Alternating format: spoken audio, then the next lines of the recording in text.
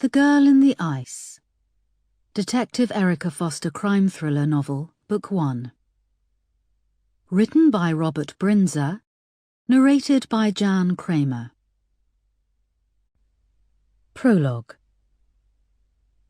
The pavement glittered in the moonlight as Andrea Douglas Brown hurried up the deserted high street. Her high heels click-clacked in the quiet, frequently breaking rhythm, a result of all the vodka she'd consumed. The January air was sharp, and her bare legs stung from the cold. Christmas and New Year had been and gone, leaving a cold, aseptic void. Shop windows slid past, bathed in darkness broken only by a grimy off-licence under a flickering streetlight. An Indian man sat inside, hunched in the glow of his laptop, but didn't notice as she stalked past.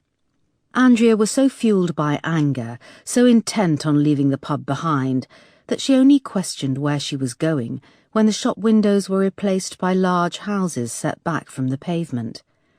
A skeleton of elm tree branches stretched above, vanishing into the starless sky. She stopped and leant against a wall to catch her breath. Blood roared through her body, and the icy air burned as she pulled it into her lungs. Turning back, she saw she'd come quite far and was halfway up the hill. The road stretched away behind, a slick of treacle bathed in sodium orange, with the train station at its base, which was shuttered in darkness. The silence and the cold pressed down on her. The only movement was the stream of vapour as her breath hit the freezing air. She tucked her pink clutch bag under her arm, and satisfied no one was around, lifted the front of her tiny dress and retrieved an iPhone from her underwear. The Swarovski crystals on the cover glittered lazily under the orange streetlights. The screen showed there was no signal. She cursed, tucked it back into her underwear and unzipped the tiny pink clutch. Nestling inside was an older iPhone. It too had Swarovski bling, but several of its crystals were missing. It too showed no signal. Panic climbed in Andrea's chest as she looked around. The houses were set back from the road, tucked behind tall hedges and iron gates. If she could reach the crest of the hill, she'd probably get reception. And screw it, she thought, she would call her father's driver. She'd think of an explanation why she was south of the river. She buttoned up her tiny leather jacket, wrapped her arms over her chest and set off up the hill, the old iPhone still cradled in her hand like a talisman. The sound of a car engine rumbled behind and she turned her head, squinting into the headlights, feeling even more exposed as the bright light played over her bare legs. Her hopes that it was a taxi were dashed when she saw the roof of the car was low and there was no for hire sign. She turned away and carried on walking. The sound of the car engine grew louder, and the headlights were on top of her, casting a large circle of light on the pavement in front. A few more seconds passed, but the lights were still on her. She could almost feel their heat. She glanced back into the glare. The car slowed and crawled along a few feet behind. She felt furious when she realized whose car it was. With a flick of her long hair, she turned back and carried on walking. The car accelerated a little, drawing level. The windows were tinted black. A sound system boomed and fizzed, tickling her throat, making her ears itch. She stopped abruptly. The car came to a halt seconds later, then reversed the few feet back so the driver's window was now level with her. The sound system fell silent. The engine hummed. Andrea leaned over and peered at the inky glass of the tinted window, but only her face reflected back. She leant down and tried the door, but it was locked. She banged on the window with the flat of her pink clutch bag and tried the door again. "I'm not playing games. I meant what I said back there," she shouted. "Either open the door or—" The car remained motionless, its engine humming. "Or what?" it seemed to say.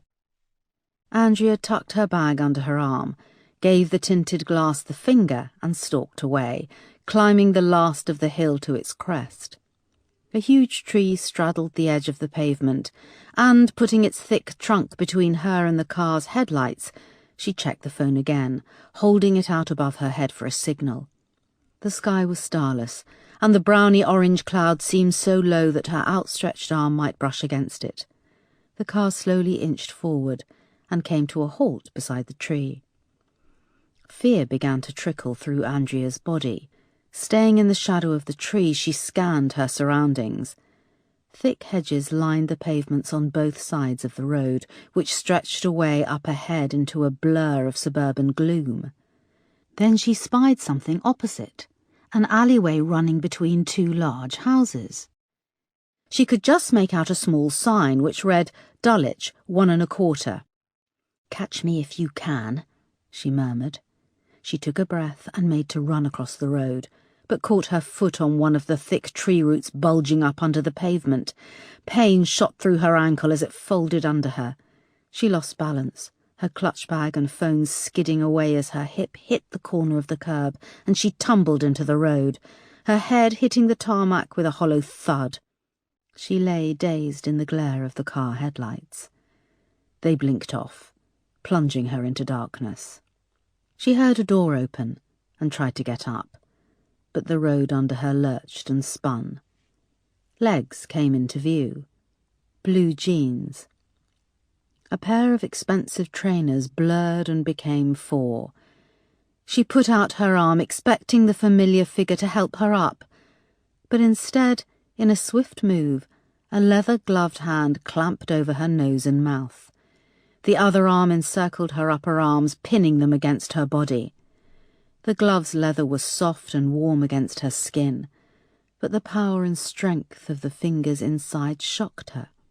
She was yanked up, dragged swiftly to the rear door and slung inside the car, landing lengthways on the back seat. The cold behind her extinguished as the door slammed shut.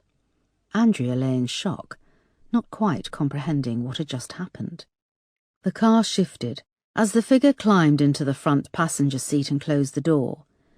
The central locking clicked and whirred. Andrea heard the glove compartment open, a rustle, and then it was snapped shut. The car swayed as the figure clambered through the gap in the front seats and sat down hard on her back, pushing the air from her lungs. Moments later, a thin plastic strip encircled her wrists, pulling them tight behind her back, biting into her skin. The figure shifted down her body, quick and lithe, muscular thighs now pressing on her tied wrists. The pain in her twisted ankle intensified as thick tape was unfurled with a juddering sound, and her ankles were bound together. An overpowering smell of a pine tree air freshener mixed with a coppery tang, and she realized her nose was bleeding. A flash of anger gave Andrea a surge of adrenaline, sharpening her mind. "What the fuck are you doing?" she started. "I'll scream. You know how loud I can scream?" But the figure shifted round, knees now on her back, forcing the air out of her. A shadow moved in the corner of her eye, and something hard and heavy came down on the back of her head. Fresh pain and stars burst in front of her eyes. The arm rose, and again came crashing down, and then everything went black. The road remained silent and empty, as the first specks of snow began to fall, twirling lazily to meet the ground. The car, sleek with its tinted windows, pulled away almost soundlessly and slid off into the night. Chapter 1. Lee Kinney emerged from the small end terrace house where he still lived with his mother and stared up the high street at the blanket of white. He pulled a packet of cigarettes from his trackies and lit up. It had snowed all weekend and was still falling, purifying the churn of footprints and tyre tracks already on the ground. Forest Hill train station was silent at the foot of the hill. The Monday morning commuters who usually surged past him, bound for offices in central London, were probably still tucked up in the warm, enjoying an unexpected morning in bed with their other halves. Lucky bastards. Lee had been unemployed since leaving school 6 years ago. But the good old days of languishing on the dole were over. The new Tory government was cracking down on the long-term unemployed, and Lee now had to work full-time for his dole. He'd been given a fairly cushy work placement as a council gardener at the Horniman Museum, just a 10-minute walk from his house. He'd wanted to stop home this morning like everyone else, but he'd heard nothing from Job Centre Plus to say that work was cancelled. In the blazing row that had followed, his mother had said if he didn't show up, his dole would be stopped, and he'd have to find somewhere else to live. There was a bang on the front window, and his mother's pinched face appeared shooing him away. He gave her the finger and set off up the hill. 4 pretty teenage girls were coming towards him. They wore the red blazers, short skirts and knee-high socks of Dulwich School for Girls.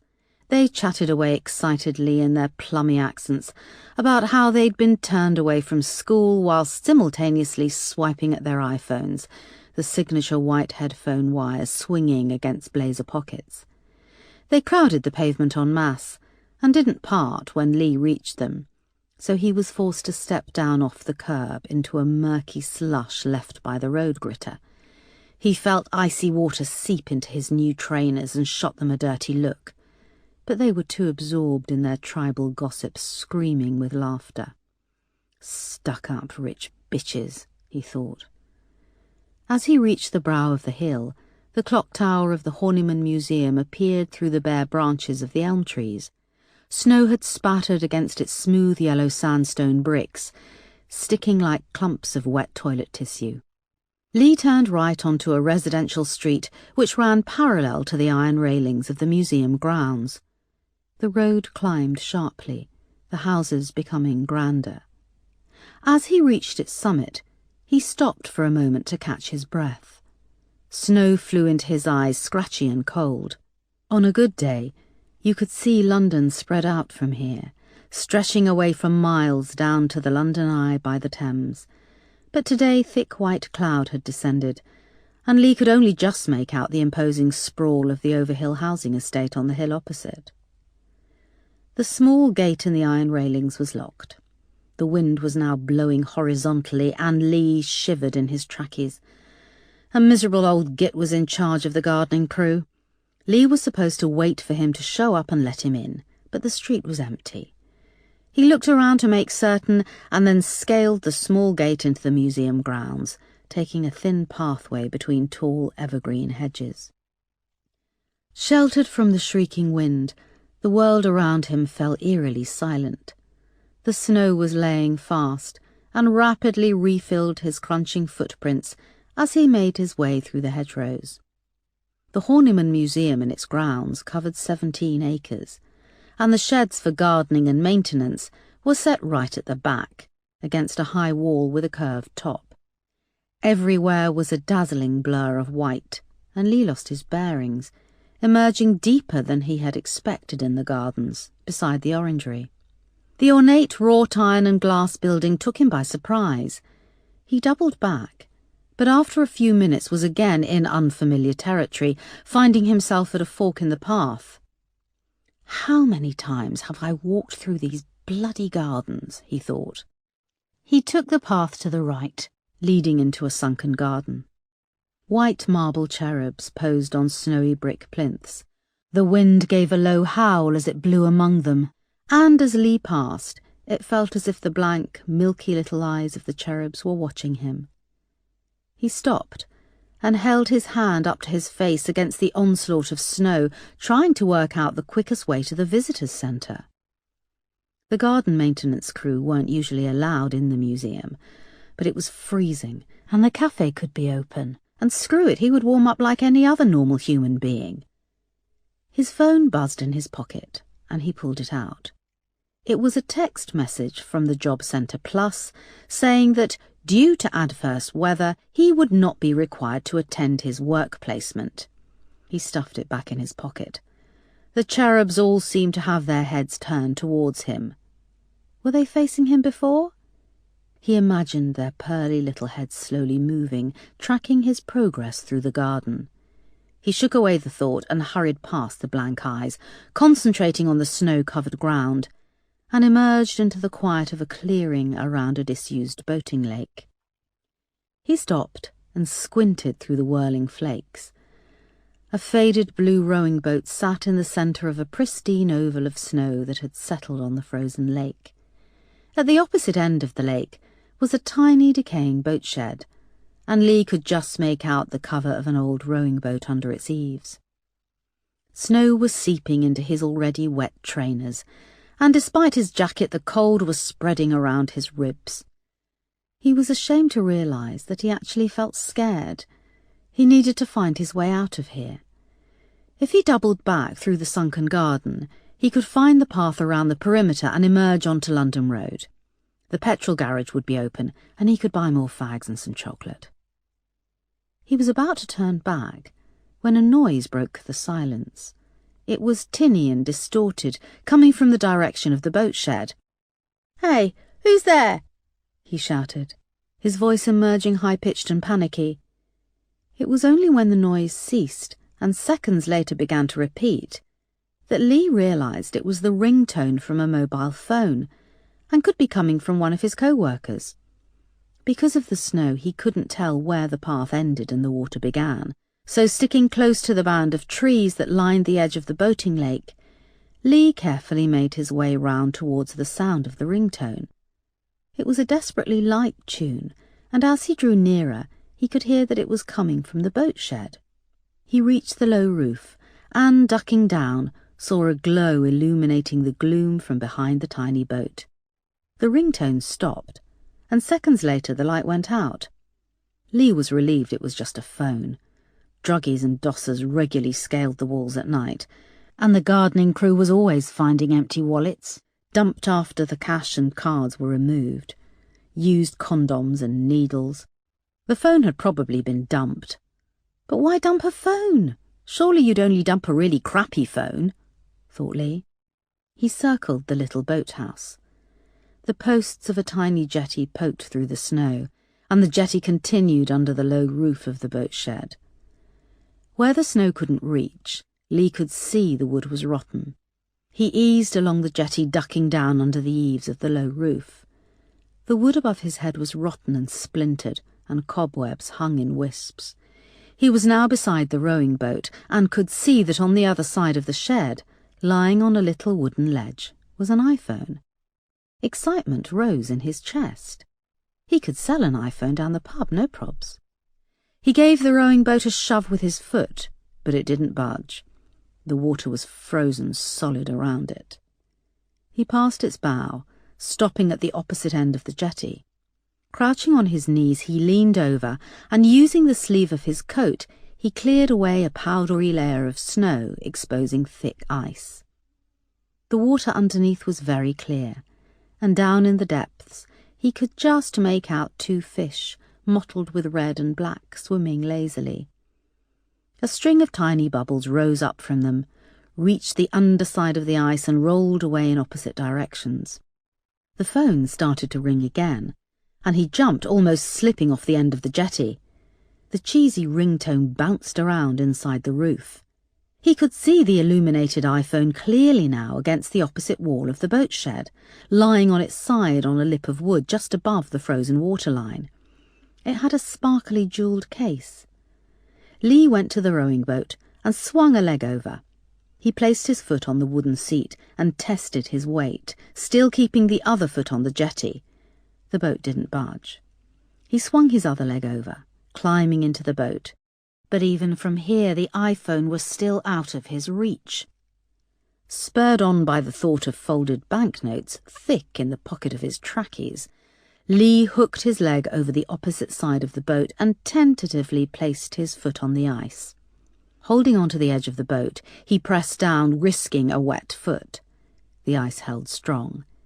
He stepped out of the boat and placed his other foot on the ice, listening for the telltale squeaking sound of tension and weakness. Nothing. He took a small step, and then another. It was like walking on a concrete floor. The eaves of the wooden roof slanted down. To reach the iPhone, Lee was going to have to get down on his haunches. As he squatted down, the light from its screen illuminated the inside of the boat shed. Lee noticed a couple of old plastic bottles and bits of rubbish poking up through the ice. Then something which made him stop. It looked like the tip of a finger.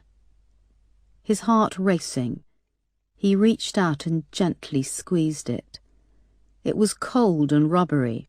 Frost clung to the fingernail, which was painted a deep purple. He pulled the sleeve of his coat over his hand and rubbed at the ice around it.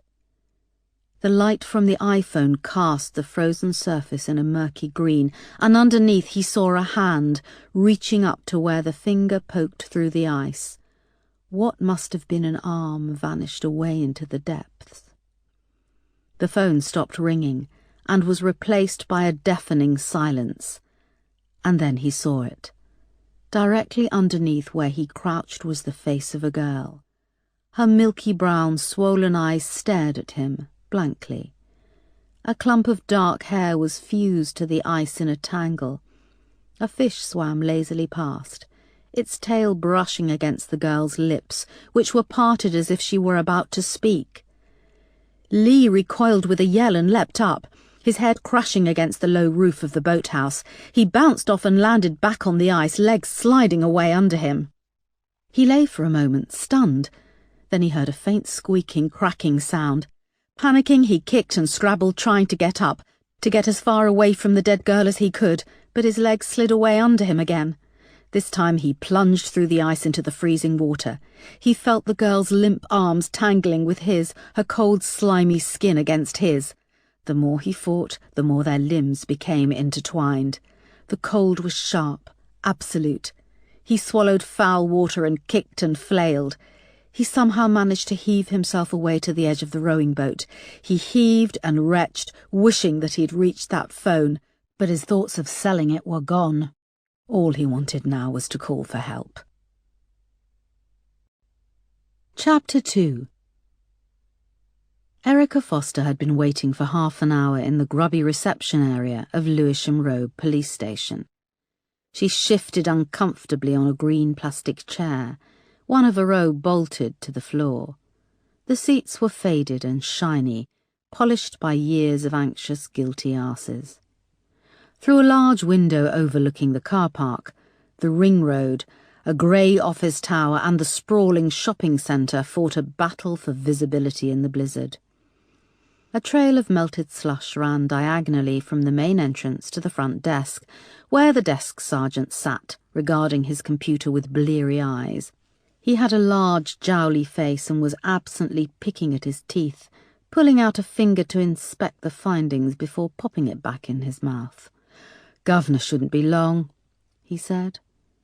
His eyes moved down Erica's body, taking in her thin frame, clad in faded blue jeans, woolen jumper, and a purple bomber jacket. His gaze came to rest on the small suitcase on wheels at her feet. She glared back at him, and they both looked away. The wall beside her was a mess of public information posters. "Don't be a victim of crime," declared one, which Erica thought was a pretty stupid thing to put up in the reception area of an outer London nick. A door beside the front desk buzzed, and Chief Superintendent Marsh came into the reception area. His close-cropped hair had greyed in the years since Erica had last seen him. But despite his exhausted face, he was still handsome. Erica got up and shook his hand. "DCI Foster, sorry to keep you. Was your flight okay?" he said, taking in what she was wearing. "Delayed, sir, hence the civvies," she replied apologetically. "This bloody snow couldn't come at a worse time," said Marsh, adding, "Desk Sergeant Wolfe, this is DCI Foster. She's joining us from Manchester. I'll need you to assign her a car ASAP. "Yes, sir," nodded Wolfe. "And I'll need a phone," added Erica. "If you could find something older, preferably with actual buttons. I hate touch screens." "Let's get started," said Marsh. He swiped his ID card and the door buzzed and clicked open. "Snotty cow," murmured Wolfe, when the door had closed behind them. Erica followed Marsh down a long, low corridor. Phones rang and uniformed officers and support staff streamed by in the opposite direction, their pasty January faces tense and urgent. A fantasy football league pinned up on the wall slid past, and seconds later, an identical pinboard held rows of photos with the heading, "Killed in the Line of Duty." Erica closed her eyes, only opening them when she was confident she had passed. She nearly crashed into Marsh, who had stopped at a door marked Incident Room. She could see through the half-open blinds of the glass partition that the room was full. Fear crawled up her throat. She was sweating under her thick jacket. Marsh grabbed the door handle. "Sir, you were going to brief me before," started Erica. "No time," he said. Before Erica had a chance to respond, he had opened the door and indicated she should go first. The incident room was large and open plan, and the 24 officers fell silent, their expectant faces bathed in the harsh strip lighting. The glass wall partitions on either side faced onto corridors, and along one side there was a bank of printers and photocopiers.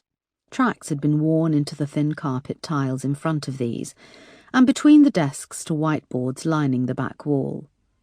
As Marsh strode to the front, Erica quickly stowed her suitcase by a photocopier which was churning out paper. She perched on her desk. "Morning, everyone," said Marsh. "As we all know, 23-year-old Andrea Douglas Brown was reported missing 4 days ago, and what has followed has been a media shitstorm.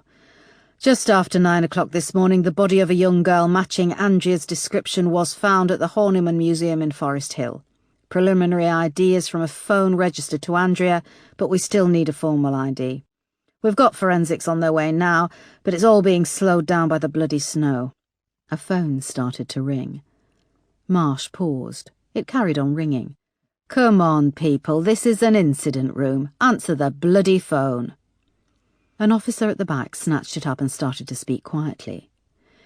"If the idea is correct, then we're dealing with the murder of a young girl linked to a very powerful and influential family, so we need to stay far ahead on this one. The press, you name it, asses are on the line." The day's newspapers lay on the desk opposite Erica. The headlines screamed out, "Daughter of top Labour peer vanishes," and "Andy kidnapped terror plot." The third was the most striking, with a full-page picture of Andrea under the headline, "Taken?" "This is DCI Foster. She's joining us from the Manchester Metropolitan Police," finished Marsh. Erica felt all eyes in the room turn to her. "Good morning, everyone. I'm pleased to be—" started Erica. But an officer with greasy black hair interrupted. "Gav, I've been on the Douglas Brown case as a missing person and—" "And what, DCI Sparks?" asked Marsh. "And my team is working like clockwork. I'm following up several leads. I'm in contact with the family. DCI Foster has vast experience working on sensitive murder cases. But, Sparks, this isn't a discussion. DCI Foster will now be taking the lead on this. She'll be hitting the ground running, but I know you will give her your best," said Marsh. There was an awkward silence. Sparks sat back in his chair and regarded Erica with distaste. She held his gaze and refused to look away. Marsh went on. "And its mouths shut, everyone. I mean it. No media, no gossip, okay?" The officers murmured in agreement. "DCI Foster, my office." Erica stood in Marsh's top-floor office as he searched through piles of paperwork on his desk. She glanced out of the window, which afforded a more commanding view of Lewisham. Beyond the shopping centre and train station, uneven lines of red-brick terraced houses stretched towards Blackheath. Marsh's office deviated from the normal order of a chief superintendent. There were no model cars lined along the windowsill, no family photos angled on the shelves. His desk was a mess of paperwork piled high, and a set of shelves by the window seemed to be used as an overflow crammed with bulging case files, unopened post, old Christmas cards, and curling post-it notes covered in his small, spidery handwriting. In one corner, his ceremonial uniform and hat lay draped over a chair, and on top of the crumpled trousers his BlackBerry winked red as it charged. It was a strange mix of teenage boy's bedroom and high authority. Marsh finally located a small padded envelope and handed it to Erica. She tore the edge off and pulled out the wallet with her badge and ID. So I suddenly go from 0 to hero, she said, turning the badge over in her hand. This isn't about you, DCI Foster. You should be pleased, said Marsh, moving around and sinking into his chair. Sir, I was told in no uncertain terms that when I returned to service, I'd be put on administrative tasks for 6 months minimum. Marsh indicated she should take the seat opposite. Foster, when I called you, this was a missing person case. Now we're looking at murder. Do I need to remind you who her father is? Lord Douglas Brown, wasn't he one of the main government contractors for the Iraq War, at the same time as serving in the cabinet? This isn't about politics. Since when have I cared about politics, sir? Andrea Douglas Brown went missing on my patch. Lord Douglas Brown has exerted enormous pressure. He's a man of influence who can make and break careers. I've got a meeting with the Assistant Commissioner and someone from the bloody Cabinet Office later this morning. So this is about your career? Marsh shot her a look. I need an ID on this body and a suspect. Fast. Yes, sir. Erica hesitated. Can I ask, why me? Is the plan to throw me in first as potential fall guy, then Sparks gets to clean up the mess and look the hero? 'Cause I deserve to know if...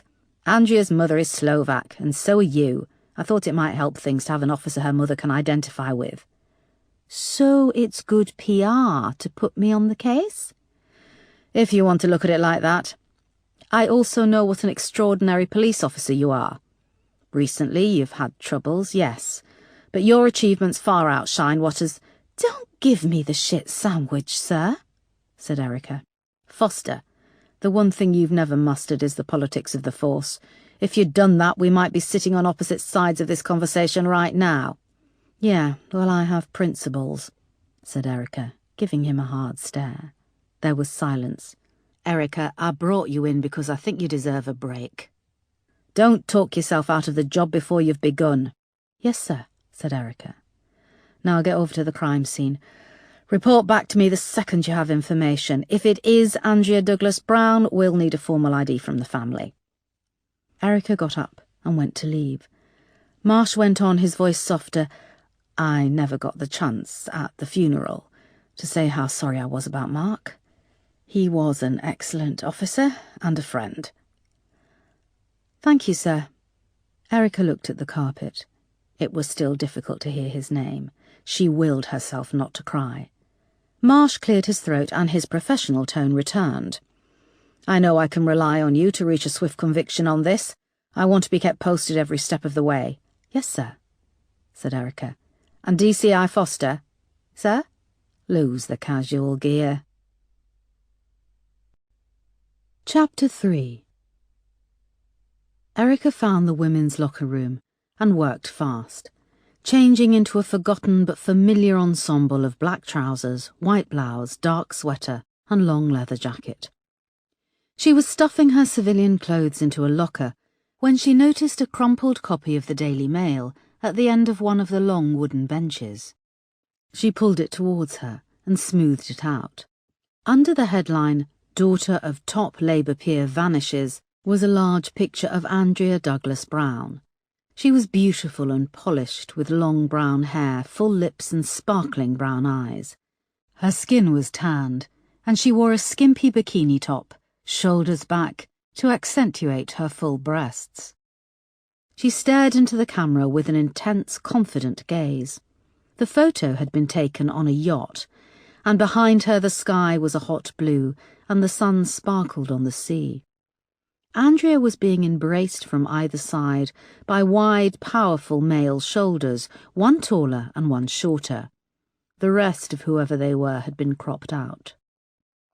The Daily Mail described Andrea as a minor socialite, which Erica was sure Andrea wouldn't enjoy if she could read it, but it refrained from calling her Andy, as the other tabloids had done. The paper had spoken to her parents, Lord and Lady Douglas Brown, and to her fiancé, who had all pleaded for Andrea to get in contact with them. Erica scrabbled in her leather jacket and found her notebook, still there after all these months. She noted down the name of the fiancé, a Giles Osborne, and wrote, "Did Andrea run away?" She looked at it for a moment, then scrubbed it out ferociously, tearing the paper. She tucked the notebook in the back of her trousers and went to put her ID in the other free pocket, but paused, feeling it in her hand for a moment, its familiar weight, the leather case cover worn into a curve after years resting against her buttock in the back pocket of her trousers. Erica went to a mirror above a row of sinks, flipped open the leather case, and held it out in front of her. The ID photo showed a confident woman, blonde hair swept back, staring into the camera defiantly. The woman looking back at her, holding the ID, was scrawny and pallid. Her short blonde hair stuck up in tufts, and grey was showing at the roots. Erica watched her shaking arm for a moment, then flipped the ID closed. She would put in a request for a new photo. Chapter 4. Desk Sergeant Wolfe was waiting in the corridor when Erica emerged from the women's locker room. He waddled along beside her, noticing she was a full head taller than him. "Here's your phone, it's all charged and ready to go," he said, handing her a clear plastic bag containing a phone and charger. "A car will be ready for you after lunch." "And you've nothing with buttons?" snapped Erica, when she saw a smartphone through the plastic. "It's got an on-off button," he snapped back. "When my car arrives, could you put this in the boot?" she said, indicating her suitcase on wheels. She moved past him and through the door of the incident room. Conversation fell quiet when she entered. A short, plump woman approached her. "I'm Detective Moss. We're just trying to sort you an office." The woman had wiry red hair, and her face was so splattered with freckles that they grouped together in blotches. She went on, "All the info is going up on the boards as it comes in, and I'll have hard copies put in your office when—" "A desk is fine," said Erica. She went over to the whiteboards, where there was a large map of the Horniman Museum grounds, and underneath a CCTV image of Andrea. "That's the last known picture of her, taken at London Bridge Station, boarding the 8:47 p.m. train to Forest Hill," said Moss, following. In the CCTV photo, Andrea was stepping up into the train carriage with a shapely bare leg. Her face was fixed with an angry expression. She was dressed to the nines in a tight leather jacket over a short black dress, wearing pink high heels and carrying a matching clutch bag. "She was alone when she boarded the train?" asked Erica. "Yes, I've got the CCTV video here that we took the image from," said Moss, grabbing a laptop and coming back over. She balanced it on a pile of files and maximised a video window. They watched the time-lapse video, a view of the train platform taken side-on. Andrea walked across into shot and into the train carriage. It only lasted a few seconds, so Moss placed it on a loop. "She looks really pissed off," said Erica. "Yeah, like she's off to give someone a piece of her mind," agreed Moss. "Where was her fiancé?" "He's got a watertight alibi. He was at an event in central London." Several more times they watched Andrea move across the platform and into the train. She was the only person in the video. The rest of the platform was empty. "This is our skipper, Sergeant Crane," said Moss, indicating a young guy with close-cropped blonde hair, who was simultaneously on the phone, searching through files and shoving a whole Mars bar in his mouth. He attempted to swallow as much of it as he could. Out of the corner of her eye, Erica saw Sparks put the phone down. He pulled on his coat and made for the door. "Where are you going?" she asked. Sparks stopped and turned. "Forensics just gave us the okay to go down to the crime scene. We need a fast ID in case you'd forgotten, Mum." "I'd like you to stay here, Sparks. Detective Moss, you're with me today, and you? What's your name?" she asked a tall, handsome black officer who was taking a call at a desk nearby. "Detective Peterson," he said, covering the phone. "Okay, Detective Peterson, you're with me too." "What am I supposed to do then, just sit here twiddling my thumbs?" demanded Sparks. "No, I need access to all CCTV covering the Horniman Museum and surrounding streets." "We've got it," he interrupted. No, I want you to expand your window to everything in the 48 hours leading up to Andrea's disappearance and everything since. And I want a door-to-door around the museum. I also need anything and everything you can get about Andrea. Family, friends, pull bank details, medical and phone records, email and social media. Who liked her? Who hated her? I want to know everything. Did she have a computer, a laptop? She must have had, and I want it. I was told we couldn't have her laptop. Lord Douglas Brown was very specific, started Sparks. Well, I'm telling you to get it. The incident room had now fallen silent.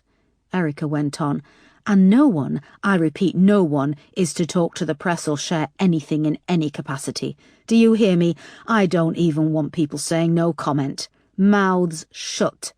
Is that enough to keep you busy, DCI Sparks? Yes, said Sparks, glaring at her. And Crane, you'll get the incident room running smoothly?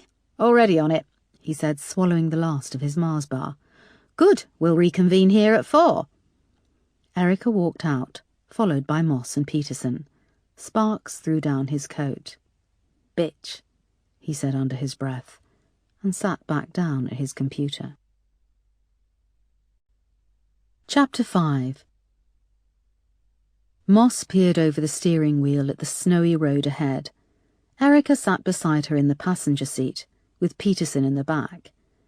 The awkward silence was broken periodically by the windscreen wipers, hissing and squealing as they passed over the glass, and looking as if they were gummed up with grated coconut. South London was a palette of grimy greys. Decaying terraced houses slid past, their front gardens paved over for parking. The only dots of colour came from the wheelie bins packed outside in clusters of black, green and blue. The road turned sharply to the left, and they came to a halt at the back of a line of cars stretching around the first bend of the one-way Catford gyratory. Moss flicked on the siren, and the cars began to mount the pavement so they could pass. The heating in the squad car was broken, and it gave Erica a good excuse to keep her shaking hands deep in the pockets of her long leather jacket, hoping it was hunger making them shake, and not the pressure of the task ahead. She spied a packet of red licorice bootlaces tucked into the slot above the radio. "Do you mind?" she asked, breaking the uneasy silence. "Yeah, go ahead," said Moss. She put her foot down, and they sped through a gap in the traffic, the back wheels lurching to one side on the icy road. Erica pulled a bootlace from the packet, pushed it into her mouth and chewed. She eyed Peterson in the rearview mirror. He was hunched intently over an iPad. He was tall and slight, with an oval, boyish face. He reminded her of a wooden toy soldier. He looked up and held her gaze. "So, what can you tell me about Andrea Douglas Brown?" said Erica, swallowing the licorice bootlace and grabbing another. "Didn't the super brief you, boss?" asked Peterson. "He did, but imagine he didn't. I approach every case from the point of knowing nothing. You'd be surprised what new insights come up." "She's 23 years old," started Peterson. "Did she work? There's no employment history." "Why?" Peterson shrugged. "Doesn't need to work. Lord Douglas Brown owns Samtech, a private defence company. They develop GPS and software systems for the government. At the last count, he was worth 30 million. "Any brothers and sisters?" asked Erica. "Yeah, she has a younger brother, David, and an older sister, Linda." "So you could say Andrea and her siblings are trust fund kids?" asked Erica. "Yes and no. The sister, Linda, does work, albeit for her mother. Lady Douglas Brown owns the Society Florists. David is doing an MA at university." They had now reached Catford High Street, which had been gritted, and the traffic was moving normally. They sped past pound shops, payday moneylenders, and independent supermarkets with exotic produce piled high, threatening to spill over onto the slushy pavements. "What about Andrea's fiancé, Giles Osborne?" They were due to have a big wedding in the summer," said Moss. "What does he do?" asked Erica. "He runs an events company, upmarket stuff. Henley Regatta, product launches, society weddings." "Did Andrea live with him?" "No, she lives at home with the parents in Chiswick." "That's West London, yeah?" asked Erica. Peterson nodded at her in the rearview mirror. Moss went on. You should see the family home. They've knocked 4 houses together, excavated the basement, must be worth millions. They passed atop's tiles, which looked closed, its car park a large empty square of fresh snow, then a harvester restaurant, where a tall Christmas tree was being slowly fed into a chipper by a man wearing earmuffs. The drone of its engine vibrated through the car and then receded as a cluster of run-down pubs rolled into view. In front of one called the Stag, an old woman with a sunken face leant against a peeling green door, smoking a cigarette. Beside her, a dog had its head in a bin bag, the snowy pavement strewn with old food. So what the hell was Andrea Douglas Brown doing around here alone? Bit off the beaten track for the daughter of a millionaire who lives in Chiswick, isn't it? Asked Erica. A flurry of snow briefly enveloped the car, and when it cleared, the Horniman Museum came into view. The sandstone edifice was flanked with tall yucca and palm trees, looking out of place caked in snow. Moss slowed the car at the iron gates, pulling up beside a young male uniformed officer. Erica wound down the window, and he leant down, placing a leather-gloved hand on the doorframe. Snow whirled into the car, sticking against the upholstered inside of the door. Erica showed him her ID. "Take the next left, it's a steep hill. We've sent a gritter up there, but take it slow," he said. Erica nodded and wound up the window. Moss took the left, and they started up the steep road. As they approached the summit, a roadblock came into view, manned by another uniformed officer. Standing on the pavement to the left of the police tape was a group of journalists, rugged up in winter gear. They took interest in the police car's arrival, and camera flashes bounced off the windscreen. "Bugger off," growled Moss as she attempted to change up to third.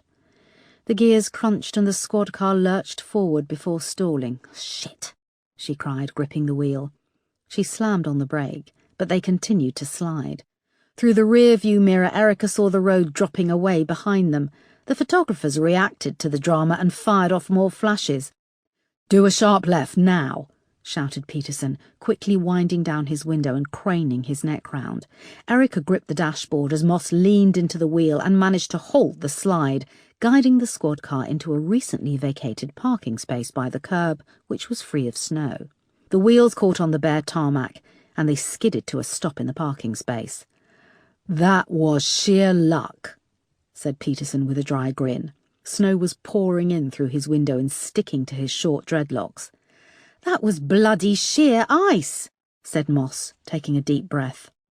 Erica undid her belt, embarrassed to feel her legs shaking. They all exited the car as the photographers both jeered with laughter and called out questions about the identity of the dead body. Snow was rushing at them horizontally as they pulled out their ID, and the tape was lifted to let them pass.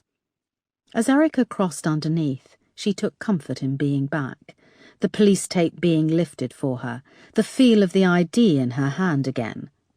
Another uniformed officer directed them towards the iron gate leading into the museum grounds. A huge white forensics tent now covered the boathouse, its base blurring into the mass of snow. One of the crime scene assistants was waiting with coveralls for Erica, Moss and Peterson, and they suited up before entering. Floodlights inside the tent gleamed off the snow and illuminated the rotting wood of the low roof. They peered underneath, where 3 forensics officers were assisting the crime scene manager, combing over every inch of the inside.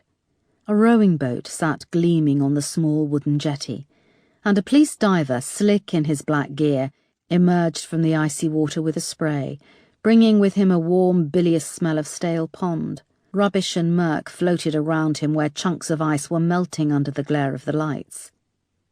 "DCI Foster?" said a deep male voice. For once Erica had to crane her head up to look at the tall figure that appeared from behind the boathouse. He pulled down his mask to reveal a proud, handsome face with large, dark eyes. His eyebrows were heavily plucked, resulting in 2 immaculate lines. "I'm Isaac Strong, forensic pathologist," he said. "I know Moss and Peterson," he added. They both nodded. He led them round past the outer wall of the boathouse, and they came to a metal stretcher placed lengthways against the back of the tent. The dead girl lay naked, save for the remnants of a torn and muddy dress bunched around her waist. Below were the torn strips of a black thong. Her full lips were slightly parted, and one of her front teeth was broken off, close to the gum. Her eyes were wide open in a milky death stare, and her long hair was matted with leaves and debris from the water. "That's her, isn't it?" said Erica quietly. Moss and Peterson nodded.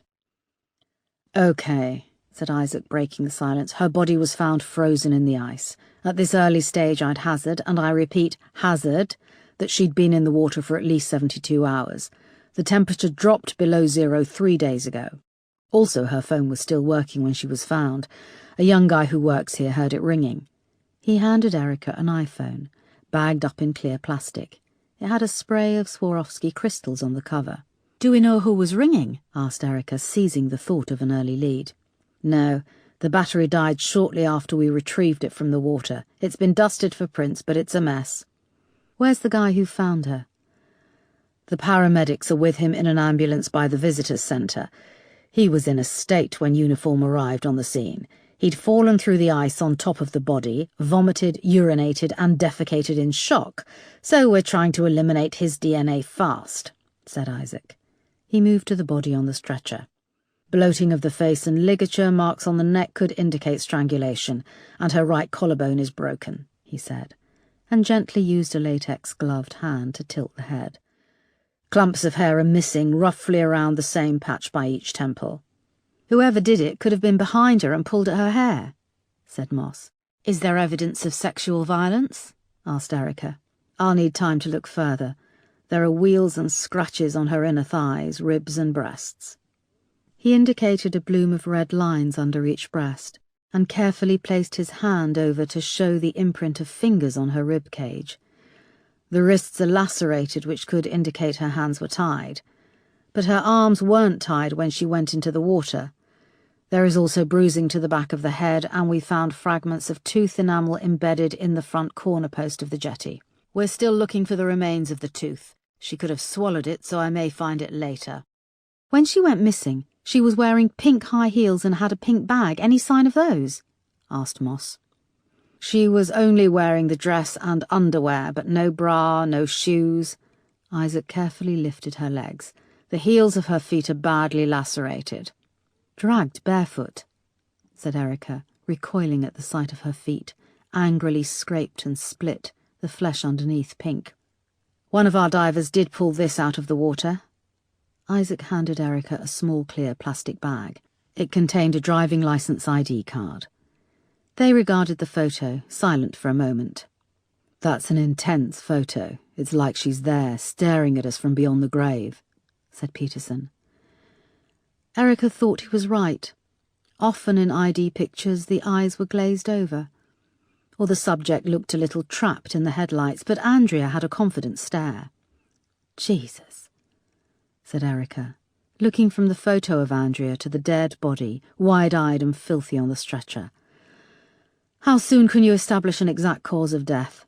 "I've given you enough to go on. I'll need to do the autopsy," bristled Isaac. "Which you'll do today?" said Erica, fixing him with a stare. "Yes, today," said Isaac. The grounds were quiet outside the forensics tent. The snow had stopped falling, and a group of uniformed officers were silently combing their way around the lake, white bunching up around their dark legs as they waded through the drifts of snow. Erica took out her phone and called Marsh. "Sir, it's Andrea Douglas Brown," she said. There was a pause. "Shit." "I'm just on my way to talk to the boy who found her, and then I'll go and inform the parents," said Erica. "Your thoughts, Foster?" "Without a doubt we're looking at murder, perhaps rape with strangulation or drowning.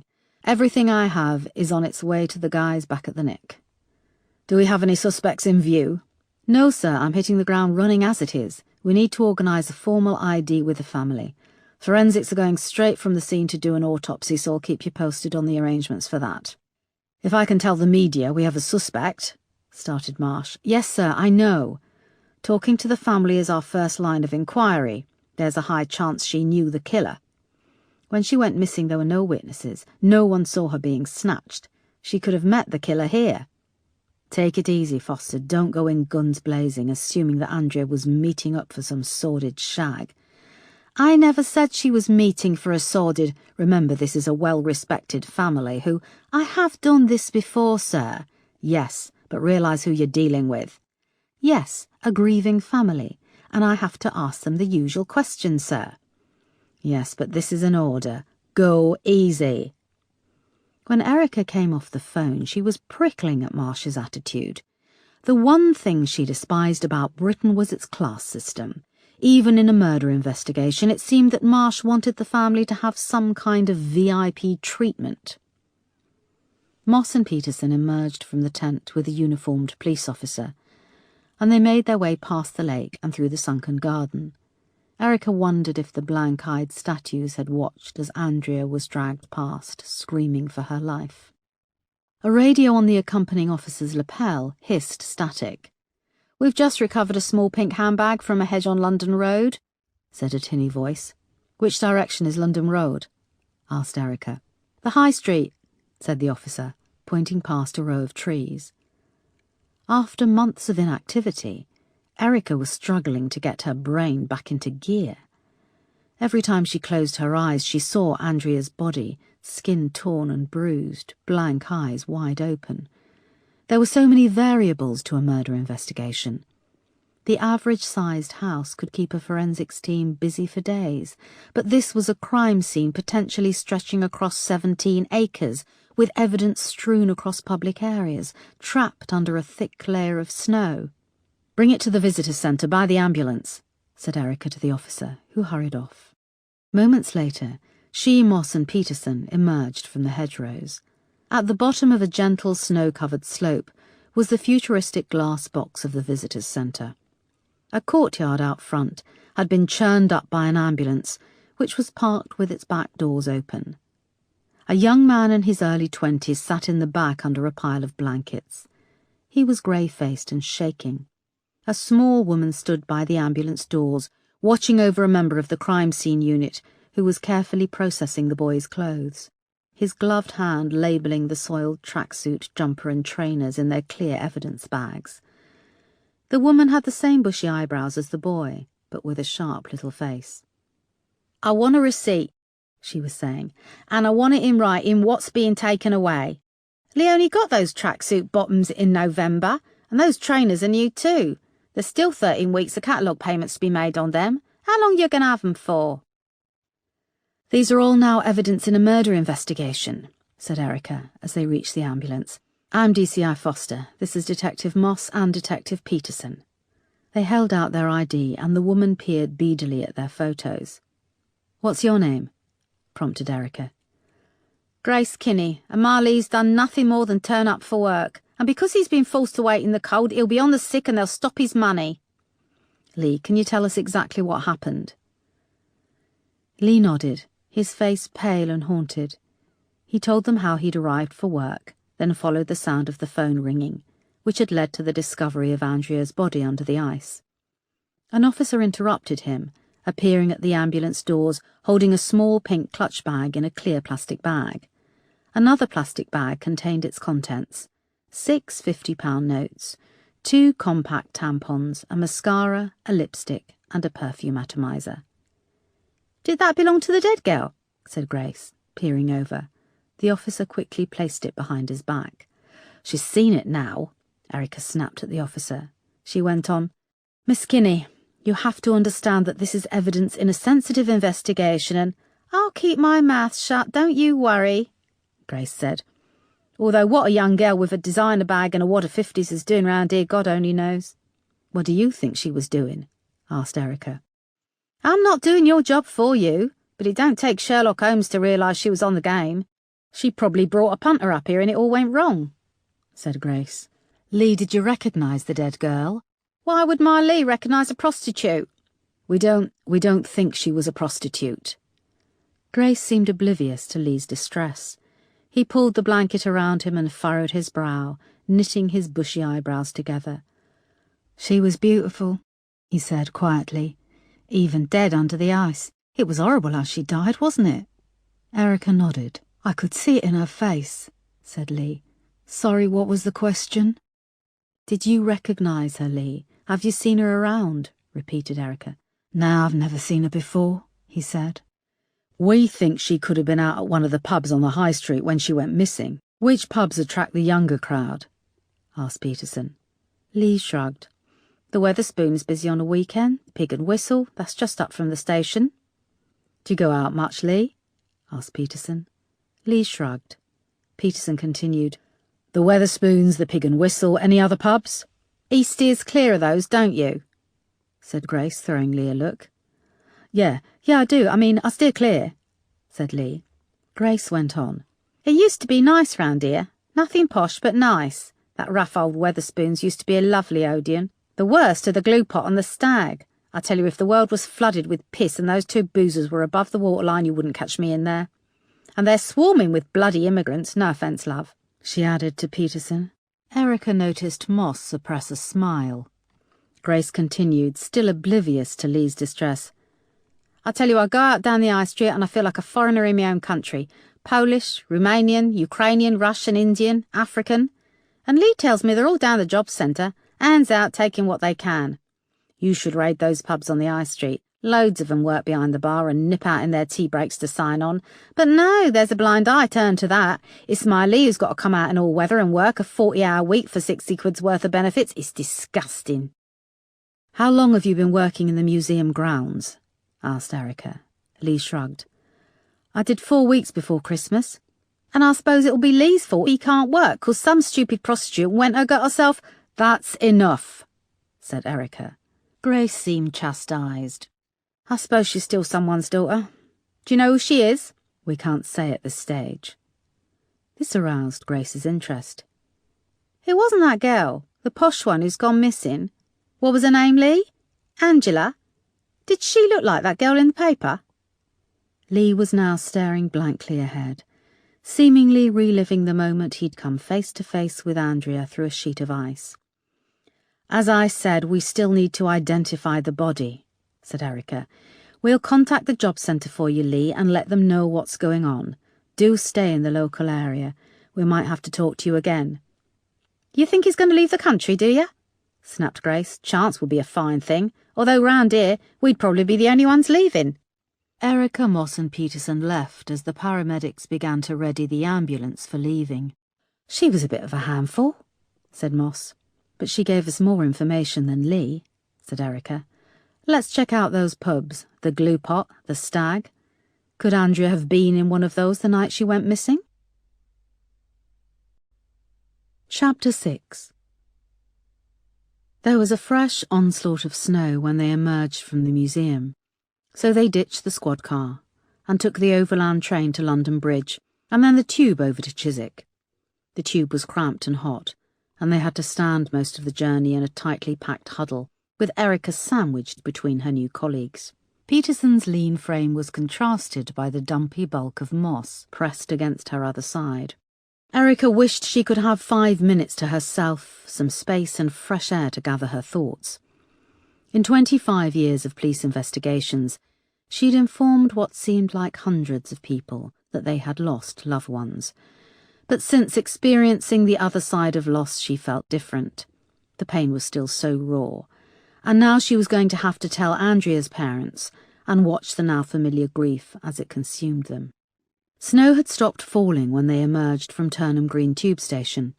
Chiswick High Road was polished in comparison to South London.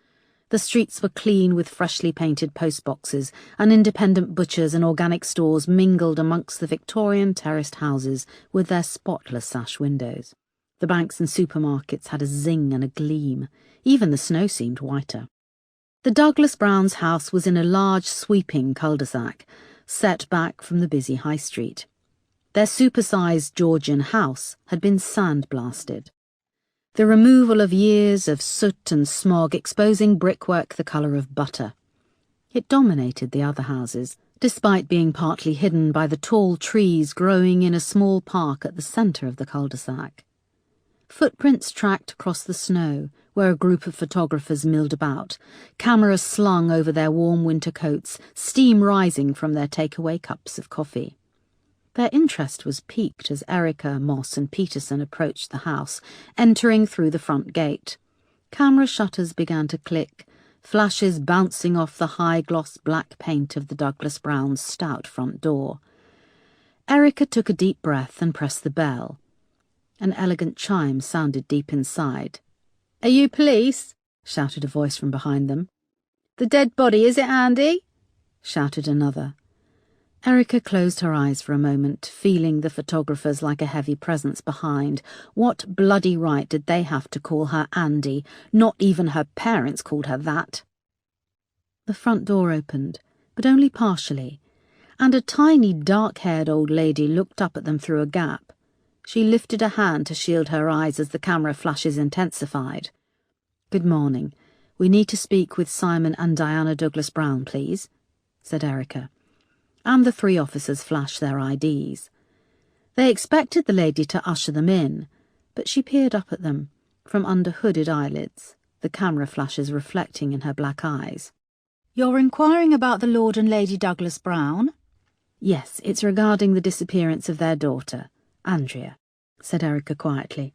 "I'm the Douglas Browns' housekeeper. Please give me your identification," said the little woman, "and wait here whilst I confirm who you are." She collected up their IDs and closed the door. Fresh camera flashes bounced off the paintwork. "Can you confirm she was raped?"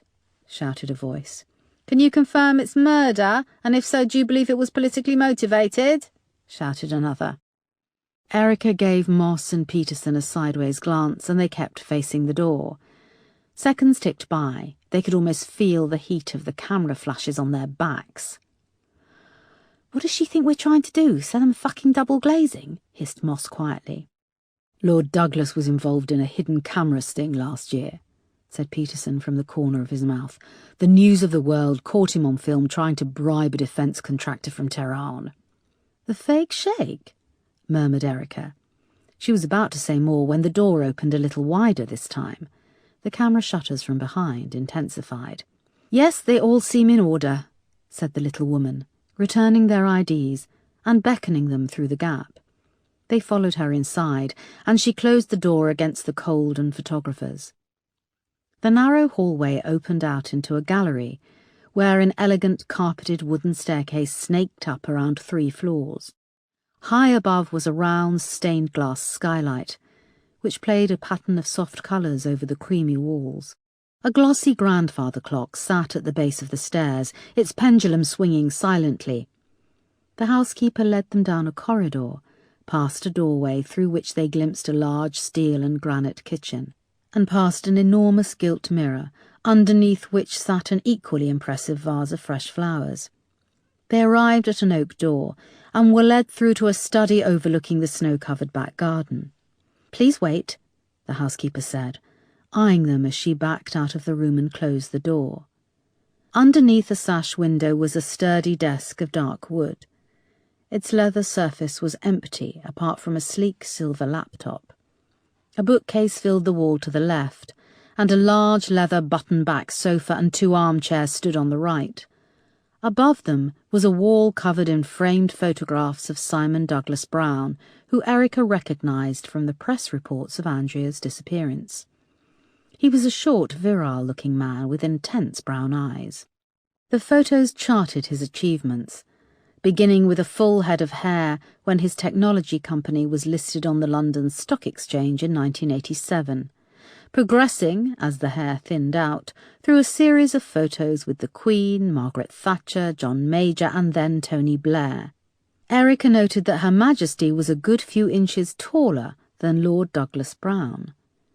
There were 4 photos taken with Tony Blair, showing just how involved Douglas Brown had become in the workings of the Labour government.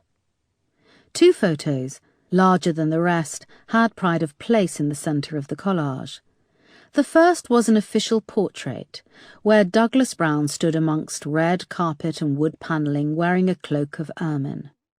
A caption underneath showed it was taken on the day of his investiture, when he had been knighted, becoming Baron Simon Douglas Brown of Hunstanton. In the second photo, he struck the same pose, but this time with the addition of his wife Diana, small and fine-boned beside him in an elegant white dress. She had long dark hair and looked like an older, more pinched version of Andrea. "Where is Hunstanton?" asked Erica. "Norfolk coast. It's got a very nice sea life centre," said Moss, leaning into the photo with a deadpan face. "So his wife became Lady Diana," said Peterson. "Yeah," said Moss, "and it doesn't seem the title has brought her much luck either." "Is this just a laugh for you two?" snapped Erica, "because I don't remember anything funny about Andrea's body when it was pulled out of the ice." Moss and Peterson apologised hastily. The three of them looked at the last of the photos in an awkward silence. Lord and Lady Douglas Brown with President Barack Obama and his wife Michelle. The Obamas towered over the Douglas Browns, who had pulled their faces into smiles verging on mania. No doubt, out of shot, there was a long line of lords, ladies, diplomats, captains of industry and their skinny wives waiting to step into the frame for an identical picture. A meeting of mere seconds, preserved for an eternity on the ego wall. They were roused from the photo wall by a cough and turned to see Simon and Diana Douglas Brown in the study doorway. Erica felt immediate guilt for passing judgment, for the two people standing expectantly in front of them were nothing more than terrified parents. "Please, just tell us what's going on. Is it Andrea?" asked Diana. Erica detected an accent under Diana's well-spoken English, one much like Erica's own. "Please sit down," said Erica. Diana saw their expressions and put her hands over her face. No, it's not her, not my baby, please, not my baby." Simon put an arm around his wife. "I'm very sorry to inform you that your daughter's body was found this morning in the grounds of the Horniman Museum in South London," said Erica. "And you're sure it's her?" asked Simon. "Yes, we found Andrea's driving licence on her person, and a mobile phone registered to Andrea was at the scene," said Erica. "We're doing everything we can to establish her cause of death.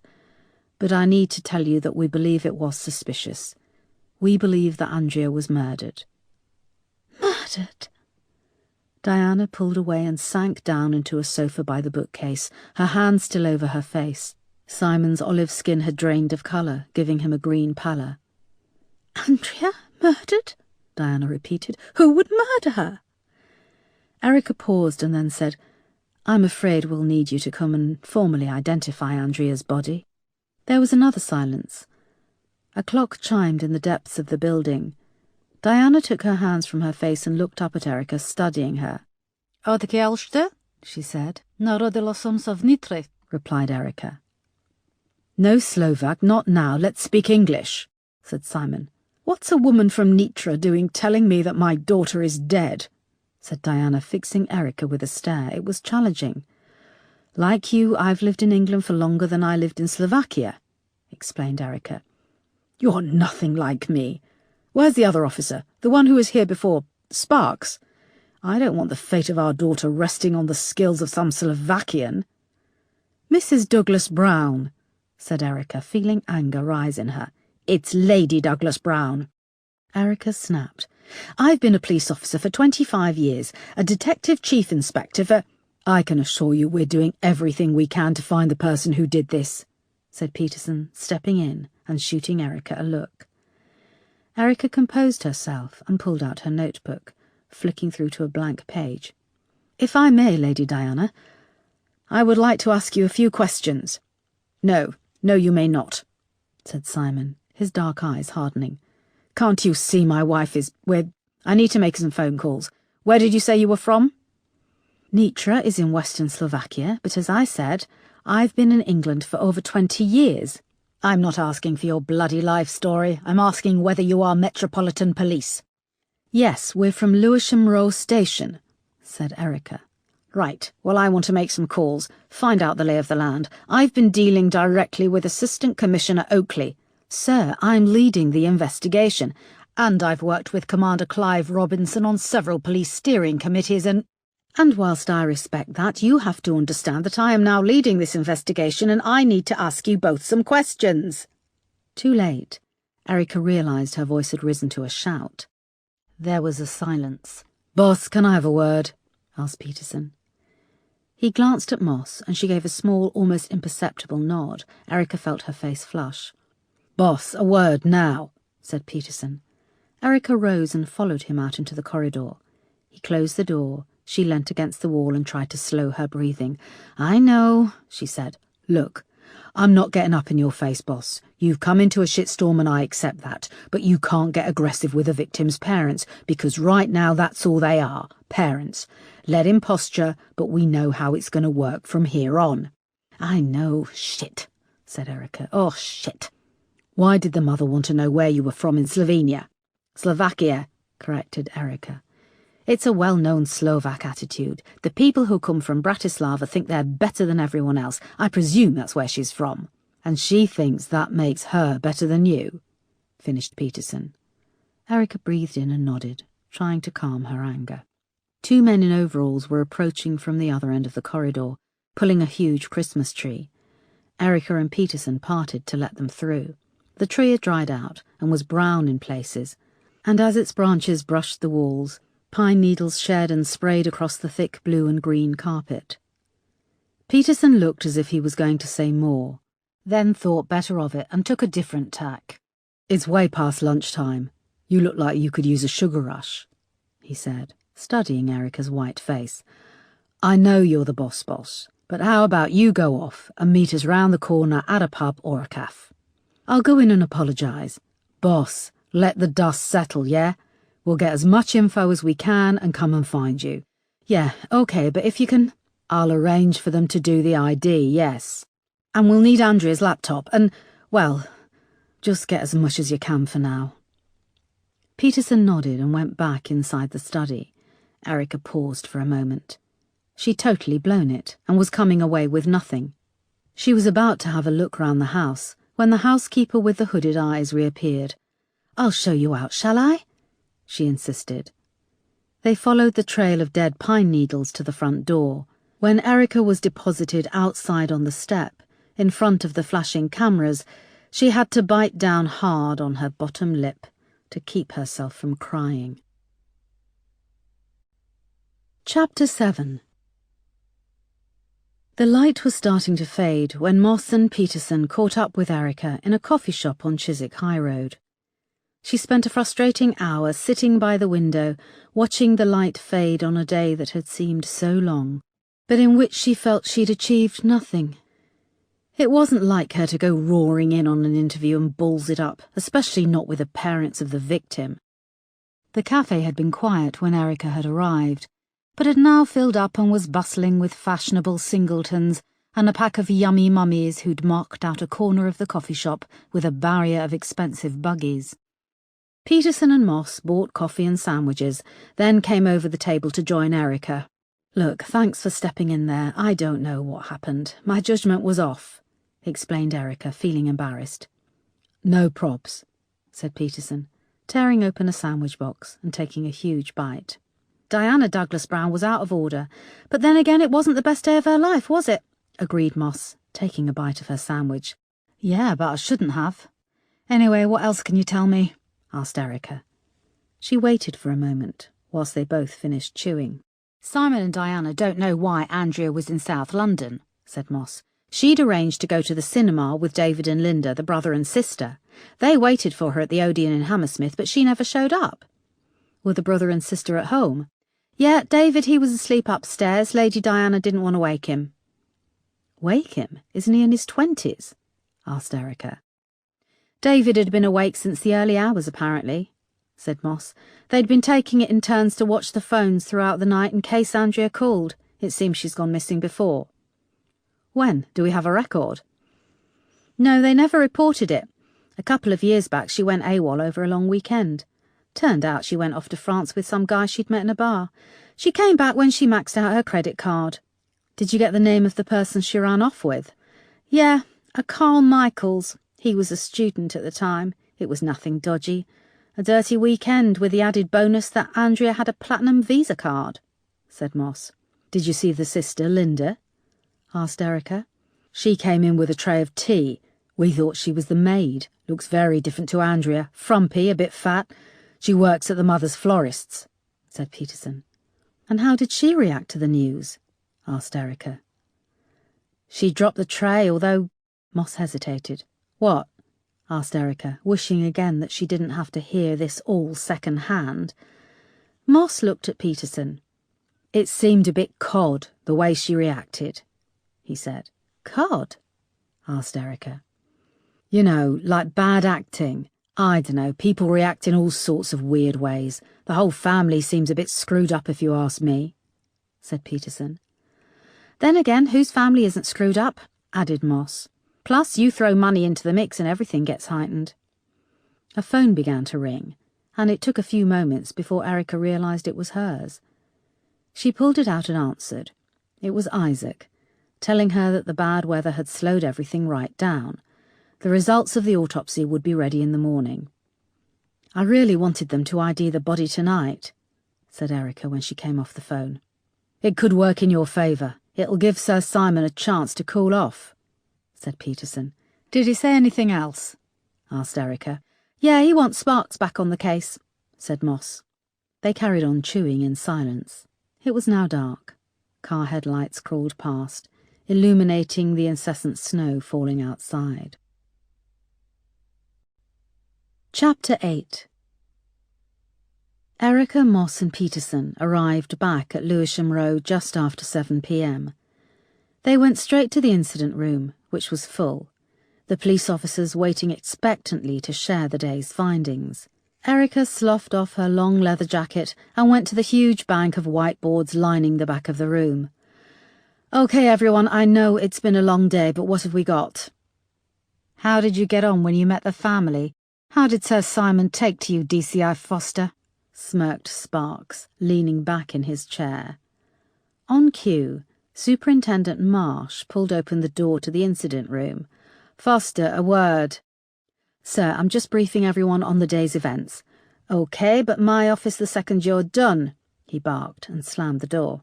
"So it went well, I take it?" needled Sparks, his nasty smile tinted with the white blue of his computer screen. Erica ignored him and turned back to the whiteboard. Beside Andrea's photo were pictures of Linda and David. She noticed with interest that Andrea and her brother were very attractive, but Linda was overweight and matronly, with a pointed nose and a whiter complexion than her siblings. "Are the kids all from the same parents?" asked Erica, tapping the board with her marker pen. This took the incident room off guard. Sergeant Crane looked round in surprise. "We assumed yes." "Why did you assume this?" asked Erica. "Well, they seem quite..." "Posh?" asked Erica. "Never forget, we look at family first and foremost as suspects. Don't let yourselves be blinded by the fact that they live in an expensive area of London and have influence and power. Crane, you can look into the children, but of course be discreet.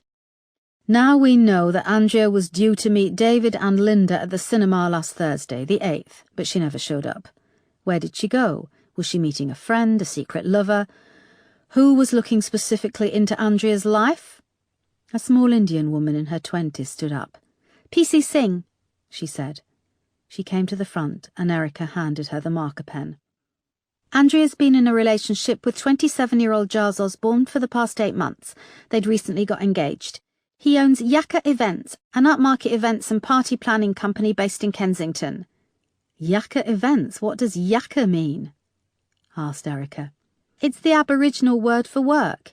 It says on the company website that he spent his gap year in Australia." "Learning how to serve canapes and champagne from the Aborigines?" asked Erica. A flicker of a smile passed through the incident room. "He's privately educated, comes from a wealthy family. He has an alibi for the night Andrea went missing." "I've already interviewed him. We found this out last week," interrupted Sparks. "What about the records for Andrea's phone and social media? I take it those have been requested?" "Yes," said Singh. "Where are they?" "I'm on it. I requested them this morning, so we're hoping to get them in the next 24 hours, said Crane. "Why weren't they requested before, when she became a missing person?" asked Erica. There was silence. "Worried you were prying into the lives of the influential rich people?" "I made the call not to go ahead and request those," said Sparks. "The family was still under the impression that Andrea had taken off somewhere. They were monitoring her social media accounts and sharing information with us." Erica rolled her eyes. I want those records the second we have them, and anything that gets pulled off the phone hard drive," she said to Crane. "Now, Sparks, you seem full of the joys of late winter. What did you manage to find with the CCTV? DCI Sparks leaned back in his chair with a creak. "Not good news, I'm afraid. Until a couple of days ago, 3 of the CCTV cameras on the London Road were down, so we've got nothing around the train station forecourt or leading up the High Street to the Horniman Museum. Of course, the back roads aren't covered either, so we're blind to the events on the night of the 8th. "Shit," said Erica. "We have got her coming off the train at Forest Hill Station at..." Sparks flicked through his notes. 9:06 p.m. She comes off the train, goes along the platform and leaves past the ticket office. It was unmanned and only a couple of other people got off at the same time. "Can we find out who they are? Maybe they walked up with her." "I'm already on it," Sparks finished. "What about the door-to-door?" Sergeant Crane leaned forward in his chair, saying, "Not a great deal, boss. Most people were either still away after their Christmas break or asleep." "What about any pubs?" "The Weatherspoons and the Pig and Whistle have CCTV. She didn't go into either of those. There's another 4 pubs on the High Street." Grace Kinney mentioned 2, the Glue Pot and the Stag. "We've been to them all. Pretty rough shitholes they are too, boss. And no one who works there remembers seeing her. Look at staff rotas, find out who the locals are. Check again. She was dressed for a night out. There's a high chance she did go into one of those pubs." "What if she was going to a house party?" asked Singh. "OK, then what about off-licences? Did she go into any to buy fags or booze?" "Again, the off-licences do have CCTV, tends to be patchy, but none of them saw her," said Crane. "What about outside the house where a bag was found?" "Yes, number 49, and unfortunately nothing again. Homeowner is a gaga old lady with a live-in carer. Neither of them saw or heard anything." There was an uncomfortable silence. "Perhaps you should let your team get some rest. It's been a long day," said Sparks. "Yeah, OK, let's meet back here at 9 tomorrow. We should have the autopsy results by then and the phone and social media records." Erica said goodnight to her officers, and when she was last in the incident room, she looked over at the whiteboards in silence, lingering over Andrea's picture. "Look at you. Just 23. You had your whole life ahead of you." Andrea stared back at her, defiantly, almost mocking her. Erica jumped as her phone rang. "Do you want to keep me waiting any longer?" barked Marsh. "Shit, sorry sir, I'm on my way up." Chapter 9. "So what you're telling me is you've got nothing?" said Marsh. He was red in the face as he paced up and down his office. Erica had just underlined the progress made during the first day of investigations.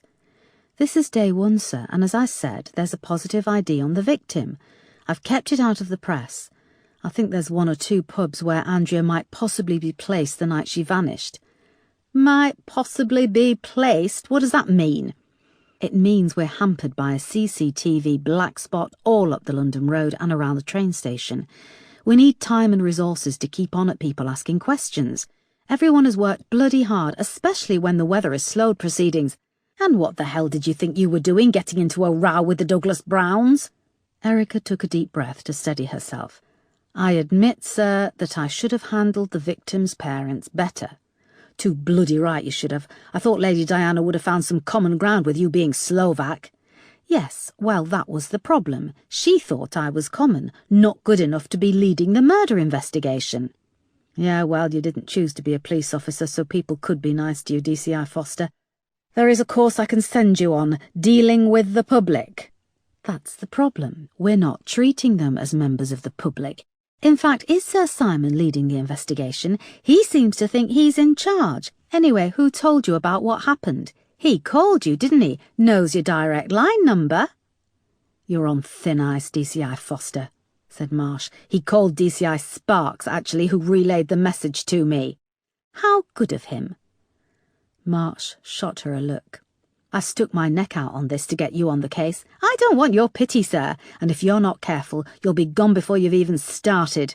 You need to learn how to keep your mouth shut. I got you on this case because you're a bloody good copper, one of the best I know. Although right now I'm questioning my judgment." I'm sorry, sir, it's just been a long day. Tough conditions and no sleep. But you know me, I don't make excuses and I will find who did this. Okay, said Marsh, calming down, but you need to apologise sincerely to the Douglas Browns. Yes, sir, and get a decent night's sleep. You look like shit. Thanks, sir. Where are you staying? A hotel. Good, now bugger off and come to work tomorrow with your head screwed on, said Marsh, waving her away. Erica was furious when she left Marsh's office, furious that she'd been given a dressing down, and furious with herself that she'd messed up. She went back down to the incident room and grabbed her coat. Andrea's picture stared boldly back at her from the centre of the whiteboard. The handwritten notes on the case blurred in the bright lights, and Erica rubbed her tired eyes. It felt like she was looking at everything through murky glass. She couldn't get a handle on the details. Tiredness and anger washed over her again. She pulled on her coat and left, flicking off the light. When she came out of the incident room, she met Desk Sergeant Wolfe in the corridor. "I was just coming to tell you we've sorted you a car. It's a blue Ford Mondeo," he said, holding out a key fob, his jowly face more sullen than it had been that morning. "Thanks," said Erica, taking the key. They made for the main entrance, Wolfe struggling a little to match her stride. "I didn't put your suitcase in, though. I did my back in a few years ago. Had to have a disc removed. It's behind my desk." They emerged into the reception area, where a thin, bedraggled woman was leaning over Wolfe's desk using his phone. She wore filthy, ripped jeans and an old Parker jacket that was stained and covered in cigarette burns. Her long grey hair was tied back with an elastic band, and underneath her eyes were deep, dark circles. Two unkempt little girls beside her were shrieking encouragement at a little boy with a buzz cut who sat on Erica's suitcase. He wore a pair of stained white tracksuit bottoms and was gyrating his hips with one hand on the suitcase handle and the other in the air, like he was riding a bucking bronco. Wolfe hurried behind his desk and put his finger on the phone, cutting off the call. "I was fucking talking," snarled the woman indignantly, displaying a mouth of crooked round teeth. "Ivy, this is a police phone," said Wolfe. "Well, it ain't rung for the past 10 minutes. Think yourself lucky the criminals are having a rest." "Who do you want to call? I could do it for you," said Wolfe. "I know how to use a fucking phone." "Who is this woman?" asked Erica. Ivy held the receiver away from Wolfe and gave Erica the once-over, saying, "Me and Droopy go way back, don't we, Droopy? I call him Droopy. Ugly fucking bastard, ain't he?" "You get off my suitcase," said Erica to the boy, who couldn't have been more than 7 or 8. He ignored her and carried on whooping and riding the suitcase. Wolfe grappled with Ivy for the receiver and finally managed to prise it from her grip. "I should be allowed to use this bloody phone. It's only a local call, and besides, I pay your wages." "How do you pay my wages?" asked Wolfe. "I've got money, I pay me taxes, and that's what pays your wages." Erica went to lift the little boy off her suitcase, but he leaned over and sank his teeth into the back of her hand. The intensity of the pain surprised her. "Let go now," said Erica, trying to keep calm. He looked up at her with a nasty grin and bit down even harder. Intense pain shot through her hand and she snapped, slapping him hard across the face. He screamed, releasing Erica's hand, and fell off the suitcase, hitting the ground with a thud. "Who do you think you fucking are?" growled Ivy, lunging across at her. Erica tried to dodge out of the way but found herself with her back flat against the wall. Wolfe caught Ivy just in time as a long blade glinted inches from Erica's face. "Ivy, now come on, just cool it," started Wolfe, restraining her under the armpits, but still struggling to hold her back.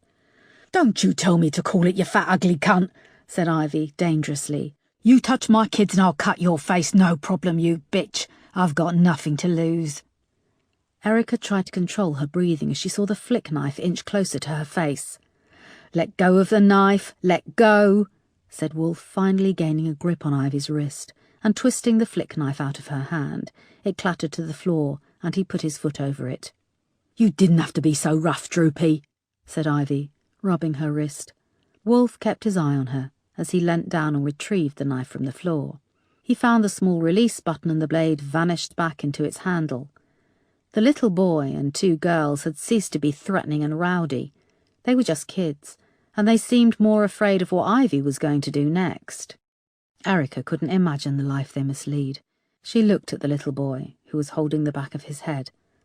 "I'm sorry, I'm so sorry. What's your name?" He shrank back from her. What could she say to him? That she'd had a bad day?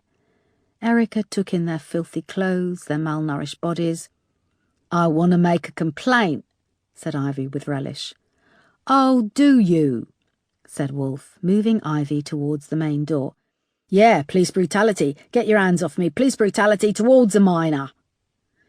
"You'll need to fill in a form," said Wolf, "before you spend the night in the cells for pulling a knife on a police officer."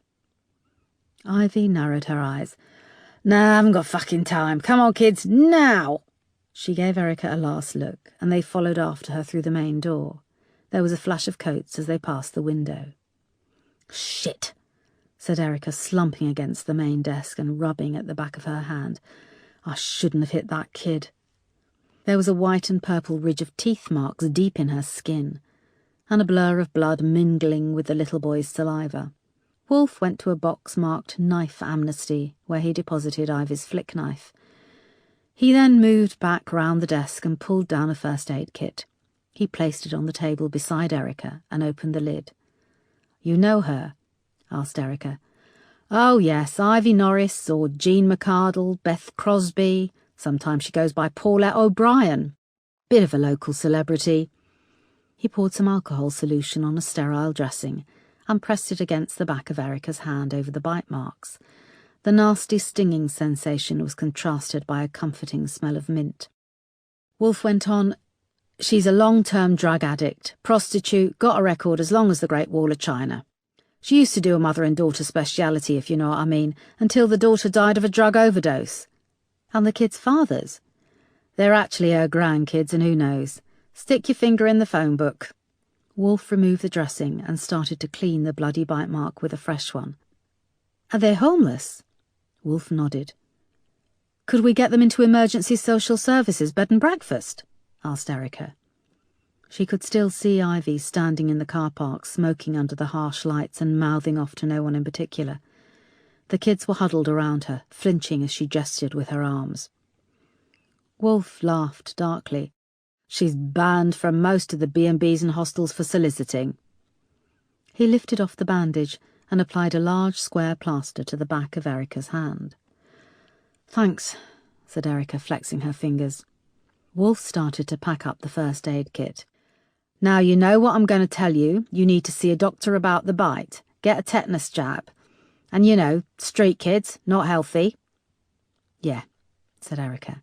"And I have to log this down, everything what happened. She pulled a knife on you, he bit you. Yeah, and I hit him. I hit a bloody kid. It's fine, do your job and thank you." He nodded, took his seat again and pulled out some paperwork. Erica turned back to look outside, but Ivy and the kids were gone. Chapter 10. It was bitingly cold outside. The main entrance of Lewisham Row Police Station was lit up, but the car park was a pool of darkness. Long rows of cars twinkled with frost under the street lamps, and beyond the traffic crawled steadily by. Erica's hand was still throbbing. She pointed the key fob to her left and clicked, then did the same to her right. A car down the far end of the car park gave 2 pulses of orange light. She cursed and set off, dragging her case through the deep snow. She stowed the case in the boot and got inside. The car was freezing, but smelt new. She turned on the engine and activated the central locking. When the heaters had warmed the inside up a little, she pulled out of the parking space and drove slowly towards the exit. Ivy was standing on the pavement outside. The children were huddled together under her arms, shivering uncontrollably. Erica stopped level with them and opened her window. "Where are you going, Ivy?" she asked.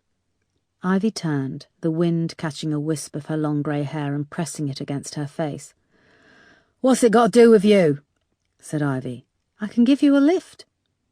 "Why would we get in a car with a kiddie-bashing pig?" "I'm sorry, I was really out of order. I've had a bad day."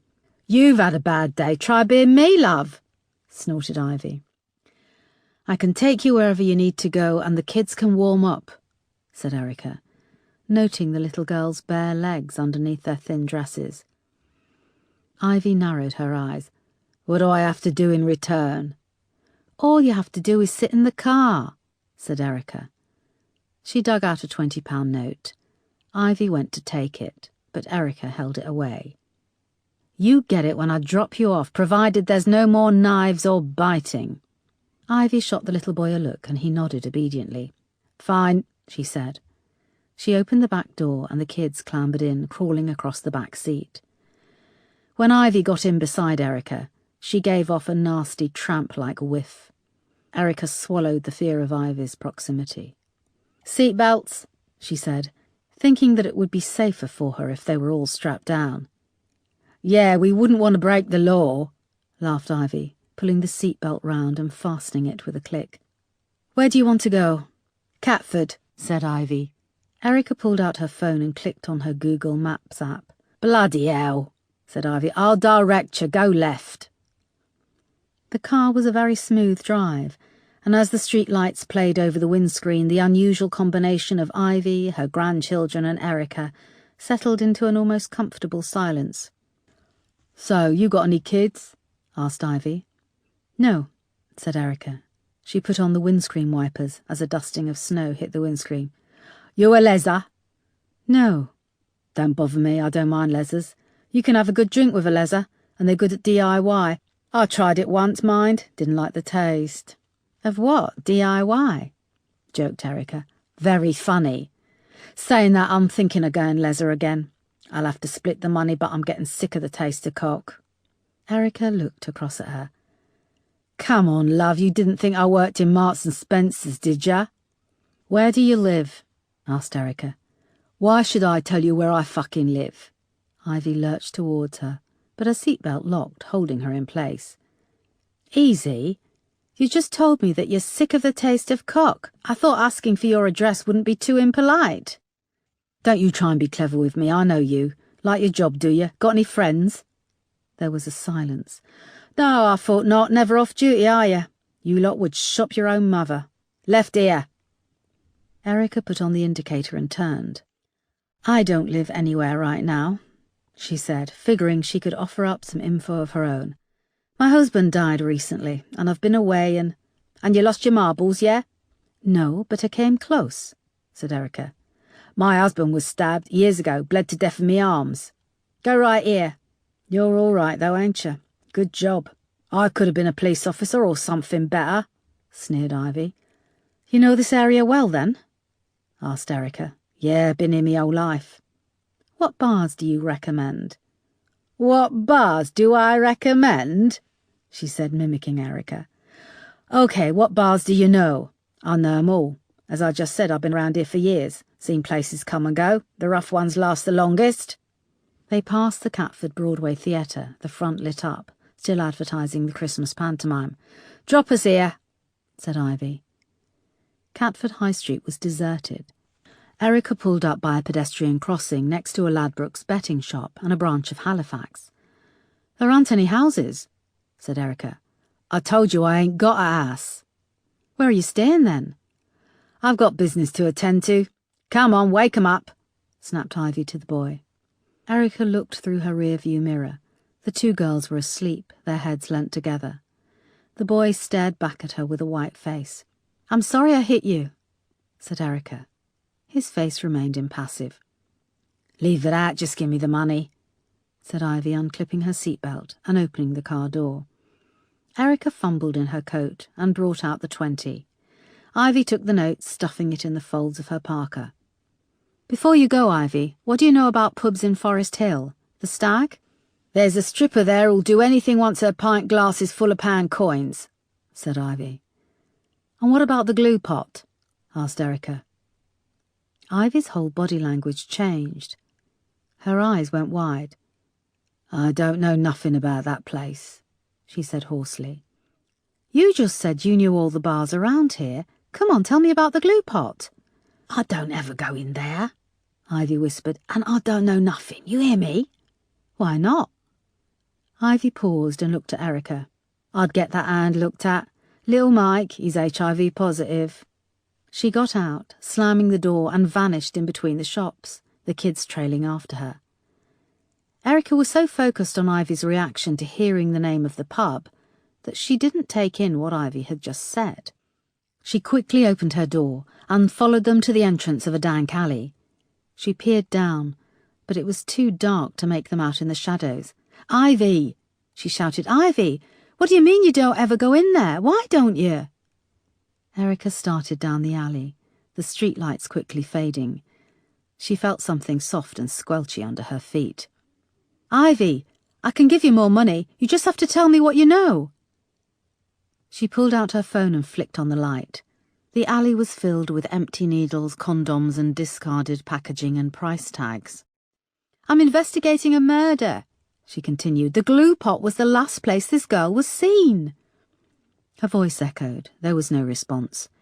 She reached a 10-foot-high chain-link fence with metal spikes on top. Beyond, she could just make out a scrubby yard with some discarded gas canisters. She looked around. "Where the hell did they go?" she said under her breath. She doubled back down the alleyway, but she could see no way out, just the high brick walls of the building either side. When Erica came back to the car, her door was still open, the warning alarm gently chiming. She looked around and got back in. Had she imagined them? She spent a few seconds worrying that she had hallucinated the whole episode. Ivy, the kids, and then she felt a throb of pain in the back of her hand and saw the square sticking plaster. She quickly activated the central locking, then pulled away with a squeal of tires. Fresh adrenaline surged through her body. Something wasn't right about Ivy's reaction to the glue pot. She had been terrified. Why? Erica didn't care how late it was, or how deprived she was of sleep. She was going to check out that pub.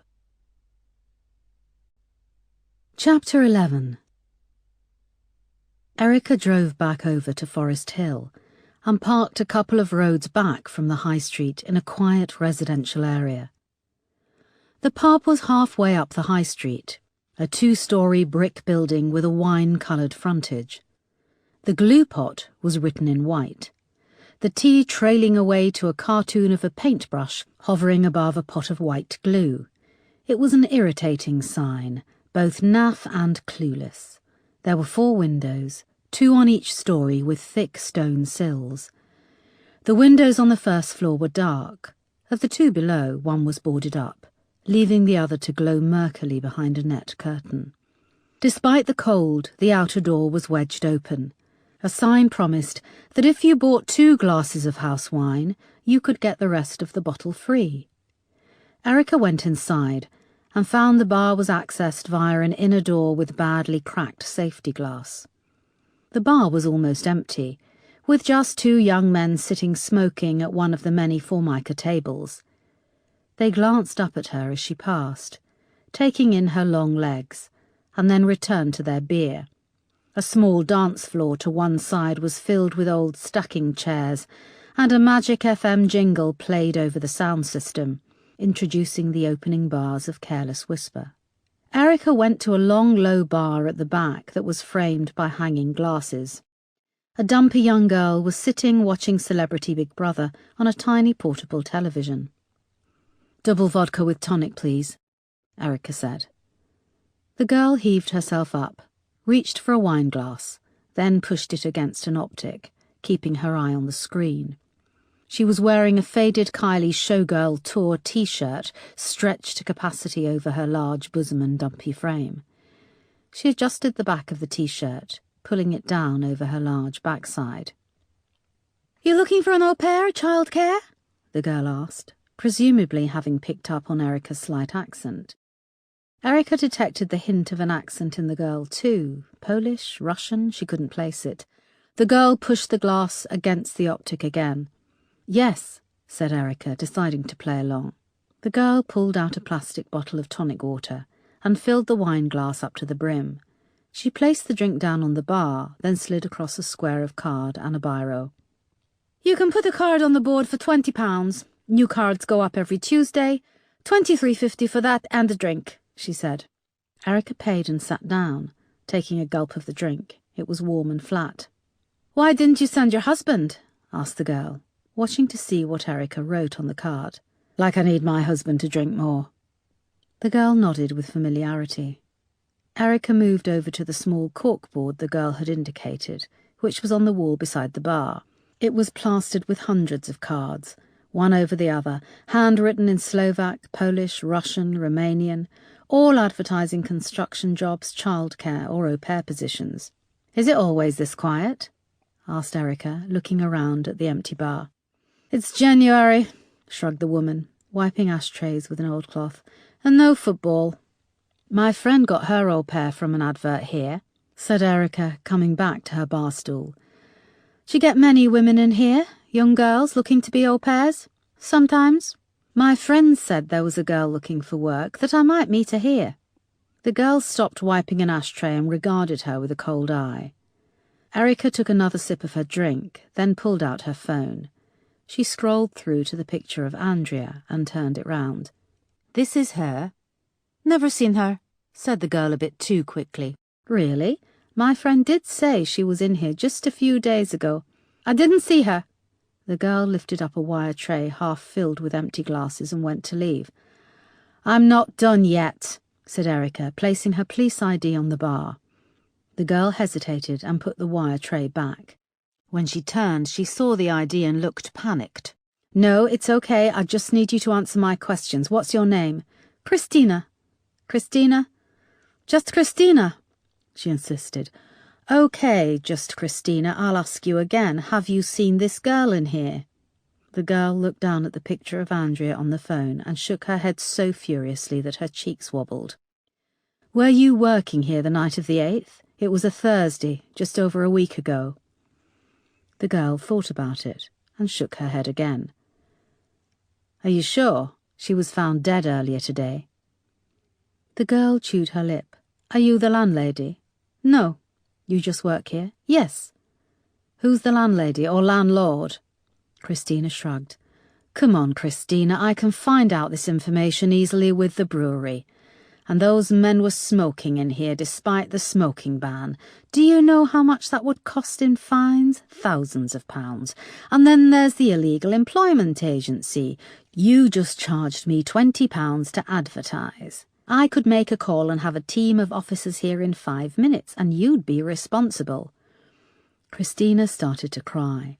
Her huge chest heaved, her face went red, and she scrubbed at her beady little eyes with the corner of a tea towel.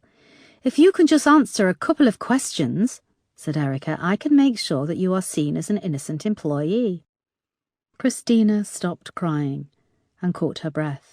Okay, it's okay, Christina. Nothing bad is going to happen. Now, please, look at this photo again. Did you see this girl here on the night of the 8th?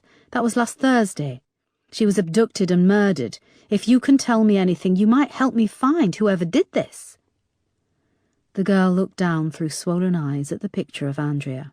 She sat there in the corner, she said, finally. Erica turned and saw the small table by the dance floor. She also noticed that the 2 men drinking had gone, leaving half-full pints. You sure it was this girl? Said Erica, holding up the picture on the phone again.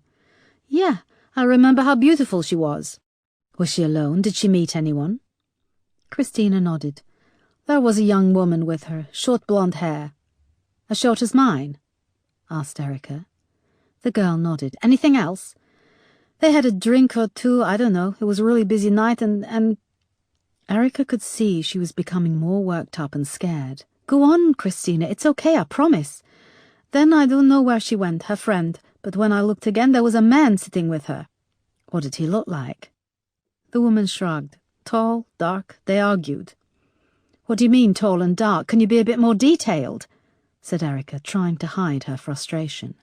This was a real breakthrough, but Christina was being too vague. She made a decision and pulled out her phone. Christina, I want you to come with me to the station and do what we call a photo fit of the woman and man you saw Andrea sitting with. No.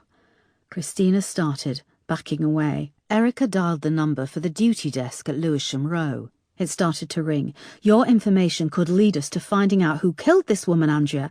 But I'm at work and... I can get the officers to come here. We can do this now. The duty officer picked up the phone. It's DCI Erica Foster. I need uniform and a squad car to the Glue Pop Hub in London Road in Forest Hill. And who do you have on duty who can do a photo fit? There was a movement, and Erica realised Christina had darted through a door at the back of the bar. Shit, hang on, I'll call you back. Erica swung herself over the bar and through the doorway to a filthy little back kitchen. A door stood open. Erica stepped into the alleyway. It stretched away long and empty in both directions. A light dusting of snow began to fall. It was eerily silent. Erica walked the length of the alley in both directions. The houses backing onto it were dark, and the roads at either end were empty. The snow started to fall more heavily, and the wind whistled through the buildings. Erica pulled her coat around her against the freezing cold. She couldn't shake off the feeling she was being watched. Chapter 12. 2 uniformed police officers were called to the glue pot, but an extensive search came up with nothing. Christina had vanished. The flat above the pub was unoccupied, filled with a mess of junk and old broken furniture. It was gone midnight by the time that the officers told Erica to knock off and get some sleep. They would remain stationed at the pub, and at first light they would track down the landlord. If Christina came back, they would bring her in. Erica still felt spooked when she returned to her car, parked a few streets away. The streets were silent, and every noise seemed amplified, the wind keening as it blew around the buildings, a wind chime on the porch of a house. She could almost feel the gaze from the black windows of the houses all around. From the corner of her eye, she saw a shadow move in one window. She turned, but there was nothing. Just a dark bay window. Was someone watching her from the shadows? She realised she was in desperate need of rest. She would find the first hotel and book in. She unlocked her car and climbed in, activating the central locking. She sank into the comfort of the seat, leaned back her head, and closed her eyes. It's a baking hot day on a run-down street in Rochdale, and Erica's protective police gear sticks to her skin. She shifts uncomfortably, crouched against the low wall of a terraced house, looming tall in the heat. 2 officers are beside her, mirrored by 3 officers on the other side of the front gate. Mark is with them, second along. From weeks of surveillance, the terraced house is burned into her brain. Bare concrete out front, overflowing wheelie bins. A gas and electric meter on the wall with its cover ripped off. Through the front door up the stairs, a door to the left of the landing leads through to the back bedroom. That's where they cook the meth. A woman has been seen going in with a little kid. It's a risk, but they are prepared.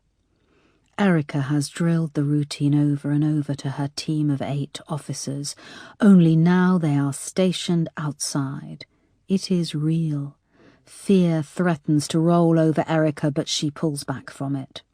She gives the nod, and her black-clad team moves stealthily, surging down the path to the front door. The sun glints off the disc in the meter as it spins. Once, twice, almost matching the thunk of the battering ram. On the 3rd attempt, the wood splinters and the front door bursts inwards with a clatter. Then all hell breaks loose. Shots are fired. The window above the electricity meter explodes inwards. Shots are coming from the house behind them. Erica's head spins round. The nice house across the street. Sash windows, brass numbers on the door, furrow and ball paint on the walls inside. The couple had been so welcoming, so unassuming when the police had carried out their surveillance. It falls into place as Erica's eyes are drawn to their upstairs window. She sees a dark shadow, then pain explodes in her neck and she tastes blood. Mark is suddenly beside her, crouching down to help. She tries to speak, to tell him, "It's behind you." But blood fills her throat. In the hysteria, it's almost funny. Then there is a cracking sound, and the side of Mark's head is blown open. Erica woke with a gasp, trying to catch her breath. She was surrounded by an eerie brightness pressing down. She exhaled and her breath came out in a long stream. It was only when she saw the steering wheel in front of her that she got her bearings. She was back in the present, sitting in the car. A fresh layer of snow had fallen, completely covering the windows. It was a familiar dream. She always woke up at the same point.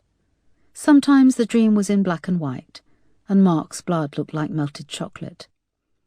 She breathed in and out, her heart rate slowing, the reality sinking in. She heard muffled voices and footsteps, people walking past the car. The voices grew louder and receded. She looked at the digital clock on the dashboard. It was now almost 5 a.m. She'd slept for hours, although she felt no better for it. She shifted in the seat, her body stiff and freezing, and started the engine. The air from the heaters came out in an icy jet. When the car had warmed up, Erica flicked on the windscreen wipers and waited as the road appeared, washed white by the fresh layer of snow. Noticing the plaster on the back of her hand, she remembered that she had to see a doctor, but the events of last night compelled her to keep going, for now. Andrea was in that pub. Who were the woman and man she had spoken to, and why had the barmaid vanished? It was easier to force the dream to the back of her mind, now that she had a problem to solve. Erica put the car in gear and set off for the police station. Chapter 13. Lewisham Row Police Station was quiet at 5:30 in the morning. The only sound was the far-off hammering along the corridor from the cells. The women's locker room was empty, and Erica stripped off her grubby clothes and went through to the huge communal showers, turning on the water as hot as she could bear. She stood under it, savouring the warmth, and as the steam rose, the tiled Victorian showers vanished, and Erica with them. By 6, she was dressed in clean clothes and alone in the incident room, nursing a cup of coffee and some chocolate from the vending machine. Andrea Douglas Brown stared back at her from the wall, overconfident. Erica went to the desk she'd been allocated, located her password and logged on to the intranet. It had been 8 months since she'd looked at her work email. Not through any kind of abstinence. She'd not had access. Scrolling through, she saw messages from former colleagues, newsletters, junk mail, and a notice to attend a formal hearing. That almost made her laugh. She had been notified of a formal disciplinary hearing through an internal mail system that she'd been barred from accessing. With a long sweep of the mouse, she highlighted all the old emails and pressed delete. There was now just one email from Sergeant Crane, sent late the previous night. Find attached Andrea D.B.'s full Facebook profile history 2007 to 2014, plus records from her phone recovered at the crime scene. Crane. Erica opened the attached file and clicked print.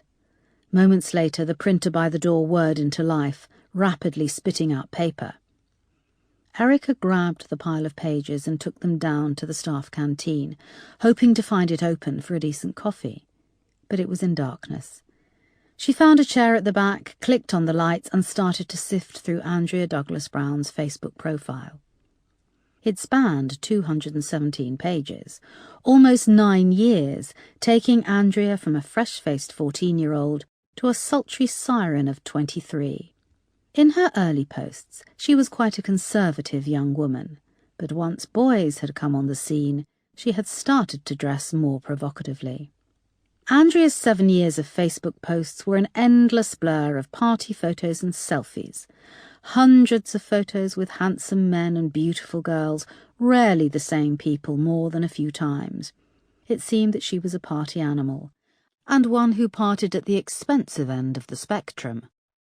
The clubs she frequented were the type where you needed to book a table, and there never seemed to be a shortage of champagne bottles littering those tables in the photos. Throughout the years, there was little interaction on Facebook with her siblings. Her older sister Linda seemed to like a few of the family-related posts, as did her younger brother David, but these tended to be only the posts associated with the annual holidays the Douglas Brown family took to Greece, and in later years to a villa in Dubrovnik, Croatia. The holidays interested Erica the most. Taken every August for 3 weeks, they followed a similar pattern. At the start of each, Andrea would post some family-friendly pictures, a group photo during a meal in a nice restaurant, or the family gathered round a cabana having a casual lunch in their swimming costumes. At these lunches, Andrea always wore a bikini and was striking a pose, her dark hair tumbling over one shoulder as she artfully picked at her food. In contrast, Linda would be hunched down, plate piled high, looking a little annoyed that she was being distracted from tucking in. Linda seemed to grow in girth as each holiday passed, and she always covered up in long t-shirts and leggings. David, in contrast, started out as an extremely skinny 13-year-old wearing glasses, huddled under his mother's thin arm, and slowly morphed into a handsome young man. Andrea seemed closer to David. In many of the photos she had drawn him into a reluctant bear hug, his glasses askew. There were barely any photos of Linda and David together. Sir Simon and Lady Diana seemed to give nothing away in photographs, pulling the same faces year in, year out, broad yet vacant smiles. Here was Lady Diana in a swimming suit and sarong combo. There was Sir Simon in baggy board shorts, pulled a little too high over his hairy belly. As each holiday progressed, Andrea would quickly lose interest in family time and start to post pictures she'd taken of local boys. At first they'd be a bit stalkerish, the group of boys unaware they were being photographed as they stood around smoking or played football on the beach with their shirts off. Then Andrea would zone in on one boy in particular, spending the last week of the holidays seemingly obsessed, taking endless photos. She apparently liked the bad boys, older and darker with muscly torsos, tattoos and piercings. In one picture, taken in the summer of 2009, Andrea was pictured posing on the back of a giant Harley-Davidson, wearing the tiniest bikini and miming driving, whilst a dark-haired lad, who presumably owned the bike, was relegated to riding pillion. He had one hand on her bikini bottoms and was holding a cigarette, its tip glowing close to Andrea's tanned skin. She fixed the camera with a look that said, "I'm in control." Erica wrote in the margin, "Who took this picture?" She barely noticed when the shutters went up on the canteen serving hatch and bleary-eyed officers began to file in for breakfast. She read on, fascinated by Andrea's life. In 2012, a new friend appeared on the scene, a girl called Barbara Kardosheva. Slovak name, wrote Erica in the margin. Barbara was dark and beautiful like Andrea, and rapidly seemed to become a close friend, even joining the family holiday in 2012 and 2013. In Barbara, Andrea seemed to have found a boy-hunting partner in crime. Although they now sought boys in a more sophisticated way, pictured together with a string of dark-haired hunks in expensive nightclubs or around equally expensive sun loungers. Andrea seemed to have made Barbara a genuine friend, posting pictures where they shared downtime, in which Andrea wore no makeup and was much less conscious of the camera. In many ways, Andrea was prettier without her war paint, larking about with a genuine smile on her face. In one picture, the girls posed side by side in front of a mirror, wearing oversized pullovers that hung down to their knees. The huge pullovers were old ladyish. Barbara's was embroidered with cats chasing balls of wool, while Andrea's was embroidered with a giant ginger cat reclining in its basket. The phone camera flash was reflected in the top corner of the mirror. Andrea's sister Linda had commented, "Get out of my bedroom, you fucking cow."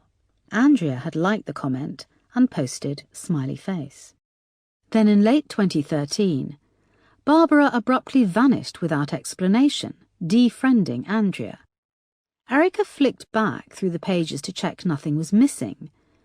Barbara didn't appear once in a photo after this point.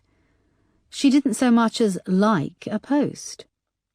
Around 6 months later, in June 2014, Andrea's Facebook profile was deactivated. There was no explanation or message to her friends saying she intended to leave Facebook. Erica shifted her attention to the phone records. In comparison, they were bland and sparse.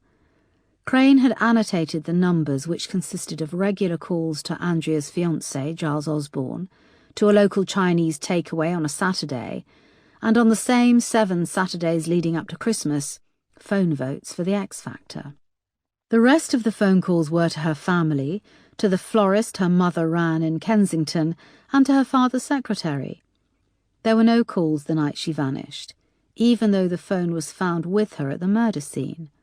The phone records covered 8 months, only going back to June 2014. There was a clattering as a cup was dropped and shattered on the stone floor. Erica looked up, realising that it was now light and the canteen was filling up. She checked her watch and saw that it was 10 to 9.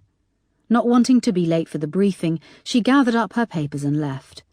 She ran into Superintendent Marsh in the corridor. "I read last night's log," he said, raising an eyebrow. "Yes, sir, all will be explained. I have a strong lead." "Which is?"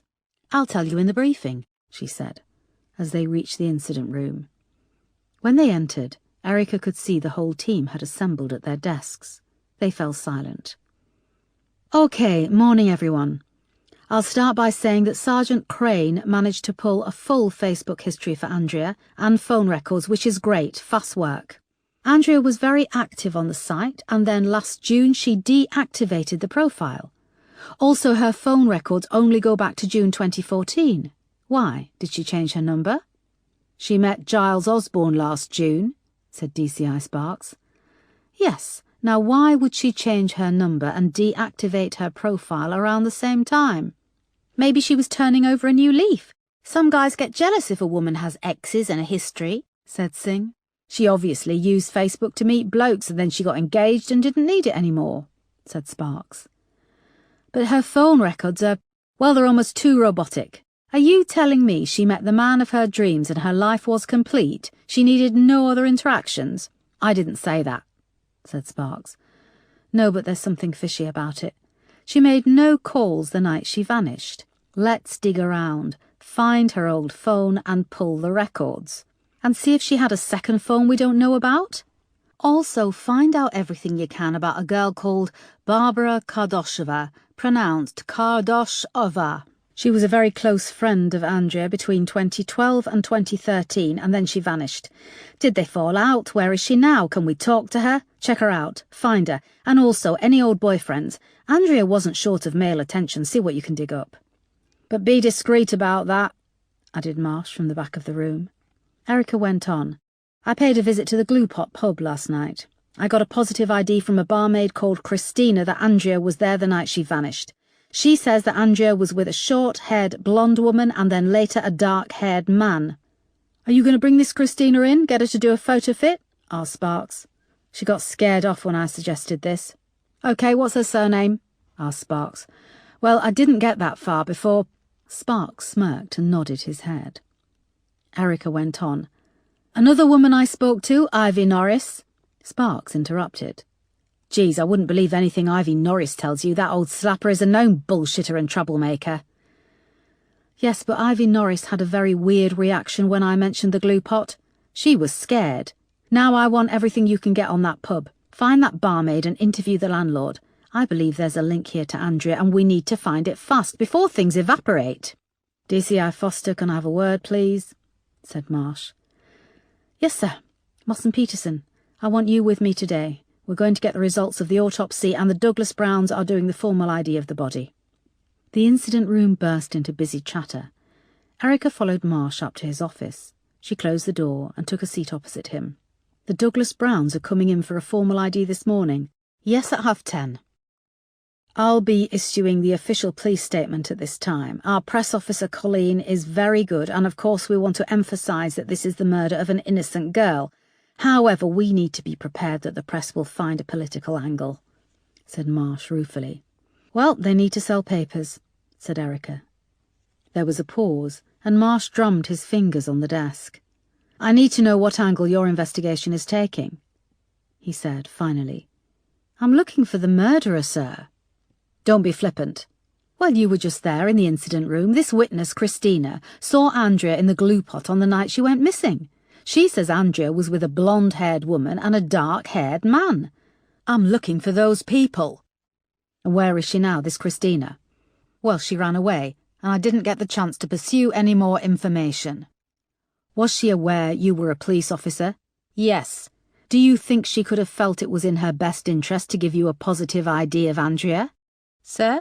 Look, Erica, she is more than likely an illegal immigrant, terrified of being deported. She probably would have told you she saw Elvis at the jukebox if she thought it might save her ass. No, sir, I think I have a lead here. And another woman, a local, Ivy Norris. Her reaction to the glue pot was... I read last night's duty log, Erica. It says you hit Ivy Norris's grandson and then she pulled a knife on you. Yes, the boy bit me and I reacted badly, but that's not relevant. Sir Ivy Norris knows this area and something about that pub scares her. Did you know that last month 4 people were beheaded at the Ramblers' Rest in Sydenham? She's probably not keen on going there for a drink either. Sir, Marsh went on, I've had the Assistant Commissioner up my arse. I have to report to somebody at the bloody Cabinet Office with updates on this investigation. They want assurances that unsavoury or unsubstantiated details of the Douglas Brown family won't be dredged up and played throughout the media. I don't control the media, nor do I leak details of investigations. You know that, sir. Yes, but I need you to... Sir, I need to do my job. Be straight with me. Are you telling me there are things I can't investigate? Marsh screwed up his face. No. Then what are you telling me? I'm telling you to stick to the facts. We've long suspected the glue pot is involved in placing illegal immigrants in work, and it's a regular hangout for prostitutes. You need concrete facts before you start saying Andrea Douglas Brown was in there on the night she vanished. What if I find that barmaid and get her on record with a photo-fit ID? Well, good luck with that, because she's probably already packed in the back of some lorry and bound for Calais. Sir, we've got Andrea on CCTV. She did board a train to Forest Hill the night she vanished, and her body was found close to the High Street. Christ, is it any more obvious that I could be right? Marsh looked exasperated. OK, just tread easy. Be subtle in your investigation. The press is watching us. I will, sir, and I want to be kept informed. Everything, you understand? Yes, sir. Marsh gave her a look as she left his office. Chapter 14. The morgue seemed to leach what little warmth Erica had left in her body as they walked down the long fluorescent-lit corridor. They reached a metal door, where Moss buzzed through on an intercom. Forensic pathologist Isaac Strong buzzed them in. "Good morning," said Isaac softly, projecting an aura of calm and order. The white lab coat covering his tall frame was neatly pressed and spotless, a dark leather mobile phone case poking from its top pocket. He wore black skinny jeans and Crocs, and his dark hair was swept away from his high forehead. Again Erica was drawn to his soft brown eyes below his thinly arched eyebrows. His autopsy room was a heady mix of steel and Victorian porcelain tile. Along one wall was a row of stainless steel doors, and in the centre of the room 3 autopsy tables also of stainless steel surrounded by gutters. Andrea Douglas Brown lay under a white sheet on the table closest to where they had entered. Andrea's eyes were now closed.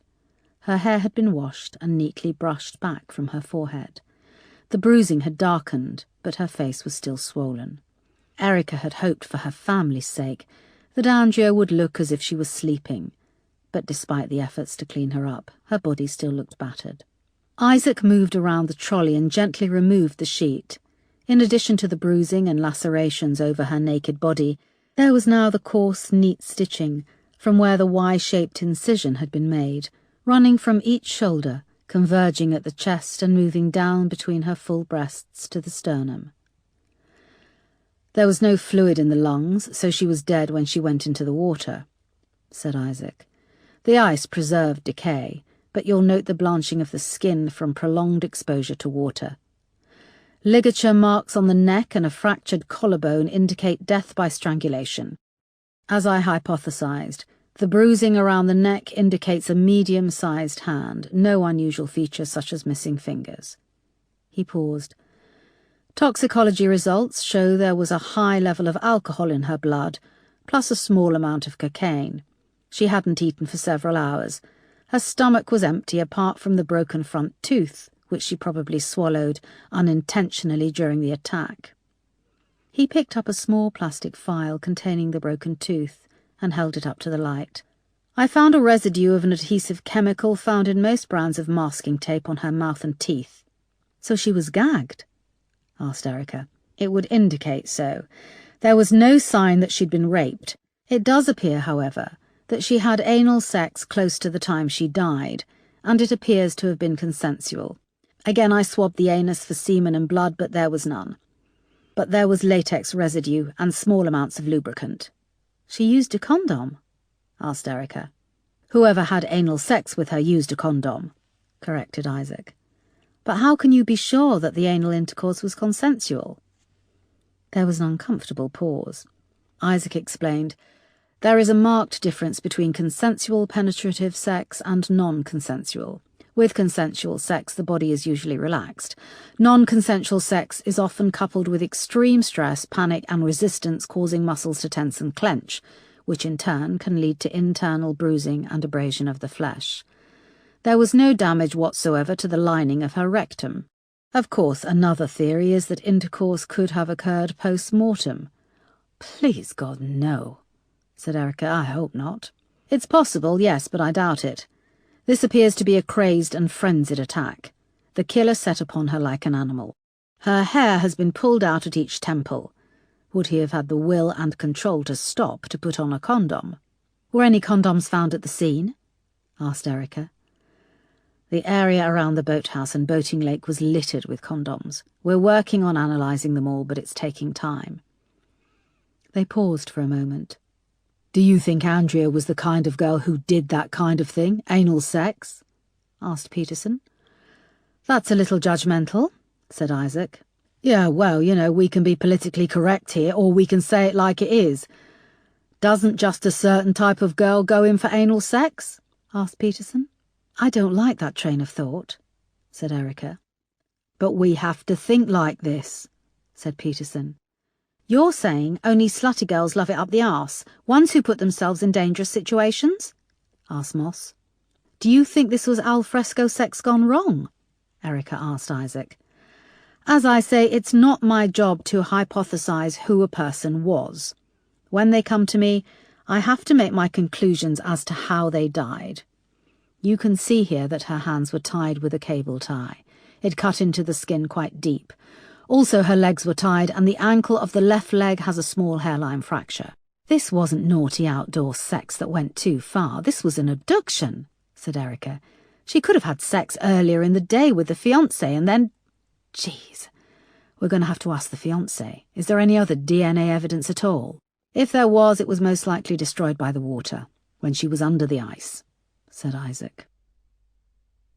When they had finished, there were a few minutes of downtime before the Douglas Browns were due to arrive and identify Andrea's body. Moss and Peterson took the opportunity to have a cigarette, and Erica found herself accepting an offer to join them, even though she had given up years ago. They stood in the doorway of a fire exit, looking out over the back of an auto repair shop. They could see inside the long row of garages where the cars were jacked up, men working in glowing pits underneath. Erica had dealt with more cases of rape and murder than she could remember. As they smoked in silence, she regarded the young men working opposite. They were young and strong. How close did the average man come in his life to raping women, killing them? How many held back? How many got away with it? "The key is Andrea. Was it someone she knew?" asked Erica, exhaling cigarette smoke into the cold air, the long-forgotten rush of nicotine roaring through her blood. "Do you think she was lured into the museum grounds, or did she go of her own free will?" asked Peterson. "There's so little evidence to go on. No DNA. The CCTV cameras were down." "Could that have been arranged?" asked Moss. "The CCTV. Could it have been someone on the inside? Someone who'd a grudge against Sir Simon or the family?" "That's government cutbacks, the crappy CCTV. And if it were a professional kidnapping and execution, would they really leave her phone and her ID at the scene? That seems messy," said Peterson. "They could have wanted her to be identified fast, sending a message," said Moss. "She got plenty of male attention. What about a scorned lover?" asked Erica. "It's possible, but who? She was engaged. She seemed to have turned into a nun since she met this Giles Osborne. We need to talk to him," said Moss. Isaac appeared at the doorway. "The Douglas Brown family have just pulled into the car park," he said. "I hate this part of the job," said Moss, stubbing out the half-smoked cigarette on the bottom of her shoe and replacing it in the packet. Simon and Diana Douglas Brown arrived with their daughter Linda and son David. It seemed strange to Erica that she was seeing Andrea's brother and sister for the first time. She felt she knew so much about them from Andrea's Facebook profile. Diana and Simon were immaculately dressed in black, and Diana looked as if she had to be held up by Simon and David. David was very tall and thin, and wore a fashionably tight black suit and glasses. Linda was next to her father, and appeared very matronly, in a black A-line skirt and a thick winter coat. They all had red eyes from crying. "Good morning. We're ready for you through here," said Erica, taking them to the door of the identification room.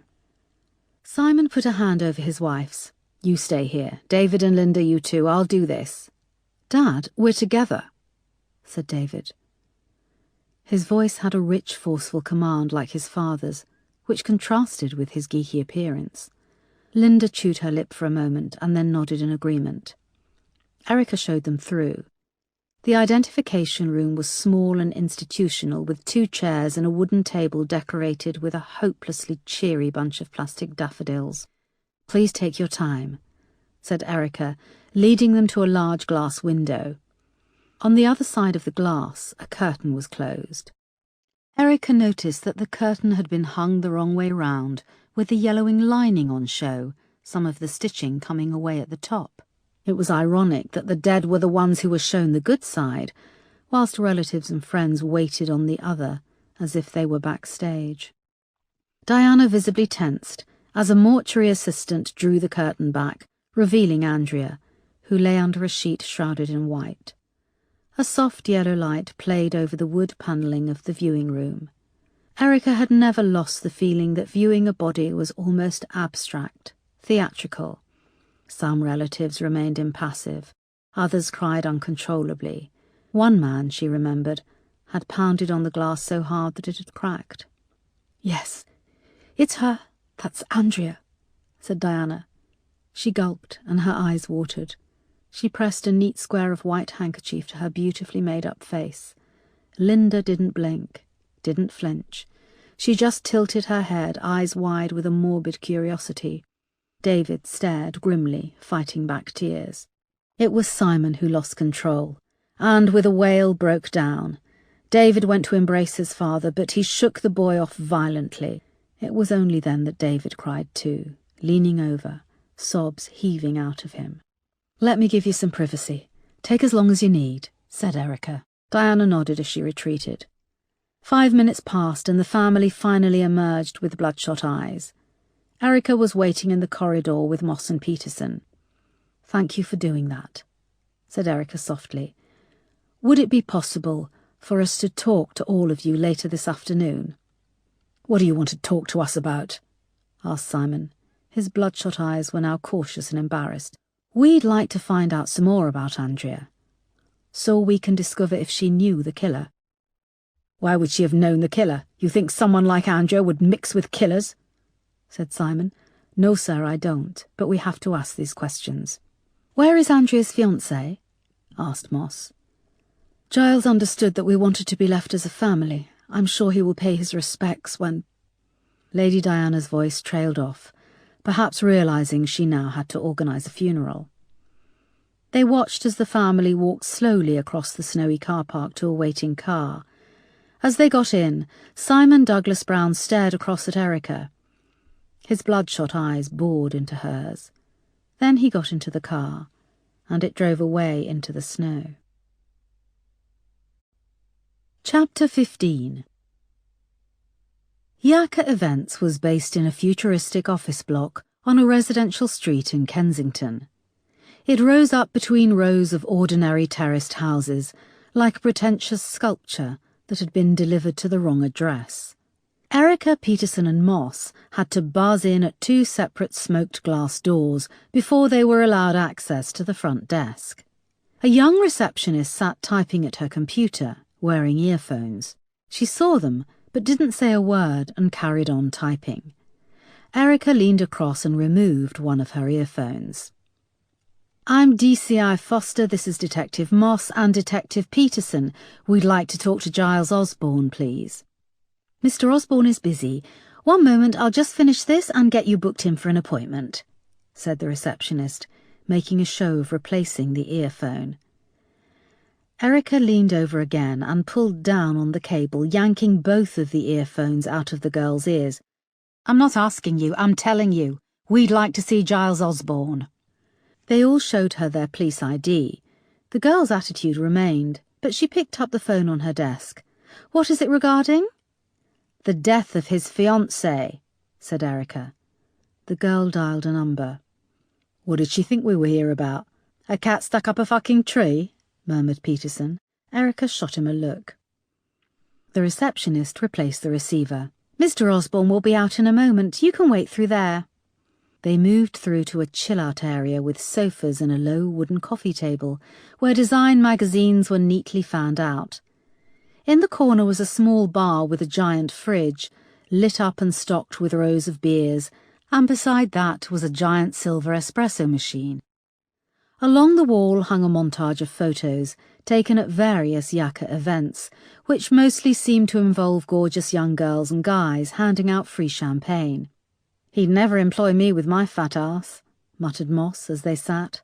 Erica gave her a sideways glance and saw for the first time that Moss was grinning. Erica returned the grin. Moments later, Giles Osborne emerged through a smoked glass door next to the bar. He was short and plump with dark greasy hair parted to one side. His beady eyes were close set, and he had a large nose but no chin. He had poured himself into skinny jeans and wore a V-necked t-shirt far too tight for his bulging belly. A strange pair of little pointed ankle boots, which gave him a Humpty Dumpty-ish quality, completed the outfit. Erica was surprised that this was the man Andrea had chosen to marry. "Hello, I'm Giles Osborne. What can I do for you?" he said, his accent confident and plummy. Erica introduced everyone, adding, "We'd firstly like to offer our condolences." "Yes, thank you, it was a great shock. Something I'm still trying to process. I don't know if I ever will." He looked pained, but didn't invite them further. "Could we go somewhere a bit more private? We'd like to ask you a few questions," said Erica. "I've already spoken at length yesterday with the DCI Sparks," he said, narrowing his eyes suspiciously. "Yes, and we appreciate your time, but do understand this is a murder investigation, and we really need to make sure we have all the information." Giles regarded them for a moment, and then appeared to snap out of his suspicion. "Of course. Can we get you a drink? Cappuccino, espresso, macchiato?" "I'll have a cappuccino," said Moss. Peterson nodded in agreement. "Yes, thank you," said Erica. "Michelle will be in the conference room," Giles said to the receptionist on the front desk. He held the glass door open, and they passed through a communal office where 6 or 7 young men and women were working at computers. None of them looked over 25. Giles opened another glass door, which led into a conference room with a long glass table and chairs. A large plasma television on the wall was mirroring a website which showed rows of thumbnail images. On closer inspection, Erica realized the images were of coffins. Giles hurried to a laptop on the glass table and minimized the browser, the Yaka Events logo appearing on the television instead. "I can't imagine how terrible this time must be for Lord and Lady Douglas Brown. I thought I would make some inroads into planning Andrea's funeral," he explained. "Andrea was only formally identified an hour ago," said Moss. "Yes, but you had identified Andrea, correct?" he replied. "Yes," said Erica. "One is never certain how to react to sudden bereavement. It must seem strange to you." He broke down and put a hand over his face. "I'm sorry. I just need to focus. I need to do something, and arranging events is in my blood, I suppose.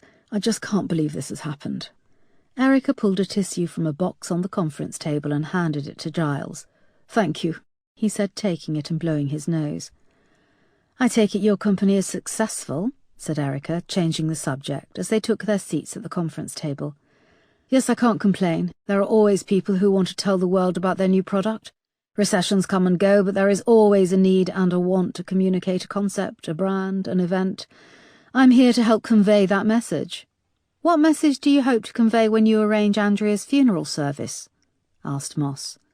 Before he could answer, the receptionist came in with the coffees and set them down. "Thanks, Michelle, you're an angel," said Giles to her back as she left. That's a really good question. I want people to remember Andrea for what she was, a beautiful young girl, pure and wholesome, innocent, with her whole life ahead of her." Erica turned that over in her brain for a moment. She saw Moss and Peterson do the same. "That's really good coffee," said Moss. "Thank you, we did the product launch. It's all completely fair trade. The farmers are compensated far above the market value for what they grow. Their children are given places in schools. They have access to sanitation, clean water, full health care." "I didn't know I was doing so much good just drinking a cappuccino," said Peterson, his voice heavy with sarcasm. Erica could tell Peterson and Moss shared her dislike for Giles Osborne. This wasn't going to work if he knew it too. "We've come here today," said Erica, "to try and build a bit of a picture about Andrea. We believe the best way to catch whoever did this is to piece together her life and her final movements." "Sure," said Giles. "It was a shock. A terrible shock." His eyes began to fill with tears again, and he scrubbed at them angrily with the balled-up tissue. He sniffed a couple of times. "We were due to be married this summer. She was so excited. She had already started fittings for the dress. She wanted a Vera Wang, and I always gave my Andrea what she wanted." "Didn't her parents want to pay?" asked Erica. "No. The Slovak tradition is that each family pays half." "Are you Slovak? I think I hear an accent?" asked Giles. "Yes, I am. Married?" "No." "Can I ask where you and Andrea first met?" "She came to work for me last June." "As what?" "One of our sampling girls, although I don't really think she knew the meaning of the word work.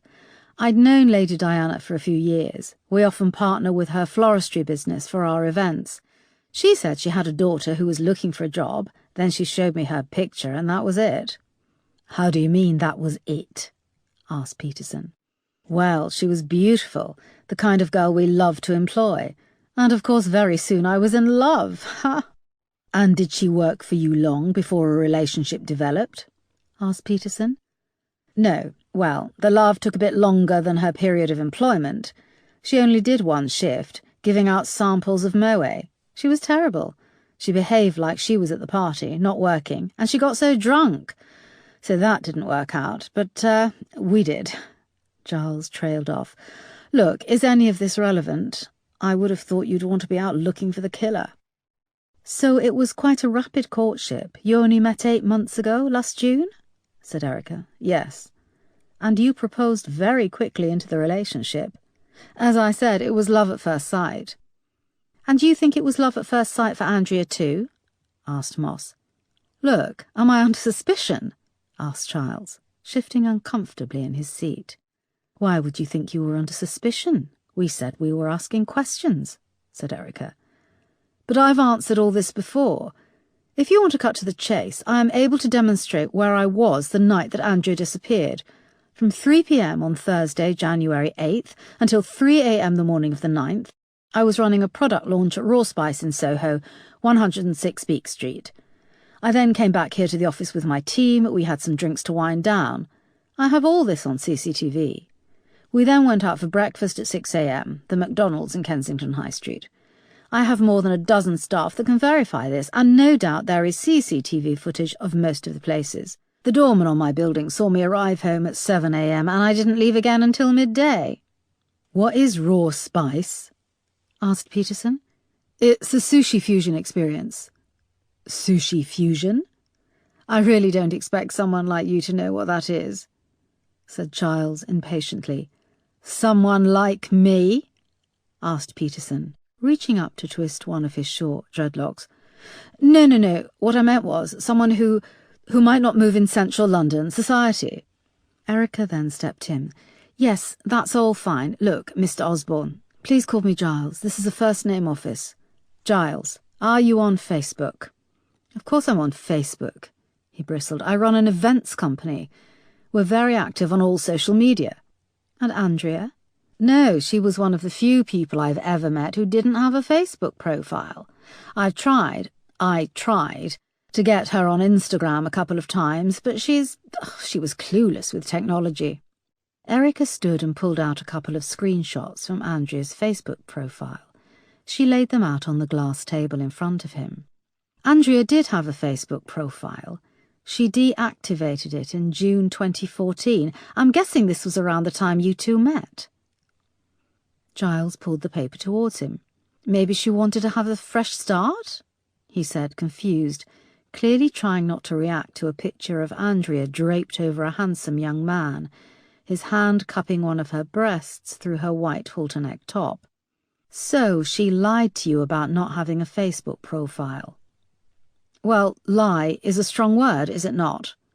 But why keep this from you? I don't know. Giles, do you know the glue pot in Forest Hill? Asked Peterson. No, I don't think I do. What is it? It's a pub. Then I definitely don't. I don't stray south of the river, in fact, ever. Andrea was last seen at this pub on the night she disappeared. She was in the company of a girl with short blonde hair and then later a dark-haired man. Do you have any idea who they could have been? Did she have any friends in South London, around Forest Hill? No, well, none that I knew of.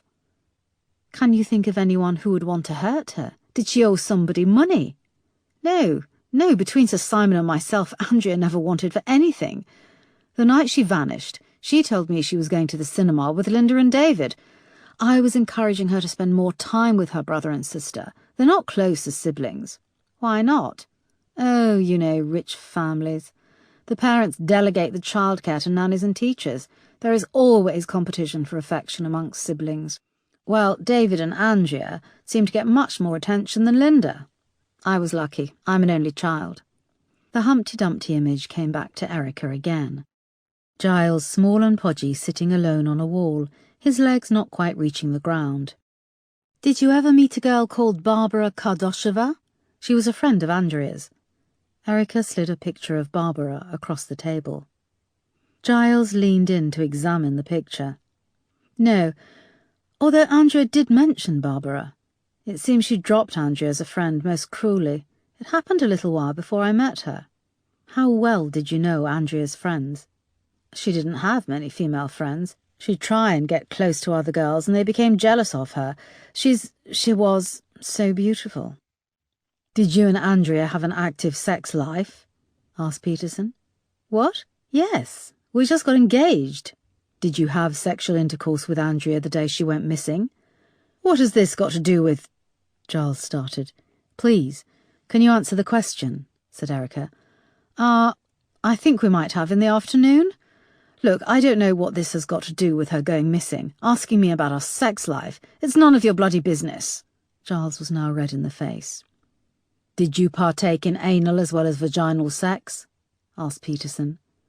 Giles stood up so quickly that his coffee spilled over and his chair fell back. That's it, get out now, do you hear me? This is an informal chat, yes? I don't have to talk to you, it's voluntary. Of course it is, said Erica, but would you please answer the question? Andrea suffered a prolonged and brutal attack before her death. We are asking these questions for a reason. What? If we took part in an unnatural act? No, I wouldn't marry a girl who... Giles tugged at the neck of his T-shirt, unable to voice the words. I'm sorry, but I need you to leave. If you want to ask me any more questions, I want a lawyer present. This is most distressing and unsavoury. The spilt coffee had reached the edge of the glass table. There was a spattering sound as it began to drip over onto the carpet. Was she raped? Was she hurt badly? He asked, quietly now, dissolving into tears. He leaned against the table and sobbed into the sleeve of his T-shirt. We don't believe Andrea was sexually assaulted, but this was a sustained and brutal attack, said Erica softly. Oh, my God, Giles said, taking a deep breath and scrubbing again at his eyes. I just can't think. I can't imagine what she went through. Erica gave him a moment before she continued. Could you tell me, Giles, did Andrea have more than one phone? Giles looked up confused. No, she had a Swarovski iPhone. Sir Simon's secretary sorts out the bill. The same with Linda and David. Erica looked at Moss and Peterson and they got up. I think we'll end it there, Mr. Osborne, thank you. I'm sorry about the line of questioning, but your answers to these difficult questions will really help our investigation. Erica touched his sleeve. We'll see ourselves out, she added. They passed Michelle coming into the glass conference room carrying a large handful of tissues. She gave them a disapproving look. What do you think? Asked Erica when they emerged out onto the street. I'm going to say it, 'cause I know we're all thinking it. What the hell was she doing with him? Talk about out of his league, said Peterson. And I don't think he knew her at all, said Moss. Or she only let him know what she wanted him to know, added Peterson. Chapter 16. By lunchtime, the official news of Andrea's death was playing across the media. As Erica, Moss and Peterson approached the Douglas Brown residence, the bank of photographers had grown on the green outside, churning up the melting snow. This time they didn't have to wait on the doorstep and were shown straight through to a large drawing room with a double aspect view of the tree out front and a large garden behind. 2 large pale sofas and several armchairs surrounded a long, low coffee table. An open fireplace was decorated in white marble, and in the corner sat a baby grand piano, covered in an assortment of framed photographs. "Hello, officers," said Simon Douglas Brown, rising from one of the sofas to shake their hands. Diana Douglas Brown was sitting beside him and didn't get up. Her eyes were red and swollen, and her face bare of makeup. David and Linda sat on opposite sides of their parents. Simon, Diana and David were still dressed in black, but Linda had changed into a tartan skirt and a baggy white woolen jumper, on the front of which embroidered kittens chased balls of wool. Erica recognised the jumper from the picture on Facebook. Andrea had worn it with Barbara. "Thank you for seeing us," said Erica. "Before we begin, I would just like to apologise to you if my manner yesterday was rude. It wasn't intentional, and I apologise unreservedly if I caused you any offence." Simon looked surprised. "Yes, of course it's forgotten, and thank you." "Yes, thank you," echoed Diana croakily. "We'd just like to find out a little more about Andrea's life," said Erica, taking a seat on the sofa opposite the family. Peterson and Moss sat either side of her. "May we ask you a few questions?" The family nodded. Erica looked at David and Linda. "I understand Andrea was supposed to meet you on the night she disappeared?" "Yes, we were due to meet at the Odeon in Hammersmith to watch a film," said Linda. "Which film?" David shrugged and looked to Linda. "Gravity," Linda said. "Andrea kept saying how much she wanted to see it." "Did she say why she cancelled?" "She didn't cancel, she just didn't turn up," said Linda. "OK, we have a witness who saw Andrea in a pub in South London, the Glue Pot. Does that mean anything?" The family all shook their heads. "That doesn't sound like somewhere Andrea would go," said Diana. She sounded a little woozy and vacant. "Could she have been meeting someone? Did Andrea have any friends around there?" "Goodness, no," said Diana. "Andrea did get through a lot of friends," said Linda, flicking her short fringe out of her eyes with a twish of her head. "Linda, that's not fair," said her mother weakly. "But she did. There was always someone new she'd met in a bar or a club. She had so many memberships. She'd be crazy about them one minute, and the next they'd be cut off, excommunicated for some minor misdemeanour." "Like what?" asked Erica. "Like looking nicer than she did, or talking to the guy she wanted to talk to, or talking about themselves too much." "Linda," said her father warningly. "I'm telling them the truth." "No, you are slating your sister, who is dead. She isn't here to fight with you anymore." Simon tailed off. "Did you go out with Andrea to bars and clubs?" asked Moss. "No," said Linda pointedly. "When you say memberships, what do you mean?" "Memberships to clubs. I'm not sure they'd be the kind of clubs you'd go to," added Linda, looking Moss up and down. "Linda," said Simon. Linda shifted uncomfortably on the sofa, her broad backside spilling over the edge. "I'm sorry that was rude," she said, flicking her fringe again. Erica wondered if it was a nervous tic. No probs, said Moss amiably. This isn't a formal interview. We merely want information to help catch Andrea's killer. I can give you the list of clubs where Andrea had memberships. I'll talk to my secretary, get her to email them over, said Simon. Linda, you work at a florist's, yes? Asked Peterson.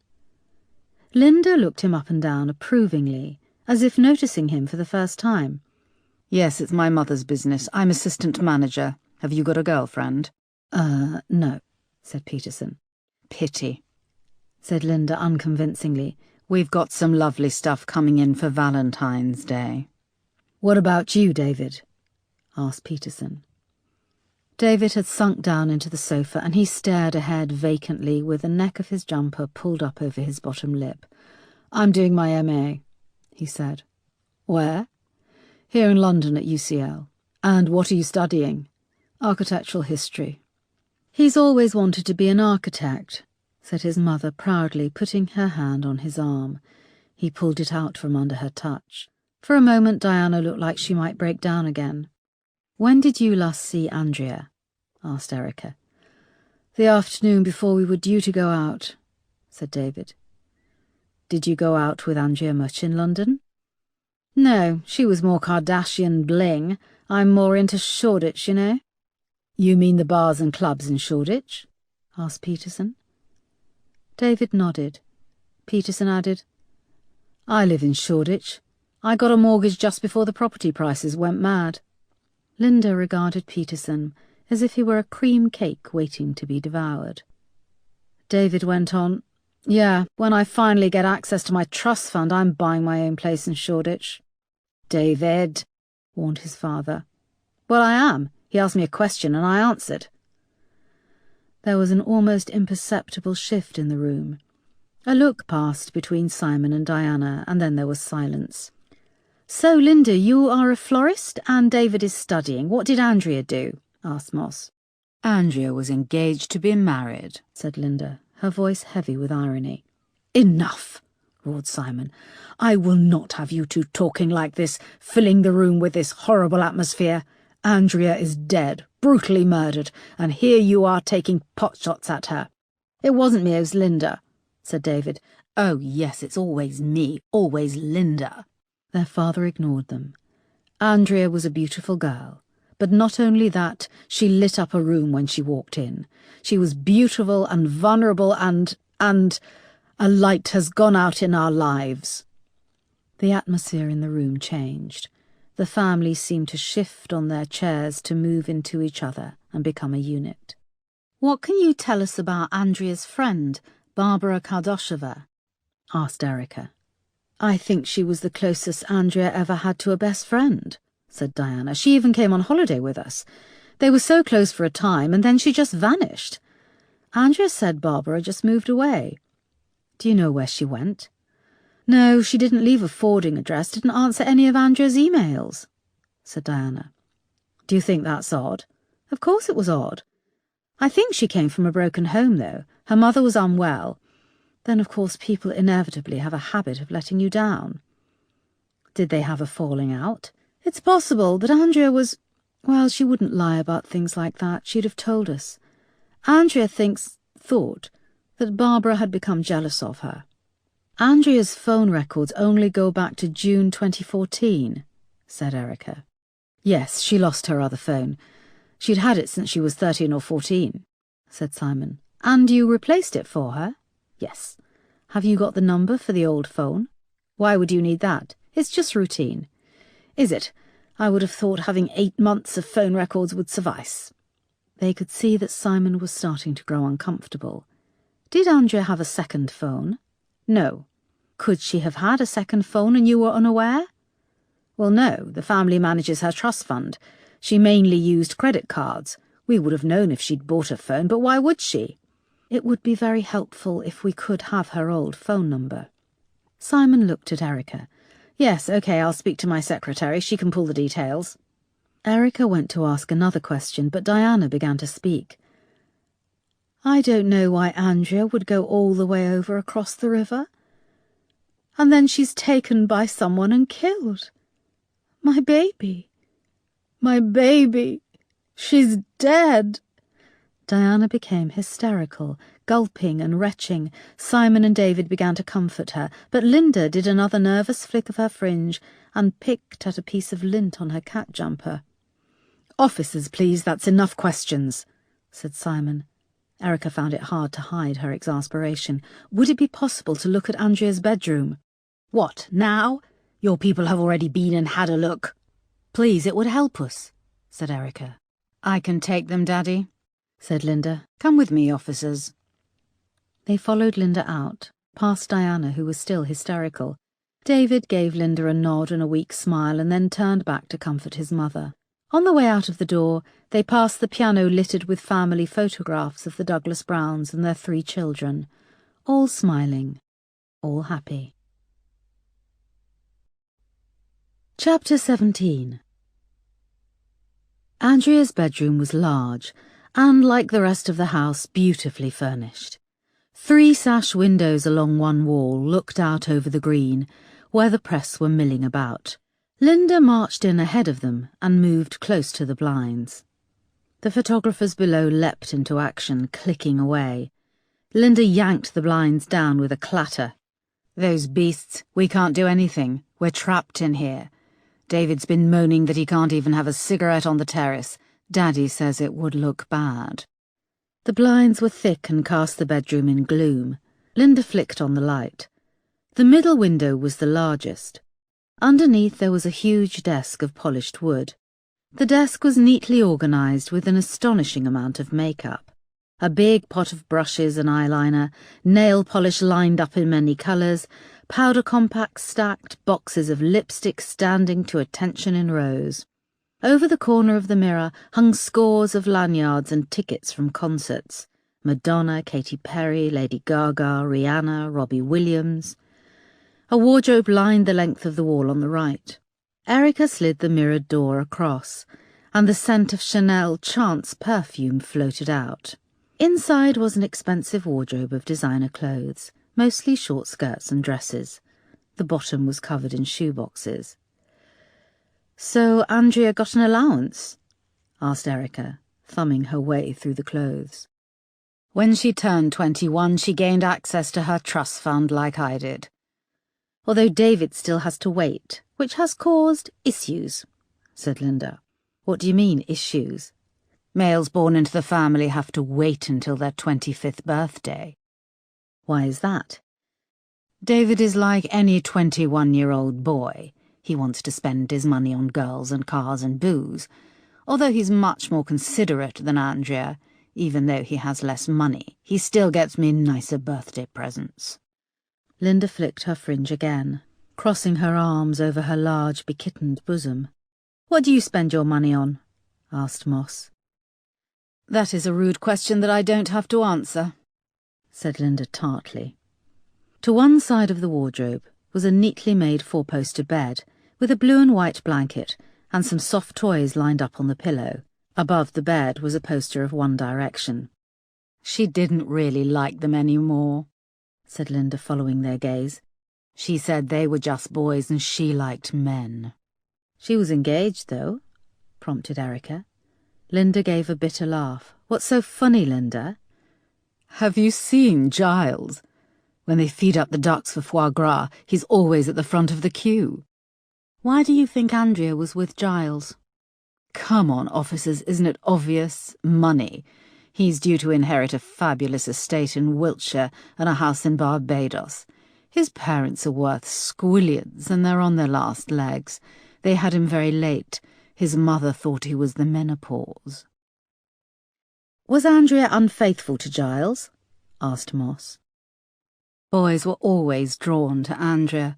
They turned into drooling, pitiful creatures in her presence. She got a kick out of the attention." "But was Andrea having an affair?" pressed Moss. "I don't know what she did half the time. We weren't close, but I loved her. And I'm devastated that she's dead." For the first time, Linda looked as if she might cry. "What about you, Linda?" asked Moss. "What about me? Are you asking if I make the boys drool? What do you think?" snapped Linda, cutting her off. "I wanted to ask if you have a boyfriend," explained Moss. That's none of your business. Have you got a boyfriend? No, I'm married, said Moss. What does he do? Asked Linda. She's a teacher, said Moss breezily. Erica tried not to look surprised. No, I haven't got a boyfriend, said Linda. Can these windows be opened fully? Asked Peterson, moving to the middle sash window, bending over to peer around the closed blinds. Have they got suicide locks? No, they open all the way, said Linda, admiring Peterson's backside as he bent over. Erica joined him at the window and saw that there was a fire escape leading down to ground level. Did Andrea ever climb out of her window to meet friends if she was grounded? Asked Erica. My mother and father never had the time or inclination to ground us. We use the front door if we want to go out, said Linda. And you can come and go as you please? Of course. Erica kneeled down and looked under the bed. There were wispy clumps of dust on the polished wood floor, but one area stood out as a little cleaner than the others. She moved her attention to the chest of drawers and went to open the top one, pausing with her hand on the handle. Would you mind just waiting outside, please, Linda? She asked. Why? I thought you were here just to chat. Linda, have you got any photos of Andrea you can show me? It could help us, said Peterson. He came over and touched Linda lightly on the arm. Her round white face blushed scarlet. Yes, I think I have some, she said, staring up at Peterson with a smile. They left, and Erica closed the door. Good old Peterson taking one for the team, joked Moss, adding, What is it? Erica crossed back to the bed. Did forensics come in when it was a missing persons? No, Sparks came and had a poke round. I think Simon or Diana was with him, though, so it wasn't thorough. There's something underneath the bed that looks fishy, said Erica. They knelt down, pulling latex gloves out of their coats and slipping them on. Erica got down on her front and slid under the bed. Moss flicked on a torch and shone it under the bed as Erica examined a floorboard which was cleaner than the rest, tracing its seams. Erica pulled out her car keys, fitting a key between the floorboards, and levered it up. However, the board was long and the bed was low, so it wouldn't properly lift out. Erica replaced the board and shuffled back out. They took an end of the bed each and pulled it out a few feet with great difficulty.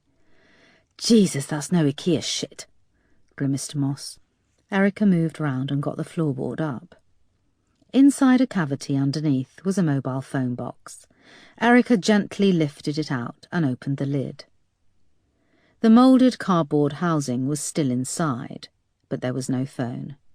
There was, however, a bag of small white pills, a small dark block of what looked like cannabis resin wrapped in cling film, a pack of large Rizzlers and a box of Swan Vestas filters. There was also a small instruction booklet for an iPhone 5S and a hands-free kit that was still in its little plastic bag. Erica lifted out the moulded cardboard. A small white receipt was nestled in the bottom. It was printed on thin, shiny paper, and along one edge was a sticky yellow substance that had blurred the ink.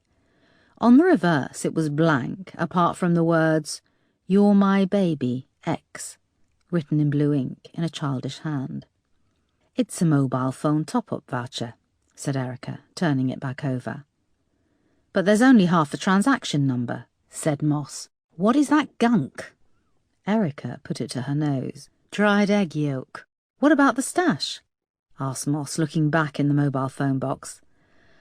"I don't know. Sadly, it's fairly run-of-the-mill. 6 tablets could be ecstasy, an ounce or 2 of cannabis resin. That's personal use," said Erica. "Let's bag this up and call in a CSI to check out the rest of her bedroom." When they came back downstairs, Simon and David were showing a doctor to the front door. "Is everything okay?" asked Erica. Simon thanked the doctor and opened the door. The doctor hurried down the path through the rain of camera flashes, clutching at his leather bag, eager to get out of the firing line. Peterson and Linda joined them as Simon closed the front door. "No, everything is not okay. My wife is suffering severe trauma. I think I'd like to ask you to leave, please." "We found this under Andrea's bed," said Erica, holding up a plastic evidence bag with the mobile phone box and the drugs. What? No, no, no, no, he snapped. My children do not do drugs. How do I know you didn't plant this? Sir, we're not interested in the drugs. What we are interested in is the fact we think Andrea had a second phone. In this box was a mobile phone top-up voucher dated 4 months previously. Were you aware of its existence? No, let me see that. Sir Simon took the thin plastic bag housing the receipt and studied it. David and Linda watched with curiosity. Whose writing is this? We don't know. Could Giles have written it? He went to Gordonston. He'd know the difference between your and your. How do you know this is even hers? It could be an old box. Could your secretary have organised a second phone for Andrea? No, not without telling me about it, said Simon. What do you two know about this? Was Andrea taking drugs? He added, turning on David and Linda. We don't know anything, Daddy, said Linda, flicking her hair. David shook his head along with her. OK, thank you, sir. Please let us know if you find out anything more. In the meantime, I've asked a forensics team to take a look at Andrea's bedroom. What? You're asking my permission? I'm informing you that in the interest of furthering this investigation and finding who killed Andrea, I need a team of forensic officers to look at Andrea's bedroom, sir, said Erica. You people do what you want, don't you? Snapped Simon. He walked off to his study and slammed the door. When they reached Erica's car on Chiswick High Road, her phone rang. It's DCI Sparks. I'm at the glue pot. It's about the e-fit you tried to arrange with that witness Christina. Yes, did you find her? Asked Erica, hope rising in her chest. No, and according to the landlord, there's no one called Christina who works here. Where did you find the landlord? He lives in a flat 2 doors down. Then who was the girl I talked to? I asked the bar staff. A girl matching her description called Christina works casually, cash in hand, covering when the other bar staff need nights off. One of them had an address for her, so we checked it out. It's a bedsit near the train station, but it's empty. Who owns the bedsit? Asked Erica. Landlord lives in Spain, and as far as he and the letting agent were aware, it's been unoccupied for 3 months. So this Christina was either squatting or gave it as a fake address. Shit. Get forensics into that bedsit, just for prints. So far, she's the only one who saw Andrea with this mystery man and woman. Chapter 18. They arrived back at Lewisham Row Station just after 5. The team in the incident room looked to be flagging when they returned, but heads rose expectantly from their desks when they caught the smell of coffee. Grab a cup and there's donuts, said Erica. They had stopped at Starbucks on their way back to the station. People stretched and pushed themselves away from their desks. Crane came over from where he'd been reviewing the CCTV images. You're a star, boss. Decent coffee, he said, rubbing his eyes. I'm hoping you've got some good news about the CCTV coverage of London Road?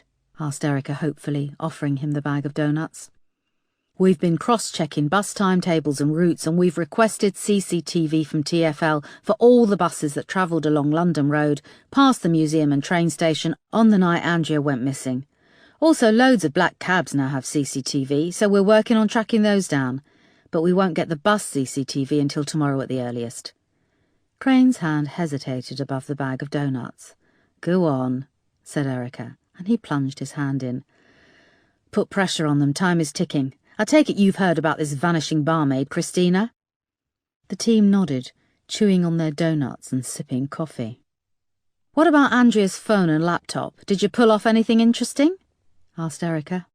No, well, we found most of the photos we've already seen on her old Facebook profile, and there are endless games of Candy Crush Saga. She seemed to be obsessed with that game. She appeared to just use her laptop for games and the usual iTunes. The iPhone recovered from the crime scene is virtually empty. No photos or video and barely any texts. Superintendent Marsh poked his head around the door to the incident room. DCI Foster, can I have a word, please? Yes, sir. Moss, Peterson, can you brief everyone on what we found under Andrea's bed? Asked Erica. She put the last of her donut in her mouth and left the incident room, following Marsh to his office, where she brought him up to speed about the mobile phone box under the bed with the receipt and the vanishing barmaid from the glue pot. When she had finished, Marsh looked outside the window into the dark night. Just don't burn your team out, OK, Foster? Marsh seemed a little more relaxed. Erica wondered if it was the newspaper headlines, which had moved focus from the progress the police were making to the tragedy of Andrea's death. For today at least, the focus was on a beautiful young girl who had had her life snatched away from her. "The press office has done a great job of shaping the news cycle," said Marsh, as if following Erica's thoughts. "Is that what you call it these days? Shaping the news cycle?" asked Erica with a wry grin. "Look, there's even a bit about you," he said, reading. "The case is being led by DCI Erica Foster, an experienced officer who successfully brought multiple murderer Barry Patton to justice. She was also commended for her success in conviction rates for honour killings within Manchester's Muslim community." And they've used a good photo, the one of us at Patton's trial. "Why didn't you go the whole hog and give him my address too?" snapped Erica. "I haven't had a letter from Barry Patton for a few months. He did send me a letter to congratulate me on having my own husband killed, though." There was a silence. "I'm sorry," said Marsh. "I thought you'd be pleased, but I didn't think. I'm sorry, Erica." "It's okay, sir. It's been a long day." "I've had HR on to me." "They say you still haven't provided them with an address," said Marsh, changing the subject. "So now you're running errands for human resources?" "You are also required to see a doctor. You had exposure to body fluids last night," added Marsh, indicating the now grubby bandage on the back of Erica's hand. For the first time, she thought back to what Ivy had said about the little boy being HIV positive. She was shocked by how little she cared. "I haven't had time, sir." "To what? Go to a doctor or find a place to live?" "I will see a doctor," said Erica. "So, where are you staying?" asked Marsh. "We need to know where to contact you." "You've got my mobile. Erica, where are you staying?" There was an awkward pause. "I'm not staying anywhere yet." "So what did you do last night?" "I worked through." "You are leading a major murder investigation. Pace yourself. This is day 2. If you carry on like this, what are you going to be like on day 7? "There won't be a day 7, not if I have anything to do with it," said Erica defiantly. Marsh handed her a card.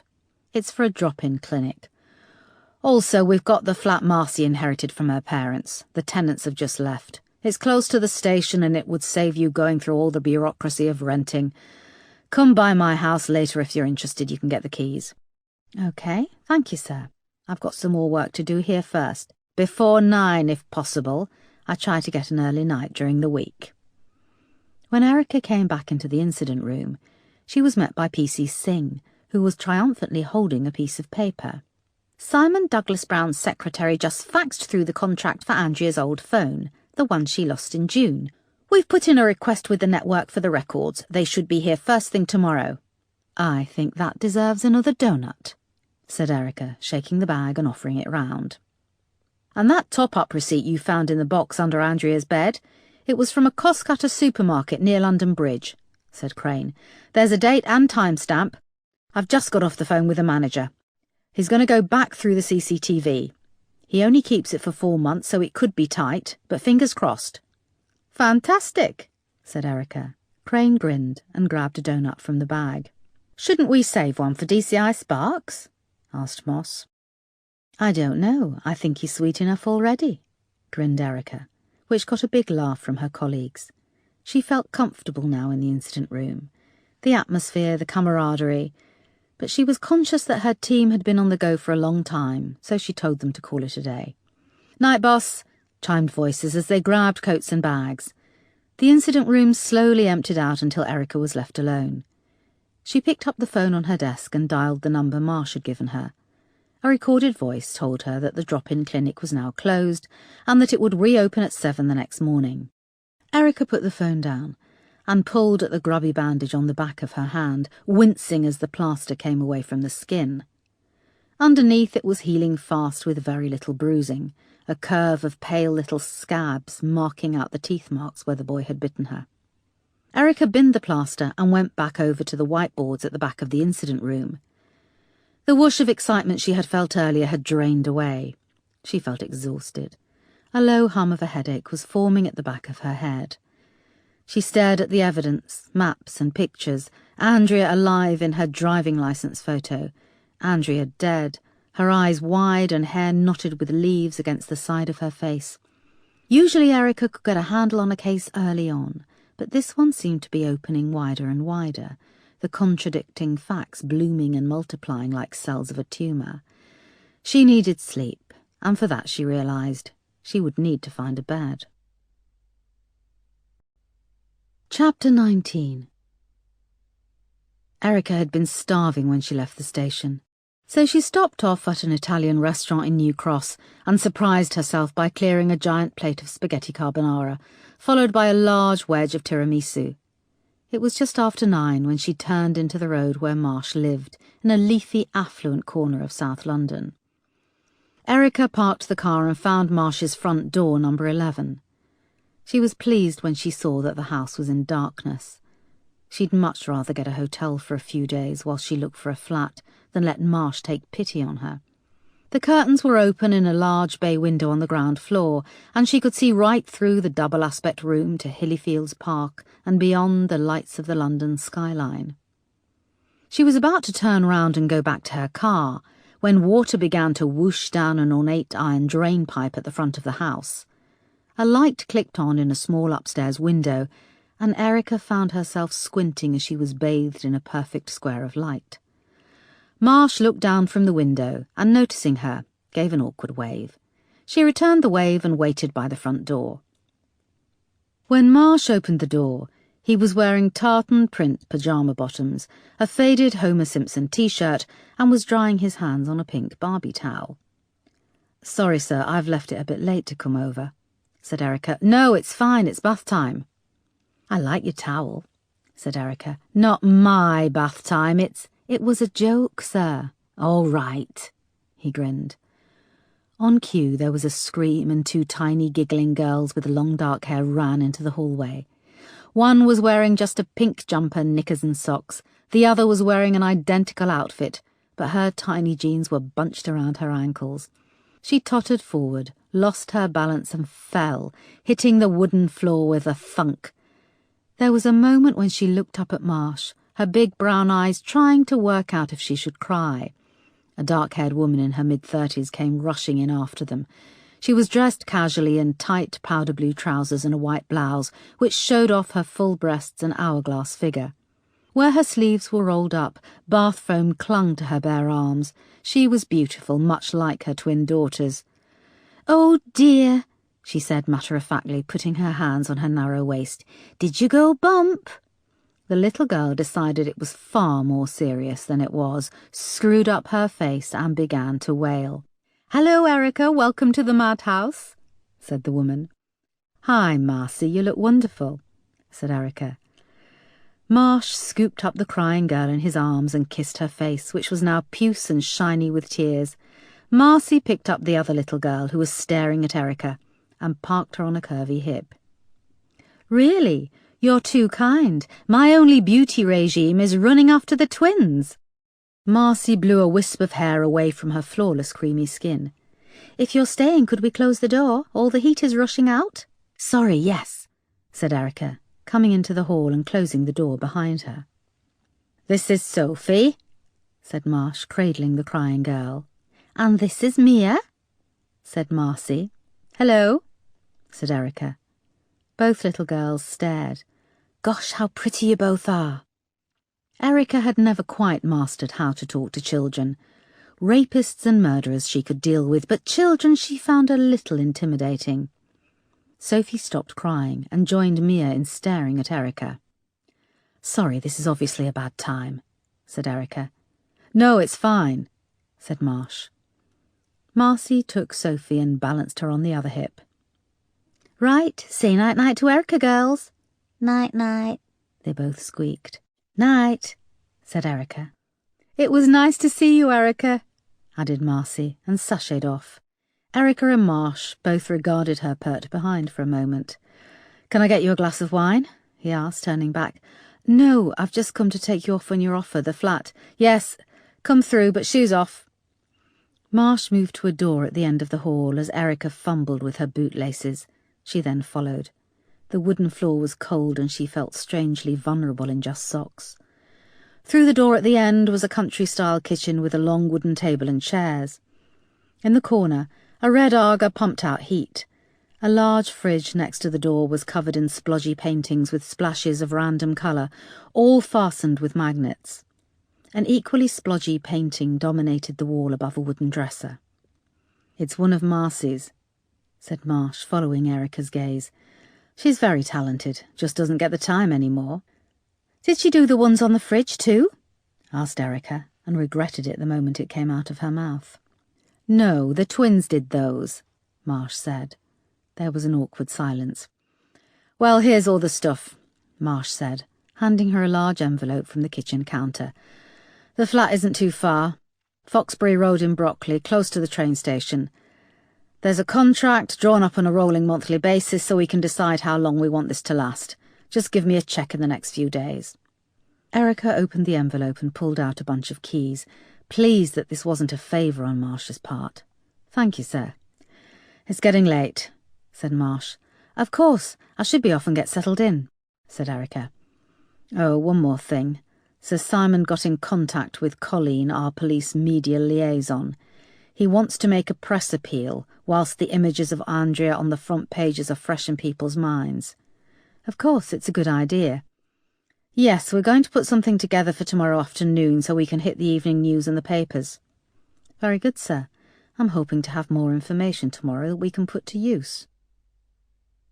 When the front door was closed behind her, Erica walked back to her car, away from the homely warmth of Marsh's life. She bent her head and bit her lip, determined not to cry. That life, with the cosy husband and kids, had been within her grasp. She'd even delayed it a few times, much to Mark's distress. Now it was gone forever. Chapter 20. When Erica drove into Foxbury Road, it was still and quiet. She passed Brockley train station, the platform dazzlingly lit up and empty. A train streaked out from under a footbridge and clattered on towards central London.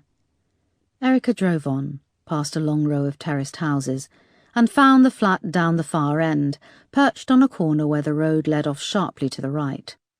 There was a vacant parking space outside, but her triumph was short-lived when she saw it was residents parking only.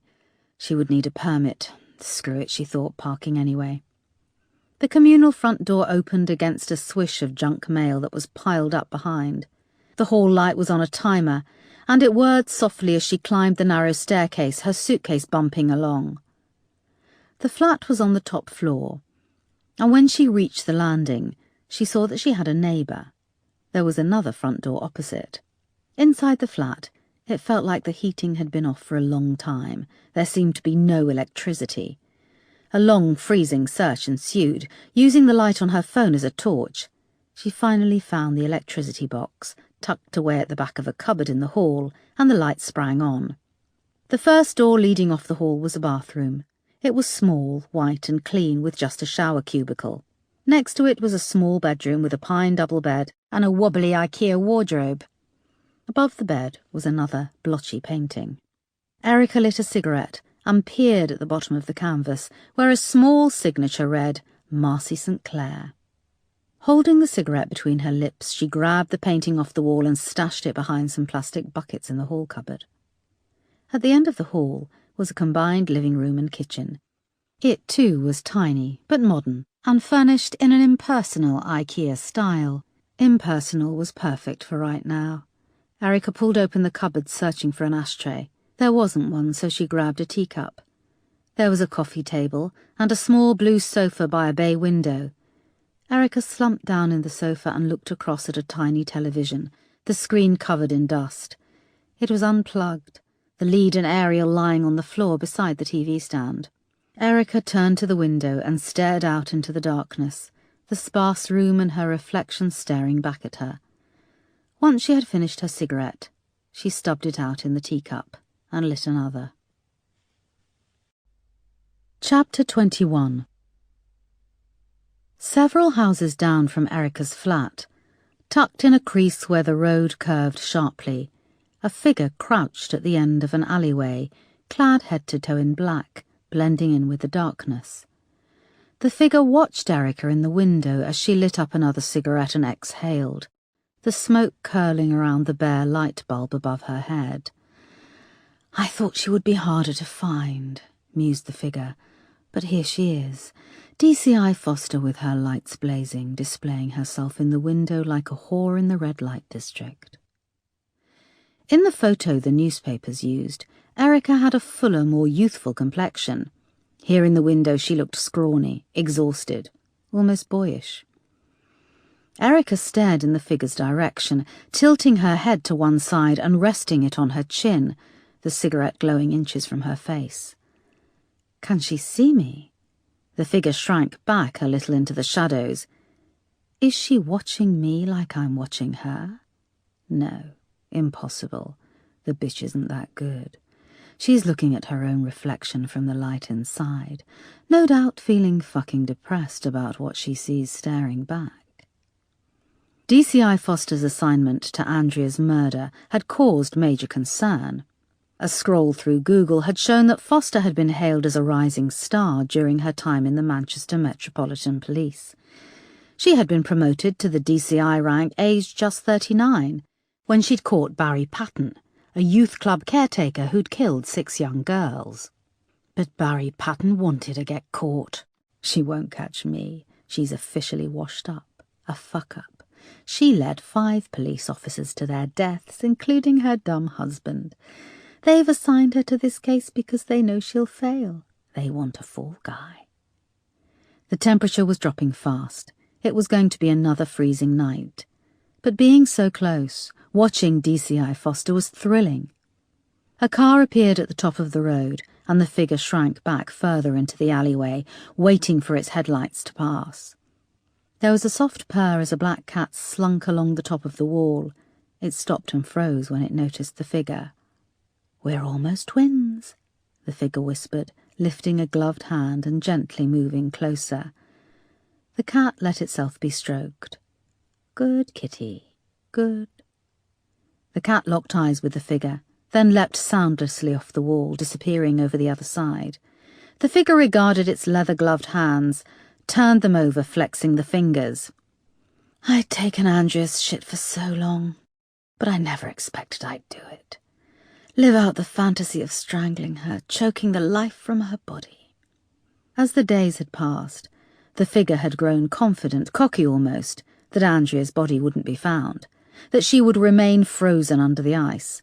Winter would pass, and with the warmth of spring she would rot down until her mask of beauty was gone and she looked more like who she really was. But 4 days later she had been found, intact. There was the sound of a door slamming. Looking back up, the figure saw that the light had gone out in DCI Foster's window. She had left her flat and was stepping out onto the pavement to her car. The figure smiled. It ducked down and retreated rapidly, melting into the shadows of the dark alley. Chapter 22. Erica liked driving. It wasn't so much the type of car. It didn't have to be anything exotic. It just had to be secure and warm. As she drove through the empty streets of South London, the car felt like a cocoon around her, and more like home than the flat. She turned her head away slightly as she drove past Brockley Cemetery, the headstones glimmering under the streetlights. The car lurched to the right, and she realised she had to slow down. The snow had melted a little during the day, but at night a freeze had descended, making the roads dangerous. She put her phone on hands-free and put a call into the Nick. Sergeant Wolfe answered, and she asked him to give her a list of the dodgiest pubs in the area. "Can I ask why?" he said, his voice tinny on the end of the line. "I fancy a drink." There was a pause. "OK, there's the Mermaid, the Bird in the Hand, the Stag, the Crown. Not the Crown that's a Wetherspoons. There's another Crown on the brink of the brewery pulling the plug. It's at the top of Gant Road. And, of course, there's the Glue Pot." "Thanks. DCI Foster, keep me posted where you are. If you need backup." Erica hung up, cutting him off. She spent the next 3 hours making her way round some of the roughest pubs she'd seen in her long career. It wasn't the squalor, the dirt, or the drunken people that bothered her. It was the despair in people's faces as they propped up the bar, the hopelessness as they sat slumped in a corner or poured what little money they had into fruit machines. What was even more disturbing was that the pubs weren't miles from affluent suburbs. A horrible dive called the Mermaid was next to an Indian fusion restaurant, which was advertising it had recently been awarded a Michelin star. The bright interior on show for everyone to see was filled with happy, well-dressed people dining in groups. The Bird in the Hand, where Erica gave a haunted-looking young girl begging with a baby £20, was next to a posh wine bar filled with glossy women and their rich husbands. Was she the only one who noticed this? At midnight, Erica arrived at the Crown in Gant Road. It was an old-fashioned-looking public house with brass lamps over a red frontage. A lock-in was underway. But Erica managed to get in, giving a lad on the door a crisp £20 note.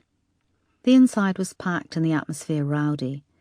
The windows were steamed up and there was a smell of beer, sweat and cheap perfume. Everyone seemed rather rough around the edges, but had made the effort and was dressed in their best. Erica was questioning exactly what the party was in aid of when she spied who she'd been looking for. Ivy sat on a small bar stool at the back next to a flashing fruit machine. Beside her sat a large young woman who had long black roots in her blonde hair and her lip pierced. Erica slowly made her way over, squeezing through groups of people who looked pretty far gone. When she reached Ivy, she could see her pupils were dilated. Her eyes were now hideous pools of black. "What the fuck are you doing here?" asked Ivy, struggling to focus. "I just wanted a word," shouted Erica over the noise. "I paid for all this," shouted Ivy, waving a finger around. Erica noticed there were several bags of shopping pooled around the stools. "It's not about that," said Erica. The girl beside Ivy glowered. "Everything all right, Ive?" she said, leaning in, not taking her eyes off Erica. "Yeah," said Ivy. "She's buying the next round." Erica passed the girl a 20, realising she'd parted with a lot of cash that evening. The girl heaved herself off the little stool and vanished into the crowd. "Where are the kids?" asked Erica. "Oh? Your grandkids?" "Upstairs asleep. Why, do you want to hit 'em?" "Ivy." "Well, you can get in the queue, love. They've been fucking me off today, something proper." "Ivy, I need to talk to you about the glue pot," said Erica, perching on the warm, vacated stool. "What?" said Ivy, trying to focus. "You remember the pub we talked about, the glue pot on London Road?" "I don't go there," slurred Ivy. "I know you don't go there. Why don't you go there?" "'Cause." "Please. I need more. Why not, Ivy?" "Fuck you." Erica held up another 20. Ivy attempted to focus and then grabbed it, tucking it under the waistband of her grotty jeans. "So what do you want to talk about?" "The glue pot." "Bad stuff there. Bad man. Bad," said Ivy, shaking her head. "There's a bad man?" "Yeah." Ivy's eyes were now rolling in her head and she seemed to be seeing things that weren't in the bar. Her head snapped to one side. "Ivy, the bad man, what's his name?" "He's bad, I tell you, love." "Did you hear about the girl who died, Andrea?" Erica pulled out her phone and found the picture of Andrea. "This is her, Ivy. Her name was Andrea. She was beautiful with dark hair. Do you think Andrea knew this bad man?" Ivy managed to focus on the phone picture for a moment. "Yeah, she was beautiful." "You saw her?" "Few times." "You saw this girl a few times in the glue pot?" said Erica, holding the phone up to Ivy. "I was beautiful once." Ivy's eyes rolled in her head and she started to slide off the bar stool. "Come on, Ivy, stay with me," said Erica, grabbing her and righting her on the stool. "Please look at this picture once more." Ivy stared at it. "The bad ones are always the worst, but the best too. You let 'em do anything to you, even if it hurts, even if you don't want to." Erica looked over at the bar and could see that the large girl with the pierced lip wasn't buying any drinks. She was talking to a group of men, and they kept looking at Erica and Ivy. "Ivy, this is important. Are you talking about Andrea? Did she meet with this bad man at the glue pot? He had dark hair. Please, I need anything, a name." Ivy drooled and blew out a bubble of saliva, which popped. She rolled her tongue over her chin, and Erica caught sight of her rotten teeth. "I saw her with him, and some blonde bitch, stupid girls. They both got in too deep with him," said Ivy. "What, Ivy? A dark man and a blonde woman?" "Is this an official visit?" asked a voice. Erica looked up to see a large bear of a man with wispy strawberry blonde hair.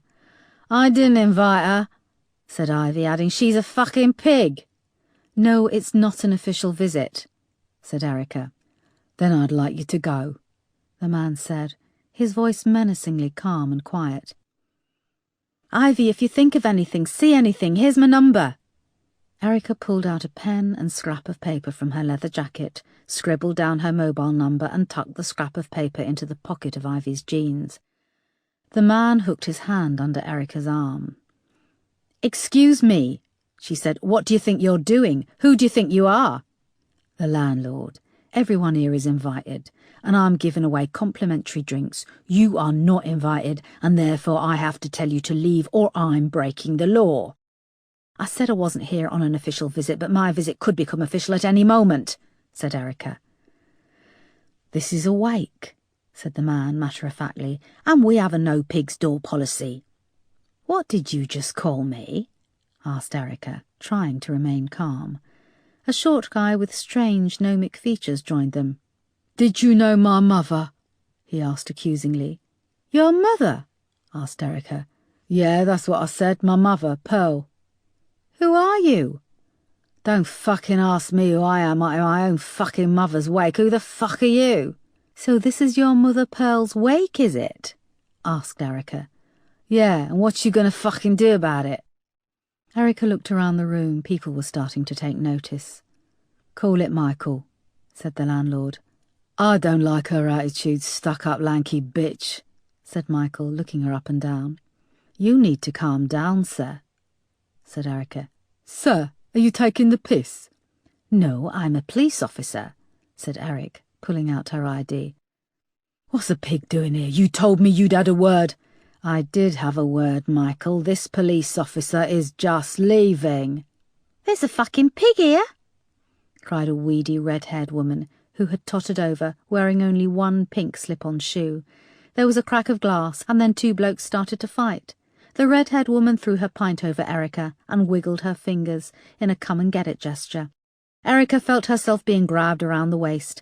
At first she thought she was being attacked, but the landlord was carrying her, holding her up in the air as people swore and spat at her. Through the force of his sheer weight and height, he pulled her through the throng and got her behind the bar. "Get the fuck out! Go through there to the kitchens. The back door leads out to an alley behind," he said, putting out a hand to stop people from the crowd who were trying to squeeze through the small hatch to get behind the bar. A glass exploded above Erica's head, shattering a vodka optic.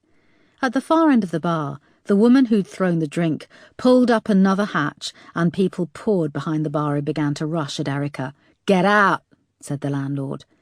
He pushed her through a stinking pair of curtains. She stumbled down a dimly lit hallway, crashing into boxes of crisps, tripping over a crate of empty bottles. The music blared, but barely drowned out the sound of the chaos and breaking glass from the bar behind. She could see that the landlord was being pushed and shoved as he tried to block the doorway. Erica found a door into a kitchen of filth and hellish grease, and at the back she pushed open a fire exit. The cold air hit her wet skin, which was already feeling sticky from the beer, and she saw she was in an alleyway. Erica dashed back towards the road, past the steam and chaos emanating from the bar windows and out to her car, which was thankfully still waiting on the road out front. She got in and drove away with a squeal of rubber. She felt relieved, elated, adrenaline surging through her, and then she remembered that Ivy was still inside the pub. Ivy had seen Andrea, with the dark-haired man and the blonde-haired woman. Had Ivy been in the glue pot the night Andrea vanished? Did this mean the barmaid at the glue pot was telling the truth? Chapter 23. Erica was called to Superintendent Marsh's office when she arrived the next morning. She carried with her a cheque for the rent and the signed contract for the flat. She was surprised when she entered the office to see DCI Sparks sat opposite Marsh. Sparks had a smug look on his face. "Sir?" "What the hell were you playing at going into the Crown last night?" demanded Marsh. Erica looked between Sparks and Marsh. "I stuck to orange juice." "This isn't funny. You crashed the wake for Pearl Gadd and caused no end of chaos. Do you know the Gadd family?" "No, should I?" "They're a bunch of low-life scum who own a massive lorry transportation network in the south of England. However, they've been working with us." "Working with us, sir? Do you want me to allocate one of them a desk in the incident room?" "Don't get smart." Sparks was trying not to enjoy this, watching their exchange with his chin resting on the heel of his hand. Erica noticed how he'd let the nail grow long on each index finger. "Sir, if you've called me in here for a bollocking, I'd rather be bollocked in private." "You don't outrank DCI Sparks, and he's here as part of the investigation. You're supposed to be working together. I take it your visit to the Crown was part of your inquiries?" Erica paused and took the seat next to Sparks. "OK, if this is a meeting, fine. Tell me about our colleagues in the South London underworld." Sparks removed the hand from under his chin. "The Gadd family has been feeding us information for the past 8 months. Information that will hopefully lead to the seizure of millions of pounds worth of counterfeit cigarettes and alcohol." "In return for what?" asked Erica. Marsh interrupted. "I don't have to spell it out, DCI Foster. We're stretched to the fucking limit with what we can and can't do. Do you know what a delicate ecosystem it is here in South London? In return for this information, we've been turning a blind eye to, well, lock-ins and things. Then you barrel in there last night with your idea and your attitude." "They said it was a wake, sir." "It was a fucking wake."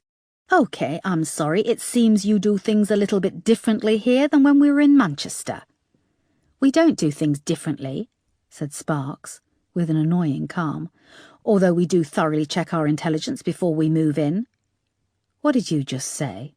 said Erica. "I'm talking about last night." "You're sure about that?" "That's enough," shouted Marsh, slamming his fist on the table. Erica swallowed down her anger and her hatred for Sparks. "Sir, my visit to the Crown had a purpose. It helped me secure new information about Andrea's killer." Marsh sat down. "Go on," he said. "I now have a second witness who saw Andrea on the night she died in the glue pot, talking to a tall, dark man and a blonde woman. This new witness went so far as to hint that Andrea could have been in a relationship with the man." "Who is this new witness?" "Ivy Norris." Sparks rolled his eyes and looked at Marsh. "Do me a favour, Ivy Norris also goes by the name Jean McArdle, Beth Crosby, Paulette O'Brien. Sir, she's a known time-waster," said Marsh. "But, sir, I got the feeling she was scared when I pressed her about this man. It was genuine fear. I also believe, especially now we've found the phone packaging under Andrea's bed, that Andrea had a second mobile phone, a phone she didn't tell anyone about. I think she had friends that she didn't want her fiancé, Giles Osborne, to know about." "The records from Andrea's old phone, the one she lost last year, came in last night," said Sparks.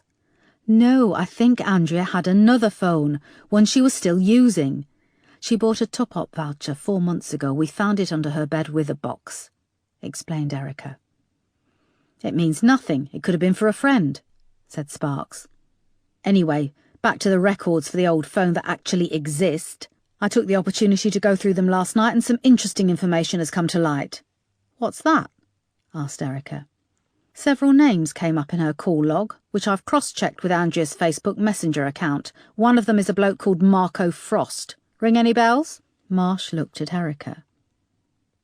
"Yes, he's a barista, who Andrea was, I don't know, dating a while back. An Italian guy, works at a coffee place in Soho." Sparks nodded and went on. "He made hundreds of calls to Andrea's old phone. The calls were over a period of 10 months between May 2013 and March 2014. "Why wasn't I told that the phone records had come through?" demanded Erica. "It was late last night. I thought you might have wanted to get your beauty sleep," said Sparks. "Sparks, get on with it," said Marsh. "OK, So I went back through the interview I did with the Douglas Browns when Andrea had first gone missing. And they mentioned this Marco Frost. Andrea did date him briefly for a month at the beginning of 2013. Then she ditched him and the phone calls started. He turned up at the house several times, wouldn't take no for an answer. So Simon actually had a police officer visit Marco Frost and speak to him about his unhealthy interest in Andrea. "Why wasn't this mentioned to me before?" asked Erica. "My notes were available in the file." "I never got them." "Well, they were available." All right, let's act like adults," said Marsh impatiently. "Go on, DCI Sparks." "OK, so I went back to Andrea's new phone where, as we know, there's not much to go on. She checked her emails on that phone too, and there was a load of e-invites to parties and events. Yes, the team has been through them. There are hundreds. She had memberships with lots of private clubs," said Erica. Sparks continued. "There was an e-invite for an event at the Rivoli Ballroom on Thursday 8th of January, the night she vanished. It was a fancy burlesque show organised by one of the clubs where she was a member." "Yes, and on that same night, Andrea had invites to several other parties in London.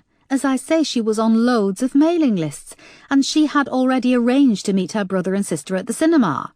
But the whole family have said she was a flake. She changed her mind with the wind. It wouldn't be out of character for her to just decide to do something else," said Sparks. Erica reluctantly had to agree with this. Sparks went on.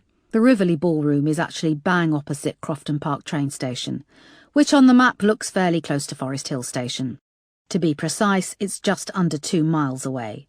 To get to Forest Hill or Crofton Park, you need to take a train from London Bridge, but the two train stations are on completely different lines.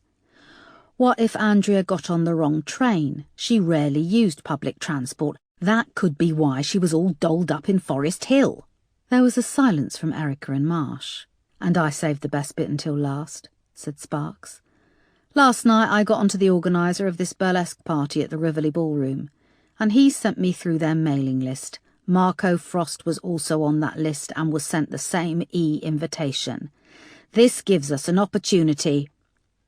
There was a silence. Erica could see Marsh rolling it over in his brain.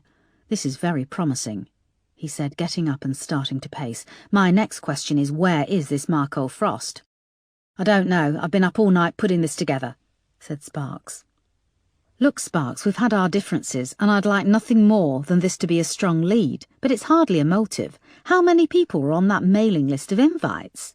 said Erica. 3,000. 3,000? And what makes you think Andrea went anywhere near this Rivoli Ballroom?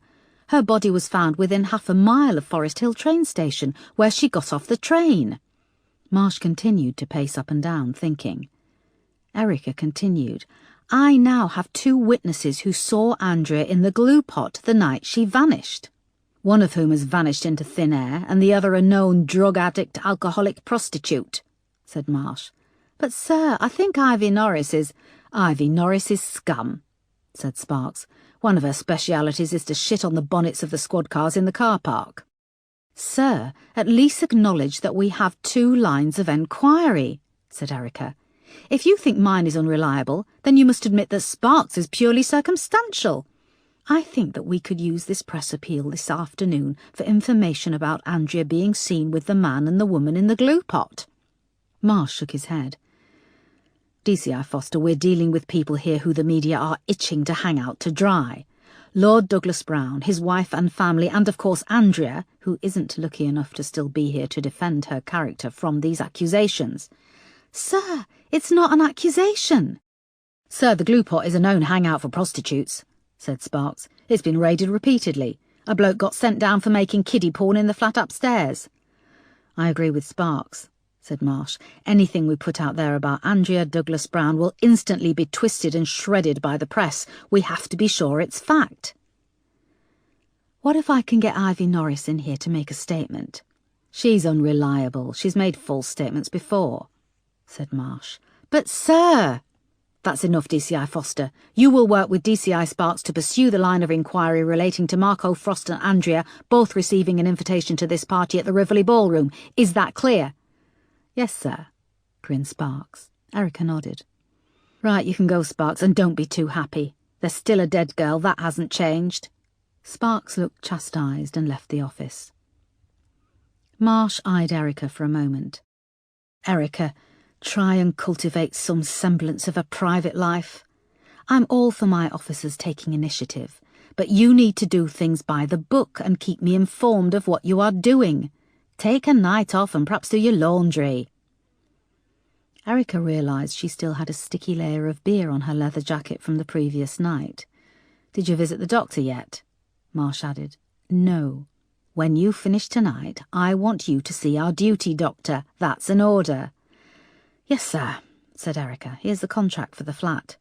OK, good. How did you find it? All OK? Yes. When Erica emerged from Marsh's office, Wolf was waiting for her in the corridor. I didn't grass you. He got a call from the landlord at the Crown. Then he demanded the logbook from the front desk. It's OK, thank you. As Wolf went off to get changed and go home after a long night shift, Erica wondered who else from London's criminal underworld was able to pick up the phone and call Chief Superintendent Marsh.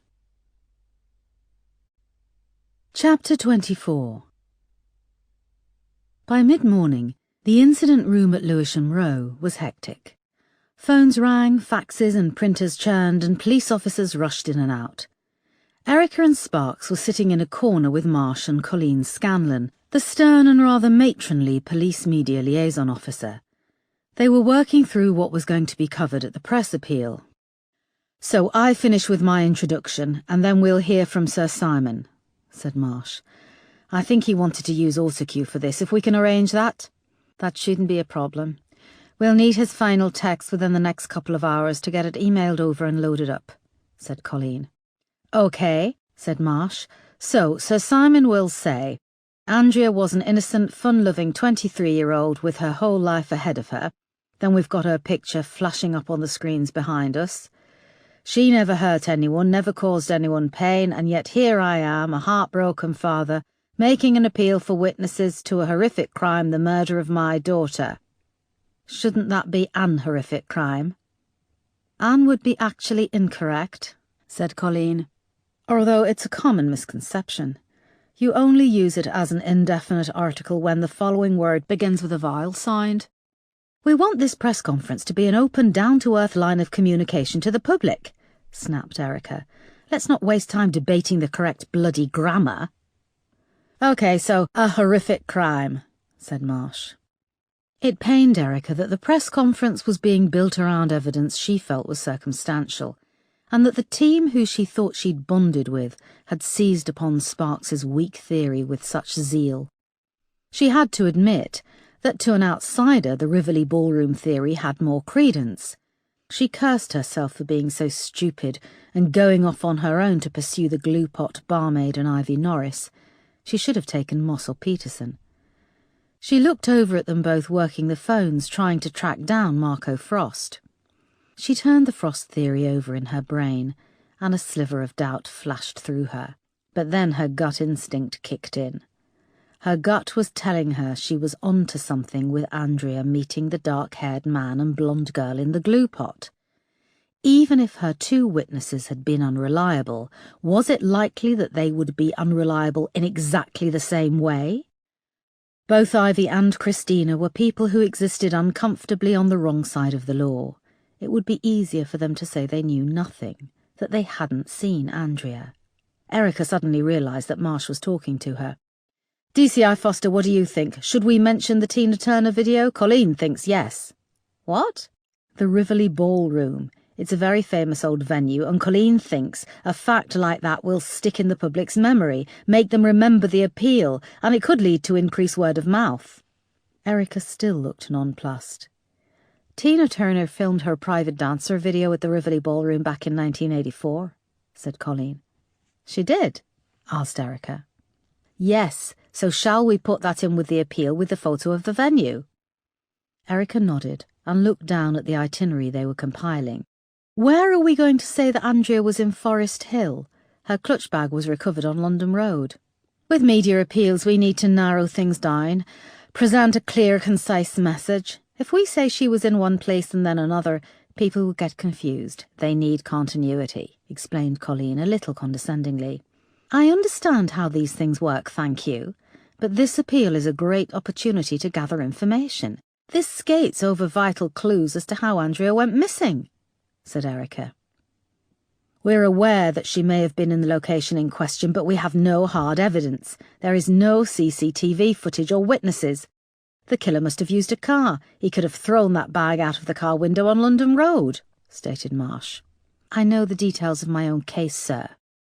They finished an hour later, with Erica having reluctantly agreed to the content of the press conference, which made no mention of Andrea being anywhere near the glue pot and played down the fact she could have been on the London Road. Erica came out to the vending machine and saw Sergeant Crane feeding in coins and selecting a cappuccino. "All right, boss.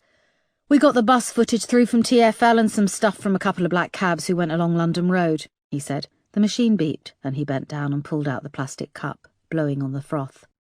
"Let me guess, nothing." Crane took a gulp of coffee and shook his head. "But this Marco Frost seems tough to track down. The last place of work we have is the Café Nero on Old Compton Street, and he doesn't work there anymore. His mobile number's been disconnected too." "Keep trying. Perhaps he went off with Barbara Kardosheva." "Ah, that's another theory, boss."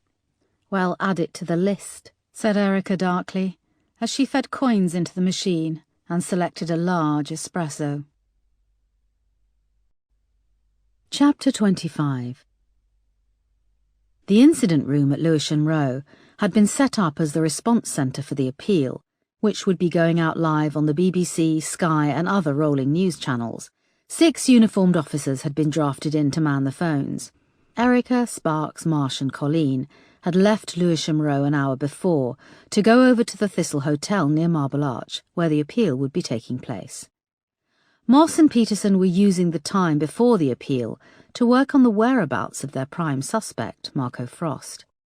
They had been working off address and payroll information from the Café Nero, where he had worked in Old Compton Street. This had proved to be a dead end. Marco had quit working for them a year ago. They had tried his parents' address, but Marco's parents had died within 6 months of each other the previous year. Marco had been living with them in a rented flat, but had now moved. Moss had just been given a phone number from the landlord. Marco was now living with his aunt and uncle. Moss dialed the phone number, and the uncle answered after only a couple of rings. The conference room at the Thistle Hotel in Marble Arch was huge and windowless. An endless patterned carpet covered the floor, and the rows of chairs in front of a small platform were almost full. Members of the press waited with their cameras. Lights were being set up, and already a couple of TV journalists were standing practicing their pieces to camera.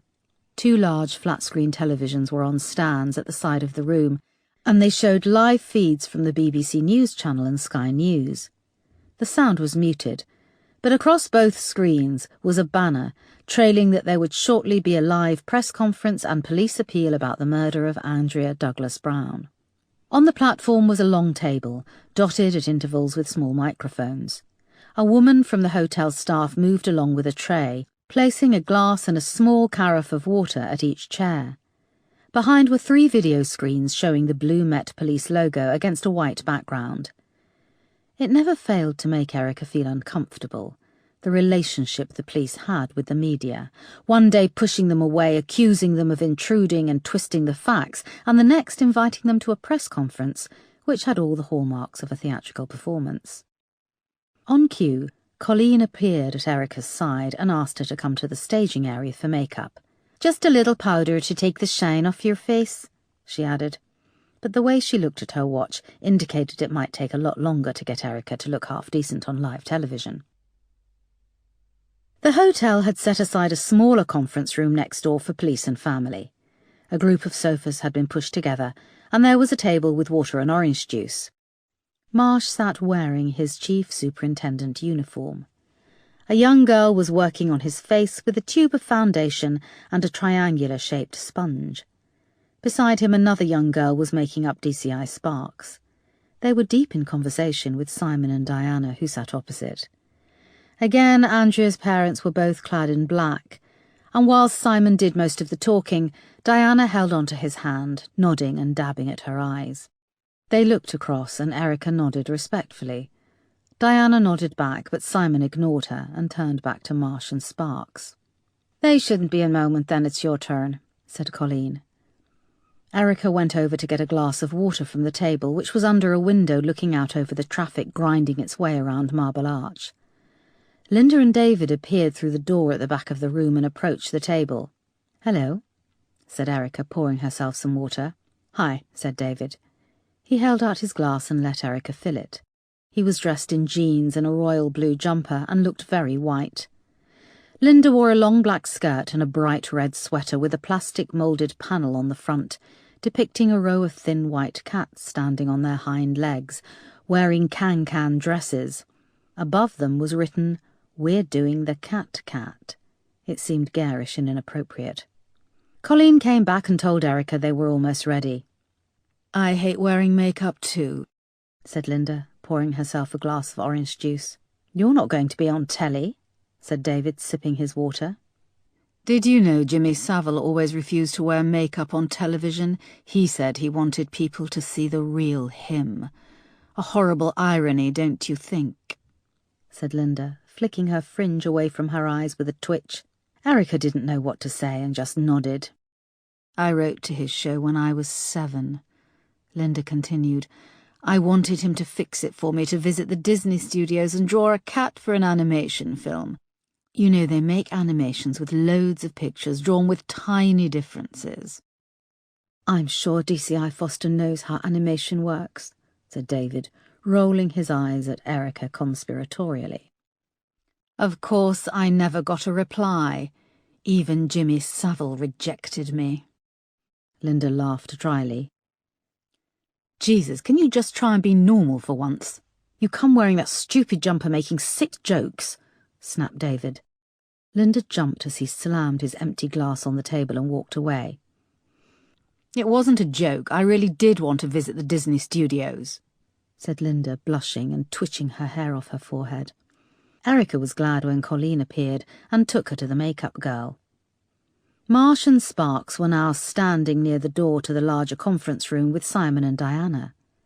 The makeup girl worked fast on Erica, and just as she finished, a young guy wearing earphones approached and said there were 2 minutes to go. Erica's phone rang. "Sorry, I need your phone off. It interferes with the sound," he said. "I'll just take this quickly," said Erica, seeing Moss's name flash. She moved over to the window and answered the call.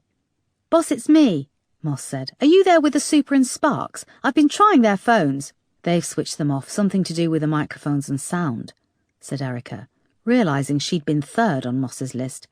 "We've tracked down Marco Frost. He lives with his uncle in North London." Erica could see the press conference was about to start. Moss went on. "Marco Frost was in Puglia in Italy until 2 days ago. He went with his uncle and aunt for an extended Christmas break to visit relatives. They drove in the uncle's car. The uncle owns a convenience store near Angel, and they brought back a shed load of olive oil and meats, etc., etc.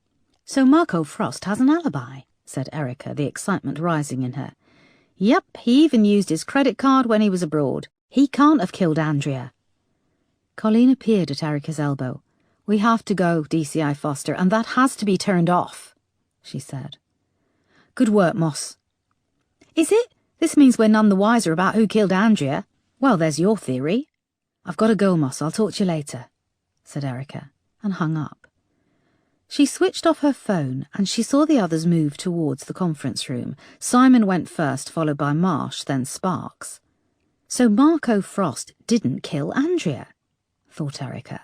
"Sparks's theory has just fallen apart." The conversations she'd had with the glue-pot barmaid and Ivy needled in her brain. Andrea had been seen with a dark-haired man and a blonde woman. They were still out there. Whoever did this was still out there. Marsh, Sparks and Simon had now disappeared into the press conference. Diana remained on the sofa. She was crying again and was being comforted by Linda and David. "We need you in there now," hissed Colleen to Erica. Giles Osborne burst through the door at the back. He was rugged up in a huge winter coat. He rushed over to Diana, unwinding his scarf and apologising for being late. "Have I missed the appeal?" he said. Diana shook her head through her tears. "No, DCA Foster," said Colleen. Erica made a decision which would have far-reaching consequences. She took a deep breath, smoothed down her hair, and went into the press conference. Chapter 26. Moss, Peterson, Crane, and the rest of the team were back at Lewisham Row, gathered around a large flat-screen television. The BBC News channel counted down to the hourly bulletin, and then a wide shot of the press conference came onto the screen. Seated at the long table were DCI Sparks, DCI Foster, and Superintendent Marsh. Next to Marsh sat Simon Douglas Brown, who looked haunted and drawn. Simon read his statement from the prepared script, and footage of him was interspersed with the driving licence photo of Andrea that had been doing the rounds in the press, plus a newer photo, Andrea on her last family holiday with Linda, David and their parents. They were all smiling at the camera with a backdrop of the sea behind. David smiled bashfully. Linda's face remained set in the same pudgy-faced scowl. DCI Foster was right. This is all very touching, said Crane. But it's like a well-packaged display of grief. Will it prompt anyone to call in? On the screen, Simon Douglas Brown finished his statement, and the camera pulled out to a wide shot. Superintendent Marsh was about to speak, when Erica leaned over and shifted his microphone towards her. She addressed the camera and started to speak. The events leading up to the disappearance of Andrea are confusing and we need your help. We would appreciate anyone coming forward who saw Andrea on the night of the 8th of January. It was a Thursday night. We believe Andrea spent some time between 8 p.m. and midnight in a pub called the Glue Pot on London Road, that's South London in Forest Hill. Andrea was seen by a member of the bar staff talking to a dark-haired man and a blonde-haired girl. Members of the public may also have seen Andrea walking up London Road between 8 p.m. and midnight towards the Horniman Museum where her body was found. If you have any information, however small, please come forward. Phone the incident room number, which will be coming up shortly. Was that planned? Asked Peterson, back in the incident room. Nope, said Moss. On screen, there was a moment where Superintendent Marsh couldn't find his place or what to say next. He shot Erica a look and pulled back the microphone. We'd like to add that this is it's a lead that Andrea was seen. We also believe that Andrea could have been on her way to a party in the Rivoli Ballroom, which is close to Forest Hill Station, where she alighted on the night of the 8th of January, countered Marsh more forcefully. There was a moment of silence. The camera cut again to a wide shot of the press conference. Geez, he's making a mess of it. It's like he's making it up, not Foster, said Moss. The cameras flicked between wide shots of the conference room and the gathered press, which added to the confusion before settling back onto Superintendent Marsh, who finally got back on track and finished the scripted appeal. He ended with, "We have officers standing by now to answer your calls and emails. Thank you." The camera then cut away from the press conference to the anchor in the BBC News studio. The screen behind her was filled with a contact number and email address for the incident room. She read out the details, asking again for anyone who had information, and repeating the name of both the Glue Pot and the Rivoli Ballroom, apologising that they only had a photo of the Rivoli Ballroom. The officers back in the incident room at Lewisham Row looked at each other uneasily, and then the phone started to ring. Chapter 27. The moment the press conference disbanded and the live camera feed was off, Erica stood up. Her heart was pounding. The journalists and photographers were crowding towards the exits. Simon turned to Marsh, a furious look in his brown eyes. "What were you lot fucking playing at?" he hissed. "I thought we were clear about this and how it would work." He looked out almost despairingly at the press leaving. Marsh and Sparks stood up. "DCI Foster a word now," said Marsh. Erica took a deep breath and left the platform, ignoring their voices behind her as she crossed the carpet, speeding up towards the doors at the back of the conference room. Once through, she found a fire exit and clattered down 3 flights of stairs before bursting outside onto a side street. She stood and caught her breath, the rain pricking at her clammy skin. She knew there would be consequences for what she had just done, but didn't she always stand by her convictions? Her convictions had told her this was the right thing to do. She had done something good, something for Andrea, who didn't have the right to reply. She started to walk, not noticing the rain, and joined the bumping and jostling of the crowds on Oxford Street, lost in a cocoon of thoughts. Her gut feeling, the certainty she'd felt, began to fade. She should have stayed and faced the music. In her absence, they would be discussing what she had done, reaching conclusions. They were making decisions without her, planning what they would do next. She hesitated, then stopped. The rain pounded down on the pavements, and people streamed around her, their heads down, hoods and umbrellas up. They tutted and cursed as their smooth passage to the bus or tube was blocked. It was now the peak of rush hour. Erica needed to think, to plan what she would do next. If she went back, it would look weak. She set off again, moving with the crowd. Behind her, a few people back, followed a figure. The same figure that had watched Erica smoking at her window. This time the figure wasn't completely clad in black, but easily blended in amongst the crowd with their hoods and umbrellas. The crowd seemed to swell and slow as they approached Marble Arch tube station, the figure shadowing Erica with a gap of just 2 people between them. Erica was one of the few people on the street without a hood, and was walking with her head down, the collar of her leather jacket up. She is indeed a worry to me. She's been to that fucking pub and talked to people. She knows a great deal more than I thought. Has it been an act, all that angst and despair? Until that press conference, I thought she was damaged goods, the burnt-out wreck of a once brilliant cop. The figure was close to Erica now. All that separated them was a burly businessman in a pale raincoat mottled with drips of water. Erica pulled her collar closer, so that it touched the blonde hair at the nape of her neck. She's single and alone, grieving. She could be suicidal. So many people are. I'd love to pay her a call, the scrawny bitch. Surprise her in bed. Hold that skinny throat where the tendons bulge out and watch her eyes go dark. But there's someone else who is due a visit. The crowds reached Bond Street tube station and ground to a halt.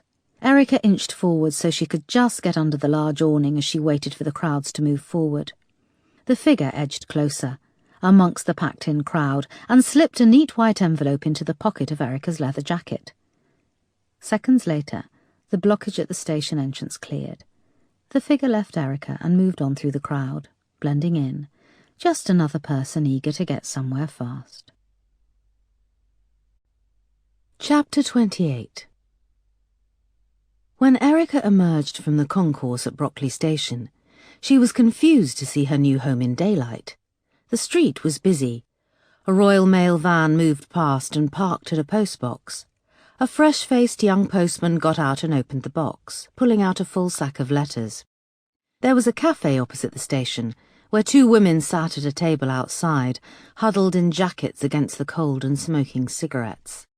Thick red lipstick smeared on the edge of their white china cups. A handsome waiter with a pierced lip came to their table. He said something as he took their empties, and the women shrieked with laughter. Erica fumbled in her bag and pulled out her cigarettes. Her hands shook as she lit up. Her feeling of anxiety had increased during the train journey back. Her heart was pounding in her chest, and it was like she was seeing the world through slightly blurred glass. The handsome waiter was still chatting to the women, and they were flirting back with ease. "Oh, no," said a voice. Erica looked round. A paunchy man in a South West Trains uniform stood beside her.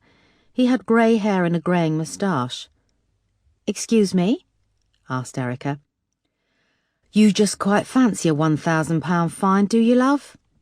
"What?" she said, feeling dizzy. "It's illegal to smoke at train stations, but I know how we can resolve this. All you need to do is take 1 step forward. Go on." Erica, confused, stepped forward. "There, love, all solved. You're no longer on station property." He pointed to her feet, where she now stood on the smooth tarmac running past the station concourse. "Okay," she said uneasily. The man regarded her warily. It was only then that she realized he was being kind, but it was too late, and he went off, muttering. Erica stumbled away, heart racing faster, drawing on her cigarette. The women at the cafe were now browsing the wine list, laughing and chatting with the handsome waiter. An old man twirled a metal stand of greeting cards around outside a newsagent's on the corner. Two old ladies walked slowly, weighed down by shopping bags and deep in conversation. Erica grabbed the low wall outside a house and steadied herself. It occurred to her that she had no clue how to be a normal person. She could look at dead bodies and deal with interviewing violent sex offenders. She'd been spat at and threatened with a knife. But living in the real world as a member of society, it frightened her. She had no clue how to be single, alone, with no friends. The enormity of what she had just done came back to her. She'd hijacked the press conference of a major murder inquiry. What if she was wrong? She hurried back to the flat, the dizziness intensifying, a cold sweat prickling under her collar. When she was indoors, she slumped into the sofa. The room was spinning, and a fuzzy blur was creeping into the side of her vision. She blinked, looking round the small living room. The blur moved with her vision. She felt her stomach contract, and she ran to the bathroom, only just making it as she threw up in the toilet. She kneeled and retched and threw up again. She flushed and washed her mouth out in the sink, having to hold on to its sides as the floor seemed to lurch and sway underneath. The reflection staring back at her was gruesome, sunken eyes, her skin tinged white-green. The blurry patches were growing, spreading in the centre of her vision. Her face was now a blur in the mirror. What was happening to her? She staggered back through to the living room, holding onto the wall, the door frame, then making a dash for the edge of the sofa. The centre of her vision was now flooded with a blur. She tilted her head, having to use her peripheral vision to locate her leather jacket half hanging over the armrest. She found her phone in one of the pockets, and tilting her head, she saw it was still switched off from the press conference. Blood roared in her head, and nausea and pain rose in her. She was dying. She was going to die alone. She found the button on the top of her phone and switched it on, but a spinning disc on the screen told her it was booting up. She slumped forward, face on the sofa. She was terrified. A powerful headache was forming at the back of her skull. She realized that this could be the start of a migraine, just as the room seemed to give an almighty spin, and then everything went black. Chapter 29. Erica felt she was moving through darkness, fumbling towards a far-off ringing. It seemed to move closer, and then her ears popped, and it was close to her head. The side of her face was pressed against something soft, with a faint smell of fried food and cigarettes. Her knees were against a hard wooden floor. She sat back on her heels and lifted her head, realizing she was in her new flat. Her phone was ringing. It was dark outside, and the streetlight was shining through the bare window.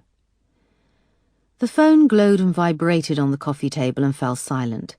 Her mouth was dry, and she had a terrible headache. She pulled herself up unsteadily and went to the sink and drank a large glass of water. She put the glass down, and it all came flooding back. One glimmer of hope was that her vision had returned to normal. Her phone rang again, and thinking it was Marsh, she answered, wanting to get it over and done with. A familiar voice said, "Erica, is that you?" She bit back tears. It was Mark's father, Edward. She'd forgotten how much he sounded like Mark, with his warm Yorkshire accent. "Yes, it's me," she said finally. "I know it's been a long time. Well, I phoned to say I'm sorry," he said. "Why are you sorry?" "I said things I regret." "You had every right, Edward. I can't bear to look at myself half the time." Her diaphragm lurched and she was sobbing, hiccuping, the words coming out in a jumble as she tried to tell the man who she'd loved like another father how sorry she was that she had failed to protect his son. "Erica, love, it wasn't your fault. I read a copy of the transcript from the hearing," he said. "How?" "I requested it. Freedom of Information Act. They hauled you across the coals." "I deserved it. I should have dug deeper. Could have triple-checked things," she started. "You can't live your life by should and could, Erica. I will never forgive myself. If only I could go back again. If only. I would never, she said, wiping hot tears away with the heel of her hand. Now, that's enough of that. I don't want to hear another word, or there'll be hell to pay, he joked. The joke felt forced. There was a silence. How are you? Erica asked. Stupid question, she thought. Oh, I'm keeping busy. I'm playing bowls now. Never thought I would, but, well, you have to keep busy.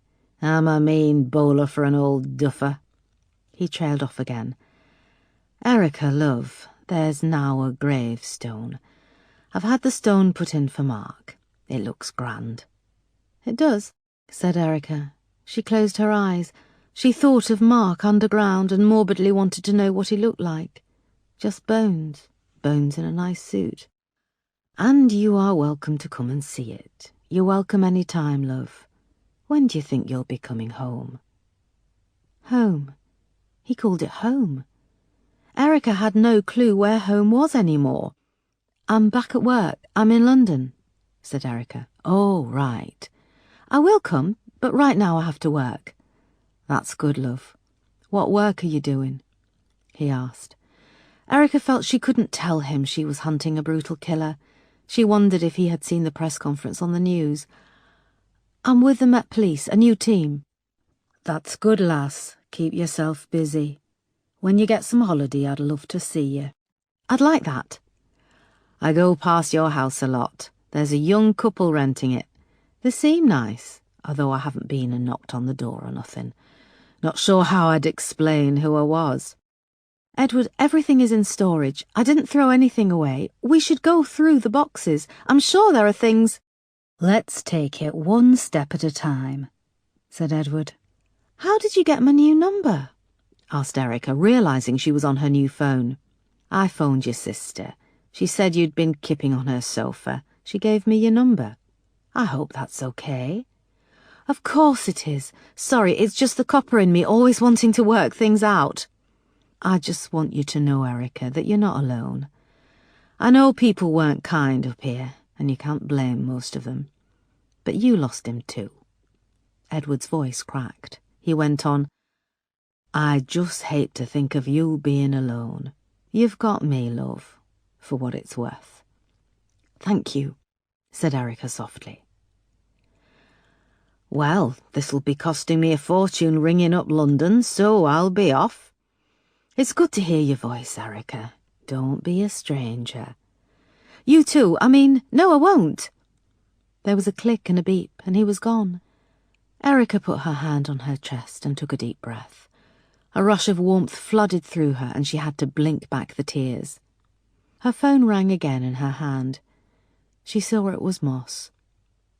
Boss, where are you? She said. Home. You're not going to believe this. Another body has been discovered, this time in the water at Brockwell Park. Is there an ID on the victim? Asked Erica. Yes, it's Ivy Norris. Chapter 30. The Brockwell Park and Lido in Dulwich were less than 3 miles from the Horniman Museum, where they'd discovered Andrea's body. Erica hurtled past the clock tower, which was lit up and showing it was 10:15. Large drops of rain burst on the windscreen and rapidly became a downpour. Erica flicked on the wipers and leaned forward to see through the whirling water. 2 uniformed officers swam into view, standing beside a cordon at the Lido entrance. Erica came to a lurching stop and emerged into the rain, which was roaring as it hit the surrounding parked cars. DCI Foster, shouted Erica above the noise and holding up her ID. The officers lifted the tape and she passed through. The park and Lido were popular in the summer for swimming and picnics. But in the darkness of a rain-lashed January night, they were bleak and depressing. Moss and Peterson were waved through the police tape just behind Erica, bringing a powerful torch, its beam illuminating their way along a series of concrete paths, past a boarded-up ice cream hut and a pavilion with its paint peeling away. They emerged into a clearing, unable to make out anything. Thunder rumbled in the distance, and lightning lit up the vast open-air swimming pond. Up ahead was the glowing outline of a large white forensics tent. A path of polythene had been marked out along the muddy water's edge. 3 crime scene assistants in white overalls were kneeling in the mud, working fast to take an impression of a set of footprints. A crime scene officer met them at the tent, and they quickly suited up as the rain continued to roar on the canvas. A bright halogen light shone down on the still form of Ivy Norris. She lay on her back in the mud, amongst a churned-up mess of brown smearing her clothes and body. "Please stand on the boxes," said a CSI, indicating where a series of platforms had been placed around the body to preserve evidence in the mud underneath. They approached Ivy's body, moving from platform to platform until they were at her side. Her greasy hair was pulled back from her yellowing face, and her face was frozen in the same wide-eyed fear as Andrea. Her nose had been flattened amongst a mess of clotted blood. She wore the coat and jumper Erica had seen her in a few days previously, but she was naked from the waist down. Her legs were painful to look at, emaciated, with clusters of scars, bruises and needle marks. Her pubic hair was grey and matted. A crime scene photographer took a picture, and the tent was filled with a flash and a high-pitched squeal. Isaac Strong stood silently on one of the boxes. He nodded at them all. "Who found her?" asked Erica. "A group of kids who climbed the fence for a dare." "Where are they now?" "Your officers are with them at the community centre over the road. We've already taken DNA." "Did they see anything?" asked Erica. "No, it was dark. One of the boys tripped over the body and fell." "He must have been terrified," said Moss, looking down at Ivy. "Her nose is broken, I think her cheekbone also. There are extensive ligature marks on her neck," said Isaac, crouching down and gently pulling down the folds of Ivy's sweater. "I also think 4 ribs are broken. I'll have more idea about internal damage when I conduct my autopsy." She was carrying £100 in cash. The notes were folded inside her bra. "So we could rule this out as a random assault or robbery?" asked Moss. "I don't want to be drawn on that until I've done my autopsy, but obviously when a body is left with money, it indicates that robbery wasn't on the assailant's mind. Sex was, though. On a first examination there is semen present in her vagina." "Ivy was a well-known prostitute," explained Moss. "Perhaps whoever did this had lured her with the cash," added Peterson. "We can't assume that because of that the sex was consensual," said Isaac sternly. "There is extensive bruising around the pelvic area." "Where are her arms?" Erica asked, dreading for a moment that they'd been hacked off. "Her arms are bound behind her back," said Isaac. One of his assistants approached and carefully lifted Ivy from the mud. Both arms had been pulled tight under her body. They were slick with mud and stones. Isaac wiped at her wrists with a gloved finger. "See? They've been bound using a plastic tie, often used in industry or product packaging." "What about her shoes?" asked Erica, seeing Ivy's feet, which were mud-splattered and swollen with a map of broken veins and long, dirty toenails. "We found them in the mud," said Isaac. "There are also patches of hair missing from each temple. They look to have been pulled out at the root." He tilted Ivy's head and indicated large, angry pink patches dotted with dried blood. The photographer crouched in and took a photo. As the flash illuminated her skin, it appeared almost translucent, with threads of blue veins on her forehead. "Andrea's hair was pulled out," said Erica softly. "Time of death?" asked Peterson. "Internal body temperature leads me to say she hasn't been dead for very long, but the body has been exposed to the freezing temperatures and rain, so I'll need to clarify this." "We've got officers doing a door-to-door and searching the area," said Peterson. They watched as the photographer worked, taking pictures of Ivy from every angle. A young woman assisting Isaac gently placed plastic bags over Ivy's hands to preserve any DNA evidence. Isaac moved to a hastily set-up bench in the corner of the tent, returning to them with a clear evidence bag.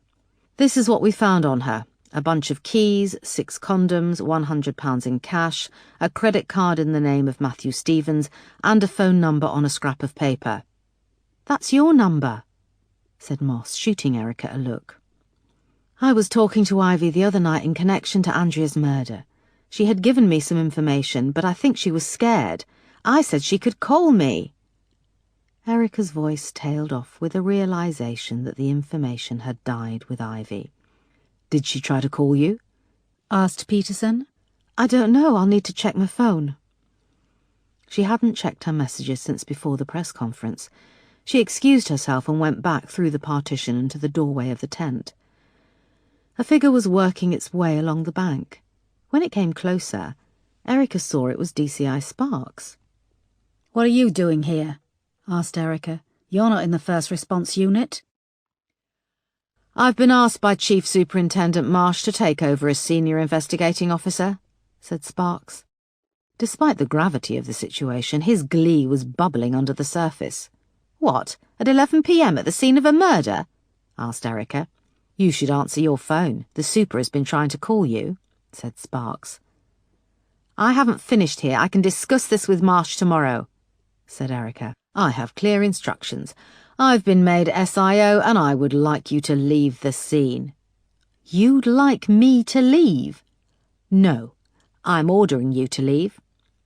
DCI Sparks, I have just been to the crime scene and there are things, started Erica. I said I'm now in control of this crime scene and I'm ordering you to step aside, shouted Sparks, losing it. I think you'll find, if you have any knowledge of crime scene procedure, that the forensic pathologist has ultimate control over the crime scene and therefore gives the orders, said Isaac, appearing behind Erica with Moss and Peterson. DCI Foster entered the crime scene as SIO and I will finish my briefing and examination of the crime scene with her present as SIO. Now, DCI Sparks, you are in danger of contaminating the crime scene. If you wish to continue to observe, I'll ask that you follow proper procedure. Suit up and shut up. DCI Sparks opened his mouth to say something, but Isaac looked down on him and raised an impeccably shaped eyebrow, daring him to contradict. 8 a.m. tomorrow there will be a briefing at Lewisham Row where we'll be refocusing this investigation. Be sure you attend promptly, said Sparks to Moss and Peterson. They nodded. Sparks gave Erica a long, hard look, and then stomped away, accompanied by one of the uniformed officers. Thank you, said Erica to Isaac. I didn't do it to be thanked. I'm not interested in police politics. All I'm interested in is preserving a scene so you can do your job and find out who did this, said Isaac. Erica removed her crime scene overalls, which were bagged up to go to the lab. She found shelter from the pouring rain under the peeling facade of the pavilion, lit a cigarette, and listened to her voicemails. There were 4 from Marsh, all growing increasingly angry. Simon and Diana Douglas-Brown had apparently been horrified when Erica had hijacked the press appeal for her own agenda, and Marsh was in agreement. He was ordering her to report to him immediately in the morning. The message finished with him saying, "Ignoring my calls will be seen as a further act of insubordination and a direct challenge to my authority." When she reached the final message in her mailbox, it began with lots of distortion. She heard a voice swearing, and then the sound of coins dropping into a payphone. "Yeah, it's Ivy Norris. If you can give me some money, I'll tell you what you need to know. I need £100. There were 3 fast pips, more swearing, and then the line went dead. Erica listened to the message again. It was timed 7 hours ago. Erica put in a call to Sergeant Crane, who answered wearily. "Hi, Crane, it's DCI Foster. Are you still at the Nick?" "Yes, boss," he said wearily. "What was the response like to the appeal?" "We've had 25 calls, boss. They died off over the last few hours. We're just waiting to see if they run the number again on the evening news." "Tell me we've got something useful?" asked Erica hopefully. 14 of them are known nutters and time-wasters. They tend to admit to every television crime appeal. One of these guys still maintains that he killed Princess Diana. We still have to go through and eliminate them all, which is taking time. Another 10 calls have been from journalists, fishing basically. I make that 24. The last one was from Ivy Norris. She called a couple of hours after the appeal went out. We traced the call to a payphone at the Crown Public House. She was fairly incoherent but left her name and said she wanted to talk to you personally. Did you check your messages? I tried to call you, but there was no answer. Yes, and she tried to call me too. We've just discovered her body. Shit, said Crane. Yes, shit indeed. Look, I'll be in first thing tomorrow. Let me know if you get anything more. Boss. What? I've been told to give all new info to DCI Sparks. Okay, but the Ivy thing, it's kind of personal too. Course, boss. Erica came off the phone as Moss and Peterson approached. She told them about the message from Ivy. She's cried wolf so many times before, said Moss, and it was only a matter of time before she turned up dead. They're about to move the body. The team needs to close down the site for forensics as fast as they can. They're going to have to work fast in this rain, said Peterson. I take it we report to DCI Sparks? Yes, it seems so, said Erica. There was a moment of silence. Peterson and Moss seemed disappointed. Well, I'll see you both soon then, said Erica. When she got back to her car, she sat inside in the darkness, the rain pummeling on the roof. Moss and Peterson drove past, illuminating the inside of her car before plunging her back into darkness. The death of Ivy felt nasty. She pulled her hand out of the coat and flicked on the light above the mirror. The teeth marks were now fading, the scabs healing fast. What had Ivy been doing? Was she lured out to the Brockwell Lido? Did she go willingly? And what would happen to her grandchildren now she was gone? Erica started her car and pulled out into the rain. Chapter 31. The figure leant forward, yanking off the thick balaclava, and threw up violently. The vomit hit the inky water with a nasty high-pitched splatter, even louder than the rain, which was falling onto the surface of the pond in torrents. It was normal to purge after a kill. The figure then collapsed onto the wet earth, enjoying the sensation of the rain. It had been easy tracking down Ivy Norris. At her age she was a creature of habit, and had been lurking under a streetlight at the bottom of Catford High Street. She'd looked more disgusting than usual, with what smelt like dried vomit on the furry hood of her coat and blood crusting around her nostrils. "My name's Paulette. You want oral or full sex?" Ivy had said, her eyes lighting up when the expensive car had pulled up beside her. She only saw the figure properly when she climbed into the passenger side, and the central locking was activated. "Hello, Ivy. I'm looking for something from you," the figure had said in a smooth voice. Ivy had started to plead and panic, apologizing, saying it wouldn't happen again, the words tumbling out, spittle flying onto the dashboard of the expensive car. "I'm telling you, I had to speak to that copper. She threatened me. She threatened to take me kids away. All she knows is that Andrea girl was with a bloke with dark hair and a girl with blonde hair, and I ain't gonna say no more." The figure had then held out a gloved hand, offering Ivy 2 £50 notes. "What do you want me to do?" Ivy had asked uncertainly. I don't know if she was just so beaten down by life, or if she thought there was a chance I would let her go afterwards. But she took the money.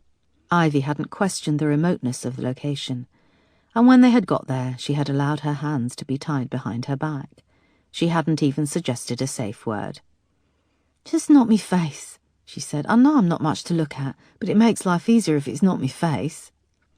It was then that I snapped and punched her in the face. She didn't look surprised, just disappointed. When I did it again, harder, she looked consigned to her fate. Another disappointment to add to her collection. I ripped handfuls of her hair out, broke her nose. She only looked surprised when my hands had been on her throat for longer than a minute. It was then that she realized she was going to die.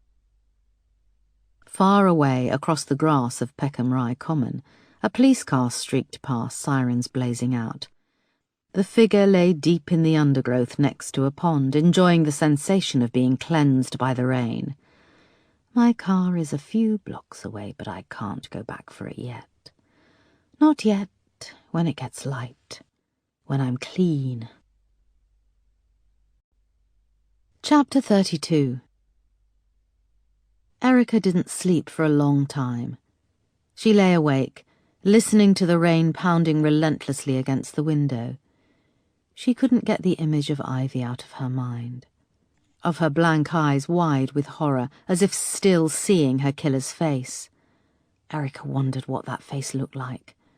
Was it old or young, dark or fair? Was the killer physically threatening or an everyman who just blended in? She didn't remember drifting off to sleep. She opened her eyes and the light was filtering softly through the curtains in her bedroom. The day had dawned, and for the first time since she could remember, it had been a dreamless sleep. She pulled the curtain to one side and saw it had stopped raining, but the sky was a pale grey. It was light. She leaned over to the bedside table and picked up her phone to see the time. It was on its charger, but dead. She cursed, moving through to the living room where she saw the digital clock on the oven was dark. She opened up the tiny cupboard housing the electricity box, yanked out Marcy's blotchy painting, and flicked the main switch on and off. But nothing. Peering out of the front bay window at the empty street below, she had no clue what the time was. She opened her front door, crossed the landing to the door opposite and knocked. A few seconds later, she heard a key turning, bolts shooting back and the rattle of a chain. The door opened a few inches and a small elderly lady with a meringue of white hair peered through the gap. "Sorry to bother you," said Erica. "Could you tell me what the time is?" "Who are you? Why do you want to know the time?" the lady asked suspiciously. "I'm your new neighbour. I think we've had a power cut, and my only clock is on my phone, which is also dead." The old lady pulled back the thin sleeve of her cardigan and peered at a tiny gold watch biting into the flesh of her wrist. "It's 10:20 past," she said. 10:20 in the morning?" "Yes." "You sure?" said Erica in horror. "Yes, dear, I'm the one with the watch. My electricity seems to be working," she said, flicking her hall light on and off. "I think you need to feed your meter, dear. The tenants before you got very behind on their bills. The police even came in at one point. I don't know why the police were wasting their time chasing up unpaid bills, although your landlord is apparently quite a high-up policeman, so I'd be careful." Erica arrived breathlessly at Lewisham Row Station at 11:15.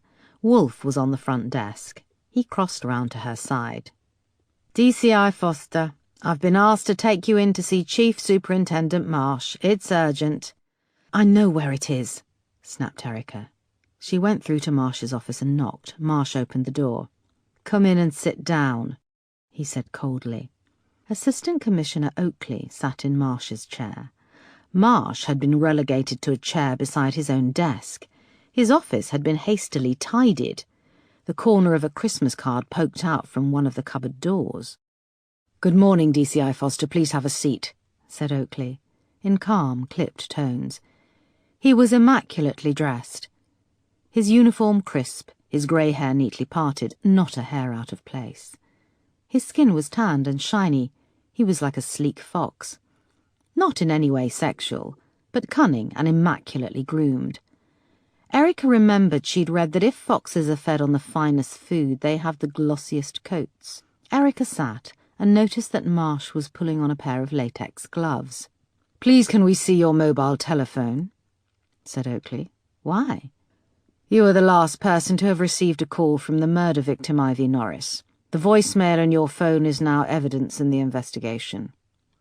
His tone was final. No questions were to be asked. Erica took out the phone and handed it to Marsh. "It's not switching on," said Marsh, turning the phone over and pressing the power button. "The battery's dead," said Erica. "This is your designated phone, for work purposes, and it's dead?" asked Oakley. "I can explain." "Please read out the serial number," said Oakley, ignoring Erica. Marsh worked quickly, pulling the back off the phone and reading the number out as Oakley wrote it down. "It's possible to access my voicemail independently without needing the handset," said Erica, as Marsh placed her phone into a fresh plastic evidence bag and sealed it up. Oakley ignored her and opened a file. "DCI Foster, do you know why you are here?" "I think so, sir. I'm not sure why you are, though." 3 days ago, an official report was filed by Desk Sergeant Wolfe, It details an incident between yourself and Ivy Norris's 7-year-old grandson, Matthew Paulson. Ivy Norris, whose body was discovered last night. I'm aware of that, sir. I was one of the first responders at the scene, said Erica. It says in Wolf's report that during the incident in the reception area of this station, you physically struck the boy on the back of his head. What do you have to say about that? The Assistant Commissioner looked up at her from the file. Is it also mentioned in the report that at the time the boy had latched onto my hand with his teeth? Said Erica. What were you doing in such close proximity to the child? He was sitting on my suitcase, sir. He wouldn't get off. He was sitting on your suitcase, repeated Oakley, leaning back. He tapped his pen against his teeth. Were you injured during this attack by a small 7-year-old boy? Yes, my hand was cut, said Erica. Yet there is no further entry to this incident in the report. Procedure would dictate that you are examined by a doctor who can verify this. Were you examined by a doctor? No. And why not? It wasn't life-threatening. Unlike some people, I like to engage more in police work than pushing paper around. Not life-threatening. Yet these things can fast become career-threatening, said Oakley. Erica looked to Marsh, but he said nothing. Oakley flicked through the file. I had CCTV images pulled from the reception area, which does indeed show the full altercation. Ivy Norris threatened you with a knife, and the situation was diffused by the desk sergeant. However, 6 minutes later you are seen in the car park where Ivy Norris and her 3 grandchildren get into your car. He passed a large photo across the desk that showed a remarkably sharp image of Ivy and the children outside Erica's car. The next image showed Erica holding something out through the open window, and the next was of Ivy and the children climbing into Erica's car. It was freezing cold. I felt sorry for them. I gave them a lift. And what were you holding out to Ivy in the photo? Cash. You gave them a lift? Where? To Catford High Street. And then what happened? I dropped them where they wanted to go. Which was? By a Ladbrokes betting shop. Ivy didn't want me to see where she lived. They left the car and vanished in between the shops. Left the car or fled the car? What happened when they were in your car? Was there any further physical violence from either party? No. You were then seen again, 24 hours later with Ivy Norris, this time harassing her at a private wake. It was a glorified lock-in, sir, and Ivy was in a public place. I wasn't harassing her. Did you know the landlord of the Crown filed an official complaint about police harassment? Did he? Was that in between working as a police informant, or was that part of his work as a police informant? I would tread very lightly here, DCI Foster, said Oakley icily. These allegations are stacking up in quite an alarming fashion. Your phone number was found at the crime scene on Ivy Norris's body, plus she was found with £100 in cash. You are in this photo giving her cash. I gave her my number and asked if she could call me with any information. We have a transcript of the voicemail she left on your phone where she states, I quote, "If you can give me money, I'll tell you what you need to know. 100 minimum should do." Hang on, you've already pulled my private phone messages. Are you suggesting I murdered Ivy Norris? Erica looked at Marsh, who had the decency to look away. No, we are not suggesting you murdered Ivy Norris, DCI Foster. Looking at this evidence, though, it's building a picture of an officer who is, frankly, a concern, perhaps a little out of control, said Oakley. Sir, you all know we have our narcs, our informants who we take for a drink and a chat. A little money and a little information changes hands, but I did not give Ivy Norris £100. DCI Foster, can I remind you that it's not official police policy to pay for information? Said Marsh, finally speaking up. Erica laughed at this ludicrous statement. Marsh's voice went up an octave. You also directly defied my orders with regards to the official statement we made at the press appeal. You jumped in, unapproved, unscripted, used it as a mouthpiece for a wild hunch. Who knows what damage you have done? Hunch? Sir, I have a strong lead on a man who was seen with Andrea Douglas Brown just hours before she was killed, and this was witnessed by a barmaid and Ivy Norris." "Yes, the barmaid who doesn't seem to exist, and an unreliable witness who is now dead," said Assistant Commissioner Oakley, remaining irritatingly calm. He went on, "Do you have an agenda against Lord Douglas Brown?" "No." His role supplying defence contracts has been controversial and has impacted policy in all departments of the police and armed forces. "Sir, my only agenda is to catch the killer of Andrea Douglas Brown and Ivy Norris. Am I going to be the first who says that the circumstances are remarkably similar?" "So now you believe that the murders are linked?" said Assistant Commissioner. "Can I just add, sir, that this is not the line of inquiry we are pursuing," said Marsh spinelessly. Erica paused. "Yes, I believe these murders are linked. I believe to pursue my line of investigation would be in the best interests of catching this killer."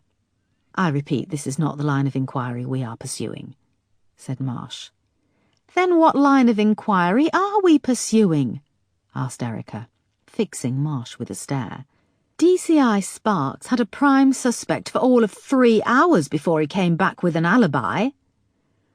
"You would know, DCI Foster, if you had bothered to attend the briefing this morning at 8, Marsh said. "I had a power cut at home and my phone wasn't charged, so I didn't have access to any messages or alerts.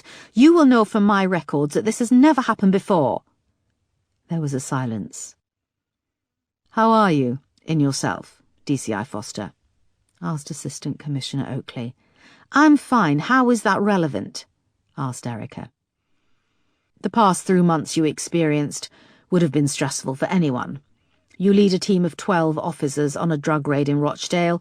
Only 7 of you came back." "I don't need you to read my own file back to me," said Erica. Oakley went on. "You went in with insufficient intelligence. It seemed you were keen to get on with it, like you are now. Can you see how this might be construed as impulsive behaviour on your part?" Erica gripped the arms of her chair. She was trying to remain calm. The Assistant Commissioner continued. 5 officers died that day, including, tragically, your husband, D.I. Mark Foster. You were subsequently suspended. It seems you had the chance to learn a valuable lesson, but you didn't, and Erica found herself out of her chair, leaning over the desk and grabbing the file. She tore it in two and threw it back on the desk.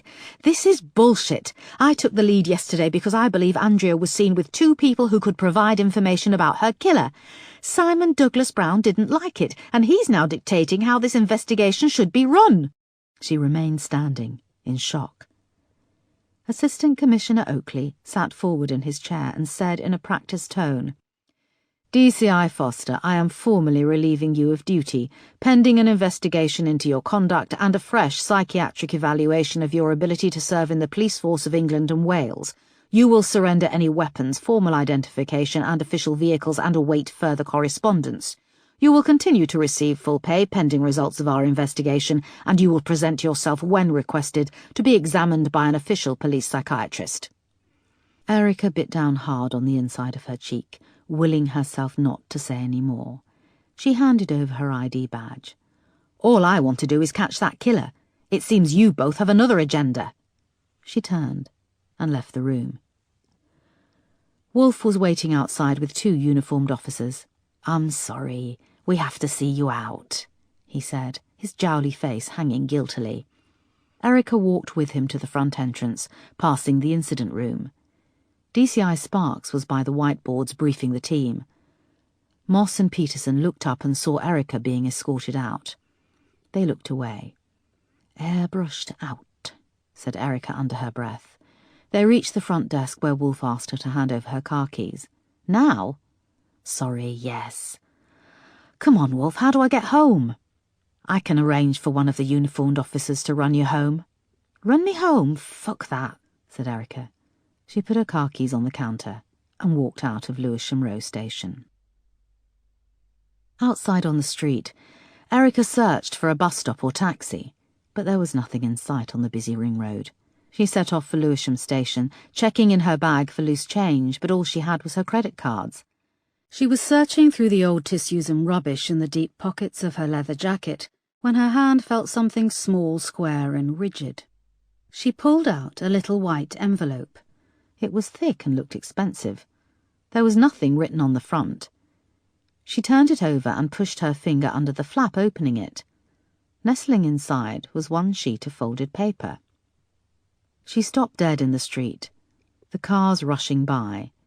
It was a printout of a newspaper article about the raid where Mark and 4 of her colleagues had lost their lives. There was a photo of the path leading up to the house in Rochdale where dead bodies lay covered, surrounded by pools of blood and broken glass. Another of police helicopters hovering above the house, airlifting 2 of her colleagues who would later die in hospital. And there was a grainy black and white picture of a barely recognisable officer lying on a stretcher and soaked in blood, his hand raised with limp fingers. It was the last photo taken of Mark alive. Above it was written in red marker pen, "You're just like me, DCI Foster. We've both killed 5. Chapter 33. Over the next few days, there was a shift in the media coverage of Andrea's murder, and Erica's statement at the press appeal kindled a more negative press reaction.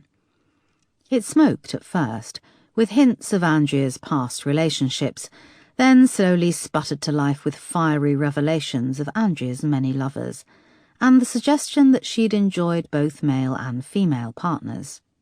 By the end of the week, the tabloids ignited in a fireball of disclosures.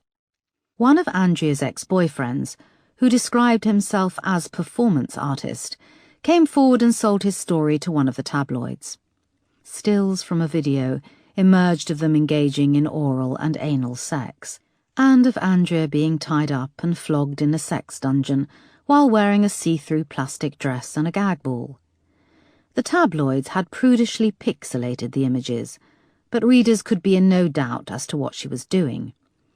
The broadsheets condemned the tabloids while simultaneously offering their own thoughts and opinions, stoking the fire.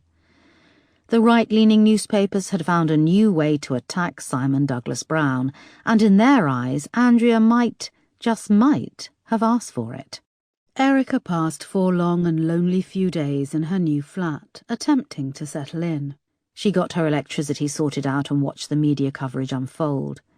She went for a medical check-up, taking the bus to Lewisham Hospital, where she explained she was a police officer and she had been exposed to blood and bodily fluids. Samples of her blood and urine were taken, and she was told she would have to return for a further blood test in 3 months' time. The whole encounter was cold and clinical, and made her feel very small and insignificant in the world. Alone in her flat, she kept staring at the note, trying to work out how it had been placed in her pocket. Was she losing it? How could she have not noticed something? Her mind went back over the days leading up to finding it, over all the places she had been. But it could have been anyone, anywhere. For now she kept it in a clear plastic evidence bag. She knew she should hand it in, but something in the back of her mind told her to keep hold of it. On the 5th morning, Erica arrived at the newsagent opposite Brockley Station to buy the day's papers when she saw the front page headline of the Daily Mail, "Top Cop Suspended from Andrea Case." It detailed how, after a series of high-profile mistakes and blunders running the Andrea Douglas Brown murder inquiry, DCI Erica Foster had been suspended from duty pending a full inquiry.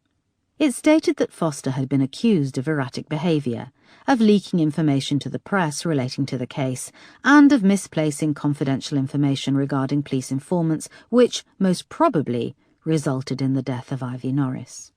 There was a photo taken of Erica through the passenger window of a car. Her eyes were wide and mouth gurning as she reached out for the dashboard.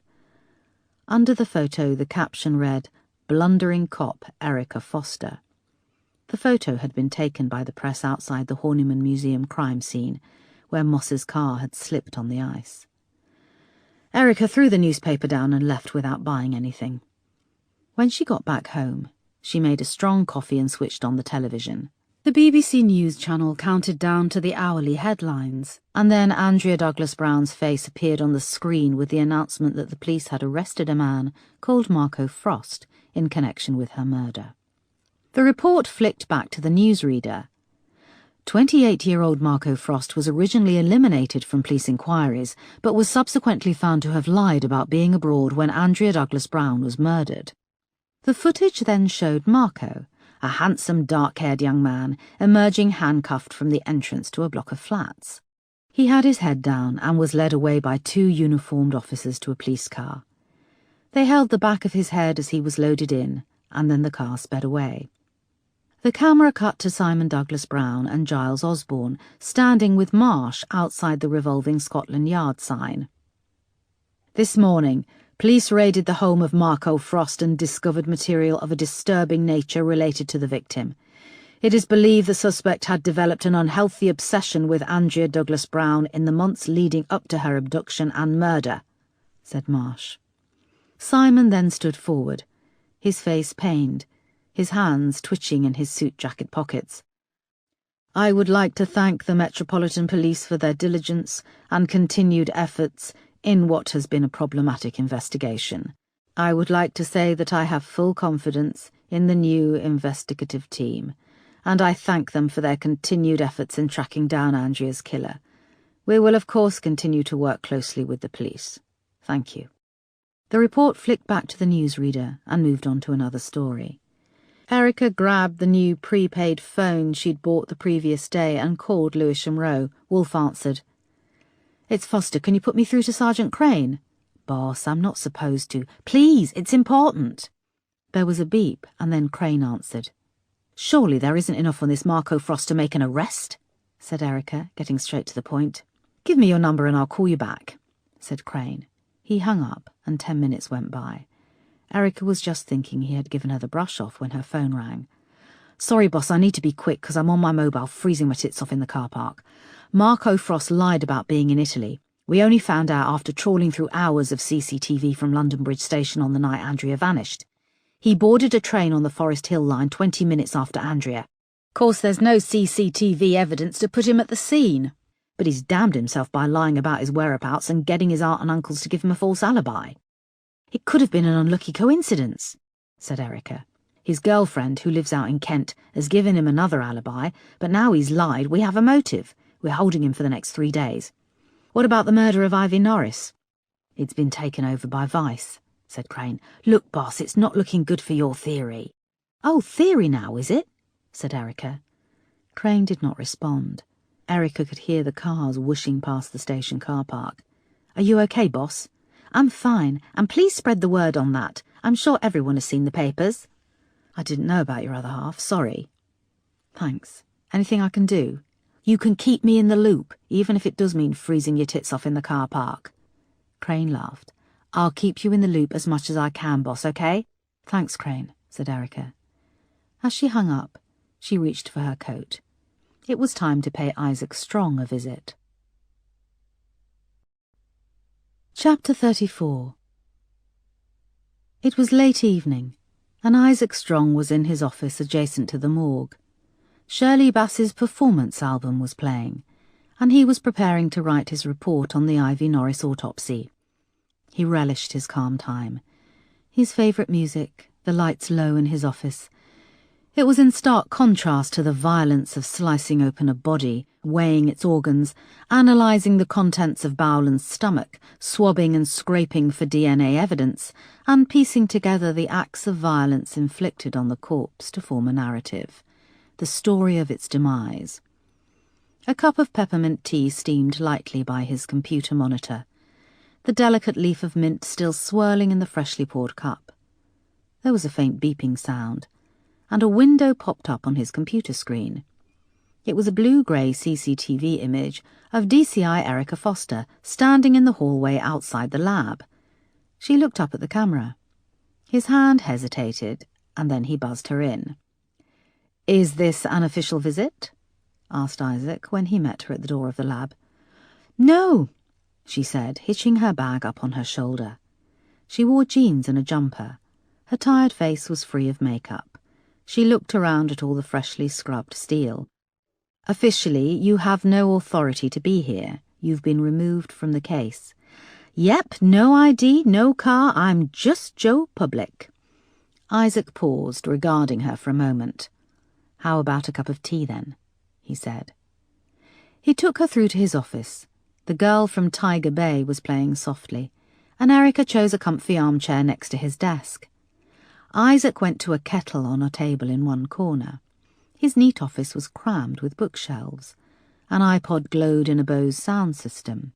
The shelf next to the sound system differed from the others, which were filled with medical reference books.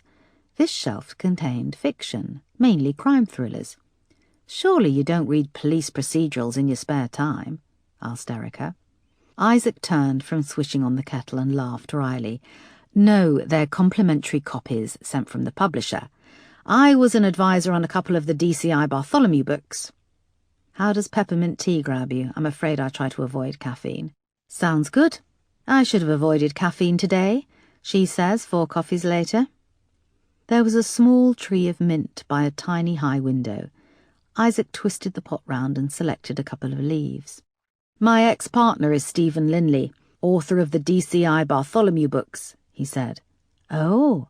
Oh, I'm gay," or "Oh, how odd to be with someone who writes crime thrillers." "Oh, to neither." Isaac dropped the leaf into the cup and waited for the kettle to boil. "Actually, that is a bit odd, that you dated someone who writes crime thrillers," said Erica. The kettle came to the boil and Isaac poured in water. He based one of his forensic psychologists on me, then killed the character off when our relationship ended. "How?" "Gay bashed and dumped in the Thames." "Sadly, the pen is mightier than the sword," said Erica, taking the steaming cup. Isaac took a seat at his desk and twirled the chair round to face her. Ivy Norris had 2 types of semen inside her vagina. Her arms were bound and she was strangled. Our attacker had not long departed. She'd been dead less than an hour. "Anything from the DNA database?" "We've run both samples of semen, but nothing has come up." Erica nodded and almost subconsciously looked at the back of her hand. "Is that a bite mark?" asked Isaac. "Yes, it was Ivy's grandson." Ivy's blood work came back. She was a heroin addict and HIV positive. It's feasible she passed it on to her grandson. "When he bit me, he broke the skin," said Erica, sipping her tea. "Then I'd advise an HIV test." Isaac wrote a number on a piece of paper and handed it to her. "Here, it's the drop-in clinic I use when I get tested. It's fast, clean, and anonymous. It can take up to 6 or 9 months for the virus to show itself, so to speak. You'll have to get retested again." "Thank you. What are you going to do?" "I have to attend a formal hearing, psychiatric evaluation, a medical, no doubt. If you are diagnosed with HIV. I'll deal with that if it happens. Right now, a fear of dying is well down my list." The album had finished and there was a comfortable silence in the room. Isaac looked at her, debating whether or not to say anything. "Don't give up on this case," said Isaac. "I think the case has given up on me," said Erica. "I've been back through my records. There were 3 cases, autopsies I conducted, where the victims were East European girls, all suspected of having been trafficked to the UK. All 3 were found raped and strangled, hands bound, dumped in water around London, hair pulled out, no clothes below the waist." "What? When?" asked Erica. "The first was March 2013, the second was November of that year, and the third was February 2014, just under a year ago." "What? Why was this never flagged?" asked Erica, sitting forward. "Circumstance often overrides putting the evidence together. Sadly, the 3 girls were all prostitutes, whether they'd had a choice in the matter or not. They got lost amongst all the other killings. A prostitute is almost expected to lose her life. They were never linked, and the cases remain open." "Dirt poor East European prostitute found strangled. Oh well, shit happens. Young daughter of titled millionaire found strangled. Yes, it reads rather differently, doesn't it?" agreed Isaac. "Why didn't you mention it before?" asked Erica. "Something about Ivy's death flagged it in my mind. Of course, Andrea differs from these because she hadn't been raped. However, the 3 other girls were found in a state of decay, and they were sex workers. It's possible they had been raped, but not at the same time as being killed. Ivy Norris was also a prostitute and was found with 2 types of semen. It's possible that her killer didn't rape her either. Jesus, said Erica, standing up. This is a major breakthrough. We now have 4 deaths linked with Andrea. And I did, of course, pass this information across to DCI Sparks as soon as I made the discovery. When? Yesterday morning. And what did he say? I haven't heard anything. I think he's concentrating on his prime suspect, the Italian lad. He should be at least running these dates, checking where Marco Frost was when these murders happened. Jesus, can I see the file? No. No? I thought about telling you, and I wasn't going to. And then you show up, and, well, I have a good instinct for people. His eyes travelled up to the shelf of crime thrillers. Well, a good instinct for everyone except lovers. Please, can I see the files? No, I'm sorry. I think it's grossly unfair what happened to you in the press, but you do need to cool down. You need to think tactically. Can't one of your colleagues furnish you with the information? Possibly. And you're really not going to tell me any more? He reached for a pad of paper. I'll give you their names and date of birth, but this will not come back to me, do you hear? I promise, said Erica.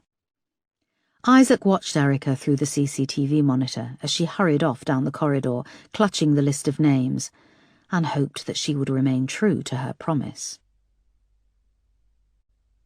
Chapter 35. Erica went straight to the coffee shop when she got back to Brockley Station. She ordered a coffee, booted up her laptop, and started to search the internet. Armed with names and dates, it didn't take her long to find details of the girls. The first victim was 19-year-old Tatiana Ivanova from Slovakia. A lone swimmer at Hampstead Heath Ponds found her body in March 2013. It had been a warm start to spring, and her body was badly decayed. The press used a photo of Tatiana at a dance competition. She was dressed in a black leotard with sparkly silver fringing, striking a pose hand on hip. She must have been part of a dance troupe, but the other girls had been cropped out. She was dark-haired, very beautiful, and looked younger than her years. The second victim was Mirka Bratova, aged 18. She was originally from the Czech Republic and was found 8 months after her disappearance in November 2013. One of the park wardens in the Serpentine Lido discovered her body floating in the water amongst leaves and rubbish by the sluice gate. In the press photo, she was also dark-haired and very beautiful, and pictured holding a black kitten on a sunny balcony. Behind her, blocks of flats stretched away into the distance. The third victim was Karolina Todorova, again aged just 18. Her body was discovered in February 2014. A man was out walking early in the morning, and his dog found her body at the edge of one of the lakes in Regent's Park. Karolina was originally from Bulgaria. The press had used a photo taken in an automatic photo booth. She was dressed up for a night out in a white, low-cut top, and she had a streak of pink in her dark hair. Another girl was hugging her in the picture, presumably a friend, but her face had been blurred out. It frustrated Erica that she couldn't see more. Details were sketchy and almost dismissive in the press reports of the deaths. One other thing mentioned about all the girls was that they had come to England to work as au pairs, and that they had then fallen into prostitution. Erica wondered if it had been that gradual. Had the girls been lured to the UK on the pretence of a better life, of a good job, the chance to learn English? Erica looked up from where she sat in the window of the cafe. Outside it was raining hard. It hammered on the awning out front, where several people had gathered to shelter. She took a sip of her coffee, but it was cold. Erica had left Slovakia when she was just 18, for the same reason, to be an au pair. She'd left the bus station in Bratislava on a bleak November morning, travelling to Manchester in England with little knowledge of English. The family she'd worked for had been okay, the kids had been sweet, but the mother had had a cold attitude towards Erica, as if somehow Eastern Europeans were worth a bit less as human beings. Erica had found the suburban street where they lived to be sinister, and the atmosphere in the house was always tense between husband and wife. They'd refused to let her return home early that first Christmas, when Erica's mother had fallen ill with cirrhosis of the liver, and 18 months later, when they had decided they no longer needed an au pair, they had given Erica 3 days' notice to leave. They hadn't asked if she had anywhere to go. Erica realised she was lucky, though, and blessed in comparison. Had Tatiana, Mirka and Karolina said goodbye to family just like she had? Erica remembered the crumbling bus terminal in Bratislava, rows and rows of bus platforms. Each platform had rusting metal poles holding up an enormous long shelter, and it had been so damp. She had wondered if it was damp from the tears of all these teenagers who had to say goodbye, to leave a beautiful country where the only way to succeed is to get out. Did the parents of the 3 dead girls cry? They had not known that their girls would never return. And what had happened when the girls arrived in London? How had they ended up working as prostitutes? Tears rolled down Erica's face, and when the waiter came to take her coffee cup, she turned her head away and angrily dried her eyes. She had cried enough tears to last a lifetime. Now it was time for action. Chapter 36. The next afternoon, Erica felt like she had exhausted all the options she could take as a civilian. She was making another cup of coffee and weighing up her options when she heard a bell ringing. It took her a few moments to realise it was the front door. She left her flat and went down to the communal front entrance. When she opened the door, Moss was waiting on the front step, her face giving nothing away. "Are you making home visits?" asked Erica. "You make me sound like a bloody Avon lady," said Moss with a wry grin. Erica stood aside to let her in. She hadn't expected to ever receive visitors in the flat and had to clear off the sofa for Moss. She grabbed several days' dirty plates off the coffee table and the teacup overflowing with cigarette butts. Moss didn't comment and sat down, shrugging off a backpack she was carrying. "Do you want some tea?" asked Erica. "Yes, please, boss." "I'm not your boss anymore, call me Erica," she said, tipping the dirty plates into the sink. "Let's stick with boss. First names would be weird. I wouldn't want you to call me Kate." Erica stopped, her hand hovering over a box of tea bags. "Your name is Kate Moss." She turned to see if she was joking, but Moss nodded ruefully. "Your mother called you Kate Moss." "When I was given the name Kate, the other slightly thinner." "Slightly," laughed Erica, despite herself. "Yes, the slightly thinner Kate Moss wasn't a famous supermodel." "Milk?" said Erica, grinning. "Yes, and 2 sugars." She finished making the tea, whilst Moss busied herself pulling paperwork from her backpack. Erica came over with mugs and biscuits. "That's a good cup," said Moss, taking a sip. "How did you learn to make such a good tea? Not in Slovakia?" "No, Mark, my husband. He ingrained in me the tea ritual, and so did my father-in-law." Moss looked uncomfortable that she'd led the conversation down this path. "Shit, sorry, boss. Look, none of the team at the station enjoyed reading about, well, you know, and we didn't know about—" "Mark, I've got to start talking about him sometime.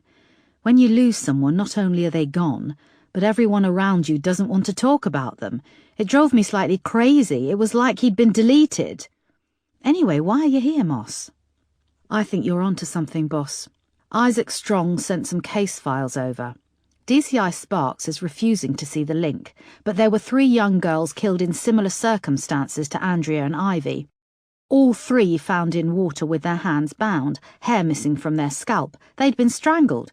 There was evidence of rape, but they were sex workers." "Yeah, I know about those," said Erica. "OK, well, there's more. The phone box we found under Andrea's bed. Crane requested a trace on the IMEI number written on the box. It matches the IMEI number of Andrea's old iPhone, the one she reported missing. Crane then got in contact with network providers and gave them the IMEI number. They've confirmed that the handset is still active." "I knew it. So Andrea reported the phone missing but kept it and bought a new SIM card," said Erica triumphantly. "Yes, a signal was last traced for that handset near to London Road on the 12th of January, said Moss. "Someone's nicked it and they're using it?" No, said Moss, pulling out a large Ordnance Survey map and starting to unfold it. The signal came from a storm drain running 20 feet below ground. It runs off London Road, beside the train track to Forest Hill Station, and then on towards the next station on the line, Honour Oak Park. Erica peered at the map. The storm drain is a major tributary, Moss went on, and over the past few days an enormous amount of meltwater from the snow and rain has seeped into the ground and will have rushed through the storm drain. Pushing anything with it, including a phone, finished Erica. Yeah. So the phone battery is now dead, obviously. Nothing has been detected. It's an iPhone 5S, and the network tells us that it will still broadcast its location to phone masts for 5 days after the battery is discharged. Of course, that's now passed. Erica looked at the map. She saw Moss had drawn a red line from London Road along to Honour Oak Park. It covered just over 1.5 miles. So what? The theory is that the phone was chucked or dropped into a drain when Andrea was taken? Yeah, but it's not a theory that DCI Sparks or Superintendent Marsh want to hear. They're convinced they have their man in Marco Frost, and they're under pressure from Oakley et al. To make a conviction. They've been through his laptop and there's a lot of Andrea on there. Photos, letters he'd written to her, Google search histories about places she'd been, and was going to... This is a major breakthrough, but why are you here, Moss? Asked Erica, getting up to make more tea.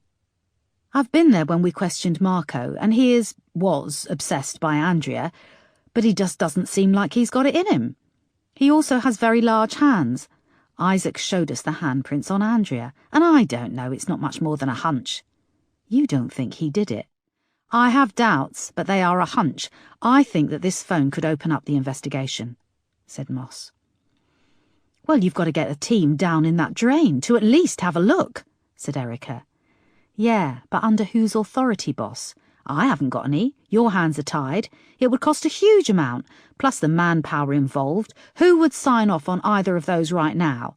The team is now focusing resources towards the prosecution of Marco Frost. Erica thought, does anyone else share your doubts about Marco Frost? Moss nodded. Peterson? Crane? And others.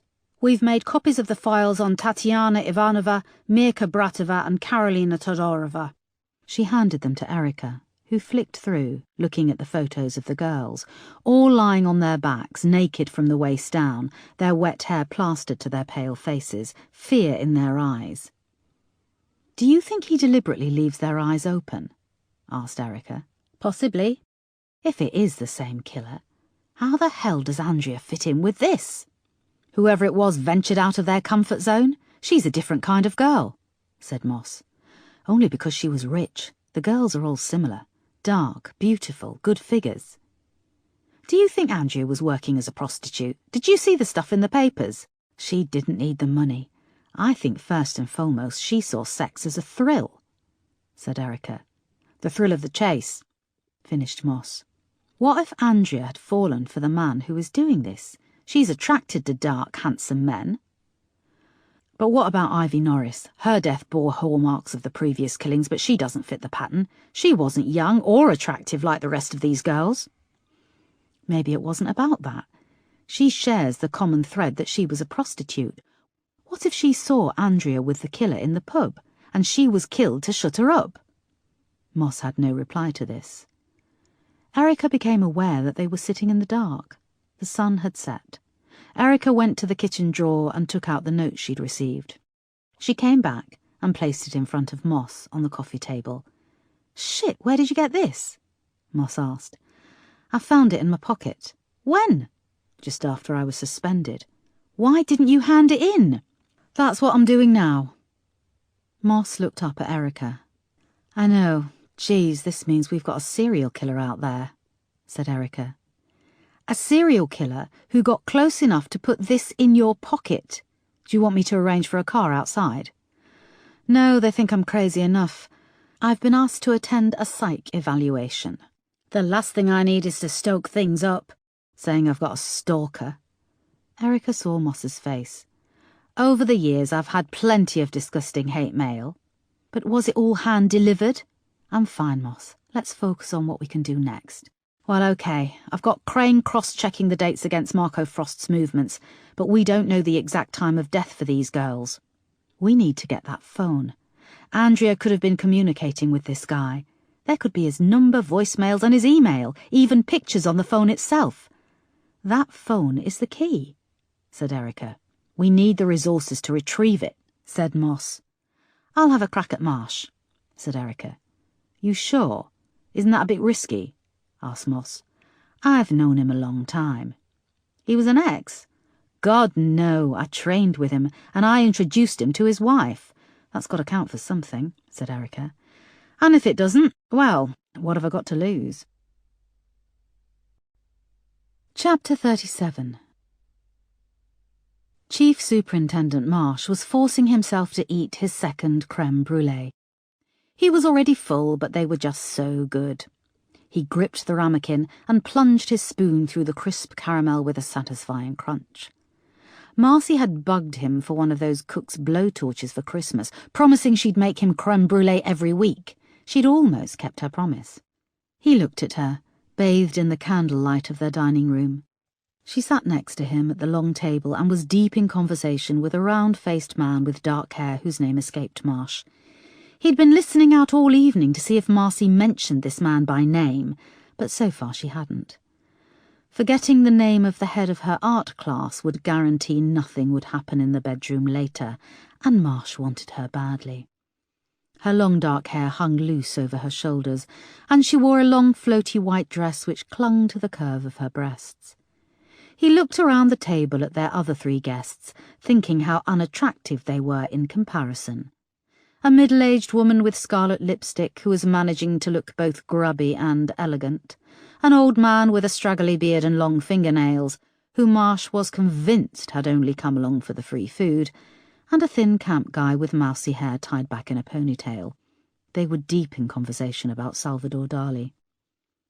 Marsh was wondering if it would be rude to offer them coffee whilst dessert was still being eaten, when the front door knocker clattered. Marcy tilted her head to Marsh and frowned. "Don't let me disturb you, I'll go," he said. Erica reached up impatiently and knocked again. She could see people were home. The curtains were drawn at the large bay window, and laughter seeped out with a soft glow of light. Moments later, the hall light came on, and Marsh opened the door. "DCI Foster, what can I do for you?" She noted that he looked quite handsome in crisp beige chinos and a blue shirt rolled up at the sleeves. "Sir, you're not picking up my calls and I need to talk to you," she said. "Can it wait? We've got company," said Marsh. He noticed Erica was clutching a pile of what looked like case files. "Sir, I believe the murders of Andrea Douglas Brown and Ivy Norris are linked to 3 other murders. Young girls found in the same circumstances as Andrea. The murders have happened periodically since 2013, all found dumped in water in the Greater London area." Marsh shook his head, exasperated. "I don't believe this, DCI Foster." "Sir, they were all young Eastern European girls," said Erica. She flicked open a file and held up the crime scene photo of Karolina Todorova. "Look, this girl was just 18, strangled, her hands were bound behind her back with a strip of plastic, and her hair was pulled out at the temples. She was dumped in the water like rubbish." "I want you to leave," said Marsh. She ignored him and pulled out 2 more photos. "Tatiana Ivanova, 19, and Mirka Bratova, 18. Again, strangled, hands bound in exactly the same way, hair pulled out and dumped in water. All in a 10-mile radius around central London. Even the type of girl is the same. Dark, long hair, hourglass figure. Sir, DCI Sparks has had this file for 2 days. The similarities are so obvious, even to a copper straight out of..." A door down the corridor opened, releasing a burst of laughter. Marcy approached the front door. "Tom, who is it?" she said. Then she saw the picture Erica held up of Karolina half-naked and rotting in the water. "What's going on?" she said, looking between Erica and Marsh. "Marcy, please go back inside. I'm dealing with this." "Let's see what Marcy thinks," said Erica, opening another folder and holding up a large photo of Mirka Bratova's body photographed lengthways, her face staring in terror. Leaves and vegetation clung to her pale flesh. Her pubic hair was matted with blood. "How dare you? This is my home!" cried Marcy, putting her hand over her mouth. Erica refused to close the file. "This girl was just 18, Marcy. 18! She came to England thinking she had work as an au pair, but she was forced into prostitution, no doubt raped regularly, and picked up and brutally strangled. Time goes so fast, doesn't it? How old are your two little girls now? They'll be 18 before you know it." "Why is she here? Why aren't you dealing with this at work?" cried Marcy. "That's enough, Erica," shouted Marsh. "He's not dealing with it at work," said Erica. "Please, sir, I know that there has been a trace on the phone belonging to Andrea Douglas Brown. Give me the resources to find that phone. There's stuff on that phone about Andrea's life, stuff she kept secret. I believe that information could lead us to catch who killed her and these girls. Look at their photos again. Look at them." "What is this, Tom?" asked Marcy. "Marcy, go back inside now."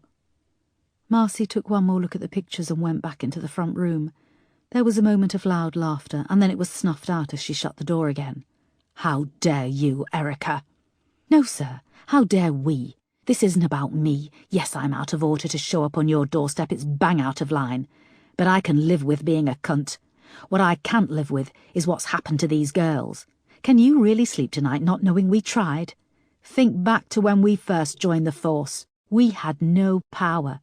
You can make this decision now, sir. You. Fuck it, you can bill me for the search team, fire me at the tribunal. I honestly don't care right now. But look at these. Take a look." Erica held up the photos again. "That's enough," shouted Marsh. He slammed the front door and Erica heard the locks shoot home. "Well, at least I tried," she said to the photos. She closed the file, placed it gently back in her bag, and walked back onto the street. Chapter 38. The figure had materialised in the alleyway opposite Erica's flat when darkness fell, just before D.I. Moss had come out of the front door and driven away in her car. What was the fat little leser doing there? This is a new development. Watching DCI Foster's movements had become almost addictive. Coupled with the torrential rain, it had been easy to follow her with a hood up, head down, and 3 different waterproof jackets and a backpack. The secret of blending in is don't try to. Everyone is so fucking self-obsessed. The figure's eyes were drawn upwards to Erica, who was staring out of the window smoking. What is she thinking? What was that other cop Moss doing there? DCI Foster is supposed to be off the case. Abruptly, Erica got up and closed the blinds.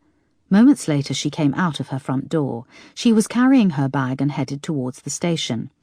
The figure retreated and sprinted back down the alleyway to a car, and then drove out onto the main road, trying to keep slow, be normal, blend in. Erica was just turning into Brockley Station when the figure turned the car into the station approach. Another car started to pull out of a space in front, and the figure used the opportunity to stop, watching Erica as she passed over the footbridge to the opposite platform. The driver in front finished pulling away from the space and waved a hand in thanks. The figure grinned and waved in return, then sped back down Erica's road, past her dark flat, and parked a few streets away. When the car engine fell silent, the figure took a moment to visualise the back of DCI Foster's building. A high wall curled round the back of the property, with an alleyway running along one side. When it had been converted from a big house into flats, the back had been left a mess of old and new windows, downpipes and guttering. The figure climbed out of the car and took a backpack from the boot. I wasn't going to do this now, but it seems things have accelerated. Watching from outside is no longer giving me enough. On the way back to DCI Foster's flat, a couple of commuters walked past, deep in conversation, oblivious. Once outside Erica's flat, the figure climbed up onto the surrounding wall, having thought carefully about how to get up to the top floor.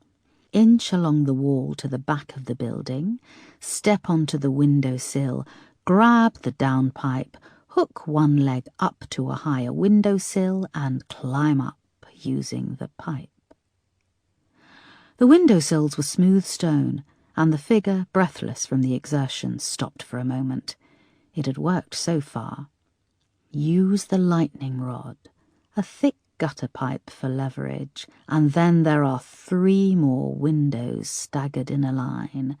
Tic-tac-toe. The figure reached Erica's bathroom windowsill, drenched in sweat from the exertion. The window was closed, and this was expected. However, there was a small extractor fan beside the window. It was conveniently cheap and had been poorly fitted. Covering the square plastic grill vent with a gloved palm, the figure gripped the edges and pulled. There was a crack, and it came away, exposing a silver-lined ventilation pipe. The figure pushed an arm inside, feeling leather-clad knuckles come into contact with the back of the ventilator's plastic housing on the inside wall. A swift punch, and it was knocked out. It rattled and scraped against the bathroom wall as it swung loose from its wire. The figure pulled a length of coat hanger wire from a side pocket of the backpack and inserted it through the ventilation pipe. It took a few fumbling attempts, but the wire finally hooked over the handle of the window inside, and it popped open with a click. The figure moved quickly, crawling through head first, hands out, and connecting with the toilet seat. I'm in. It was exhilarating after so long watching DCI Foster from afar. The bathroom was small and functional. Opening the bathroom cabinet, the figure saw it was filled with a box of tampons, thrush cream, and a dusty packet of waxing strips. The expiry date had passed. How heartbreaking she carries a packet of old waxing strips with her. The figure gathered up the contents of the bathroom cabinet and moved through to the sparse bedroom. It smelt neutral. The smell of women could sometimes be interesting and exotic. The smell of others could repel. All I get is stale cigarettes, fried food, a hint of cheap perfume. The figure pulled back the bed covers, neatly laid out the contents of the bathroom cabinet on the mattress, and replaced the covers, before moving through to the living room. It was dark, save for the orange glow of a streetlight. Strewn on the coffee table amongst dirty cups and an ashtray were copies of police files. The figure lifted one with a gloved hand, rage surging. There were pictures of Mirka Bratova alive and then dead and decayed in the water. DCI Foster knew. She'd connected the dots, and the fat little leather bitch was helping her. There was a noise on the landing, a creaking of stairs, and the figure crept to the front door and peered through the spy hole. An old woman with white hair reached the landing. She came close to the front door, her face bulging obscenely in the peephole. She listened for a moment, then turned and went to her front door. The figure felt a sudden need to get out of there, to go away, to plan. DCI Foster has forced my hand. I'm going to have to kill her. Chapter 39. When Erica returned home to the flat, she took a long hot shower and wrapped herself in a towel. She came through to the bedroom and sat on the bed, running through the evening's events in her head. They didn't play back much better than when they had happened the first time round. She went to plug in her phone and then stopped. She pulled back the duvet cover. Underneath, the contents of her bathroom cabinet had been laid out on the mattress. She stood quickly and went to the bedroom window. It was closed, and there was a sheer drop down to the alley below. She moved to the front room and flicked on the light. The room was as she'd left it. Blinds closed, files and coffee cups littering the table. She passed the front door. There was no letterbox. Had she locked the door? Of course she had, she thought. She went back into the bathroom and opened the cabinet above the sink. It was empty. The window had been closed when she'd taken her shower, and she hadn't opened it. No, she thought she was just tired and forgetful. She must have taken the things out of the cabinet herself. She noticed how steamed up the bathroom was and pulled the cord on the tiny extractor fan. She pulled it again. Nothing happened. Shit. she said, wiping the condensation off the mirror with the back of her hand. Why did Marsh have to be her landlord too? The last thing she wanted to do was contact him. She flicked off the light, went back to the bedroom and took the things out of her bed, feeling uneasy. Had she taken them from the bathroom cabinet? And then there was the note she'd received. But how had someone got in? They would have needed a key. The next morning, Erica tidied the flat and was contemplating calling into the station that she may have had a possible intruder, possible being a very accurate word, when she heard the post land on the mat downstairs. After sorting through the bills for her neighbours and leaving them on the table by the door, she found a letter addressed to her first piece of mail in her new flat. It was a request from the Met Police that she attend a psychiatric evaluation in 7 days' time. "I'm not crazy, am I?" said Erica to herself, only half joking. When she came back up to the flat, her phone rang. "Erica, it's Marsh. You've got 6 hours with a team from Thames Water. If you don't find the phone, then that's it. You understand?" Hope rose in Erica's chest. "Yes, thank you, sir." "There's virtually no chance it's down there. Have you seen the rain we've been having?" Erica looked out as the rain hammered against the window. "I know, sir, but I'll take those odds. I've solved cases on less." "But you won't be solving this. You're suspended, remember? And you'll pass any evidence over to DCI Sparks immediately." "Yes, sir," said Erica. "Moss will be in touch with the rest of the details." "Very good, sir." "And if you ever pull a stunt like that again, showing up on my doorstep and waving sick crime scene photos in my wife's face, you won't just be suspended, your career will be over." "It won't happen again, sir," said Erica. There was a click and Marsh hung up. Erica smiled. "Behind every powerful man is a woman who knows how to push his buttons. Good on you, Marcy." Erica walked over to meet Moss and Peterson. The manhole accessing the storm drain was beside the graveyard at Honor Oak Park Church, only a couple of miles from Erica's flat. The church was a few hundred yards past the train station perched on a hill. The rain had stopped, and there was a slight break in the clouds when Erica met Moss by a large van bearing the Thames Water logo. Peterson had a tray of takeaway coffees and was handing them out to a group of guys wearing overalls. "This is Mike. His team will be coordinating the search," said Moss, introducing them. "I'm Erica Foster," she said, leaning over to shake hands. The guys didn't mess about. They gulped down their coffee, and within minutes they were levering up the giant manhole cover and rolling it to one side with a clink. "Good to see you, boss," said Peterson, handing her a coffee with a grin. Mike took them into the tiny van. It was equipped with a bank of monitors, a small shower and radio comms for all the men going down into the drain.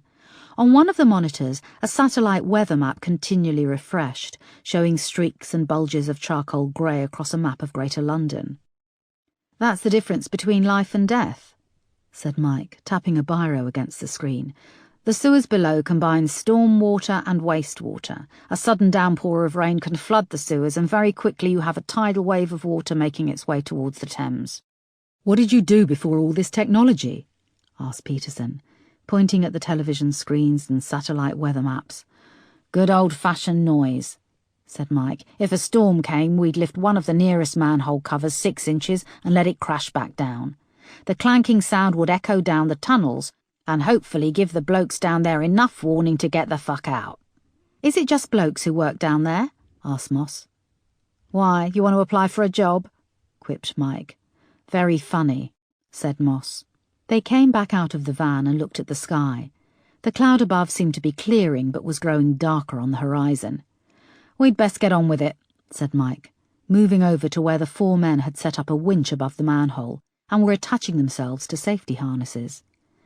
Erica went and peered down the shaft where iron rungs stretched away into blackness. "So what are we looking for, a phone?" asked Mike. "It's an iPhone 5S. We believe it's white, but it could be black," said Moss. She handed them each a laminated photo. "We realise it's been down there for almost 2 weeks, but if you find it, please can you avoid touching? We need to preserve any remaining forensic evidence. I'll give you these evidence bags, which it will have to be placed into immediately," said Erica. They each took a clear evidence bag. They looked sceptical. "So, what, we're meant to levitate this phone out of the shit?" said one of the lads. "We really appreciate your helping out here, lads," said Peterson. "You've joined us at a crucial stage in a very harrowing case involving young girls who have been murdered. Finding this phone is a large piece of our puzzle. Just try not to touch it with bare hands." The men's attitude changed completely. They rapidly put on their helmets and started checking their lights and radios. When they were ready, they all stood around the manhole as Mike lowered in a probe. "We're checking for poisonous gases," he said. "It's not just shit and piss we have to worry about down there. There's carbonic acid, which miners used to call choke damp, carbureted hydrogen, which explodes, and sulfurated hydrogen, the product of putrid decomposition. You've all got your chemical detectors in your suits, lads?" They all nodded. "Geez, wouldn't you all rather work in a supermarket?" asked Moss. "This pays much better," said the youngest of the lads, as he went first and was slowly winched down into the manhole. They watched as the remaining men were lowered down into the darkness, their lights illuminating the brown, grimy interior of the storm drain.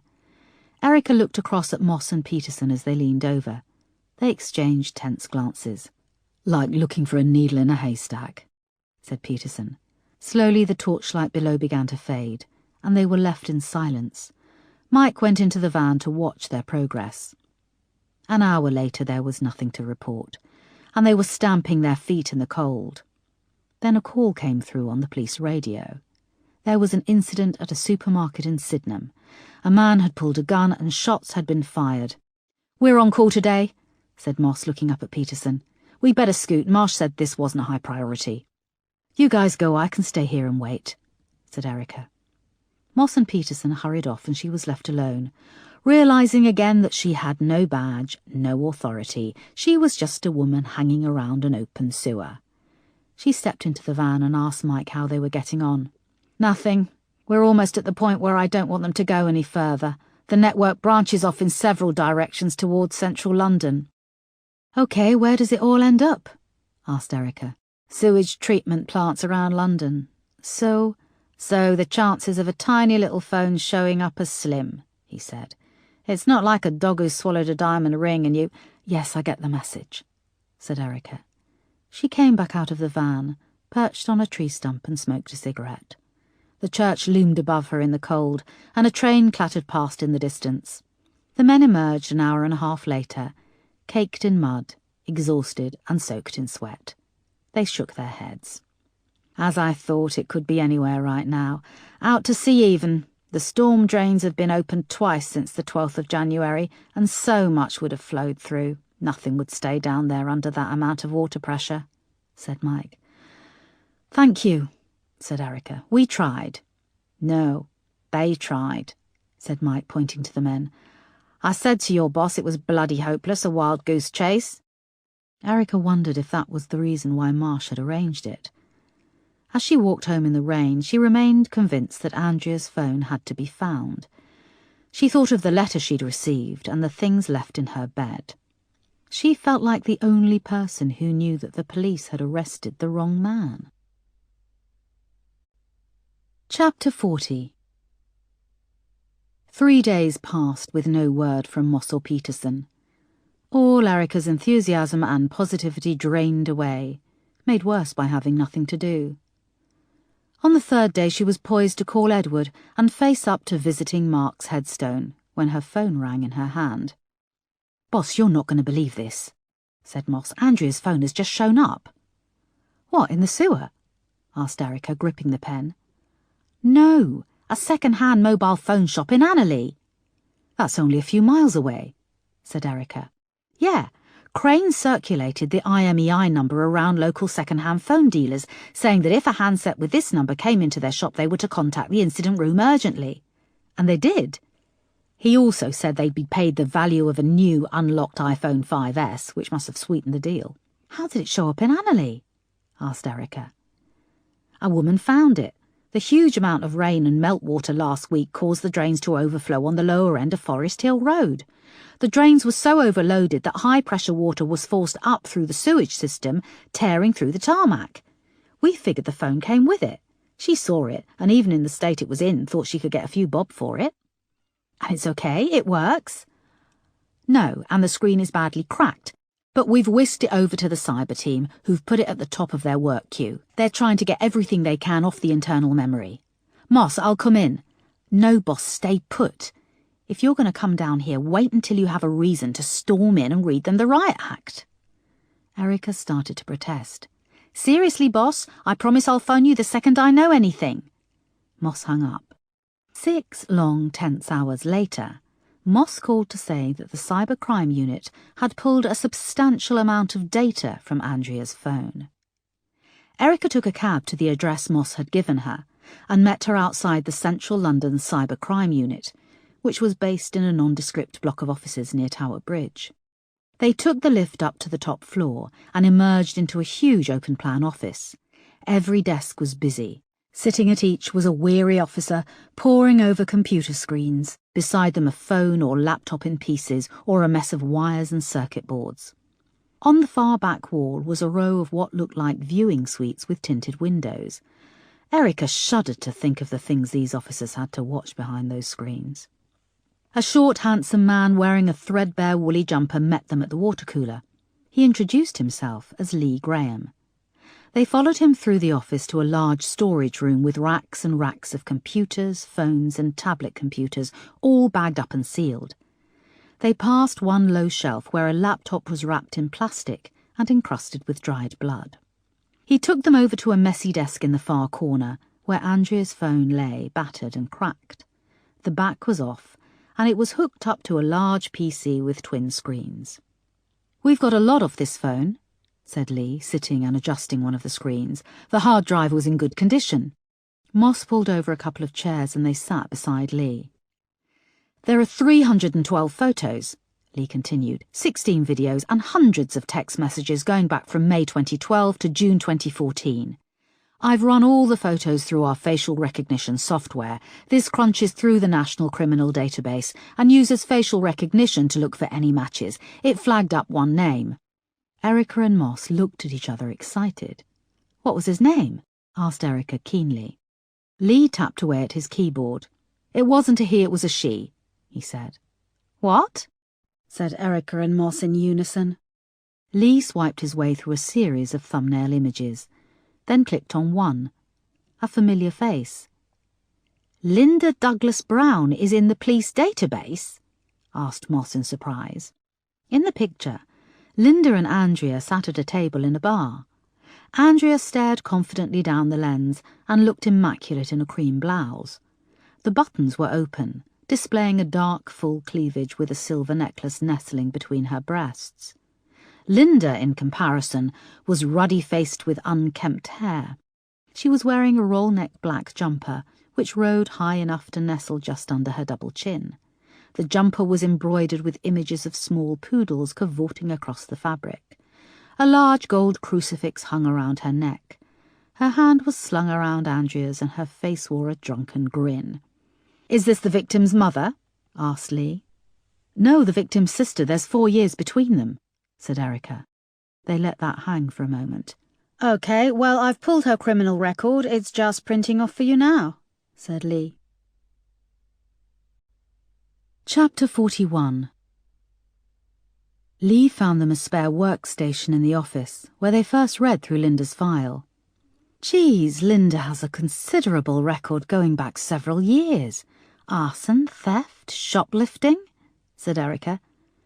"Between July and November last year, Andre's fiancé Giles Osborne made 3 complaints to the police saying Linda was harassing him and sending him threatening mail. Officers spoke to her on all 3 occasions," said Moss, reading. "Yes, so no arrest. Giles Osborne's first complaint was in July 2014, concerning abusive emails he received from Linda. In one she threatened to kill his cat first and then him. The second complaint was a month later. His flat was broken into and his cat was poisoned. Linda's fingerprints were found in the property, but her lawyer successfully claimed that her fingerprints would be in there because she had recently been a guest at the dinner party he threw to celebrate his engagement to Andrea.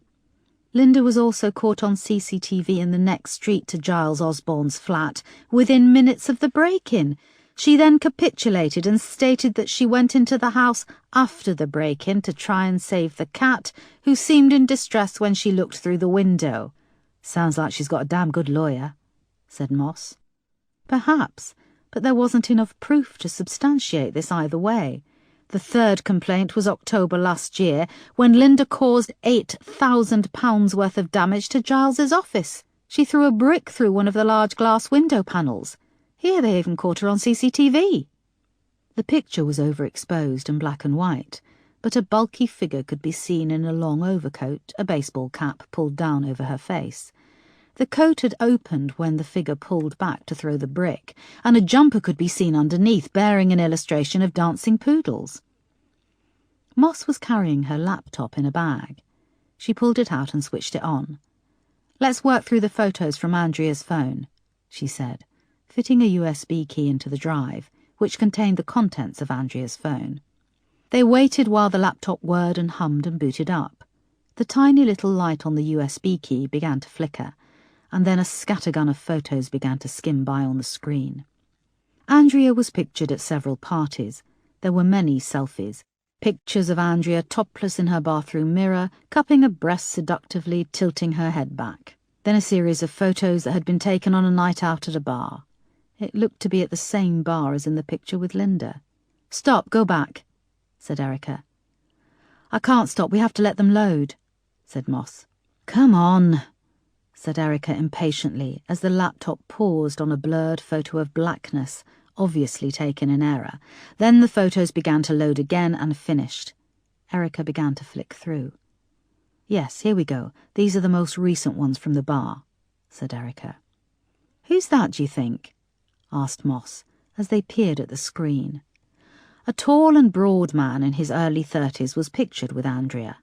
He was very dark with large brown eyes, and he had close-cropped stubble on his handsome chiselled face.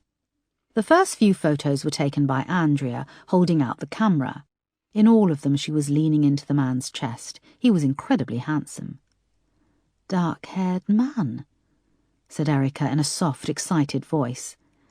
"Let's just steady on," said Moss, who also sounded excited. Erica clicked forward through the photos. They were all taken at what looked like the same party. People filled the background, sitting at tables or dancing. Andrea had gone mad taking pictures of herself with the man, and he'd happily let her. The poses began with them side by side, Andrea staring up at him with the love light in her eyes. The pictures progressed to him kissing Andrea, their mouths locked with a glimpse of tongue, her red fingernails grazing his chiselled, stubbly jaw. "These were all taken on the 23rd of December last year," said Moss, noting the date stamp of the pictures. "That picture of Linda with Andrea, it was taken the same night. That's the same party."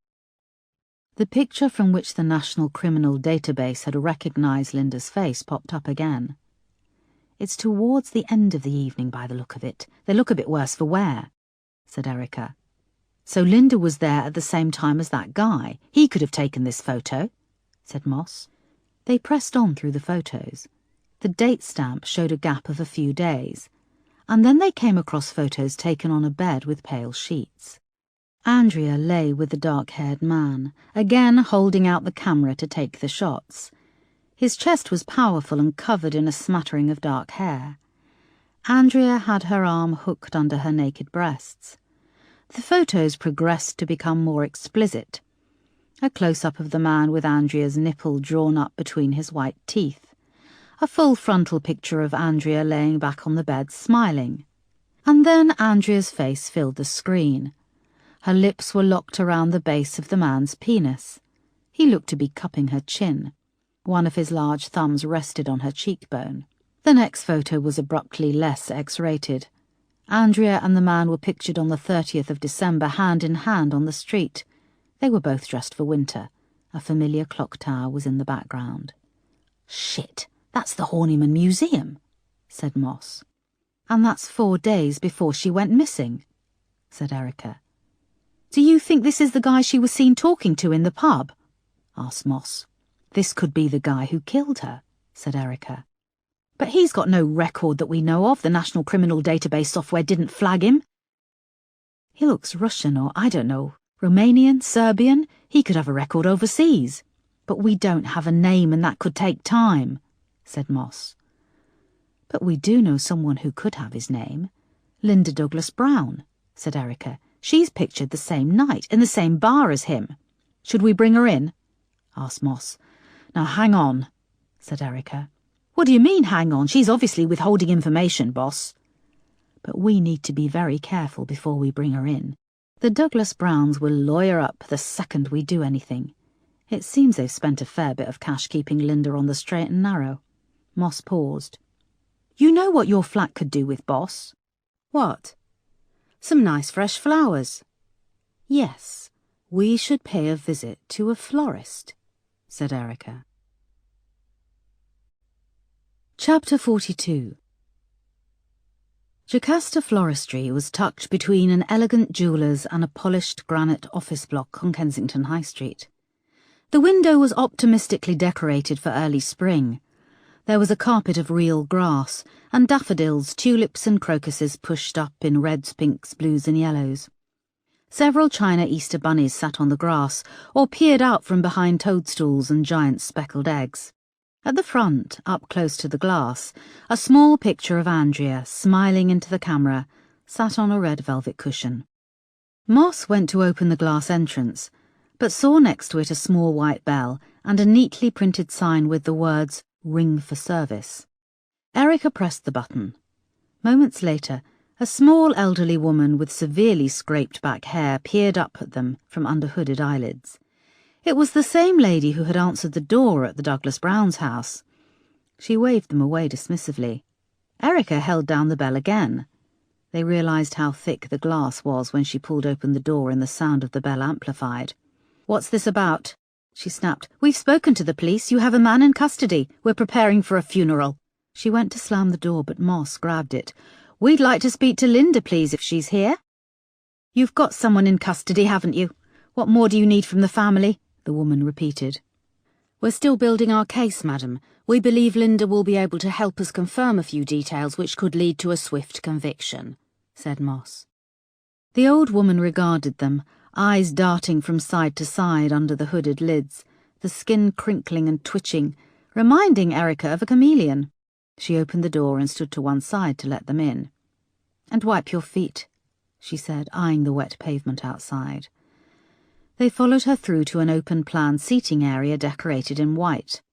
Along the back wall, an enormous clear glass conference table glowed and changed colour. Adorning the walls were photos of the previous work Jocasta Floristry had undertaken, society weddings, product launches.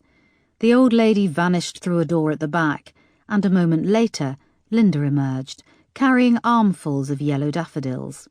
She wore a long black A-line skirt, and another cat jumper poked out from behind a white apron.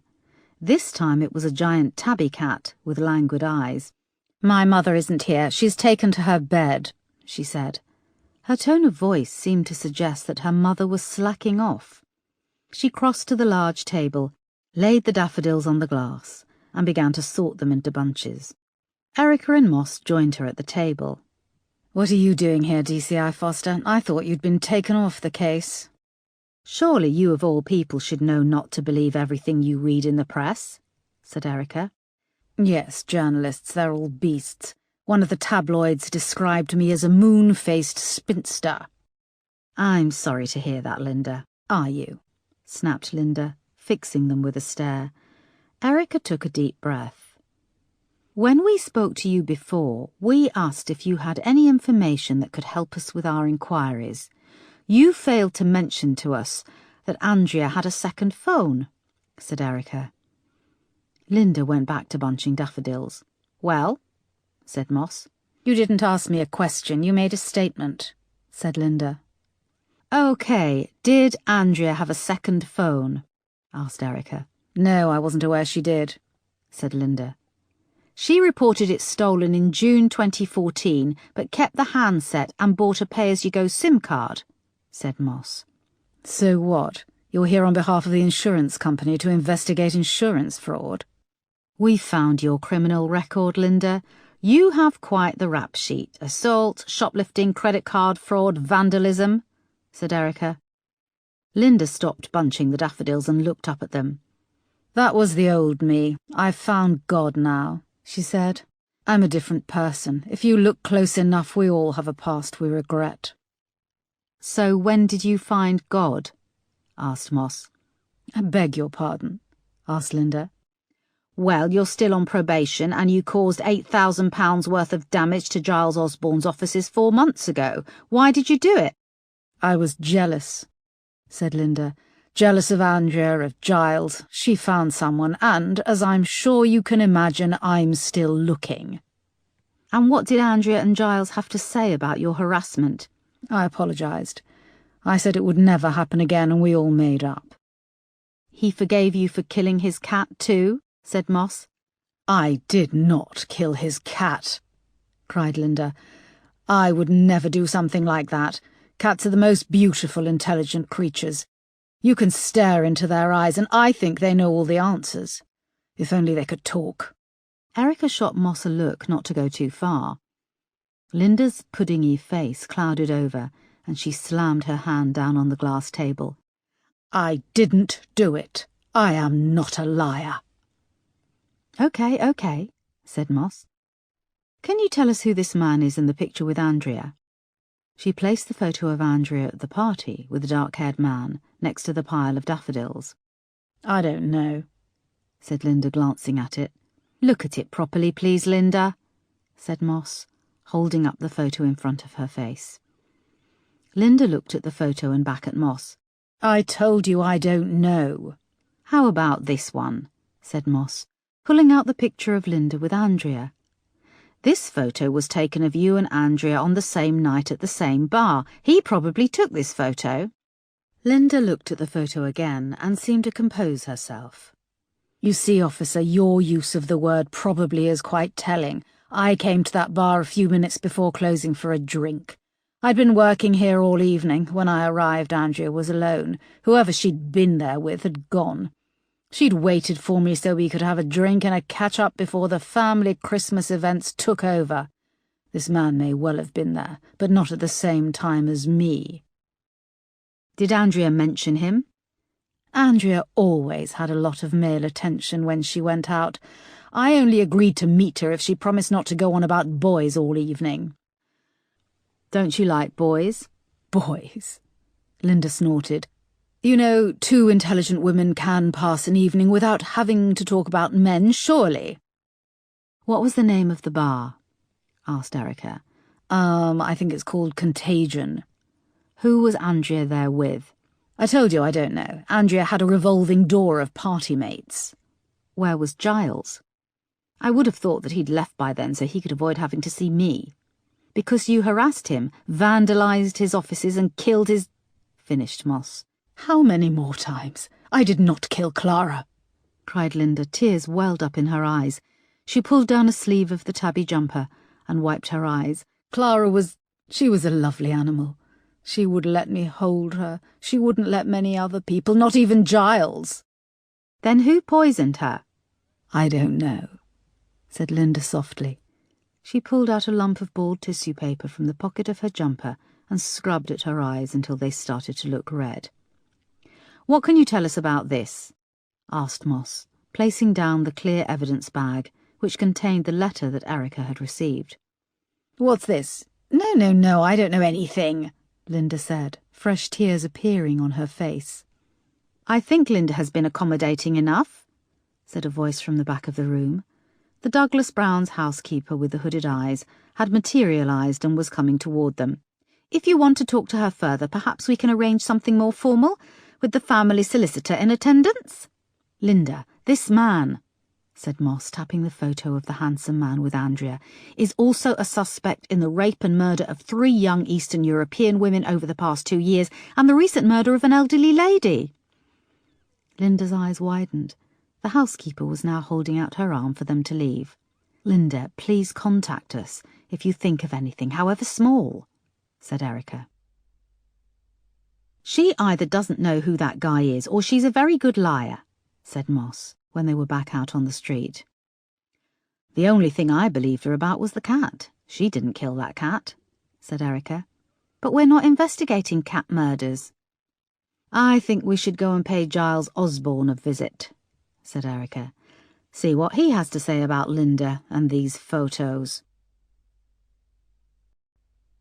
Chapter 43. She's totally crazy, said Giles Osborne, to the point where she frightens me and many of my staff. Moss and Erica sat in Giles's glass office, overlooking the back gardens of a row of terraced houses. A train clacked past behind the houses, and on an industrial estate to one side, 4 giant gas sumps rose up slick with rain. It seemed absurd to build such an elegant state-of-the-art building with such a dismal view. Giles looked as if he hadn't slept, and the skin on his face was loose and haggard.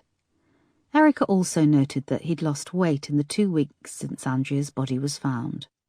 The family is all aware of Linda, Giles went on. Seems she's been the black sheep for many years. She was thrown out of every school they put her in. When she was 9, she stabbed her teacher with a compass. The poor woman lost an eye. So you think Linda has psychological problems? Asked Erica. You make it sound far more mysterious and exotic than it is. She's just mad. It's a sort of tedious madness. But throw cash and an influential family into the mix and it's all heightened. The problem is that Linda knows there's no real consequences for her actions. Yet, said Moss. Giles shrugged. Sir Simon is always there to throw money at problems or have a word in an influential ear. In the end, he bought the teacher a house, and she lives in the top half and rents out the bottom. Almost worth losing an eye, don't you think? There was silence. Another train clacked past on the track and blared its siren. Sorry, I don't mean to be cruel. I'm arranging Andrea's funeral. I thought I'd be arranging our wedding. I never dreamed... Linda is doing the flowers. She's insisted on the church she attends in Chiswick. I'm sitting here staring at a blank screen trying to write her eulogy. You have to know someone well to write their eulogy, said Moss. Yes, you do, said Giles. Was Andrea religious? Asked Erica, steering the conversation away from choppy waters. No. Is David? If all nuns had big tits and low-cut tops, I'm sure he'd be a Catholic, laughed Giles dryly. What do you mean by that? Oh, Lord, you have to take everything literally. It was a joke. David likes girls. He's young. He's remarkably normal. Takes after his mother more than... Linda?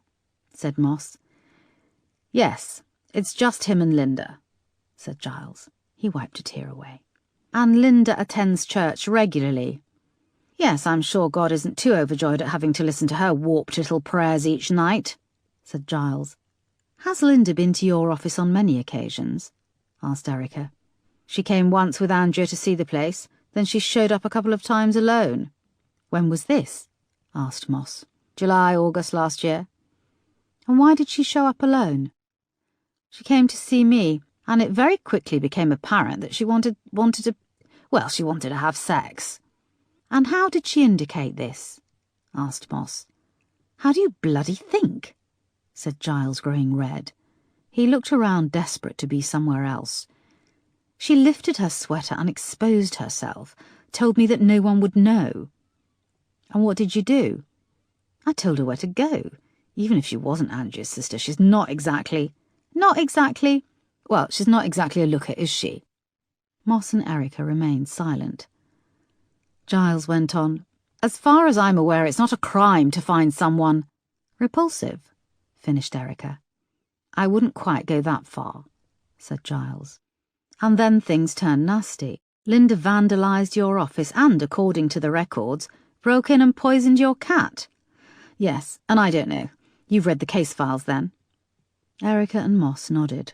I found myself with an unfortunate dilemma with Linda. Sir Simon asked me to drop the charges. What could I do?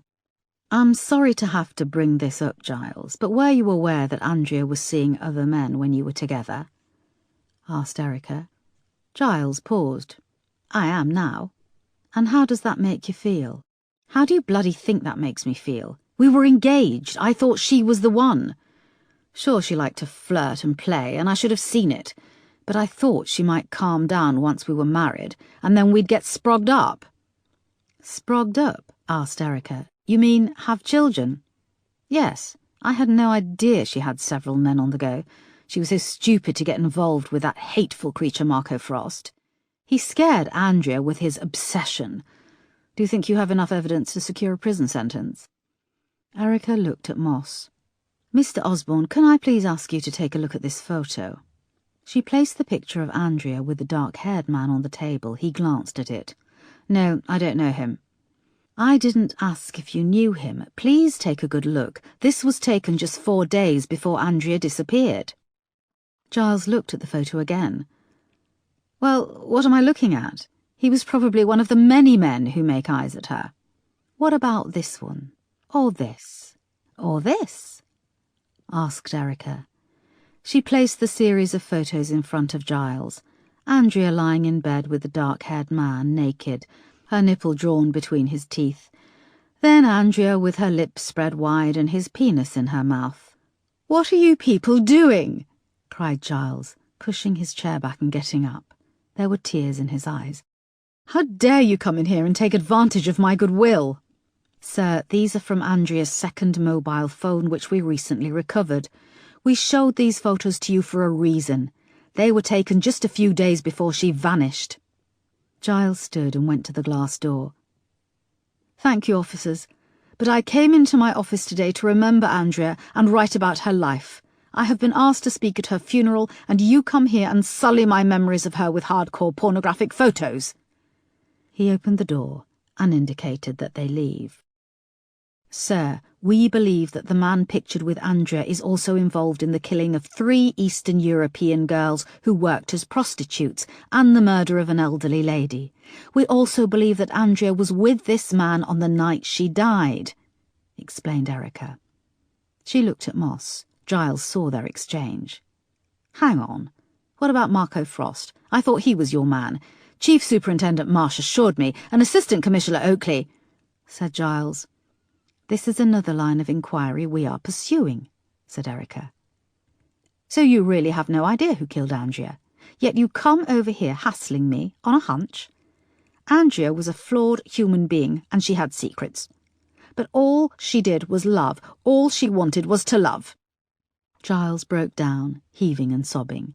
He put his hand to his mouth. "I just can't take this much longer. Please, leave." Erica and Moss went back to the table, gathered up the photos and left, leaving Giles to sob. "Oh, fuck," said Moss, when they came back to the car parked a few roads away. "I said it, not you," said Erica. "Boss, I have to go and report this all to DCI Sparks and Marsh." "I know, and that's fine." Moss dropped Erica home, and despite all that had happened, all the revelations, Erica felt no closer to the truth, and very far away from being reinstated and getting her badge back. When she came into her living room, she switched on the light, seeing herself and the image of the room reflected back in the window. She went to the light and turned it off. She peered out of the window and down into the deserted street, but everything was still, quiet. Chapter 44. Over the next 2 days, Moss and Peterson had to appear in court and give evidence in the case involving an armed gunman at the supermarket in Sydenham. Much of the original investigative team into Andrea's death had been reassigned, now that Marco Frost had been charged with her murder. Erica was stuck in limbo, awaiting her misconduct hearing. She'd had a call from Marsh that morning. "Did you and Moss visit Linda Douglas-Brown and Giles Osborne?" he demanded. "Yes, sir. I've had complaints from them both, and Sir Simon is threatening to make a formal complaint." "So you answer their calls, but not mine," Erica wanted to say. She bit her lip. "Sir, I was there as an advisor to Moss. In both instances, I wasn't asked to produce identification." "Leave it out, Erica." "Sir, you are aware we recovered Andrea's second mobile phone?" "Yes, I'm aware Moss filed her report. And you withheld evidence, the note you received." "But the note, sir, the note could have come from several places. Think back to your colleagues in Manchester. There's still a great deal of anger towards you." Marsh tailed off. "I'm sorry. That was unfair. I think, Erica, that you need to let this go." "What?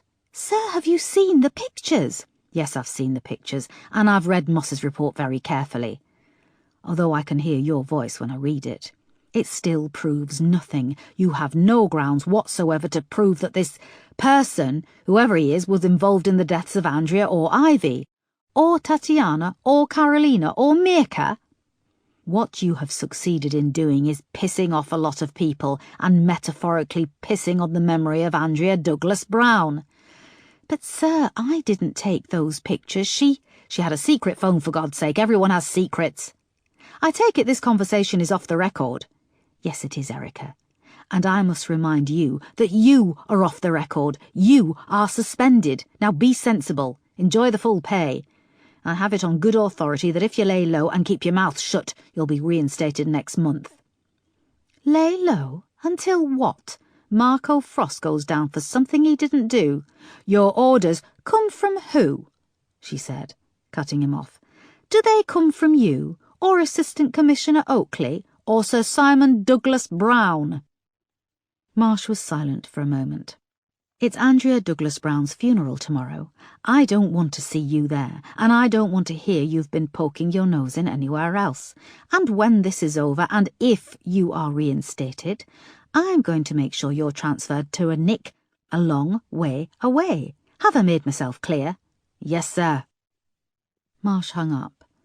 Erica sat back on the sofa, fuming. She cursed Marsh and then herself. Had she lost the plot? Were her instincts off on this one? No, they weren't. She had a cigarette and then went to pick out something suitable for a funeral. Chapter 45. Erica woke before it was light and sat smoking and drinking coffee by the front window. The day stretched ahead in front of her full of obstacles, and she had to navigate it as smoothly as possible. She took a shower, and when she emerged just after 9, the sky still had a grey-blue tinge. Erica felt it wasn't right to be going to the funeral of someone so young. Perhaps the day was protesting, refusing to begin. She'd searched through her suitcase for something suitable to wear to Andrea's funeral, only to realise that most of her wardrobe was suitable for a funeral. At the bottom, she found the elegant black dress she'd worn over a year ago to a Christmas party organised by the Manchester Met Police. She remembered that night so clearly, the lazy afternoon beforehand, when she and Mark had made love, and then he'd run her a bath, pouring her favourite sandalwood oil into the steaming water. He'd sat on the side of the bath, and they'd chatted and drunk wine as she'd wallowed in the water. When it came to put on the dress, it had felt snug, and she'd protested she was fat.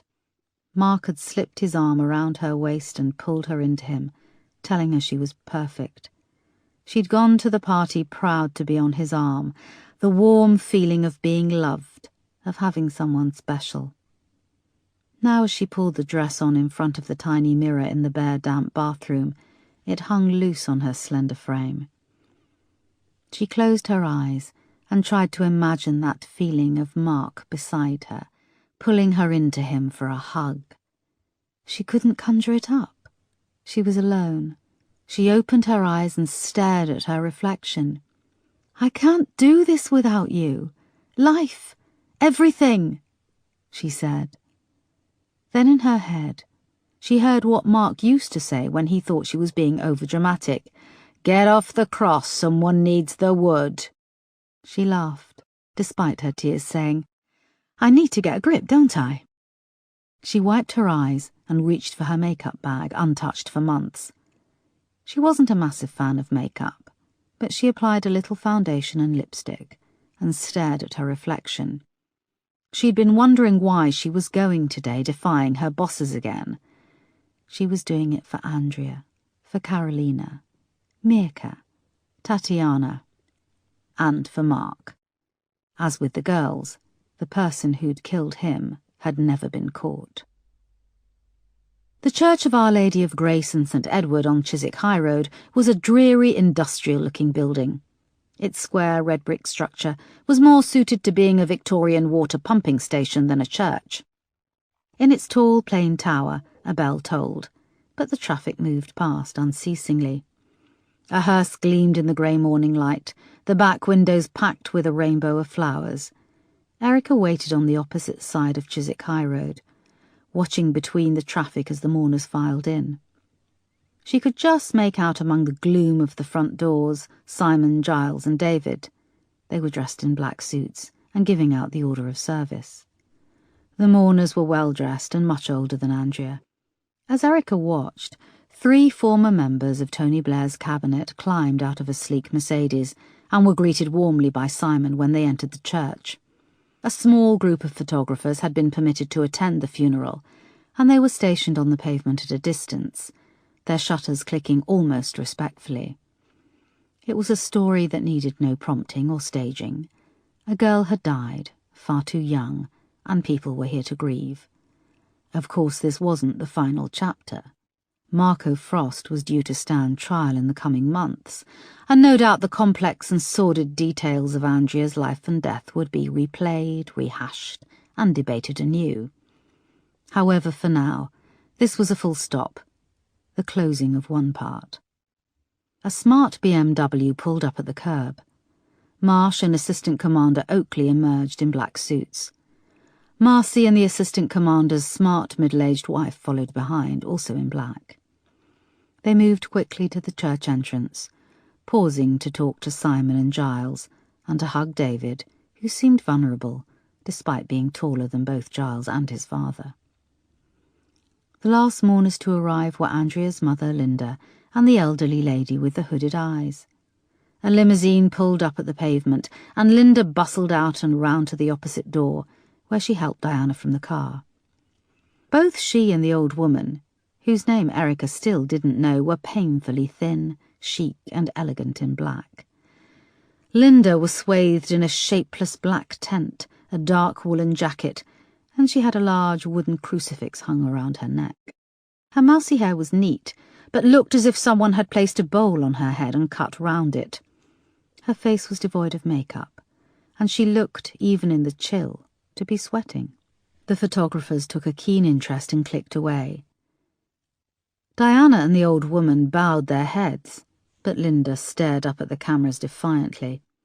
Erica waited a few more minutes, until it looked like the last mourners were inside, crossed the road and slipped into the church. She took a seat at the end of a pew at the back of the packed church. A beautiful ornate wooden coffin rested on a plinth in front of the altar, decked in a spray of white flowers. The Douglas Brown family sat on the front pew, and as the church organ petered out, Erica noticed Diana looking frantically around as the church hushed. The vicar, dressed in crisp white robes, moved to the front and seemed to look for a signal that it was appropriate to begin. However, Simon shook his head. He then leaned in under the brim of Diana's huge hat, where they seemed to confer. Linda leaned in on the other side and joined the discussion. Erica realised what they were talking about. David was missing from the pew. Linda then got up, and standing at the front in full view of the congregation, just a few feet from Andrea's coffin, placed a call on her phone. The vicar was now waiting awkwardly by the altar. Linda said a few words before being cut off. She tried the number again and held the phone out to her father. "Linda, Linda," said Simon, beckoning her over. Linda huffed and stood her ground, before relenting and walking over. Her father took the phone and the conversation became quite heated. Erica couldn't make out what was being said, but his angry tone reverberated around the church. The congregation was now shifting uneasily. The scene juxtaposed uncomfortably with a polished flower-topped coffin. The murmur of Simon's voice stopped abruptly, and Erica shifted in her pew to see what was happening. It was then that she heard, from her seat by the door, the faint sound of a mobile phone ringtone. Simon stood and moved off to the side of the church, a phone to his ear. Erica rose from her seat and slipped out of the church. Houses and shops were heavily built up nearby, leaving the courtyard out front and a thin strip of flagstones along one side of the church, which backed onto a high wall. David stood by the high wall with an unlit cigarette between his teeth. He tucked his phone inside his suit jacket. Erica moved over to him. "Need a light?" she asked. pulling out her cigarettes and lighter. He peered at her for a second, and then leaned into her lighter, cupping his hands around the flame and puffing furiously as the end of the cigarette glowed red. Erica lit one herself and took a drag. "You okay?" she asked, tucking her cigarettes back in her coat pocket. David was painfully thin with sunken cheeks. His skin was honey-coloured, and there was a smattering of acne under his cheekbones. Despite this, his face was still handsome. He had the same brown eyes and full lips as Andrea. He squinted at Erica and shrugged. "Why aren't you in there for the service?" asked Erica. "It's all bullshit. My parents have planned this pretentious tribute, which is nothing to do with who Andrea was. She was a slut. She was loud and crass, and she had the attention span of an insect. But she was so good, so much fun to have around. I hate that phrase, 'she lit up a room.' It's trotted out all the time, but it was true of her. God, why did it have to be Andrea and not His voice trailed off, and he looked ashamed. "Linda? No, I didn't mean that. Although I think Linda is so desperate for attention she'd quite like to be brutally murdered. It would be more interesting to write on her Facebook profile than 'I work as a florist and I like cats.'" David began to cry. Shit, I vowed I wouldn't use these," he said, pulling a little pack of tissues from his pocket. "Look, David, you'll regret it if you don't go in there. Trust me, you need closure. Another overused phrase, I know." David blew his nose and pulled another tissue from the pack. "Why are you here?" he asked. "I've come to pay my respects. You know, my parents blame you for the media coverage. And what do you think?" "I think Andrea was always honest about dating men, about loving sex." "What about Giles?" "He wanted a trophy wife. A nice thoroughbred to mix up the gene pool. Too many cousins have married in his family. You must have noticed he's a little carny." "Carny? Little carnival circus folk." "Right. Sorry, I'm being an arse." "You've got the right to be one, today of all days," said Erica. "Yes, and you've caught the killer, Marco Frost." Erica took a drag of her cigarette. "You don't think he's the killer, do you?" "How's your mum coping?" asked Erica. "If you want to change the subject, choose a less stupid question. You look far from stupid, though," said David, taking a deep drag on his cigarette. "Okay," said Erica, pulling out a copy of the photo of Andrea in the bar with the dark-haired man. "Have you ever seen this man?" "Smooth segue," said David. "David, please, it's important," said Erica. She watched his face. He took the photo and chewed his lip. "No." "You're sure?" "Yes." "Because Linda was there that night as well." "Well, I wasn't," said David. "I don't believe this," said a voice. Erica turned and saw Simon was approaching across the courtyard. His head was tilted to one side, and his brown eyes flashed with anger. Diana teetered behind on high heels, her hat and shades giving little away. "Do you have no respect?" he said, squaring up to Erica, his face close to hers. She refused to be intimidated and stared back at him. "David, why are you out here?" said Diana when she reached them, her voice breaking. "I'm asking David if he's seen this man, a man I believe," started Erica. Simon snatched the photo, crushing it into a ball and throwing it down. He grabbed Erica's arm and started to drag her across the courtyard. "I'm sick of you fucking around in my business," he shouted. Erica tried to pull away from his grip, but he held on fast and kept dragging her towards the road. "I'm doing this for you. For Andrea," said Erica. "No, you're doing this to advance your grubby little career. If I catch you near my family again, there'll be a restraining order. My lawyer says I have grounds." They reached the curb just as a taxi was pulling past. Simon put up his arm and it dived into the space in front of them. He wrenched open the door and shoved Erica inside, cracking her head on the door as he did. "Take this cunt far away," he spat through the driver's window, throwing down a £50 note. Erica stared at him through the door. His brown eyes were raging. "You all right, love?" said the taxi driver, looking at her through the rearview mirror. "Yes, just go," she said. The taxi pulled out into the traffic, and Erica watched Simon Douglas Brown glaring after her from the curb. David was slowly walking back to the church entrance, his mother's arm hooked through his. Erica rubbed her arm through her leather jacket, throbbing from Simon's powerful grip. Chapter 46. Erica arrived at Brockley Crematorium a few hours later. It was on a small residential street, set back from the main road and within walking distance of her flat. She walked along the winding driveway, past tall evergreen trees, and saw Sergeant Wolfe outside the glass double doors of the crematorium. He was dressed in an ill-fitting suit, his jowly cheeks red from the cold. "Thanks for coming, boss," he said. "It was a good idea," she said. She took his arm as they went inside. The chapel was pleasant, if a little institutional. The soft red curtains and carpet were faded, and the rows of wooden seating were a little chipped.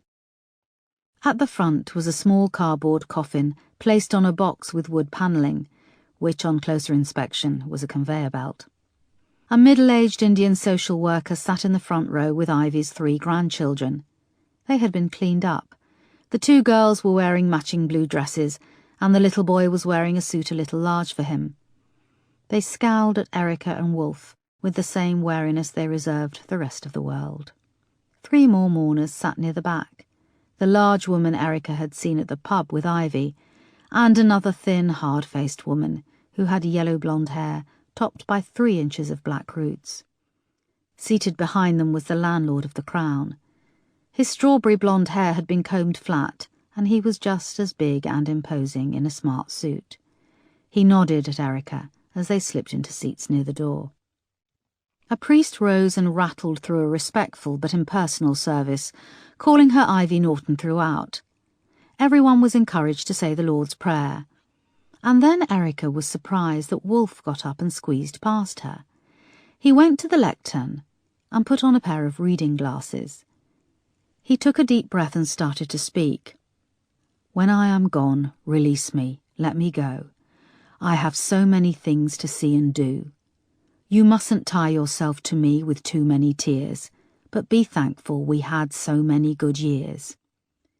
I gave you my love, and you can only guess how much you've given me in happiness.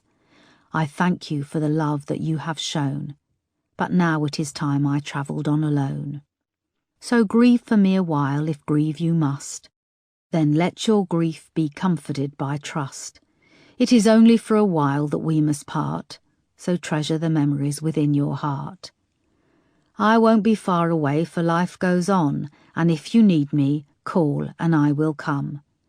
Though you can't see or touch me, I will be near, and if you listen with your heart, you'll hear all my love around you, soft and clear. And then, when you come this way alone, I'll greet you with a smile and a welcome home." When Wolfe finished, Erica was tearful and felt almost angry. The reading had been a touching and beautiful thing to do, but she had expected to sit through a sad but inevitable funeral. Wolfe's reading had moved her deeply and transported her to a place she didn't want to go. When Wolfe came back to his seat, he saw Erica crying, gave her an awkward nod and made for the door. Music then played, and Ivy's coffin rolled towards the curtain, which opened and closed with a whir. Wolfe was waiting by a circle of small empty flower beds outside the main entrance when Erica emerged. "All right, boss." "Yeah, fine. That poem was beautiful," she said. "I just found it on the internet. It's called To Those Whom I Love and Those Who Love Me by Anon. I thought Ivy deserved something to see her off," he said, embarrassed. "You coming to the wake?" said a voice. They turned to see the landlord from the Crown. "There's a wake?" asked Erica. "Well, a few drinks. Ivy was a regular." Erica's eye was caught by the 2 women, fat and thin. They stood smoking under a tree in the small memorial gardens. "Hang on, I'll be back in a sec," she said. She hurried over, pulling out a copy of the photo of Andrea and the dark-haired man from her bag. "You've got a nerve," said the large woman when Erica reached them. "I need to ask you," started Erica, but the woman tilted her head back and spat in her face. You've got a nerve to sit there sobbing your crocodile tears when you as good as killed Ivy, you bitch.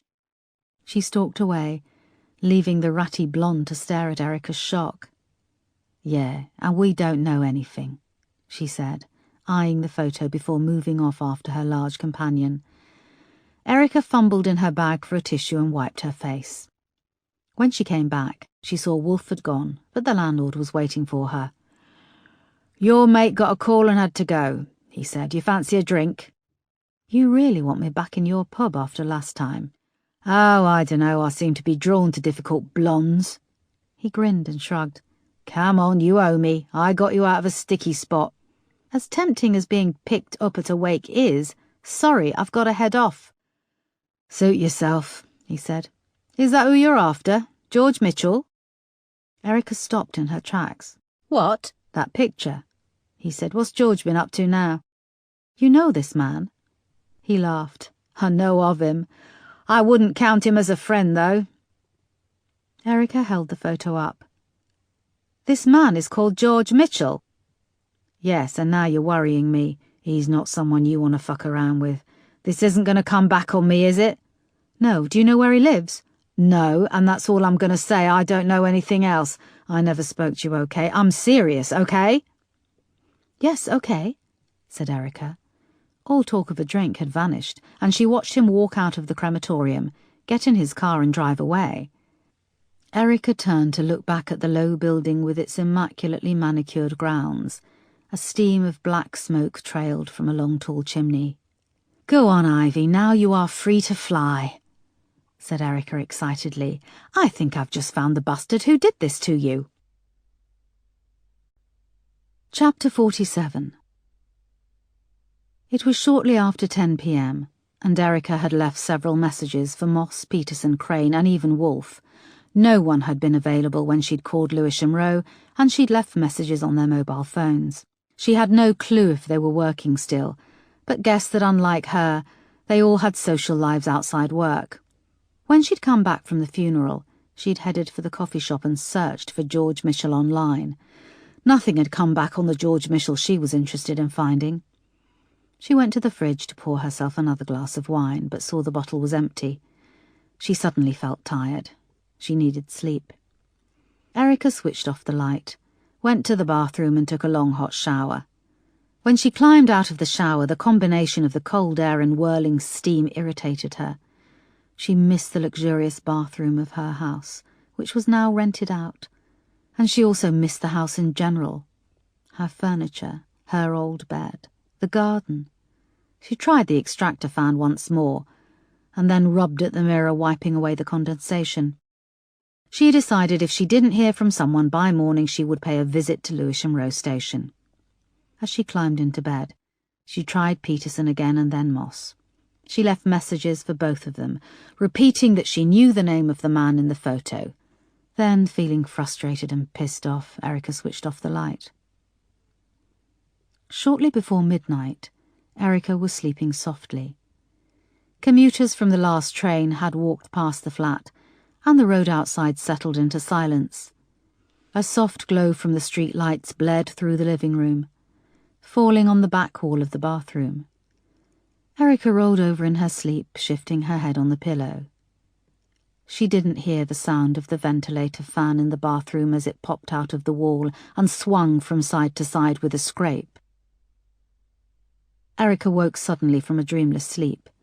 It was dark, and her bedside clock glowed red, showing 0013. She shifted her pillow and had turned over to go back to sleep when she heard a very faint creak. She held her breath. The creak came again. A few seconds passed, and then she heard a rustling of paper in the living room. Then she heard a drawer being opened very quietly. Her eyes darted around the bedroom for a weapon, something to defend herself with. There was nothing. Then she spied the bedside lamp. It was made of metal and heavy like a small candlestick. Very slowly and quietly, without taking her eye off the door, she leant down beside the bed and eased out the plug.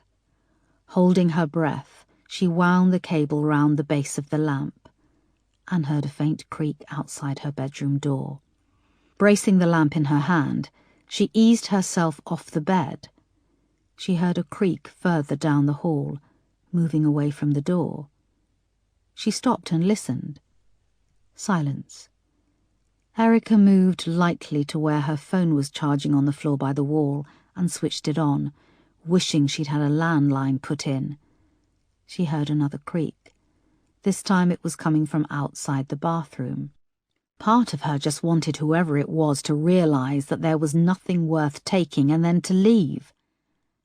As Erica crept towards the door, taking care to lay her bare feet down evenly and softly on the wooden floor, her phone blared out its start-up tone. It rang through the silence. Shit, what a fucking idiot mistake. Her heart started to race.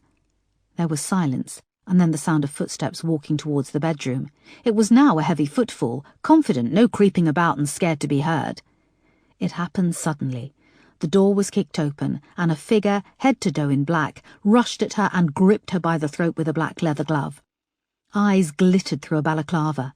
Erica was shocked at the power in the hand, and she felt her throat and windpipe crushed. She grappled for the lamp, but it slipped from her grasp onto the bed. The figure pushed her back onto the bed, all the time gripping her throat.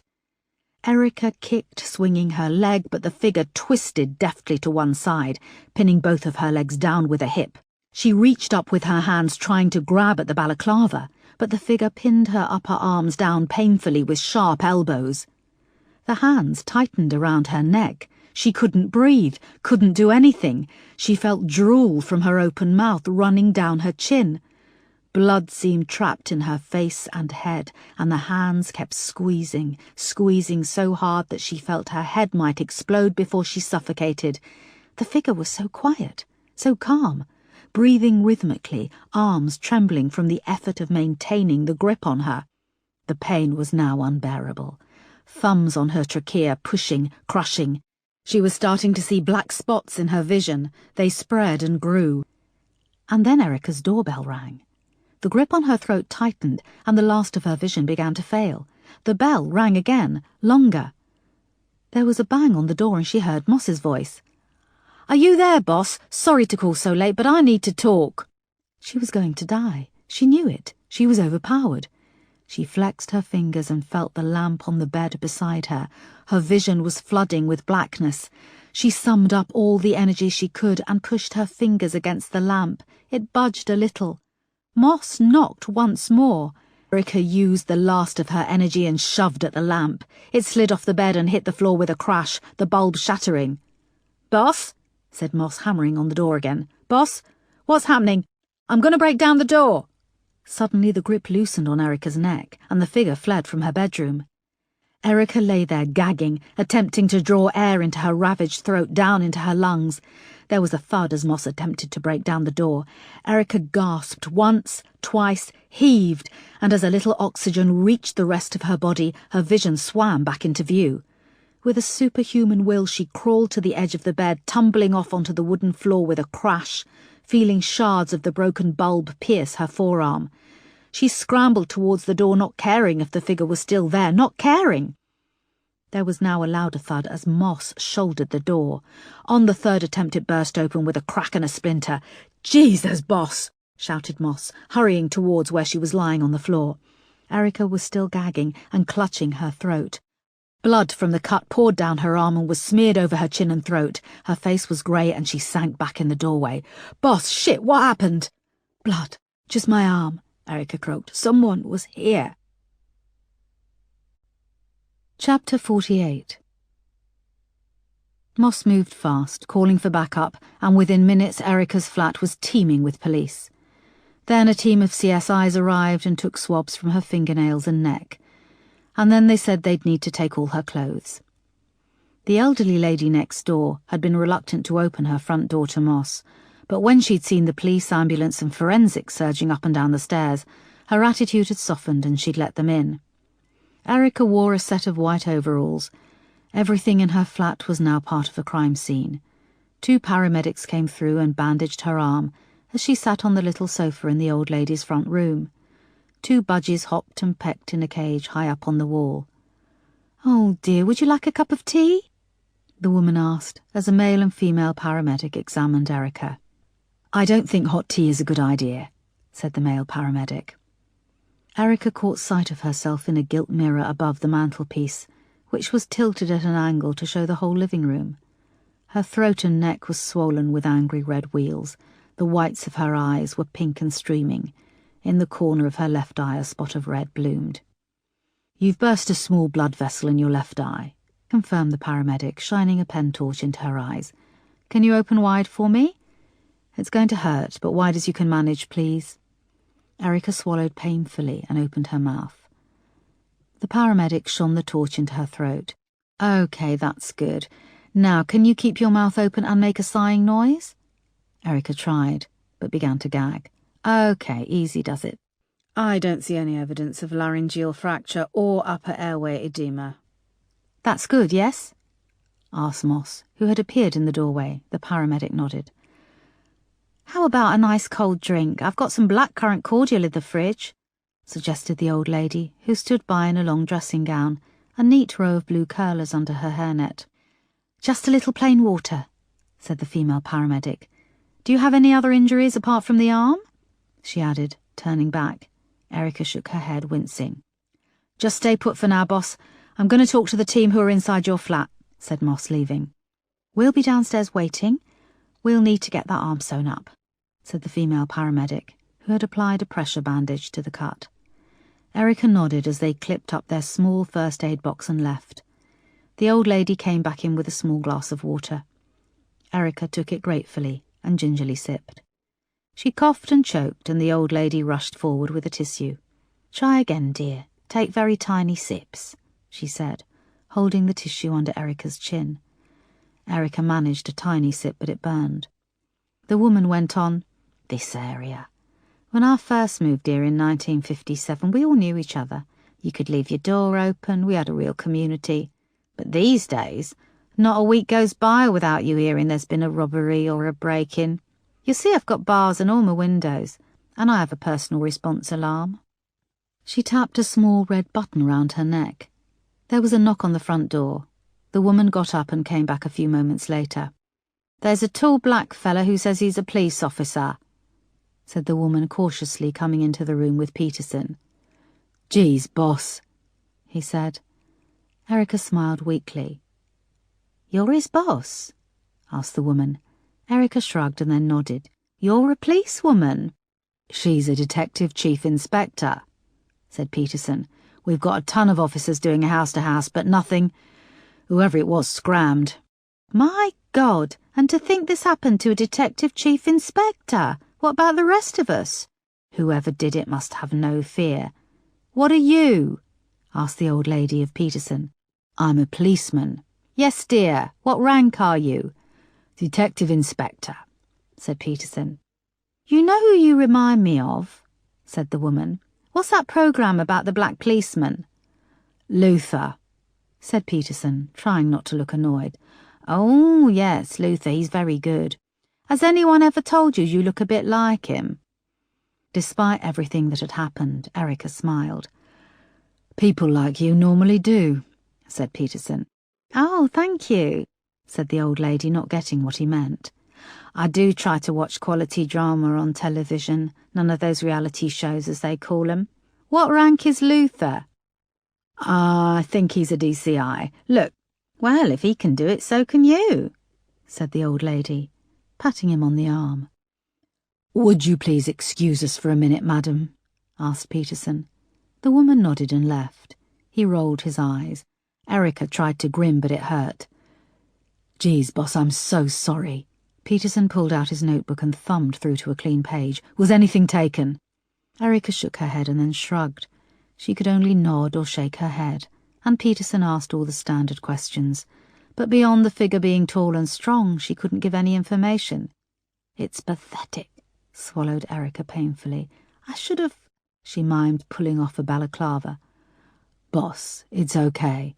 It always seems simple in hindsight," said Peterson. Moss came back in, carrying the housing of the extractor fan. "He got in using the ventilation pipe," she said. I don't know. I think it was a him," croaked Erica. Boss, they're going to be working through the night with forensics. Do you have anywhere you can stay? Asked Peterson. Hotel, croaked Erica.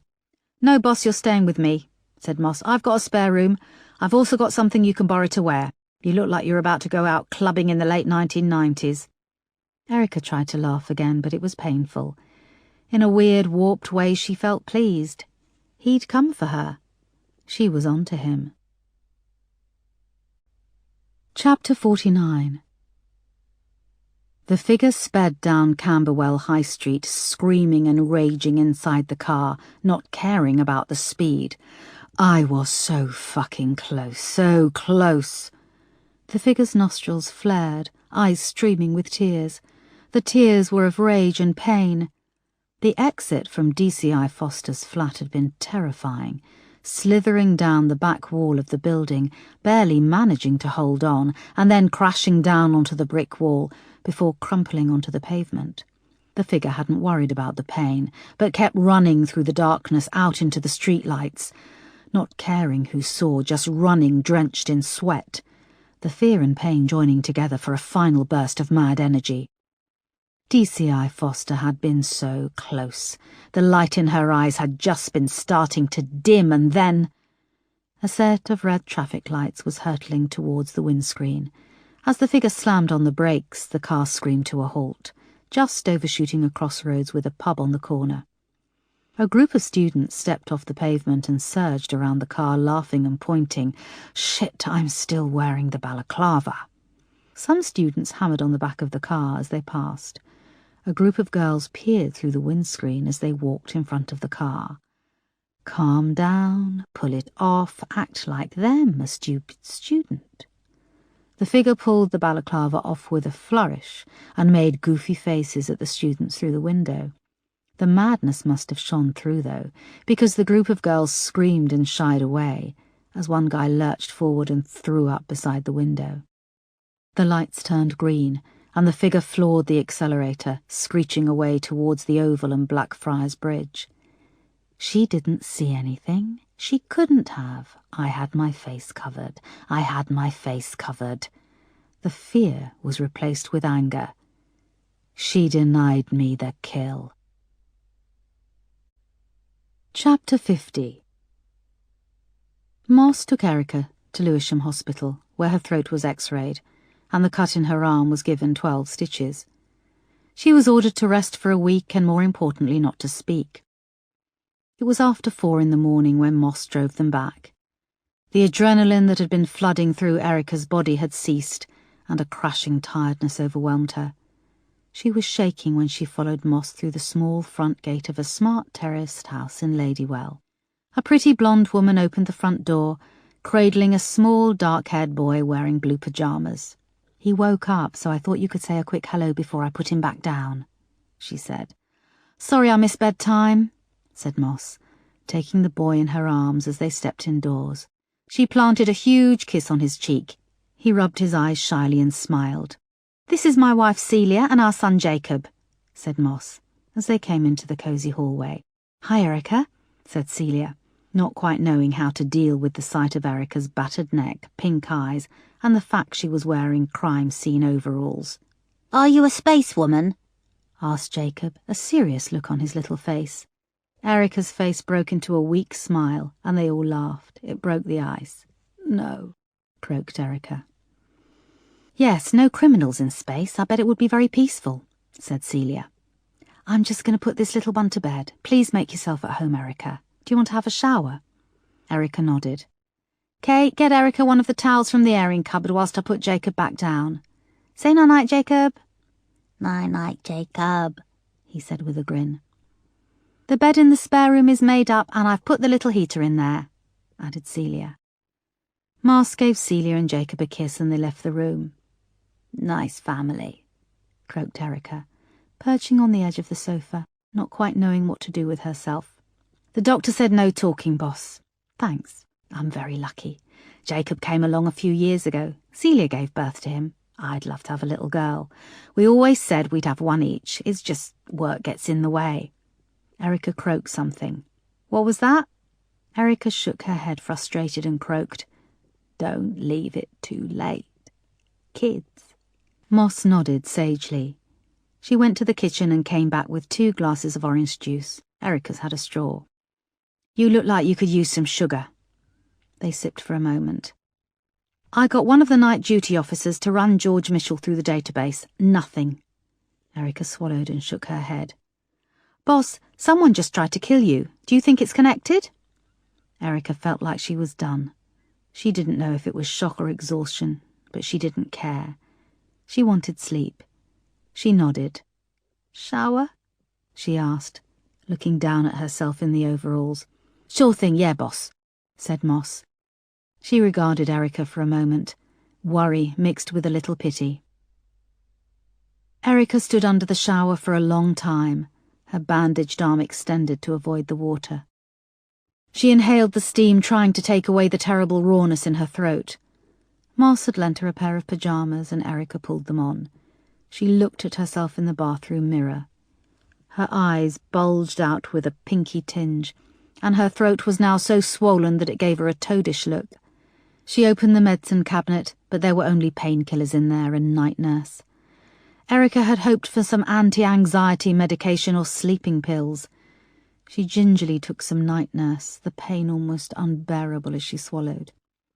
When she emerged from the bathroom, the house was dark and quiet, save for a small nightlight in the hallway. On her way to the spare room, she stopped outside Jacob's bedroom. His door was ajar, and he was sound asleep under a blue blanket.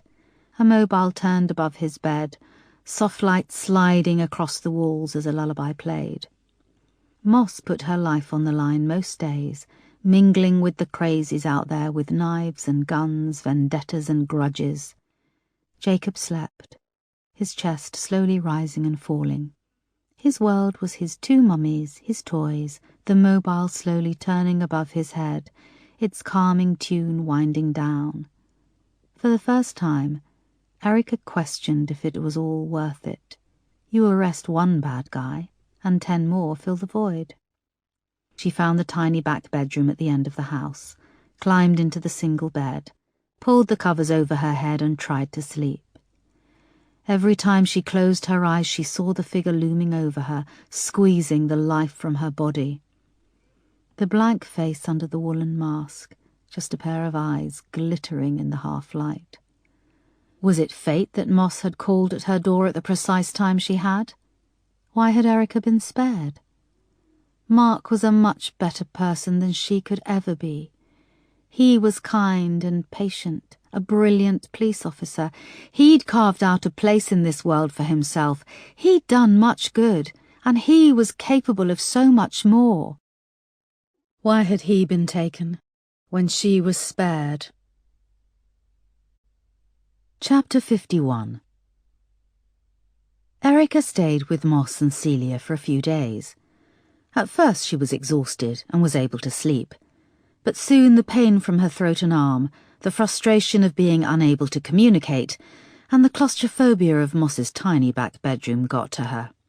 Celia was very kind, bringing up trays of warm soup and magazines, and Jacob came to visit her when he got back from school. A couple of times he brought his little DVD player, and they sat in bed and watched Minions and Hotel Transylvania. The details of the case went round and round in Erica's mind. She went back to when Andrea's body was found under the ice, then to meeting her family, Simon and Diana, who lived such busy lives that they parented at arm's length. Linda and David were like chalk and cheese and had vastly different relationships with Andrea, neither knowing what their sister was doing on the night she vanished. Not knowing why she went to a grotty, dangerous pub in South London to meet George Mitchell and the yet still unidentified blonde-haired woman.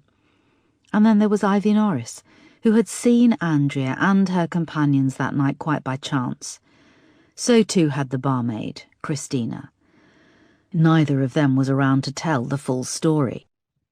And then there were the 3 dead girls.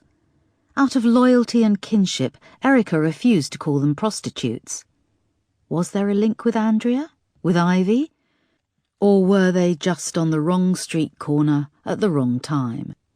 And then there was Marco Frost, whom DCI Sparks had seized upon as their prime suspect.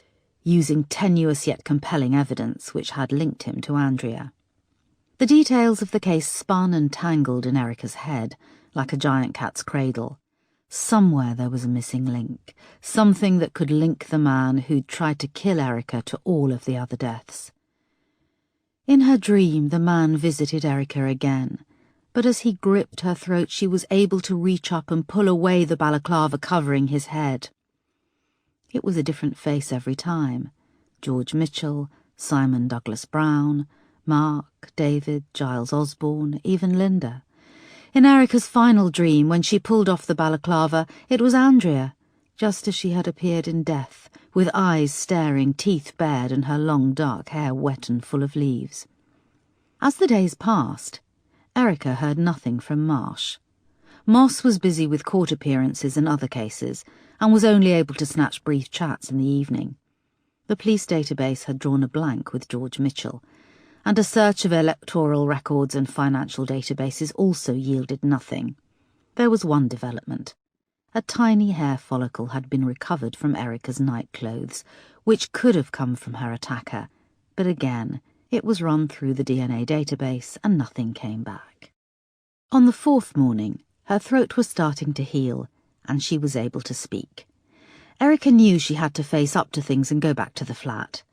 She thanked Celia and hugged little Jacob goodbye. He gave her a picture he'd drawn of Erica dressed in a white boiler suit, getting into a UFO to go up into space with a group of minions. It pretty much summed up how she felt. It was quiet in the car as they drove back, Erica wearing a borrowed set of clothes from Celia. Moss eyed her from the driver's seat. "Boss, you all right?" "Yeah." "What are you going to do?" "I dunno. Wind up the police tape and then I'm going to go and see my father-in-law." "What about the case?" "Find George Mitchell, Moss. He's the key. But what about you?" "What about me? I'm suspended. The sensible thing to do is to wait it out until the hearing, where hopefully I'll get my badge back without losing my dignity. Well, I don't give a shit about my dignity, but I can't do anything without my badge." They'd arrived at Erica's flat. "Thanks, I really appreciate everything," said Erica. "Want me to come in?" "No, you get to work." "I won't give up on the case, boss," promised Moss. "I know, but you've got a family. Do what you have to do." When Erica got back to the flat, it was in disarray. The surfaces were covered in the black magnetic powder used to dust for fingerprints, and crime scene tape still adorned her front door. She went to the bedroom and stared at the bed. She could see the outline of her body in the duvet, and the long legs of her assailant, the marks deeper at the knees where he'd lain on top of her. She reached over and pulled the edge of the duvet. The imprint vanished. She worked quickly packing her suitcase.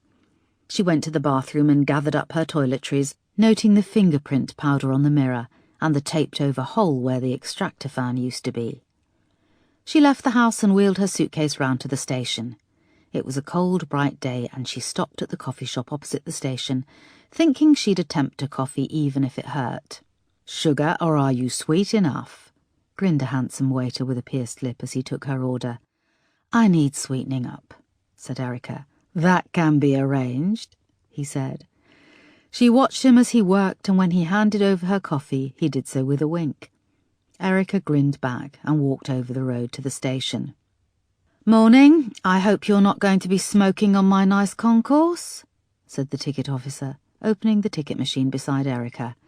"No, I've given up," said Erica. She chose a single ticket to Manchester Piccadilly Station and fed in her credit card. "Good for you, love," said the ticket officer, closing the machine. He grinned and walked back off to the station. Erica's ticket shot out into the little steel drawer.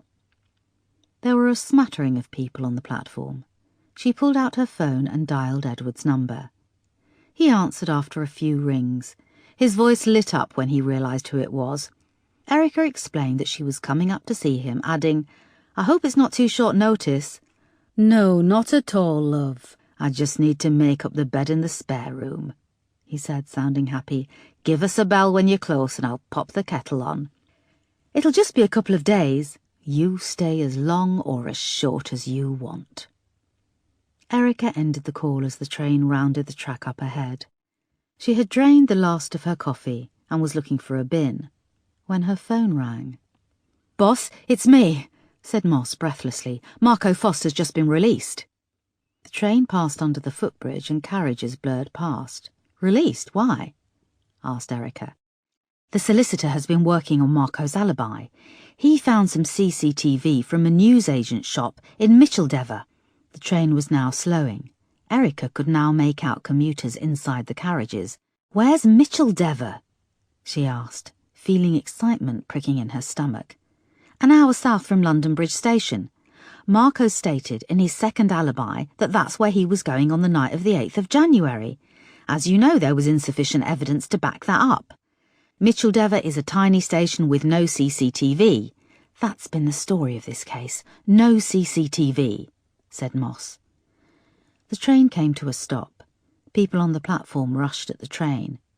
"The CCTV from a newsagent shows Marco Frost stopping outside to light a cigarette at 8:50 p.m. The newsagent's is a 35-minute walk from the train station. So he did arrive off the 8:10 p.m. train from London Bridge." The train doors opened with a beep, and passengers surged around Erica. Moss continued. "So Marco Frost can now be placed an hour and 35 minutes from London around the time Andrea vanished. It's highly unlikely he could have made it back to the station for the last train into London that evening. He's in the clear." The passengers had now boarded the train. The guard stood on the edge of the platform, waiting as the seconds on the electronic clock ticked by to the departure time. "Of course now Marsh is shitting a brick. The CPS has been crowing to the press how we've caught Andrea's killer, and now a duty solicitor who phoned up a newsagent and asked for a copy of their CCTV video has blown all the case apart. You still there, boss?" "Yes, I am," said Erica. The guard blew his whistle. "Get back if you're not boarding the train," he shouted, signalling for Erica to get behind the yellow line. She looked at the inside of the carriage. There was a seat just by the door, and warm air flowed out. The doors lit up and gave the warning beep.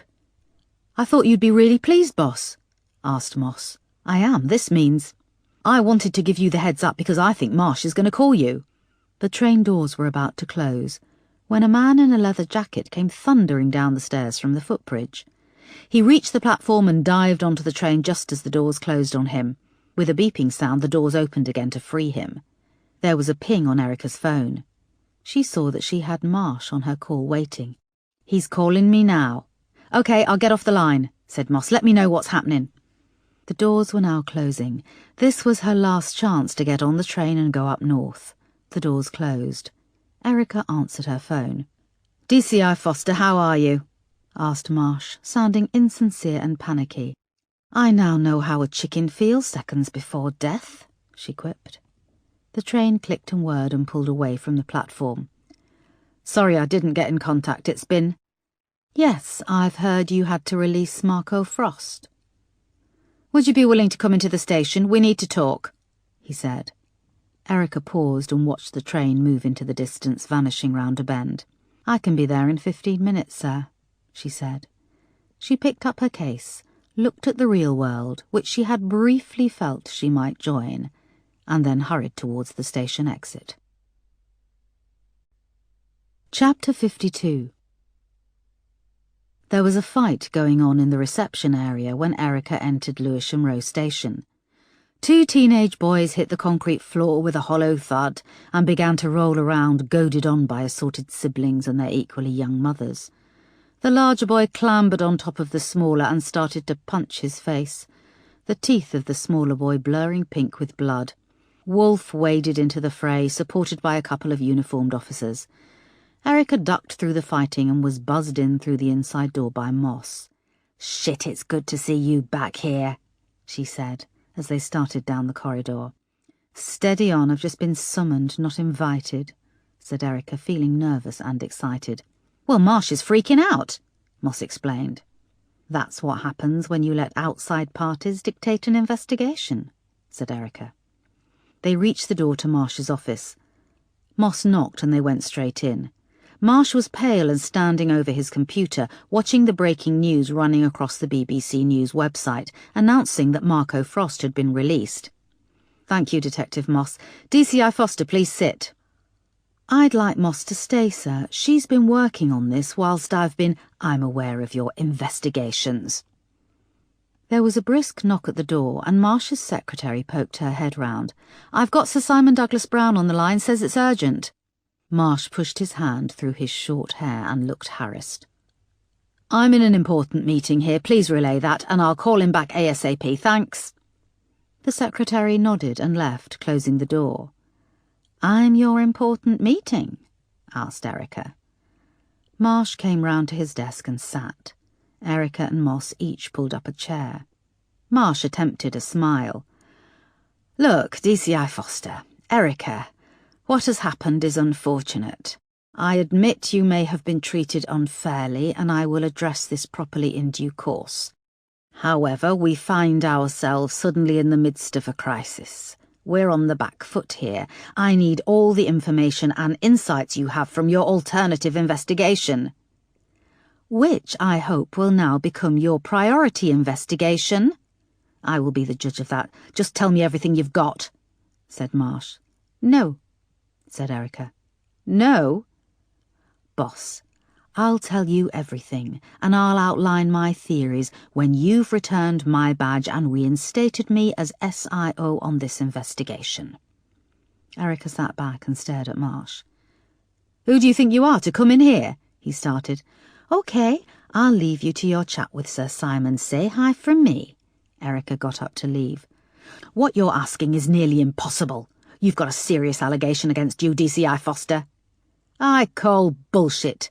Assistant Commissioner Oakley was acting on orders from Simon Douglas Brown to remove me from this case. Little Matthew Norris has been in and out of youth detention for years. He's assaulted several social workers and, I'll repeat, at the time I hit him, his teeth were latched onto the back of my hand. Now, if that's what this whole case swings on, then fine, but you'll be waving goodbye to someone who can catch this guy. And, of course, I'll repeat this to the press because I won't go quietly." Marsh ran his fingers through his hair.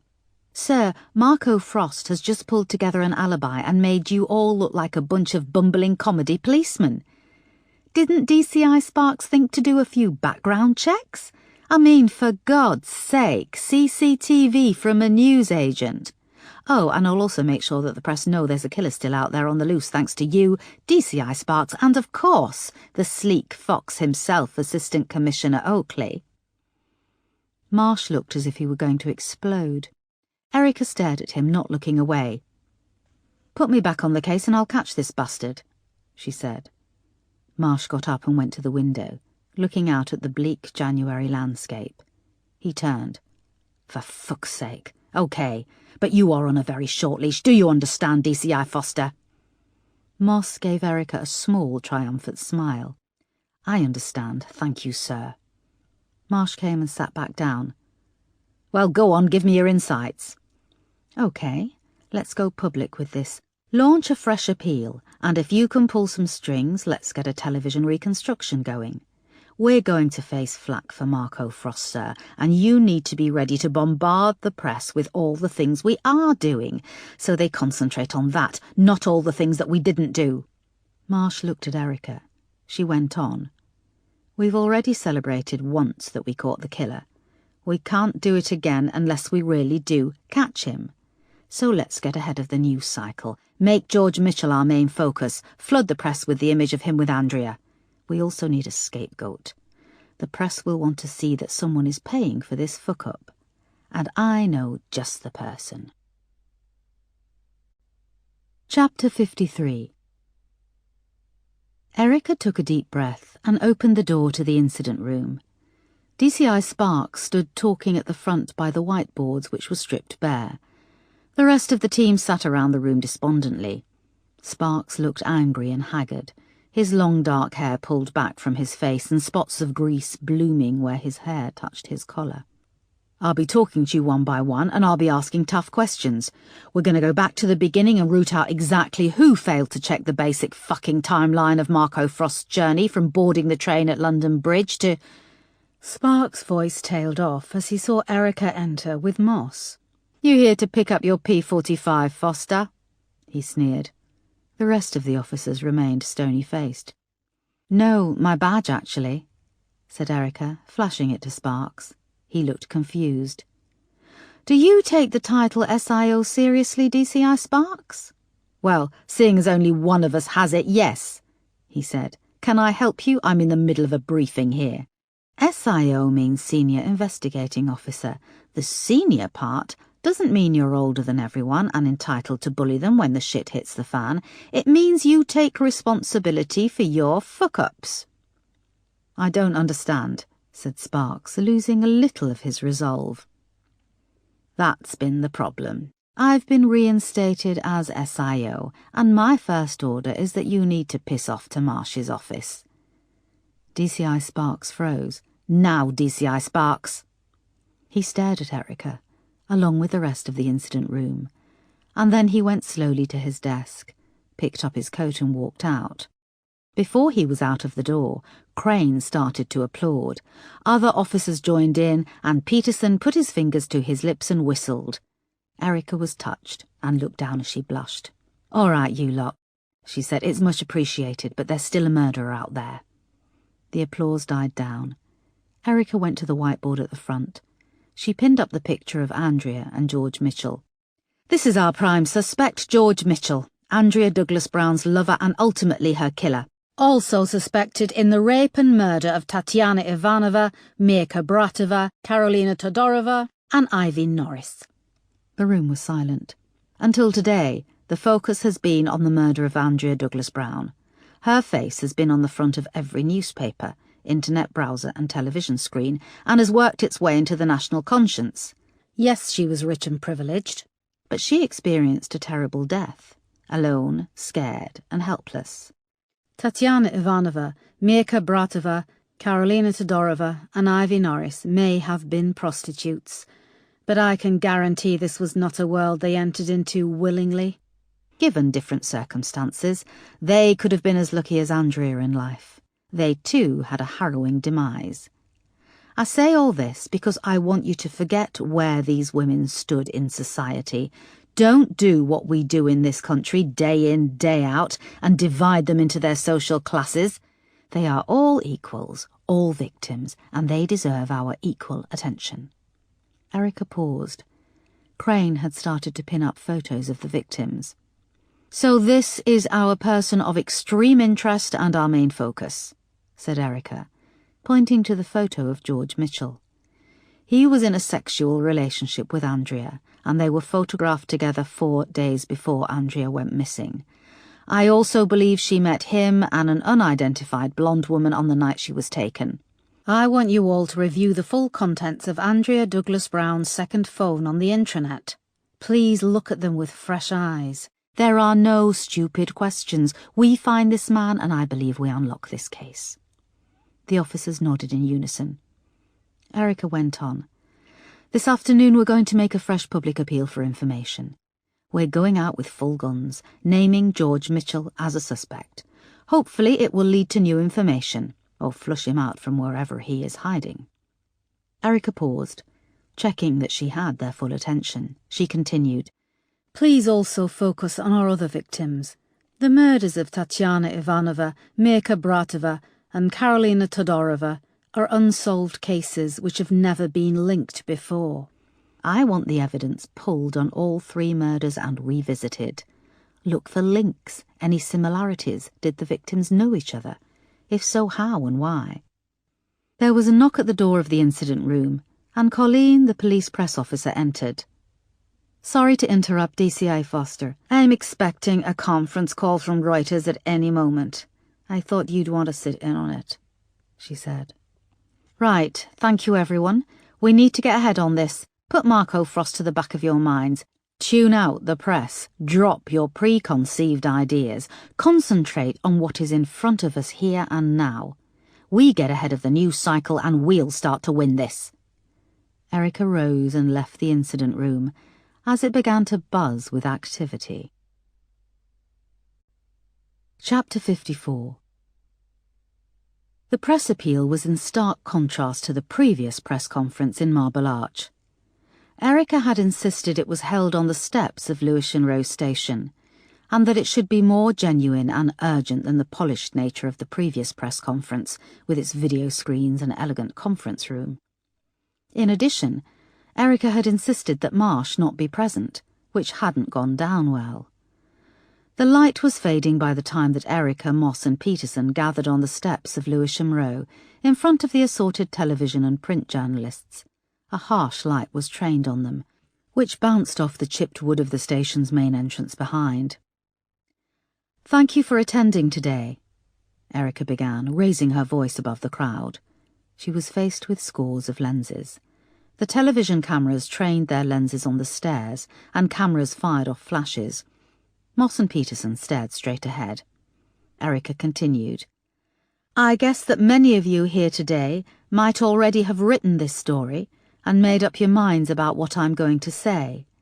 But before you drift off and metaphorically file your copy in your head, writing luridly about police incompetence, or before you decide that Andrea's death is more newsworthy than that of someone who wasn't born into a life of privilege, think back to why we are all here today.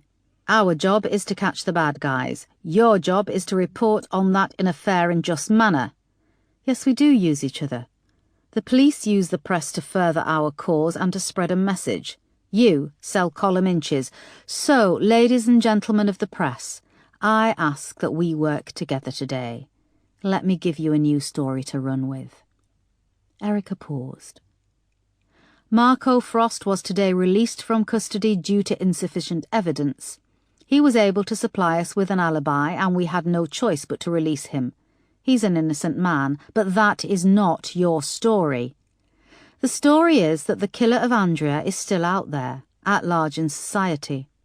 After reviewing the evidence and refocusing the investigation, we have strong reason to believe that the death of Andrea wasn't an isolated crime. The man we are looking for has killed previously. We believe he is responsible for the death of 3 young Eastern European women, Tatiana Ivanova, Mirka Bratova, and Karolina Todorova. They all came to London in the belief that there would be a good job here for them. What happened, however, is that they were trafficked as prostitutes and forced to work to pay off a debt. We also believe that the same individual is responsible for the death of 47-year-old Ivy Norris. Now, please, you will see a photo of our prime suspect in this case. His name is George Mitchell." Back in the incident room, Superintendent Marsh was watching the press conference with Colleen as it went out live on the BBC News channel. "It looks amateurish, and she's coming across as a bit schoolmarmish," he said, as the picture cut away from Erica, Moss and Peterson in the glare of the cameras to a photo of George Mitchell. "Of course, a woman is confident of her opinion, and she's schoolmarmish," said Colleen. A number and email address flashed along the bottom of the screen. After a few moments, the screen cut back to Erica. "Please, if you have any information about this man, contact us using the details on your screens. Your call will be dealt with in confidence. We also advise anyone who sees this man not to approach him. I thank the members of the press for your time and for your help with this matter."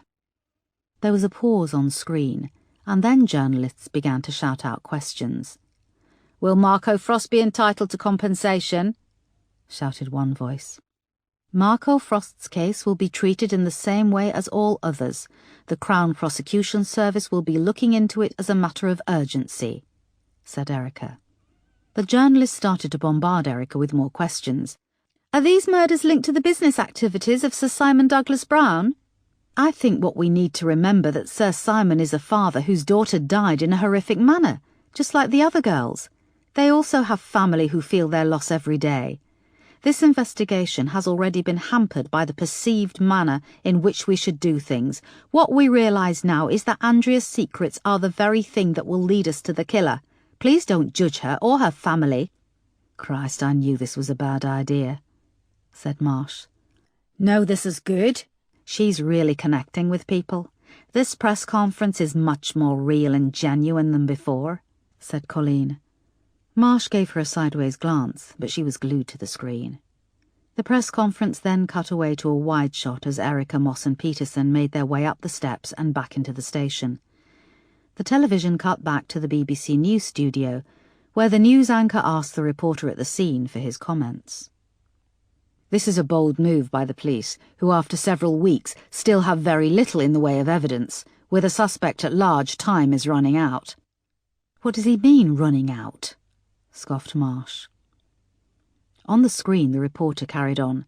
"Sir Simon Douglas Brown has been faced with a fresh round of newspaper revelations over his links to Saudi Arabian arms deals. An extramarital affair has also been hinted at." The camera then cut back to the news anchor. This press conference was a marked departure in the police investigation. Whereas in previous weeks the Met seemed to be dancing to the tune of the Douglas Brown family, are they now putting forward a credible line of inquiry based upon evidence which the family would perhaps rather be kept out of the media? The camera cut back to the reporter outside Lewisham Row. "I think yes. I believe this press conference may have hurt the relationship between the establishment and the police force, but it may well give the police more credibility and autonomy, which will, I'm sure, help to gain back the support of the public." "There you see, that's the angle we're looking for. I'll make some calls and get the tape of these comments circulated," said Colleen. Marsh felt a prickle of sweat forming on his brow, and he felt his phone vibrate in his pocket. Pulling it out, he saw it was Simon Douglas Brown. Chapter 55. The past few days had passed in a haze of frustration. To have come so close, and then to have to pull back, had left the figure raging inside. Not only had DCI Foster survived, she'd come back from it stronger. She's been put back on the fucking case. After witnessing the appeal from Lewisham Row, where DCI Foster had publicly linked the murders, the figure was torn. There was an instinct to flee far away, to start again, but there was also an itch which needed to be scratched. The link had been made, but the police had nothing. The figure was sure of this. So at 6 p.m, the figure drove up to Paddington train station, where the cabs dropped off and picked up passengers, and where the girls hung around. The girl looked confused when the figure pulled up in the car. She was standing a little way down the end of a dirty slip road which was used by cabs to turn around, or by people on the lookout for a good time. "I can give you a good time," she said automatically. She was a thin girl with a strong Eastern European accent. She shivered in tight leggings, a spaghetti-strapped top, and a large, ratty fake fur coat. She had pale pointed features and shoulder-length poker-straight hair. Her eyes were surrounded by glittery eyeshadow and she was chewing gum. She leaned back against the skip, waiting for a response. "I'm looking for a good time. Something a bit different, a bit rarer." "Oh yeah? Well, you know when stuff is rare it costs more." "I know your boss," said the figure. She scoffed at him. "Yeah, they all say that. If you're looking for a discount you can fuck off," she said, going to turn away. The figure leaned forward and told her a name. She stopped and came back to the window, dropping all pretense of being alluring. Her eyes were frightened, fear surrounded by glitter. "Did he send you?" she asked, looking around at the cars roaring past. "No, but he knows I put a lot of business his way, so he'll expect me to get what I want." The girl narrowed her eyes. Her instincts were good. This might be harder than expected. "So, you come here and drop the name of my boss. What do you want me to do?" "I like outdoor scenes," said the figure. "Okay. And I like it when the girl plays scared." "You mean you want a rape fantasy?" said the girl bluntly, rolling her eyes. She looked around and pulled down her top, showing her small pert breasts. "That will cost more." "I can afford it," said the figure. She pulled her top up. "Yeah, show me." The figure pulled out a wallet and opened it, pushing it under her nose. The money was in a crisp block glinting under the street lights. 1,500 and we have a safe word, she said, pulling a mobile phone from her leggings. The figure put a hand out and covered the phone. No. I want this as real as possible. Within the realms of fantasy, don't tell anyone where you're going. I have to call. An extra 500, the boss doesn't have to know. No way. He finds out and I don't get to have a safe word. Okay, all above board. 2 grand. And the safe word is Erica. Erica? Yes, Erica. The girl looked around and chewed on her lip. Okay, she said. She pulled open the door and got into the car. The figure drove off, activating the central locking, telling her this too was part of the game. Chapter 56. The incident room was rather quiet after the press conference. Officers milled around as the occasional phone rang. An air of expectation needed to be quenched. The few calls that did come through were from the usual time-wasters. Jesus, you'd think that someone would come forward with information, said Erica, looking at her watch. I can't bear this, I'm nipping out for a cigarette. She had just reached the steps of the police station when Detective Crane appeared behind her. Boss, you'll want to take this, he said. Who is it? Asked Erica. We've got a young girl on the line who says she's Barbara Kardosheva, Andrea's long-lost best friend, said Crane.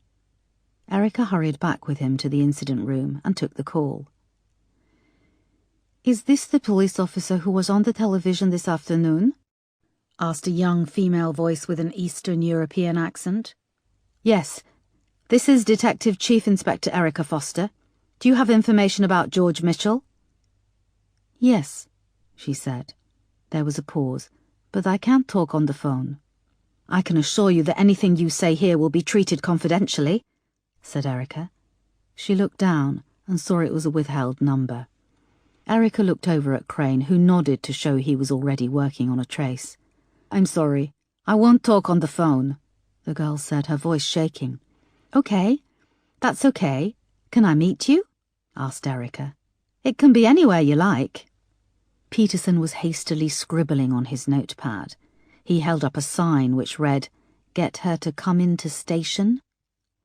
Are you in London? Would you like to come to the station here at Lewisham Row? No. The girl's voice was now panicky. There was a pause. Erica looked up at Crane, who mouthed that it was a pay-as-you-go phone. Hello, Barbara, are you still there? Yes, I'm not saying any more over the phone. I need to tell you things. I can meet you tomorrow at 11 a.m. Here's the address. Erica scribbled it down hastily and went to ask more, but the line was dead. It was a pay-as-you-go, boss, no joy, said Crane. She sounded really rattled, said Erica, replacing the phone. Where does she want to meet? Asked Peterson. Erica tapped the address into her computer. A picture on Google Maps popped up on screen. It was a vast expanse of green. Norfolk, said Erica. Norfolk? What the hell is she doing in Norfolk? Asked Moss. Erica's mobile phone rang. She saw it was Edward. Sorry, I just have to take this. Can you work out a route and we'll decide how to proceed when I come back? She said, and left the incident room. The corridor outside was quiet and she answered her phone. So, lass, I take it you're not coming, said Edward. Erica saw that it was 5:05. I'm so sorry. You're not still waiting there, on the platform? No, lass, I saw you on the telly this afternoon and I thought, unless you can fly, you wouldn't be here at 5 o'clock. Erica thought back. The morning seemed like a million years ago. You did well for that press conference, love, said Edward. You made me care about that girl, Andrea. She hasn't been getting very nice things said about her in the papers, has she? Thank you. It all happened at once. I was called in this morning. I was about to get on the train to you and it all got away from you, eh? Yes, said Erica softly. Listen, love. You do what you have to do. I'll be here for you. Moss appeared at the door, signalling that she wanted to speak. Sorry, I have to go. Can I phone you back later? Asked Erica. Yes, love. Take care of yourself, won't you? You catch that bloke, lock him up, and throw away the key. I will, said Erica. There was a click and Edward hung up. I will, I promise I will, she repeated. Taking a deep breath, she went back into the incident room, wondering exactly when she'd be able to honour her promise. Chapter 57. Erica, Moss and Peterson set off early from London the next day to meet Barbara Kardosheva. They had tried a search on her several times, but it had brought up a blank. Her national insurance, passport and bank account numbers had ceased activity more than a year previously. Her mother had died 2 years previously, and she had no other living relatives. Just as the sun broke through the clouds, they plunged into the gloom of the Blackwall Tunnel. When they emerged a few moments later, the sun had vanished again behind a bank of steel-coloured clouds. Now we've crossed the river, we're looking for the A12, boss, said Moss. Peterson sat in the back, engrossed in his phone. They'd stopped for petrol just before Greenwich, and Moss had indulged her sweet tooth with packets of red licorice bootlaces. The built-up sprawl of London soon gave way to the A12 dual carriageway, which was neglected and crumbling in places, and they noticed how flat the landscape was. Brown trees with bare trees whizzed past, and towards Ipswich they turned off the dual carriageway and slowed as they hit a single-lane road. "It's quite eerie, isn't it? This straight road through nothing," remarked Peterson, speaking for the first time in 100 miles. The road carved its way through a vast expanse of flat fields, and the wind roared across the bare soil, buffeting the car. The road rose up a little, and they crossed a metal bridge over a canal of choppy water. Dead grey reeds lined the straight waterway all the way to the horizon. Erica wondered if the water reached the edge and poured away into nothingness. "It's an old Roman road, the A12, said Moss, stuffing another red bootlace into her mouth and chewing. "They burnt hundreds of witches in Suffolk and Norfolk," added Peterson, as they passed a deserted windmill in a field next to the water. "I'll take high prices, door-to-door traffic, smog and a crowded Nando's over this any day," said Moss, shivering and turning up the car heater. "How far?" "There's about 6 miles to go," said Peterson, consulting his iPhone. The trees thickened, and the landscape changed to woodland. The car sped along under a canopy of bare trees, and Erica slowed as she spied a lay-by with a picnic area, which was no more than a scrub of soil and a picnic bench. A wooden sign had the number 14 painted on it. "What did she say, picnic area 17? asked Erica. "Yes, boss," said Peterson, tapping on his phone. They carried on a little more as the woods seemed to get denser. The road wove to the left and right past picnic area 15. They took a sharp bend, and a picnic bench with the number 16 slid past. The picnic area was overgrown. The bench was rotten and had collapsed. "Advise on your status," said Detective Crane's voice, bursting through with static on the police radio mounted on the dashboard. "We'll be approaching within the next few minutes, Skip," said Moss. "OK, keep an open line of communication. That's what the super asked for," said Crane. Superintendent Marsh had been against sending 3 of his officers off to Norfolk on what he thought was a wild goose chase. "Boss, Barbara Kardosheva was one of Andrea's closest friends, and she says she knows George Mitchell," Erica had pointed out when she was sitting in his office. "Why hasn't she come forward before? Andrea has been in the newspapers for weeks. And why don't we get the local plod to take a statement? You'll be gone for a whole day. You've just launched a major appeal in London," said Marsh. "Sir, this is our strongest lead. We'll leave early. We'll be in contact the whole time. Again, I'd like you to entertain my hunch on this one." "Why was she using an unlisted number? We've no idea of her whereabouts," said Marsh, leaning back in his chair and rubbing his eyes. "Maybe she doesn't want to be found. That's not an offence, is it?" asked Erica. "It would make everything far more bloody easy if everyone was tagged at birth with a GPS tracker. It would save a fortune." "I'll be sure to pass that along to the next journalist I meet," said Erica. "Keep me informed every step of the way," he had said irritably, waving her away with a hand. The sky had grown heavy, and Moss had to put on the car headlights. The surrounding woodland was now thick, and the bare branches seemed impenetrable. The sign with the number 17 appeared up ahead, and they came to a stop at a patch of bare soil. The bench had been removed, leaving 4 deep impressions in the soil. Moss killed the engine and the lights, and they were left in silence. When Erica opened the door, a cold breeze floated past, bringing with it the smell of damp and rotting leaves. She buttoned up her coat as Peterson and Moss joined her. "So now what?" asked Moss. "She said she'd meet us here. She was very specific," said Erica, pulling out the scrap of paper where she'd written the original directions. They looked at the road beside them. It was empty in both directions. "There looks like a track up ahead here," said Moss. They made towards a gap in the dead brambles and undergrowth. After squeezing through for several meters, it opened out onto a track for walkers. It was well kept, under a huge canopy of trees stretching away to a corner where the track disappeared. Erica imagined that in the summer this bleak and creepy woodland corner felt different. They waited for almost 40 minutes, the radio clicking and beeping as Crane back in London checked their status. "It's a bloody wind-up," said Peterson. "No doubt it was the woman who said—" His voice trailed off as they heard the crack of a stick breaking and the whoosh of leaves being disturbed. Erica put her finger to her lips. There was a rustling, and through the undergrowth came a woman with short blonde hair. She wore a pink waterproof jacket and black leggings. She held a knife in her hand, and what looked like a canister of mace in the other. She stopped 50 yards from where they stood. "What the fuck?" said Moss. Erica shot her a look. Barbara Kardosheva. I'm DCI Erica Foster. These are my colleagues, Detective Moss and Detective Peterson." "Take out your IDs and throw them over here," said Barbara. Her voice shook with fear, and as she came closer they could see her hands did too. "Hang on," started Moss. But Erica put her hand in her pocket, pulled out her ID and slung it across. It landed a few feet from Barbara. Moss and Peterson reluctantly did the same. She picked them up, and keeping the canister of mace trained in their direction, looked through their ID. "Okay, you can see we are who we say we are.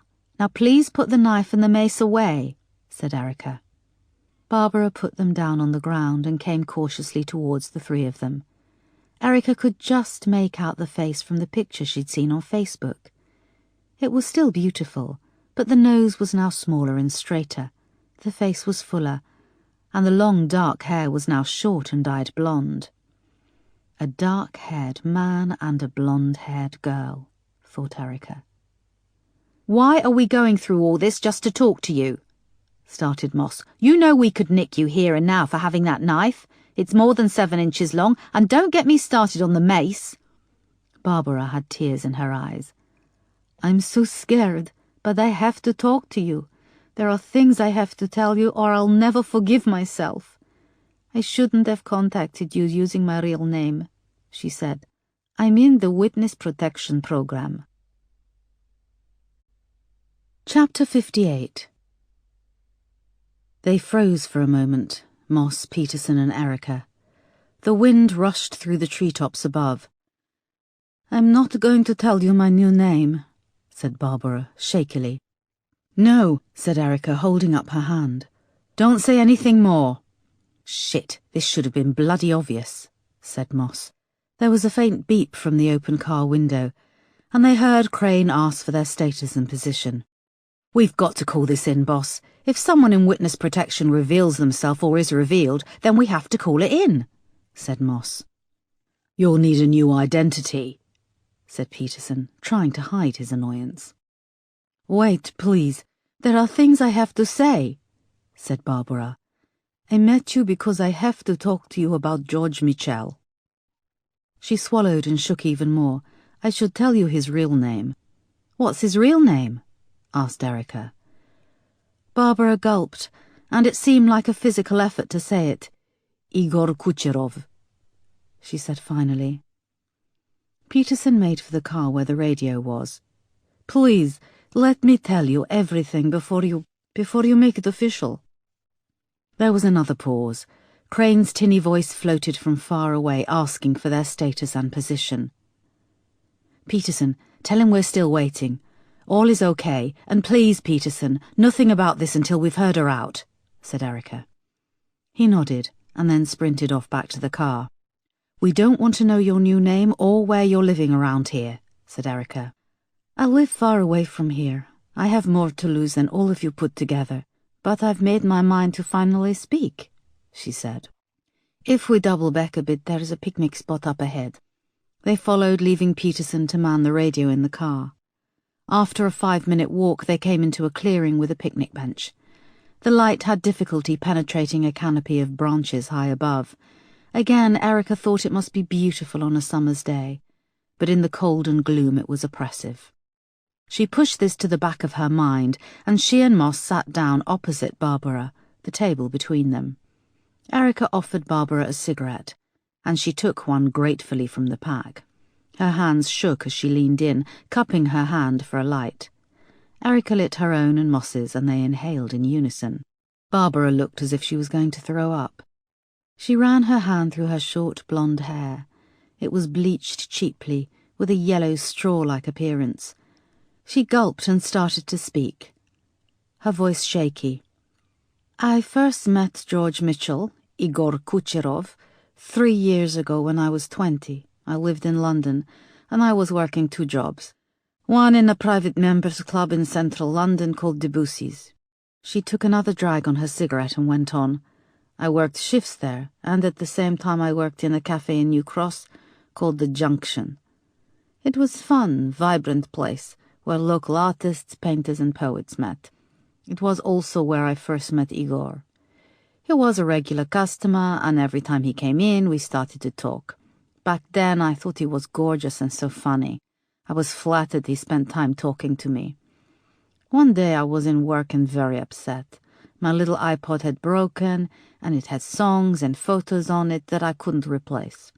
He was kind, but I didn't think anything of it. When I came for my next shift a few days later, he was there, waiting with a gift bag, and inside was a new iPod. Not like the tiny little one I had, but the newest and most expensive, worth several £100. "And that's when you started a relationship with George, Igor?" asked Moss. Barbara nodded. It was growing darker, and a cloud was looming above. "At first he was so wonderful. I thought I was in love, and that I'd found the man I would spend the rest of my life with." "What did your family think of him?" "It was just me and my mother. She came to England when she was in her 20s. She wanted to meet a man and live a nice middle-class life, but then she fell pregnant with me. Her boyfriend at the time didn't want to know, so she had me on her own and struggled as a single mother. Then when I was 10, she was diagnosed with multiple sclerosis. It was slow at first, but when I was 16, she got really bad. I had to leave school and look after her. I took these jobs in the mornings at the cafe and nights at the club." "So how long were you in a relationship with Igor?" asked Moss, gently moving her story forward. "About a year. He did so much in that time, helping us out. He paid for a special bathroom to be put in for my mother. He cleared my credit cards." Barbara smiled off in the distance, the memory still alive in her mind. She took a drag on her cigarette and her face clouded over. "Then it was a few months into our relationship. One night we'd been to the cinema in Bromley. These boys had been making comments about me when we bought our tickets, stuff about my body. Igor had got angry, but I told him to leave it. We went inside and watched the film, and I thought he'd forgotten about it. When we came out, it was late, and there weren't many people around. Igor saw one of the boys leave, and he walked in front of us to the car park. When we were near our car, he just went for him, punching and kicking. It was like an animal. This boy went down on the ground, and Igor just kept on kicking him, stamping on his head. I'd never seen him like this. It shocked me. I tried to pull him away, but he punched me in the face too. Finally, when he had no more energy, he just walked away. He left the boy lying on the floor in the dark." Barbara began to cry. Moss pulled out a small packet of tissues. She held them across the table and Barbara took one. She took a deep breath and wiped her face. "And I followed him," she said.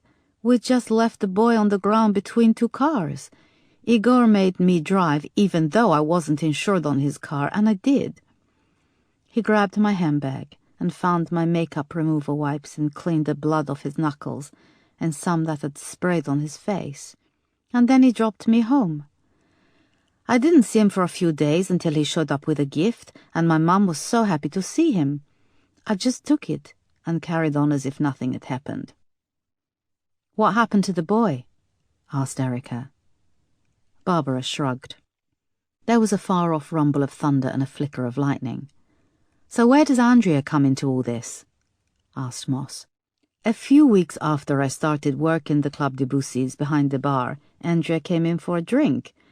It was quiet and I served her a drink and we got chatting. She started coming in more regularly and I slowly got to know her. She said how much she hated all the snobby trust fund girls she'd been to school with. When she heard I lived south of the river, she said she'd love to come and visit me. She said it was like going off on a package holiday or something. But New Cross is only 10 minutes on the train from Charing Cross." Barbara laughed bitterly. "So did Andrea come to your house?" Barbara shook her head. "No, she used to come to the Junction, the coffee place where I worked. She loved it. It was so bohemian. And there were always interesting people there, people who lived life free, not in a cage, that's what she said. I said her cage was gilded, but she didn't get that. I don't think she knew what the word gilded meant." "When did she tell you who her father was?" "Not at first. And she made this big thing about keeping it a secret. But then she spent more time at the cafe and became quite competitive with some of the girls who'd hang around the artists and painters. She started to let it drop into conversation." "And what did people say?" asked Erica. "Most of them were quite blasé, but George, Igor, took interest. When he found out, it was like he suddenly noticed Andrea." "Did he have an affair with Andrea?" Barbara nodded. "It happened so fast, and I was so brainwashed by it all." "At this stage, was he being violent with you, Barbara?" "No, well, sometimes. It was more the threat of violence, the control. When I found out about Andrea, that's when he first properly hit me." "Where was this?" asked Erica. "At home. It was a Sunday night and my mother was in the bath. I don't know why it came up at that time, but it did, and I confronted him." "What happened?" "He punched me in the stomach. It was so hard I threw up. And then he locked me in the cupboard under the stairs." "How long for?" "Not long. I was pleading because my mother was in the bath and getting cold. I had to help her out. He said he'd only let me out if I promised not to mention him and Andrea again." "And did you?" Barbara shook her head. "What happened next?" asked Erica. "Things were normal for a while. It kind of calmed down. Then I was at home one day. Igor arrived at the kitchen door at the back of the house. He had this young girl with him. She could have only been 18.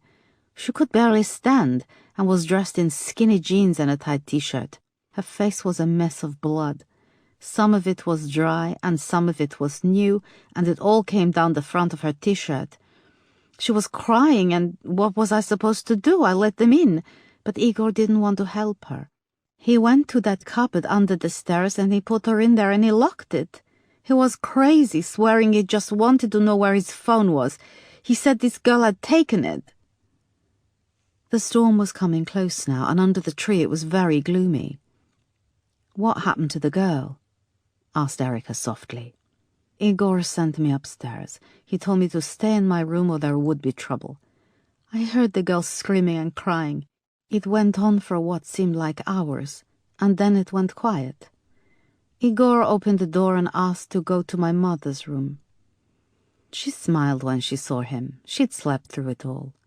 He asked for my sports bag, the big one I used when I went away. I went to the wardrobe and I pulled it out and he took it.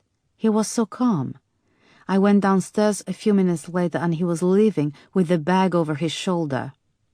"What was in the bag?" asked Moss, even though they knew the answer. "The girl," said Barbara. "She was in the bag and he just left." What did you do? Asked Erica. I cleaned up the mess in the cupboard. There was blood and other stuff. And then?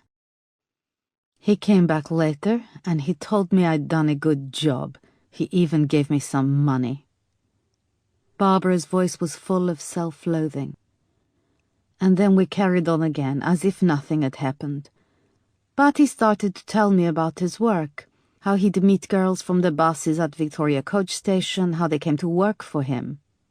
To work as what? Asked Erica. Prostitutes.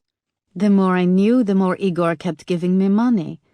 He bought my mother a new electric wheelchair she could use herself. She didn't have to be pushed anymore. It changed her life. And how is Andrea part of this? I was so stressed I couldn't eat. My period stopped. Igor just didn't look at me that way anymore, so Andrea took over. She provided him with that service. Was all this going on when you went on the family holidays with Andrea? Yes. Did you know that later on Andrea got engaged? Barbara nodded and accepted another cigarette. And did Andrea know about Igor? Did she know what kind of work he did? Asked Erica. I don't know. I never discussed it with her. We'd been close at first, and we still were weirdly close on the holidays with her family. But I withdrew into myself.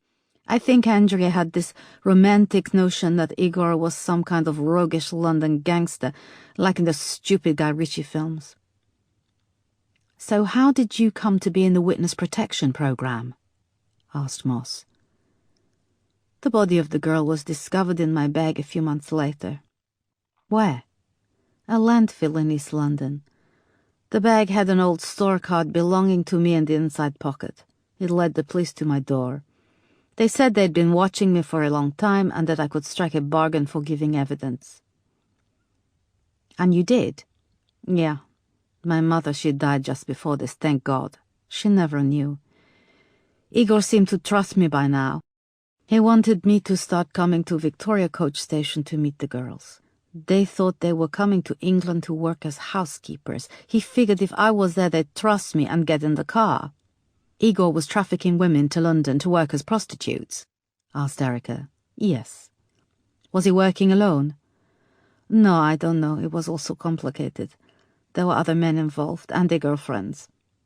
Where were the girls taken? How many girls were there? Asked Moss. I don't know. Barbara started. She broke down, heaving and crying. It's okay, said Erica, reaching out across the dark table to take Barbara's hand. She flinched and pulled it away. So what happened? Erica continued. Igor was arrested. Yes, it went to trial, said Barbara. Erica looked across at Moss. Even in the darkness, she could see the shock registered on her face. Trial? What trial? We have no record. What happened? The prosecution's case collapsed. There wasn't enough solid evidence. The jury couldn't rule either way. I think Igor got to some of the other witnesses. He knows too many people. Barbara now looked blank. I realize how I must come across, the terrible things I've done. I know what a terrible person I am, all from loving a man, she said. Erica and Moss were silent. When I saw those girls on the news, when you made your appeal, I remembered one of them, Tatiana. When she arrived in London, she was so excited, and I had to speak to you. You have to get the bastard. Have you seen Andrea since? Asked Moss. Barbara shifted uncomfortably. Yes. Was it the night of the 8th of January in a pub called the Glue Pot? Asked Erica. Yes. Was Igor with her? What? No, I never would have gone near her if... Was he there? No, said Erica. Moss shot her a look. Why were you there in London? You're in the witness protection programme. I go to London every month to visit my mother's grave. I tidy and I lay fresh flowers. Do you know how hard it is to be a stranger, to have a new identity? I texted Andrea, thinking we could meet for coffee. I know it was stupid, but Andrea kept changing where we were going to meet, and I know I shouldn't have gone, but I missed her. Moss was finding it hard to mask her disbelief. We only met for a little bit. She was on her own. She said she was meeting a new boyfriend later on. It was like nothing had ever happened with her. She wasn't surprised that it had vanished, and then now I was back. She didn't care. When did you leave the glue pot? I don't know, before 8. I knew there was a train from London to Liverpool Street just before 9. And you didn't see anyone else? No.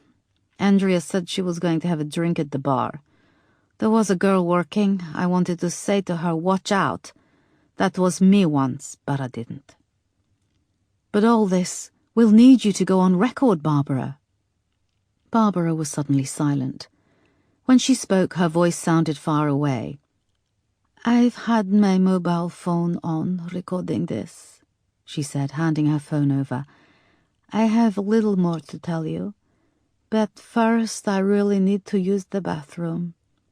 Really, it's dark and please, I have to, she repeated urgently. Okay, well, don't stray too far. We'll be here, said Erica. Here, use this little torch, said Moss, pulling one out of her coat pocket. Barbara took it, got up, and went off into the undergrowth. The thunder was rumbling now with increased frequency. A flash of lightning lit up the inside of the clearing. I'm calling Peterson, said Erica. When she comes back, we should make a move. Take her back to London. I mean, she's just revealed herself, so the new identity is no use. I don't know the procedure for any of this. Jesus, boss, what about that trial? There is no record of George Mitchell or Igor Kucherov. And when they ran the photo of him through the national database, nothing came back. I don't like it. This is getting weird. Erica nodded and lit a cigarette. We need to confirm her new identity, then cross-check all she's told us. Another complex twist in the murder of Andrea Douglas Brown, said Moss. Erica looked at the phone for the first time and fiddled with the buttons, managing to play back a little of Barbara's voice. We've got her on record. It's grounds to bring this George Mitchell or Igor Kucherov in. We need an address from her when she gets back, said Erica. Moss got on her phone and called Peterson, trying to explain where they were, but the signal was bad. It's breaking up, boss. I can't get through. Thunder rumbled and a flash of lightning lit up the sky above. Jesus, she cried. I'm not using my bloody mobile when there's lightning above. Peterson can wait. Okay, calm down. Let me try, snapped Erica. She tried her phone and then Moss's again, but there was no signal. The call wouldn't even go through. A strange creeping feeling was crawling over her. She's been gone a long time for a pee, said Moss. The light from Erica's phone cast a glow across their faces. They jumped up at the same time and moved in the direction where Barbara had left the clearing, ducking under a large branch. They pushed through some dead brambles and came back out onto the long track. Rain began to pelt them as they left the shelter of the trees. Lightning flashed, and then they saw up ahead a tall tree with several long branches. A rope creaked and swung, and on the end of a noose hung Barbara. Her feet were still, and her body swung in the breeze. Chapter 59. The rain had become torrential, roaring on the treetops and turning the muddy track to a blur of white. Thunder rumbled, and flashes of lightning illuminated Barbara where she hung with her eyes open, folds of skin around her neck bunched up by the rope under her chin. Moss attempted to climb the tree, but the rain hampered her efforts. "Stop, come down!" shouted Erica above the noise. "It's too late, she's dead. Go back to Peterson and call for backup. I'll stay here." "You sure, boss?" shouted Moss above the roar of the rain. "Yes, go!" shouted Erica. Moss ran off into the trees and Erica waited. She paced up and down in the mud, not caring that she was getting wet. Her mind was whirring. The further they dug into this case, the more complex it became. The storm seemed to be right above. The rain roared and the air fizzed with electricity. Erica was forced to stand under the tree, putting the thick trunk between her and the body. Eventually the rain slowed, and the storm began to move on. She was trying to find a signal on her phone when she heard the sound of a police siren. A squad car appeared far up the track and slowly made its way towards her, its wheels churning up the waterlogged mud. 2 young male officers got out, and Erica walked to meet them, holding up her ID. They looked up at Barbara's body. "You haven't touched anything. We need to secure the area," one of them said. "It was suicide," said Erica. "She was with us before she did it." It was several hours before Erica, Moss and Peterson were cleared to leave the scene. The fact that Barbara had been in witness protection had hampered efforts to discover who she was. It was getting dark as they drove back towards London. Erica and Moss filled Peterson in on the details. "So this Igor Kucherov is responsible for the deaths of Andrea, the 3 Eastern European girls and Ivy?" asked Peterson. "And the girl he killed at Barbara's house, the one he stashed in the sports bag. He was arrested for this and went to trial, and he's not in any system or database?" "He's not in any system as George Mitchell," said Erica. On cue there was a hiss and a beep as Crane came over the radio. "Boss, we found an address for Igor Kucherov from the council tax records. He lives in Kilburn. He's 37, of Romanian-Russian descent. He's married too. House is in the wife's name, a Rebecca Kucherov. They've got a 5-year-old son." "Jesus," said Moss. "How long has he been married?"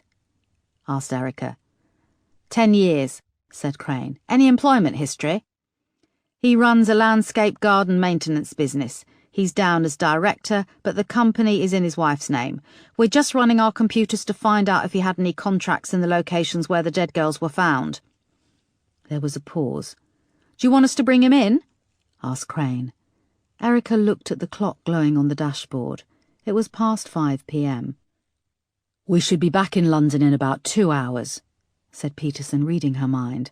"No, hold off bringing him in. I want to be ready for him. Put a surveillance team outside his house. Don't let him know you're there, and keep him in sight." "Yes, boss." "We'll be back at Lewisham Row in a couple of hours. In the meantime, I want everything you can find on him. Bank statements, emails, companies he owns, any bankruptcy. Also, check out the wife, full profile. I bet anything else he's hiding stuff in her name, too. And try to unlock the new identity they gave Barbara Kardosheva. Now she's dead, it should be easier." "We're already working on it," said Crane. He added, "Are you all okay? We heard she topped herself right in front of you." "We're fine," said Erica. "Now get off this radio and concentrate on Igor Kucherov." Outside the car it was pitch black. The fields and fens around them were invisible.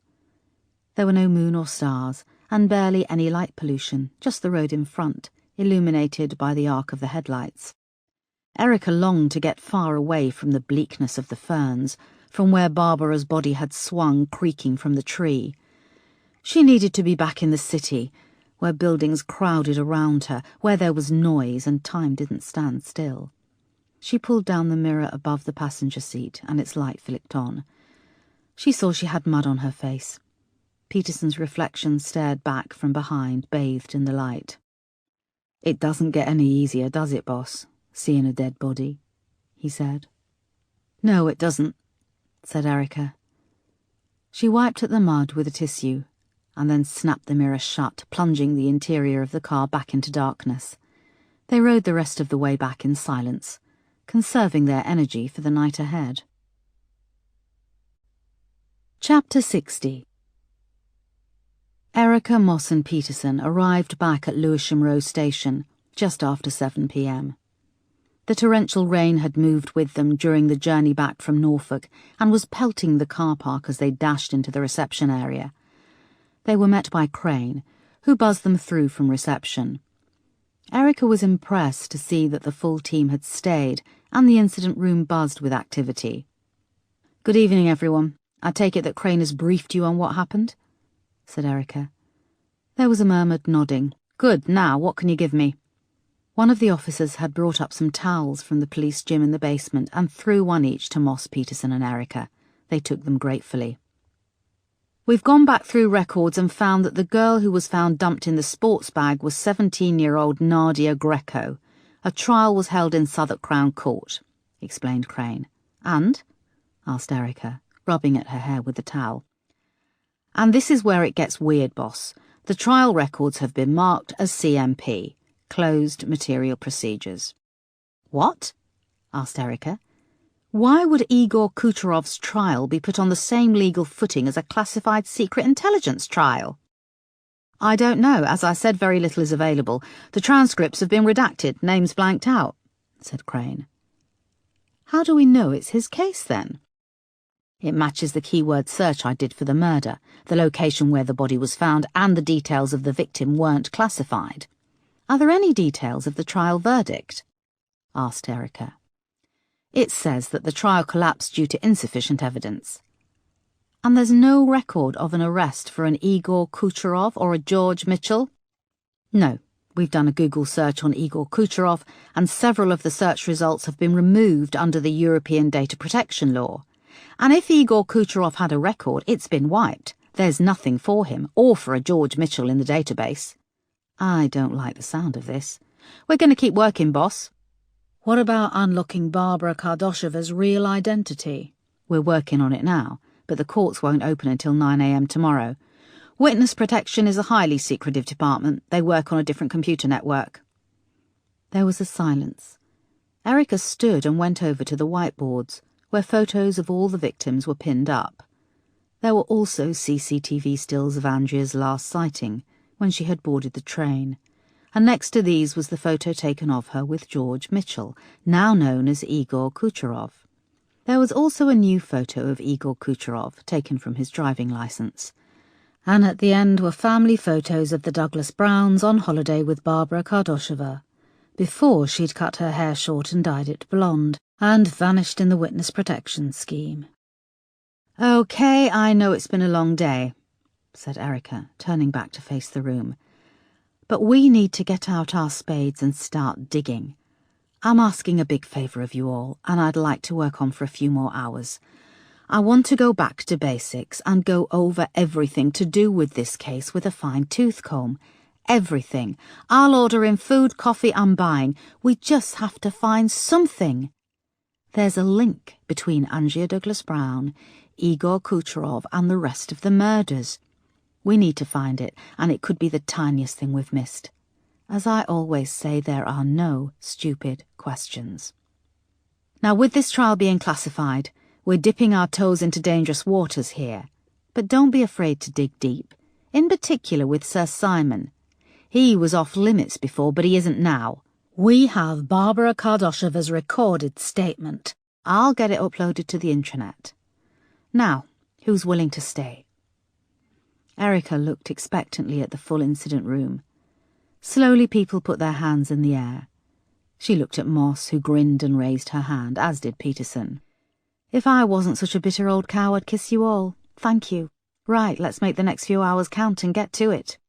The officers in the incident room sprang into action. "Where did you get those donuts from last time?" asked Crane, coming over with a pile of files. "Krispy Kreme, you have free rein to order," said Erica. "Where's Marsh?" "He left early. He's got the weekend off, taking his missus to some kind of art retreat," said Crane. "I didn't know he was into painting too," said Erica. "No, he's dropping her off. It's in Cornwall. I think he's getting some tonight, though. He's told us he's not on call, under any circumstances." Typical. We're at a crucial point in our investigation, and he decides to bugger off on a mini-break. "You want me to get him on the phone?" asked Crane. "No, hold off contacting Superintendent Marsh," said Erica, realising that this could work to her advantage. Chapter 61. The next morning, Chief Superintendent Marsh lay with Marcy in a beautiful hotel room. The name of the hotel escaped him, but he knew it was far from London, with a sweeping view of Dartmoor. Her head lay on his bare chest, and he had that warm post-coital rush. The feel and smell of his wife's skin was intoxicating. It was now light, and they'd woken from a night of repeated lovemaking, something unheard of since the twins had come along. The phone beside the bed screamed out, breaking the silence. Marsh rolled over and saw it was 9:30 in the morning. He reached over, lifted the receiver and dropped it down into the cradle again. "Did you order a wake-up call?" murmured Marcy. "Course not," he said. "Oh, that turns me on the most. You not answering the phone," purred Marcy. She kissed him, sliding her hand down over his stomach. The phone rang again. Marsh cursed, rolled over and yanked the cord from its plug on the wall. He rolled back to her and grinned. "I believe you were about here," he said, placing her hand on his growing erection. "Again, Chief Superintendent?" she grinned. Suddenly there was a hammering on the door. "Sorry, hello, it's the front desk," came a voice. "What the hell?" exclaimed Marsh, as Marcy was poised to unroll a condom over the head of his stiff cock. "Tell him to piss off. This is the last one in the pack," said Marcy. The hammering came again. "Sir, sir," quavered the voice of the young boy from the front desk. "I know you said not to bother you under any circumstances, but there's an Assistant Commissioner Oakley waiting on the line, on your phone, sir. He says if you don't pick up there will be consequences. That's me quoting him, that's what he said." Marsh leapt out of bed and scrabbled to reconnect the phone in the wall socket. "Where the hell have you been, Marsh? We have a situation," snapped Oakley, when Marsh picked up the phone. "I'm sorry, sir, I didn't know it was you. One of your officers, that bloody foster woman, showed up on Sir Simon Douglas Brown's doorstep at 5 this morning with an armed response unit. She's taken him and his daughter Linda into custody. She's taken Giles Osborne into custody too. What the hell? Now I'm up in Scotland, Marsh, on a much-needed bloody holiday, and I do not want to have to return to London. I trust you will rectify this." "I will, sir." "You'd better. I don't often get woken up before 9 by someone from the bloody Cabinet Office. Heads will roll on this one if we're not careful, Marsh." The call was abruptly disconnected. Marsh stood there, naked, his penis now shriveled to nothing. He picked up the phone again and dialed, shouting that he wanted to speak to DCI Foster, immediately. Marcy pulled the bedclothes up around her, and bit back her tears. This would be yet another holiday ruined by her husband's work. Chapter 62. Erica and the rest of the team were struggling after little sleep. They had worked into the early hours, piecing the evidence together with the new information. And at 1 o'clock in the morning, they'd experienced a breakthrough. A frenzy of planning had ensued, and at 3 a.m. Erica had sent everyone home to grab a few hours' sleep before they came back at first light to begin the first phase of Erica's plan.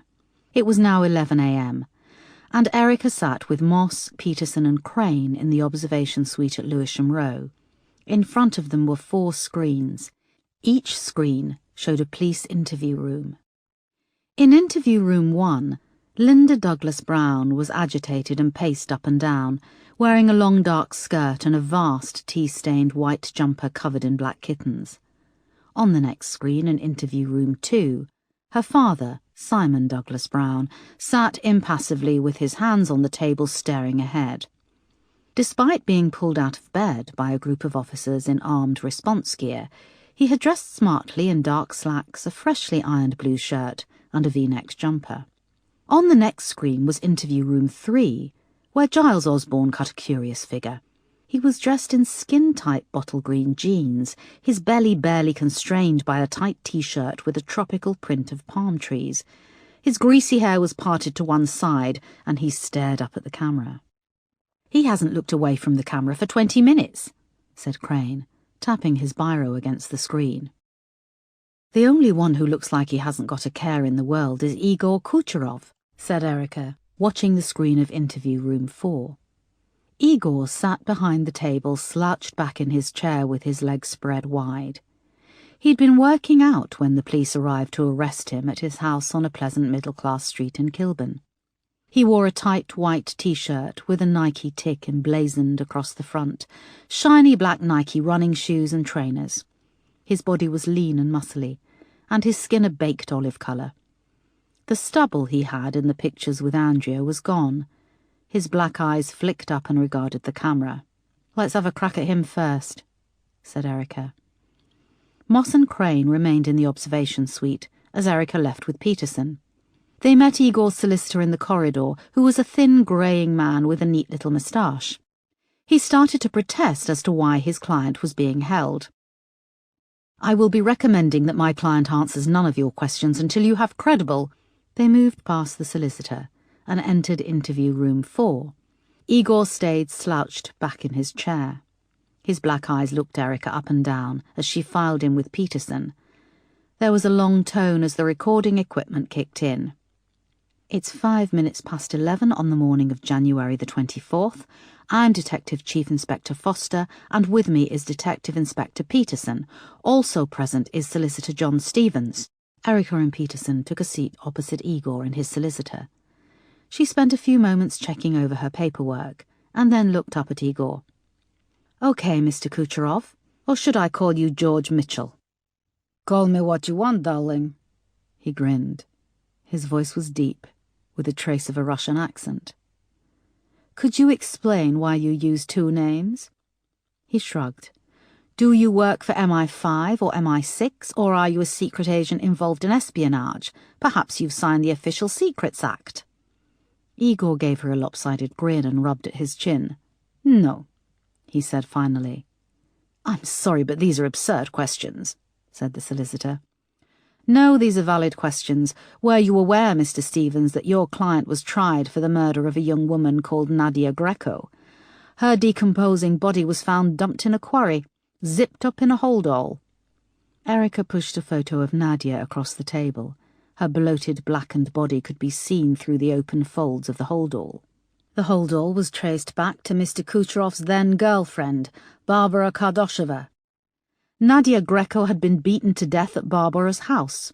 Igor's DNA was found at the scene, and Barbara testified against him at his subsequent trial. However, the jury failed to reach a verdict and the trial collapsed. The solicitor glanced to one side at Igor. "Prove it," said Igor, shrugging. "That's the problem, Igor. The records and transcripts from your trial are now marked as CMP, Closed Material Procedures. This classification is only reserved for criminal trials involving matters that could damage national security. Are you aware of this, Mr. Stevens?" "I'm aware of what closed material procedures are, yes," said the solicitor, flustered. "So you'll understand how unusual this is, that this restriction was imposed on your client's murder trial when he has nothing to do with the Secret Service," finished Erica. Igor stretched his arms above his head, then moved his neck from side to side with a crack of his joints. "Maybe I'll look a bit like James Bond," said Igor. "No, we don't see that when we look at you," said Peterson coldly. "Don't look so sour, mate. Aren't they always talking about having a black James Bond?" "You could still be in with a chance," replied Igor. Peterson paused and slid the photo of Nadia Greco's body closer. "Please look at the photo. Do you recognize this girl?" he asked. "I'm advising my client not to answer that," said Stevens. "Okay, how about this photo? This is you and Andrea Douglas Brown. Are you aware of the Douglas Brown murder? This photo was taken 4 days before she died, and this, and this." Peterson pushed the series of photos across the table, starting with Igor and Andrea standing together outside the Horniman Museum grounds, and moving to the sexually explicit pictures. Igor pursed his lips and sat back. "This is the same Andrea Douglas Brown who was found murdered." "Yes, we're all aware of who she is," snapped the solicitor. "Are you charging my client with her murder?" Erica ignored him. "You were seen with Andrea just hours before she died at the Glue Pop pub in Forest Hill." "I don't have to answer your questions. I want to leave," said Igor, getting up from his chair. "Sit down," said Erica. He pursed his lips and folded his arms, still standing. "And you do have to answer my questions. As I said, you were seen with Andrea." "No, I wasn't seen anywhere, because I wasn't in the UK the night Andrea went missing. I was in Romania from the 31st December to the 15th of January.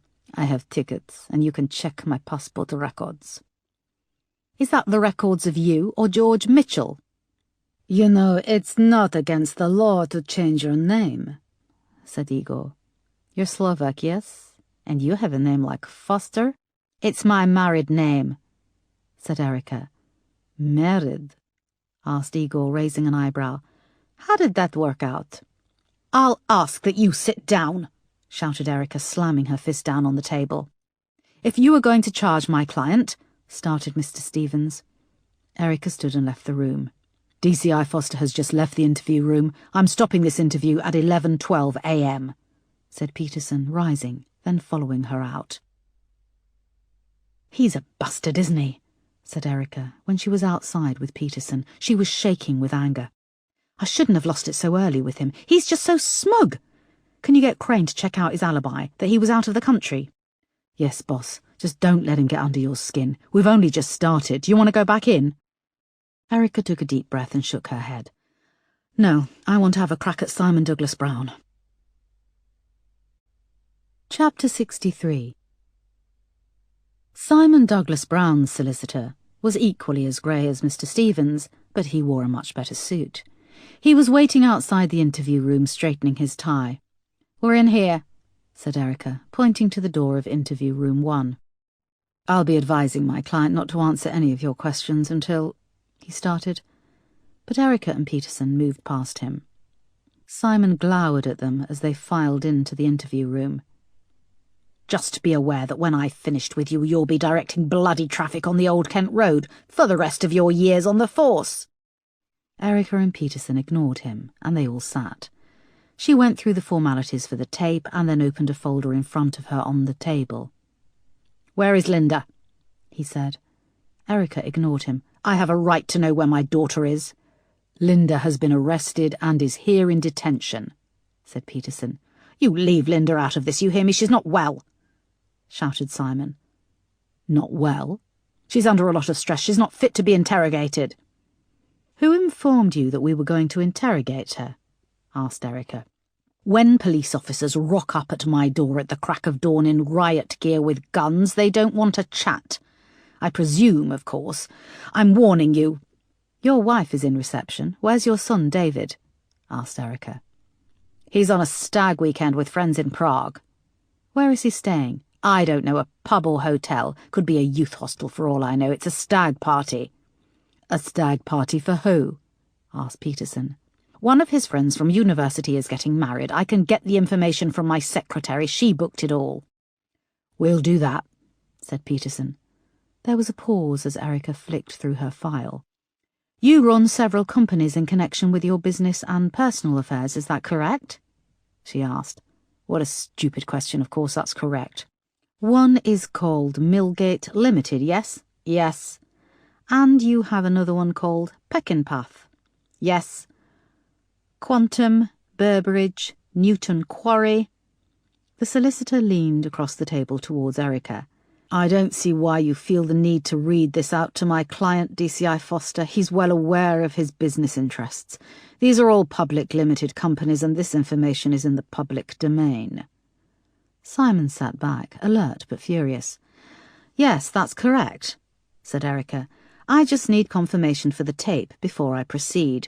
Sorry to waste your client's valuable time, so I'll ask again. Yes, yes, yes, is that loud enough for your bloody tape? I would like to draw your attention to one of your bank statements from the month of September last year. Erica took a sheet of paper from her folder and laid it on the desk. Simon leant forward. Hang on. Why do you have this? On whose authority?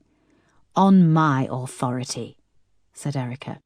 A payment was made by you to Cosgrove Holdings Limited, which is the registered company behind Yakka Events, Giles Osborne's Yakka Events. The sum was for £46,000. Erica tapped the figure on the statement with her finger. Yes, I've invested in the company, said Simon, sitting back and eyeballing Erica. She took out another bank statement. I also have one of Giles Osborne's bank statements. For Cosgrove Holdings Limited, for the same date, which shows the £46,000 goes into the account. Where is this going? Asked the solicitor. Erica held up her hand and carried on. But on the same day, your £46,000 goes back out again. Simon started to laugh and looked around the room to see if anyone would laugh with him. Peterson remained stony-faced. Why don't you ask Giles? I'm not involved in the day-to-day running of his company. I'm a sleeping partner. But you invested £46,000. That's a lot to be just a sleeping partner. Define a lot. To me, £46,000 is not a vast sum of money. I'm sure for you, with a police salary, it's a lot more. With that taken into account, surely you and Giles would have at least agreed what your investment would have entailed, said Erica. I trust Giles, and if you remember, before the brutal murder of my daughter, I was welcoming Giles into my family as my son-in-law." Simon's angry mask cracked, and they saw the raw pain from the loss of Andrea. "OK, so as your son-in-law, did Giles share with you why the £46,000 was paid straight out to a company called Mercury Investments Limited?" Simon looked across at his solicitor. "Yes or no, it's a simple question," said Erica.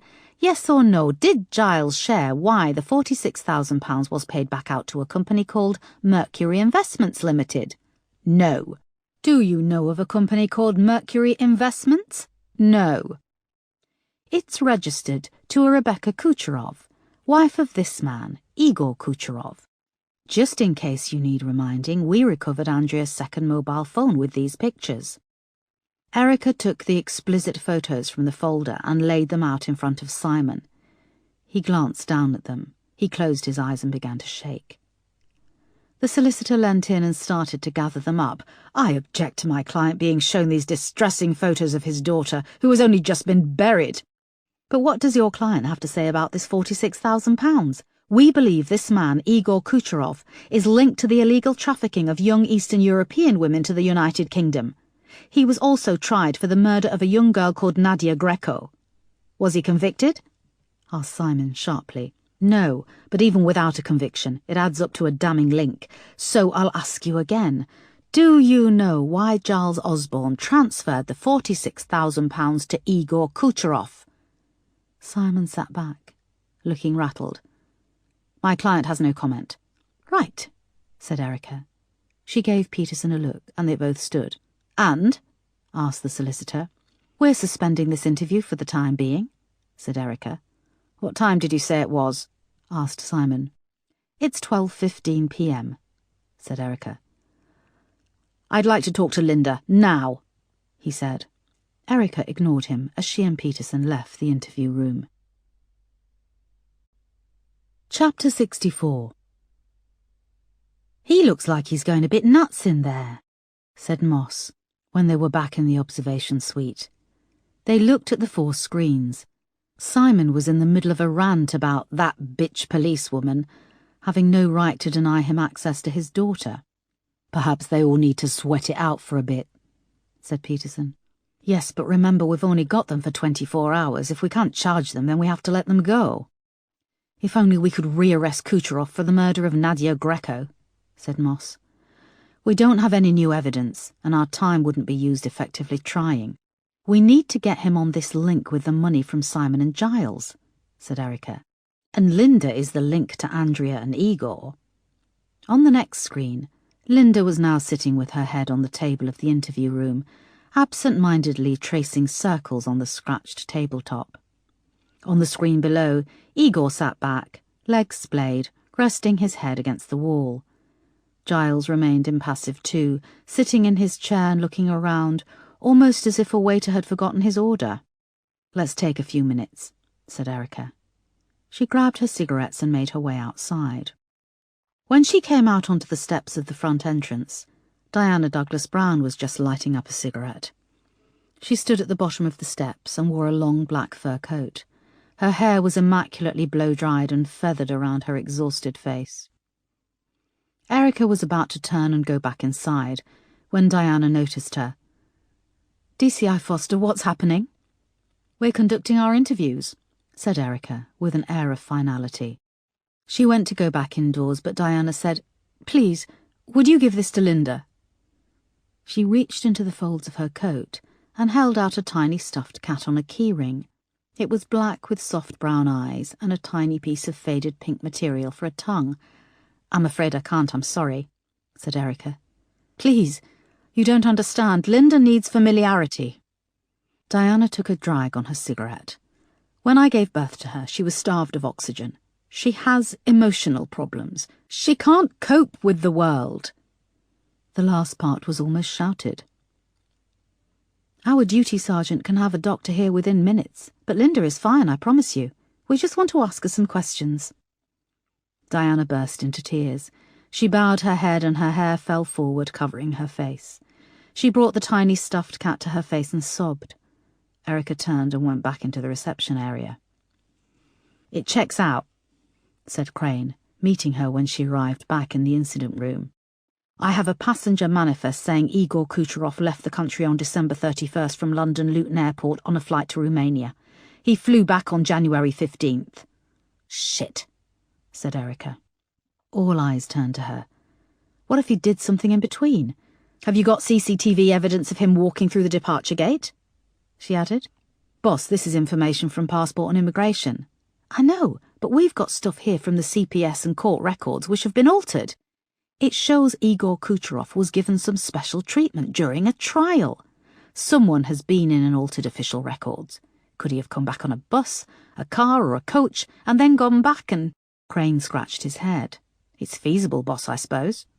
Let's stop supposing and find out. I want pictures from Passport Control, CCTV when he arrived in Romania, a digital footprint confirming that Igor Kucherov left the country on December 31st and came back on January the 15th. Yes, boss. And remember, the clock is ticking, said Erica, looking at her watch. We've got 19 hours. Erica came back outside and met Peterson and Moss in the corridor. She told them that Igor Kucherov could have been out of the country when Andrea vanished. So this means that he didn't kill Andrea or Ivy. We can't pin him directly to their murders, said Moss. Erica shook her head. What about the other girls? Tatiana Ivanova, Mirka Bratova and Karolina Todorova. We have the dates when they were discovered. Can we find out where he was? Asked Peterson. There are only loose forensics for the first 3 girls and for the times when they vanished. Besides, I came out publicly and linked those 3 murders with Andrea and Ivy, and I believe they are linked. Unless it's a copycat? Jesus, this is just so complicated, said Erica, rubbing her face. She saw a look pass between Moss and Peterson. What is it? Spit it out. Simon Douglas Brown's solicitor is really kicking off. He's been trying to phone the assistant commissioner, explained Moss. He's trying to phone Oakley? Yes, and it wasn't through the switchboard. He has Oakley's direct line. Did he get through? No, not yet. Oakley is away on a mini-break. He's on a mini-break. Marsh is whining and dining his wife on a painting holiday. Who the hell is in charge around here? Well, boss, technically you are, explained Peterson. Good point. OK, well, let's have a crack at Giles Osborne, said Erica determinedly. Chapter 65. Giles Osborne sat in the interview room with an embittered face, as Erica and Peterson filed in with Giles Osborne's solicitor, another grey man in a good suit, called Philip Saunders. After Erica had read out the formalities for the tape, she put the same questions to Giles, asking about the £46,000 he had received from Simon Douglas Brown, and why he had then transferred it to Mercury Investments, owned by Igor Kucherov. Giles leaned towards his solicitor, his mouth close to the man's ear, murmuring, My client would need to appraise his accounts fully to answer on this matter, said the solicitor. Here's the bank statements, said Erica, pushing them across the table. You can clearly see the money coming into one account and going out to the other. How much more do you need to appraise? Mercury Investments is a landscape gardening company. Yaka Events have very little in the way of gardens.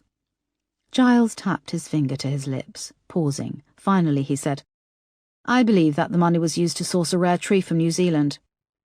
What? Said Peterson. I wanted it to be the centrepiece of my courtyard, the tree. I forget its name, said Giles smoothly. I can, in due course, produce an invoice with proof of this. You are aware that Mr. Kucherov owns a landscape gardening business? Yes, said Erica. Then mystery solved. That is why I transferred £46,000 to his account. He trims hedges and mows lawns, albeit on a large scale, said Erica. And Simon Douglas Brown has no knowledge of this deal, added Peterson. And why would he? He was a sleeping partner. We agreed he would buy a certain amount of shares, making him a part owner in Yaka Events. I believe he now owns 13.8% to be precise. But as you can see, I can't access that information because you dragged me out of bed first thing in the morning and confiscated my devices. Giles smiled at Eric sarcastically. How were you introduced to Igor Kucherov? asked Erica. Through Andrea, he said. And you are aware that Andrea was involved in a sexual relationship with Kucherov? At the time, no. You since show me photographs, of course. Do you know how Andrea met Igor Kucherov? I think she said something about a friend. Barbara something. Kardosheva. Barbara Kardosheva. I think so, yeah. And did you know that Barbara Kardosheva was involved in a relationship with Igor Kucherov?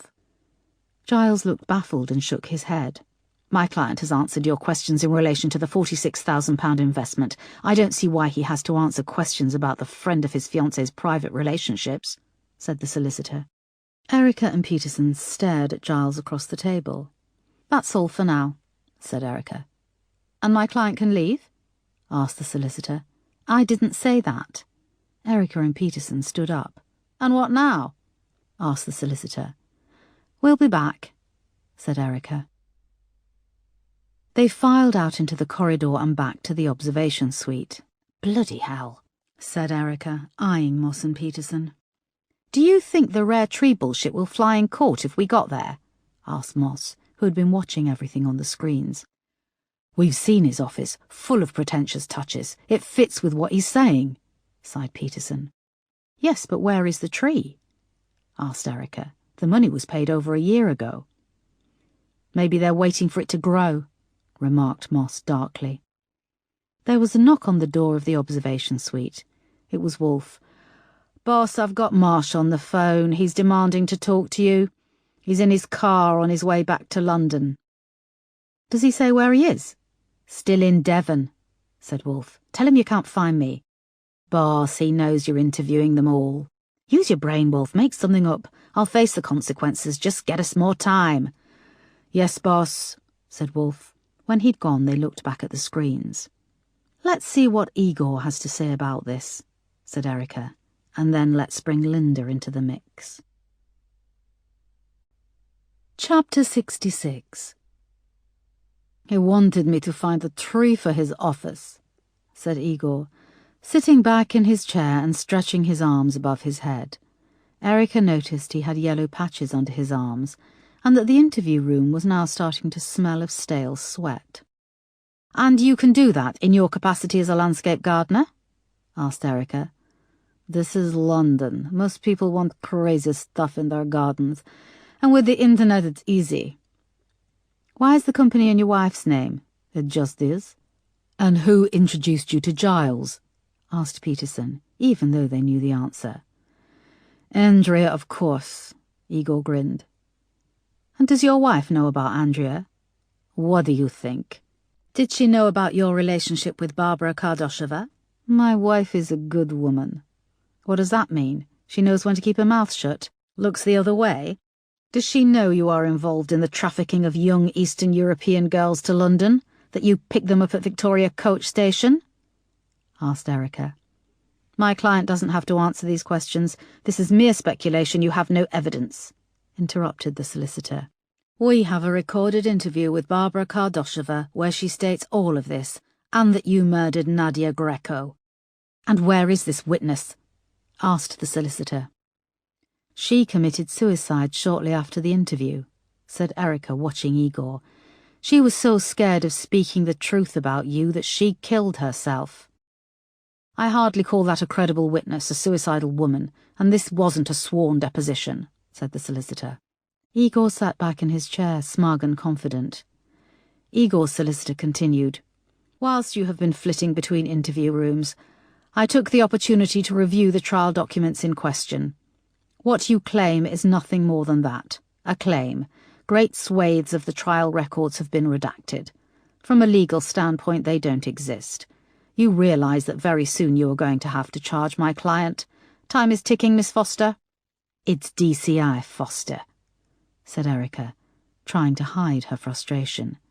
She added that she was suspending the interview, and after reading out the timestamp for the tape, she and Peterson left.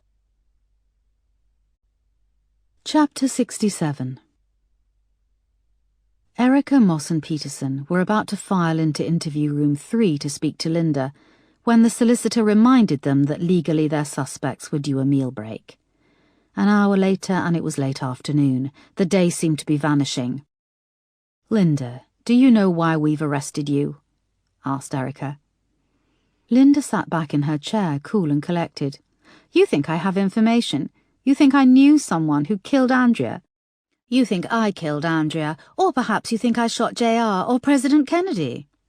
"This isn't funny, Linda. This is Igor Kucherov. He's also been using the name George Mitchell. Andrea was involved in a sexual relationship with him before and while she was with Giles," said Erica, pushing his photo across the table. Linda stared at the photos laid out in front of her, regarding the explicit ones impassively. "We know he took this photo of you and Andrea," Erica added. "You don't know that," Linda sniffed, her eyes darting between the officers. "How can you know that?" "Because we've arrested Igor Kucherov on suspicion of Andrea's murder, and the murders of Tatiana Ivanova, Mirka Bratova, Karolina Todorova, and Ivy Norris. Right now, he's being interviewed in the next room," said Erica. "You're lying, and I don't talk to liars. Do I have to talk to these liars?" asked Linda, looking to her solicitor. "Do you have evidence that this photo of my client was taken by the man you state?" asked the solicitor. Erica ignored him. "Do you remember a girl called Barbara? She was a friend of Andrea's." "Yes. She accompanied your family on a couple of summer holidays. She was sweet, perhaps a little too sweet, and eager. Even so, too good for Andrea, and, surprise, surprise, Andrea chased her away." "How did she chase her away?" "Oh, the usual. At first she thought Barbara was the bee's knees, then her excitement cooled, and she made the girl feel like the poor relative. When she joined us on our last holiday, Barbara had lost a lot of weight. She was emaciated. Andrea thought it was the height of fashion. That was probably enough to excommunicate the poor girl." "Did Andrea say where Barbara went?" "She just said she moved away." "Why?" asked Linda, narrowing her eyes. Erica explained Barbara's connection to Igor, and that she had been sexually involved with Igor at the same time as Andrea. "May I remind you that this information has been redacted," said the solicitor. "The fact that Barbara was in a sexual relationship with Igor Kucherov, and that she went into the witness protection scheme and committed suicide is not redacted," said Erica. She noticed that Linda was shaking, her eyes filling with tears which spilled down her cheeks. "How did she do it?" asked Linda. "She hung herself. She was terrified. So now do you see how important it is that we find out the truth about Igor Kucherov? He is linked directly to Andrea." Linda wiped away her tears.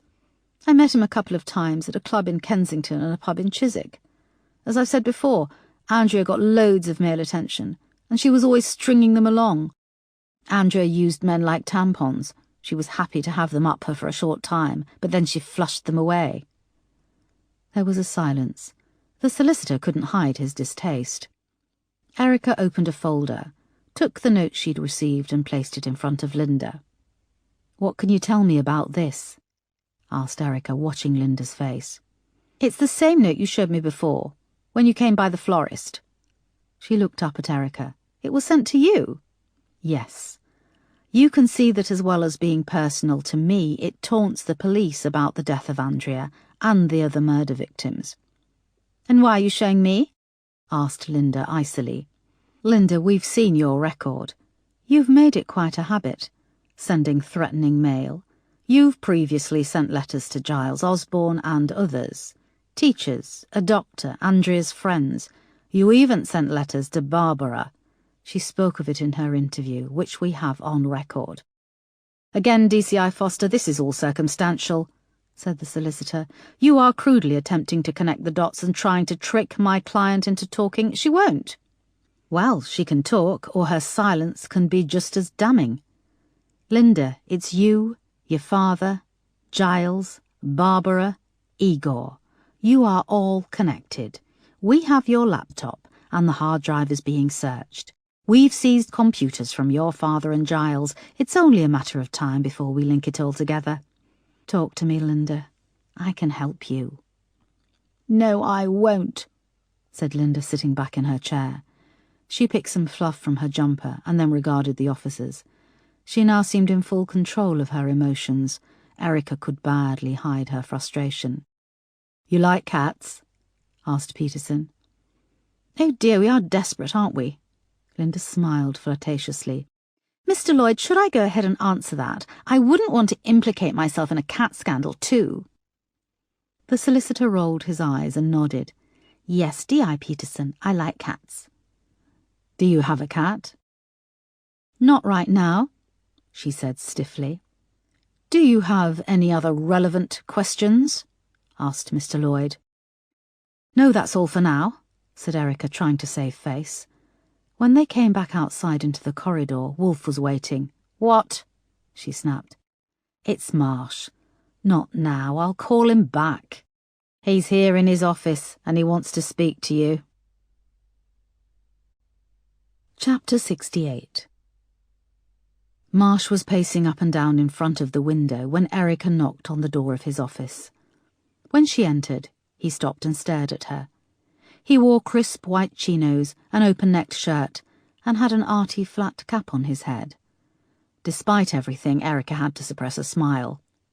"Are you going for the David Beckham look, sir, or is that your painting outfit?"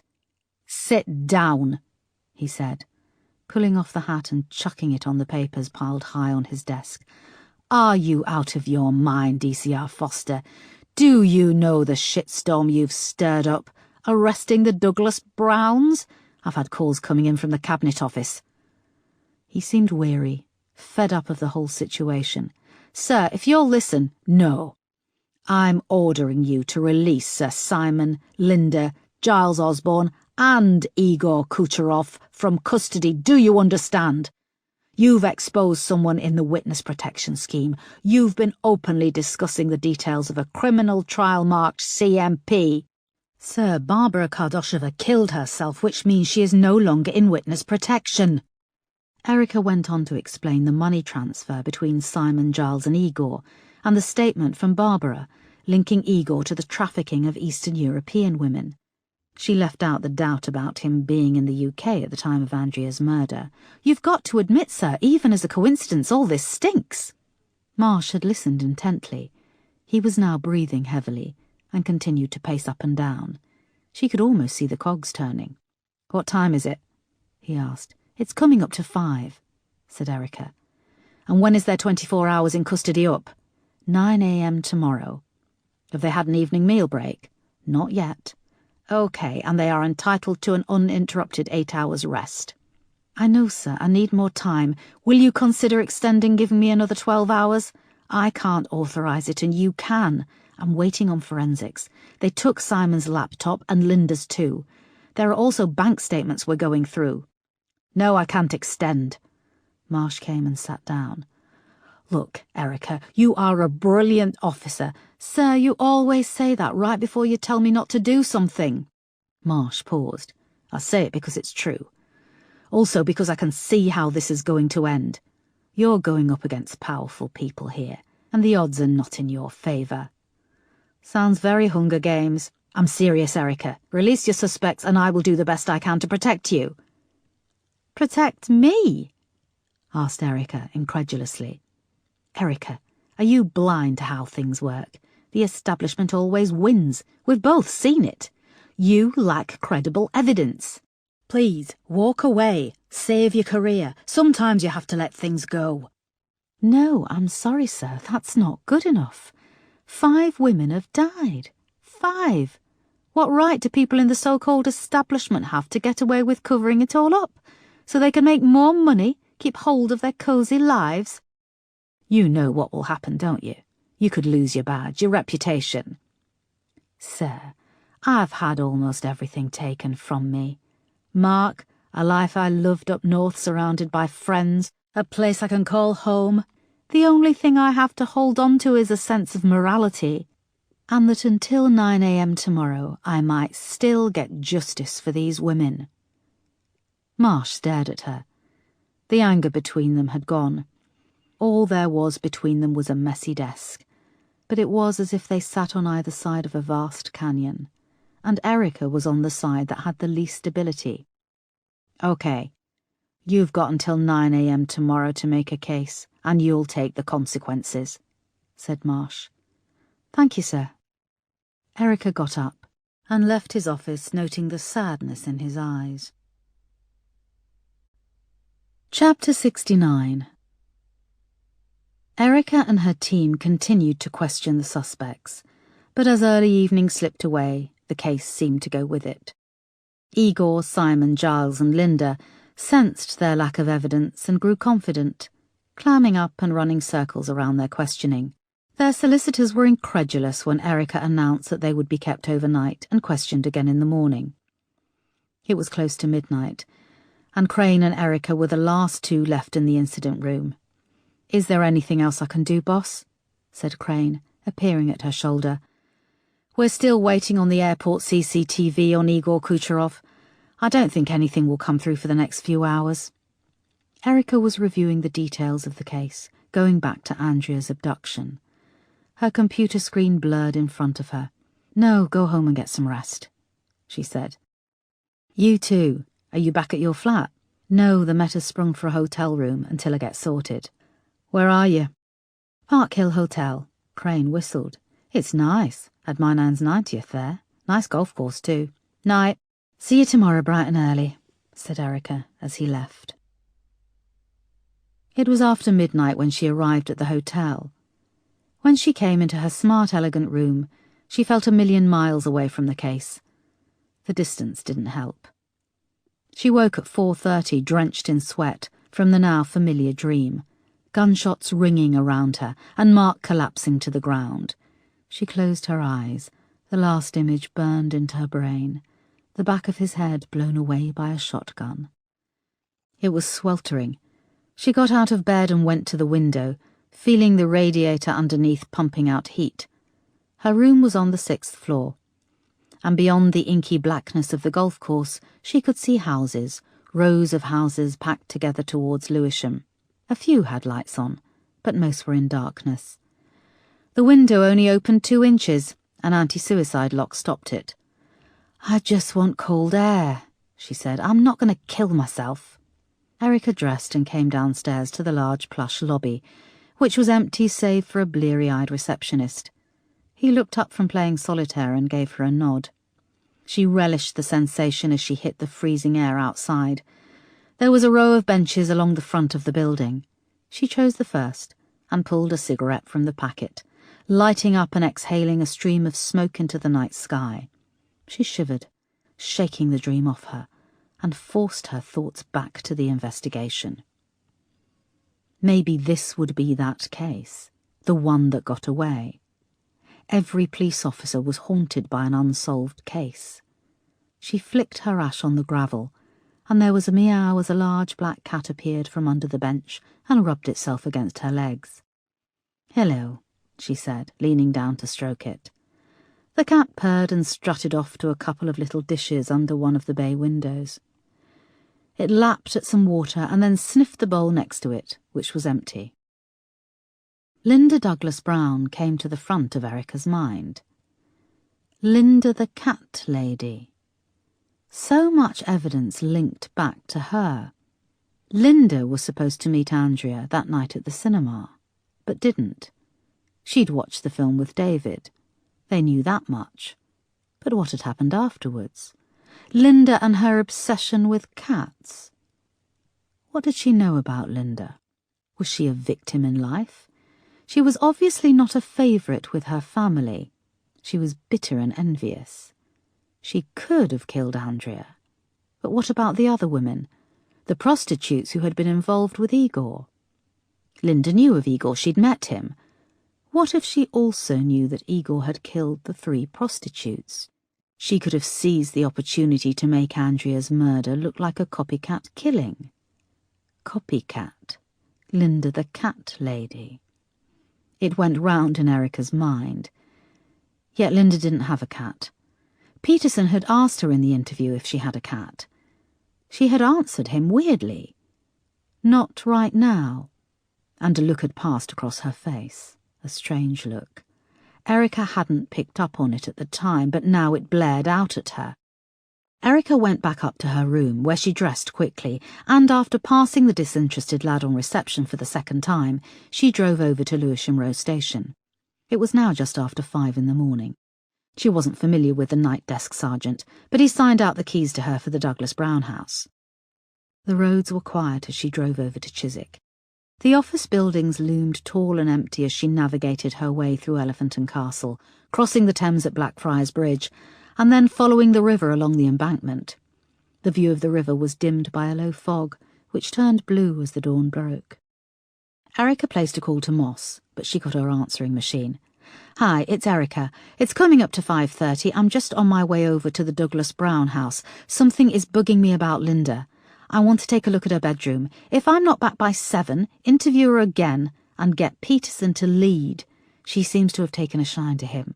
Get her talking about cats.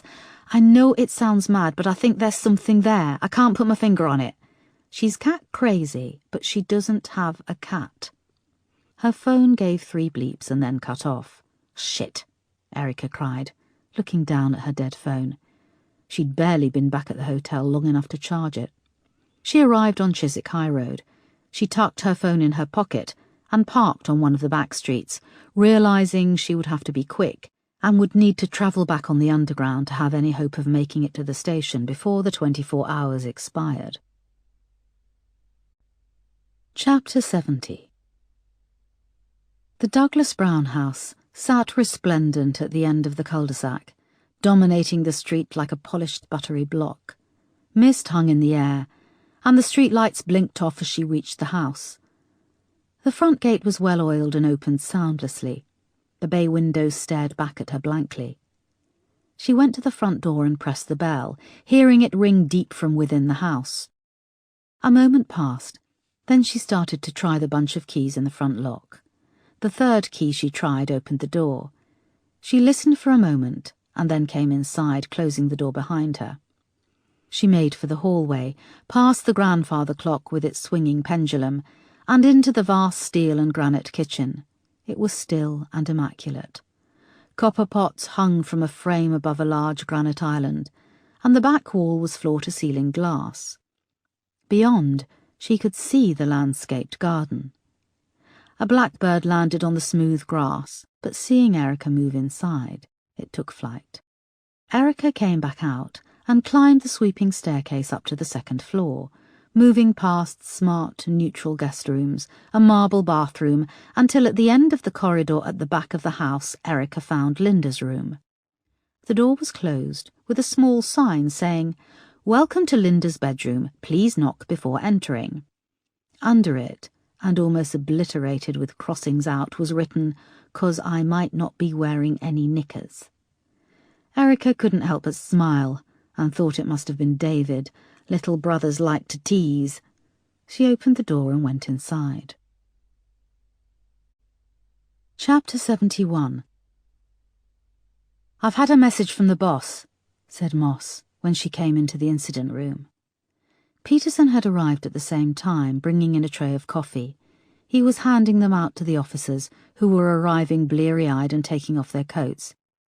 "She wants us to go ahead and bring Linda back first for questioning." "Has her solicitor showed up yet?" asked Peterson. "Yeah, I saw him in reception. He doesn't look happy, being pulled in at this ungodly hour." "Oh, well, it will all be over by 9, said P.C. Singh, coming up and going to grab the last coffee. "Sorry, I need that one," snapped Moss. "Go and get one from the machine." "That was a bit harsh," said Peterson when Singh had walked off. "She made it sound like we're just clock-watching until 9 a.m, like it's a formality." "Isn't it?" asked Peterson awkwardly. "No," said Moss pointedly. "Now listen, the boss has had an idea." Chapter 72. Linda's bedroom was small and gloomy. A sash window with a deep-cushioned window seat overlooked the garden, and from above Erica could see that the lawn was still dotted with a few patches of dirty snow. A heavy dark wardrobe stood beside the window. The door creaked as Erica opened it. On one side hung a selection of dark, voluminous skirts. Next to these was a block of crisply ironed white blouses, some with lacework on the collar, and the rest of the wardrobe was taken up by a huge selection of cat jumpers, all thick and heavy. At the bottom of the wardrobe was a jumble of court shoes, some sensible sandals, a pair of powder blue running shoes, a dusty pair of ice skates, and a pink thigh-master. A single bed with a dark wood frame was tucked in the corner against the back wall, and above its curved wooden headboard was a thick metal crucifix. A line of toy cats sat guard on the neatly made patchwork bedspread. They were arranged in descending height order. Their Disney-esque eyes looked heartbreakingly optimistic amongst the sad gloom. Erica paused for a moment to consider that Linda had made her bed and arranged the cats before she was hauled into a police car. On the bedside table was a small Tiffany-style lamp and a little curved plastic box containing a clear plastic bite guard.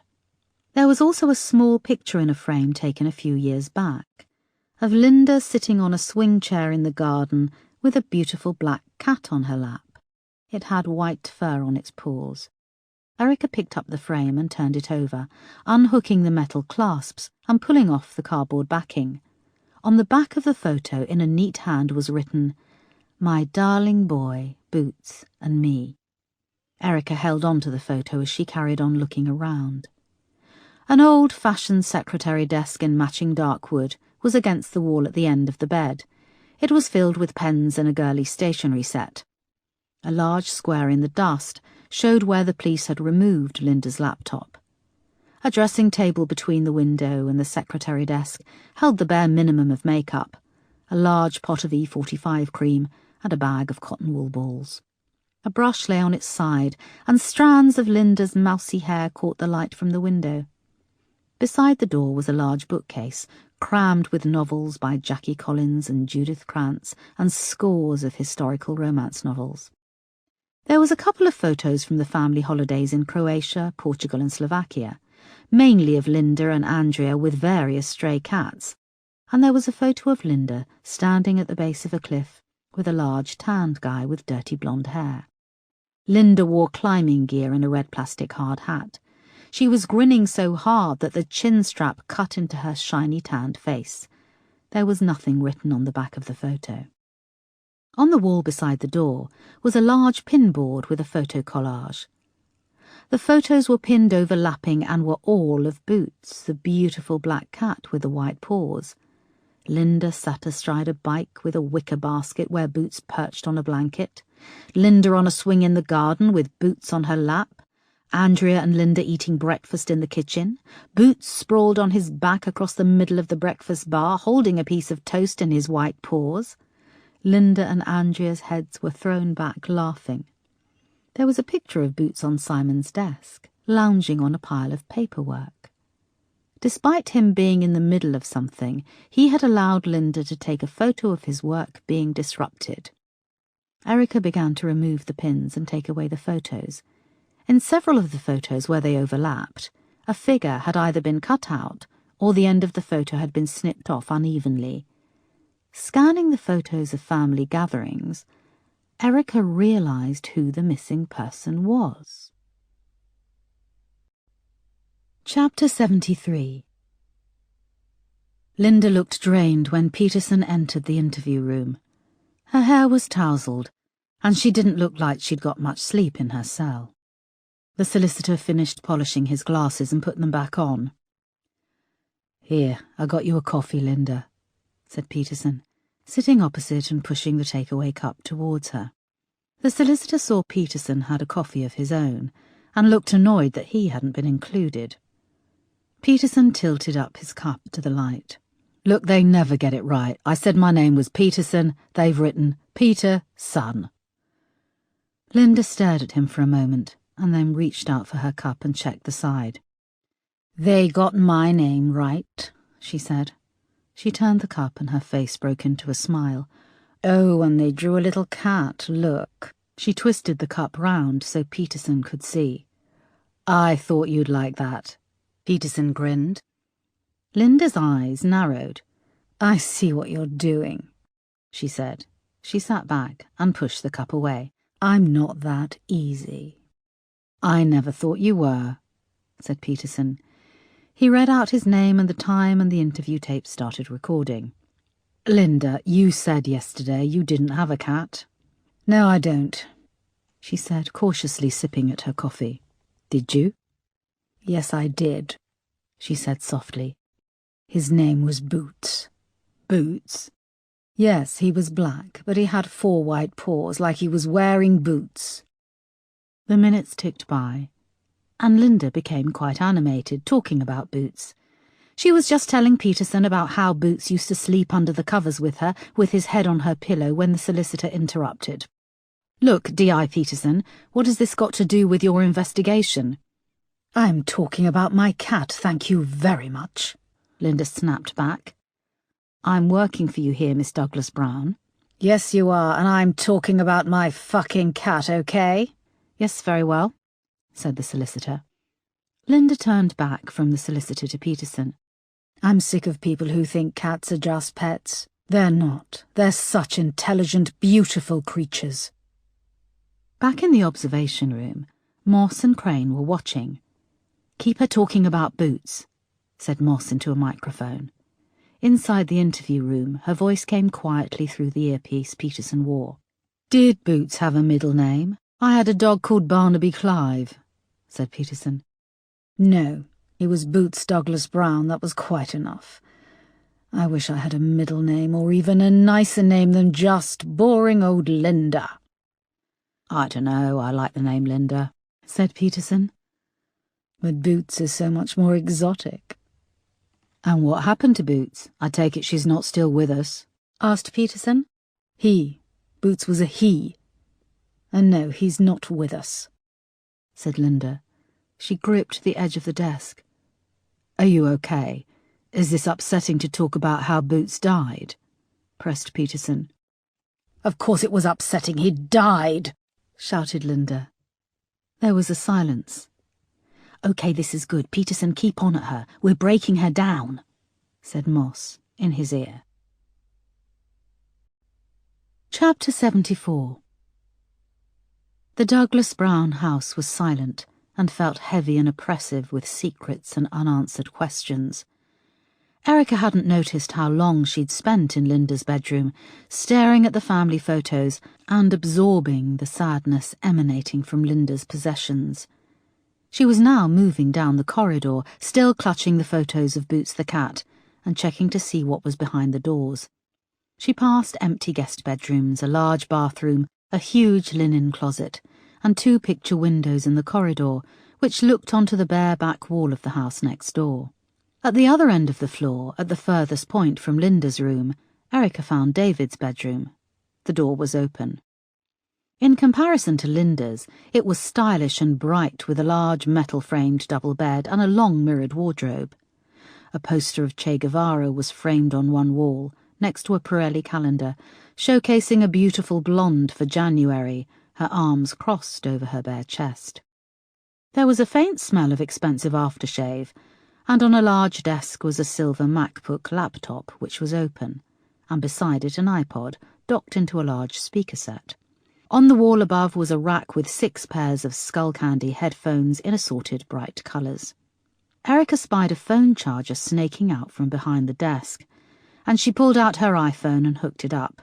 A few moments passed, and when she saw it starting to charge, she switched it on.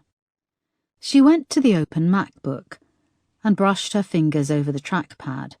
The screen lit up, showing that a password had to be entered. Large black and white prints of Battersea Power Station, the National Theatre, and Billingsgate Fish Market adorned the remaining wall space. A large set of shelves was stuffed with books on architecture, ranging from paperback guides to enormous coffee table photo books. As Erica glanced along the bookshelves, a bright blue cover caught her eye. Swimming London, London's 50 Greatest Swimming Spots. Erica pulled the book out and began to leaf through photos of swimming pools and lidos in London. A creeping feeling began to emerge from the pit of her stomach. Chapter 75. Back at Lewisham Row, Moss and Crane were watching the interview unfold on the video screens. Peterson was listening as Linda talked about Boots, her beloved cat. There was a knock, and Wolfe put his head around the door. "This just came through for DCI Foster," said Wolfe. He handed Moss a piece of paper. She scanned it quickly. This is from Linda Douglas Brown's private Harley Street physician. He states she is mentally unfit to be questioned by the police. Geez, what are we dealing with here? Said Crane. Who brought this in? Asked Moss. Diana Douglas Brown. She's shown up with another lawyer, said Wolfe. You need to stop this interview. We've been told she knows nothing, and yet this document is hand-delivered just before 7 in the morning, said Moss. You know I have your back, but this goes high up. Establishment stuff. I can see the edge of the cliff approaching, said Crane. Just a few minutes more, Wolfe. Go back out, come back in 10. Wolfe reluctantly nodded and left. OK, Peterson, push her harder, said Moss into the microphone. How did he die, Linda? Asked Peterson back in the interview room. How did Boots die? Linda's bottom lip was now trembling, and she gripped the coffee cup, running her fingers over the tiny cartoon cat. None of your business. Were your family upset when Boots passed? Yes. Andrea and David, they must have been younger too. Of course they were younger. Andrea was upset, but David... Linda's face clouded over. She bit down hard on her lip. What about David? Asked Peterson. Nothing, he was upset too, said Linda flatly. You don't look too convinced. Was David upset or wasn't he, Linda? She started to breathe fast, sucking in air and blowing it out, almost hyperventilating. He was upset too, said Linda, her eyes wide, looking at the floor. David was upset? Pushed Peterson. I just said he was. He was fucking upset, shouted Linda. I think this is getting... started the solicitor, but Peterson went on. David's away at a stag party, isn't he, Linda? Yes, I was surprised at how hard it was to let him go, she said. She froze and frowned. He's only gone for a few days, hasn't he? Asked Peterson. Linda was now crying, tears pouring down her cheeks. It's okay. He's coming back, Linda. David is coming back, said Peterson. Linda was now gripping the desk and her face was red, her mouth curled up. My client is... started the solicitor. I don't want him back, Linda hissed. Linda, why don't you want David back? It's okay, it's me. You can tell me, said Peterson. He could feel the air almost prickling with intensity in the interview room. Far away, said Linda darkly. I want him gone far away. Gone. Gone. Why, Linda? Tell me why. Why do you want David gone far away? Because he killed my cat, she suddenly cried. He killed Boots. Killed Boots? No one believed me. They all thought I was making it up, but he killed my baby cat. He killed Giles's cat too, and made it look like it was me, that fucking bastard. David killed your cat, said Peterson. Yes. How did he kill him? Asked Peterson. Linda was now turning purple, gripping the desk, trying to rock it, but it was bolted to the floor.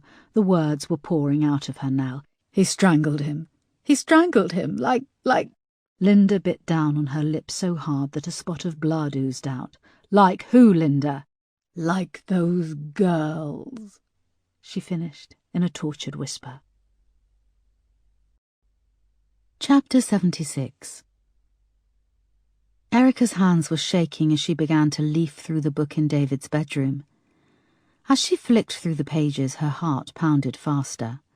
She saw a section for the Serpentine Lido, another for Brockwell Lido, Hampstead Heath Ponds, the Serpentine Lido, all of the murder scenes, apart from the Horniman Museum. In each section, notes had been written around the photos and text in a manic hand. On some pages, the notes filled all of the blank space around the photos, noting where the entrances and exits were, whether there were CCTV cameras, what the opening times were of each location, where the best place was to take a car and conceal it nearby. Then Erica reached a double-page map in the back, where all the locations had been marked out and circled. It was identical to the map in the incident room. Erica dropped the book with a thud and went to the desk where her phone was now switched on and charging. She picked up the phone and started to scroll through, searching for Moss or Crane's extension number back at Lewisham Row. Then she sensed movement, and a shadow behind her. A hand closed over hers, ripping the phone from her grasp. Chapter 77. Chief Superintendent Marsh had entered the observation suite just as Linda had broken down, revealing David as the killer. He watched with Moss and Crane in horrified silence as Linda lost control. She was raging, pulling at her hair, her face red, spittle flying from her mouth.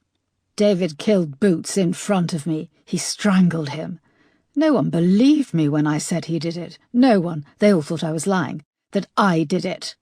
You said David killed girls. Which girls? Asked Peterson. Girls. The type you pay for. He spent so much on those girls. What do you mean, spent so much? Money, you fucking idiot, roared Linda. And not his own money. Oh, no, Daddy paid it off. Daddy paid it off, but wouldn't buy me a new cat. Because they said I'd lied about David killing him. They believed him over me, a fucking murderer. Am I worth less than a murderer? Am I? Daddy was happy to spend thousands. Why did he have to spend thousands, Linda? Who did he give the thousands to? Asked Peterson. To Igor, Andrea's fucking fuck buddy, for the girls. And your father paid him off? Asked Peterson. He gave Giles the money to pay him off, and he's given David money to leave the country. All that money, and he wouldn't buy me a little kitten. Linda tilted her head back and brought it crashing down on the tabletop. She lifted it and brought it crashing down again. "Stop, stop!" cried Peterson. The solicitor had now retreated to the corner of the room. Peterson went to the wall and triggered the panic alarm. It blared out around the station. He turned and looked up at the camera. "I need help in here now." "Where's DCI Foster?" asked Marsh, back in the observation suite. Moss paused, the colour draining from her face. "Jesus, she's gone to the Douglas Brown house." Chapter 78.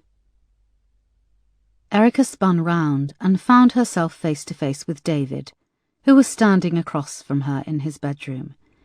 He was dressed in a green sweater, a dark body warmer and jeans. He pulled the SIM card from her phone and broke it in two with a small snap. He dropped the handset, and there was a cracking, splintering sound as he ground it into the carpet with the heel of his boot. Erica regarded David's face. It was as if his mask of youth and attractive confidence had fallen away. His nostrils flared, his eyes blazed. He looked evil. She could see it all so clearly now. She had been so stupid. "I thought you were away, David," said Erica.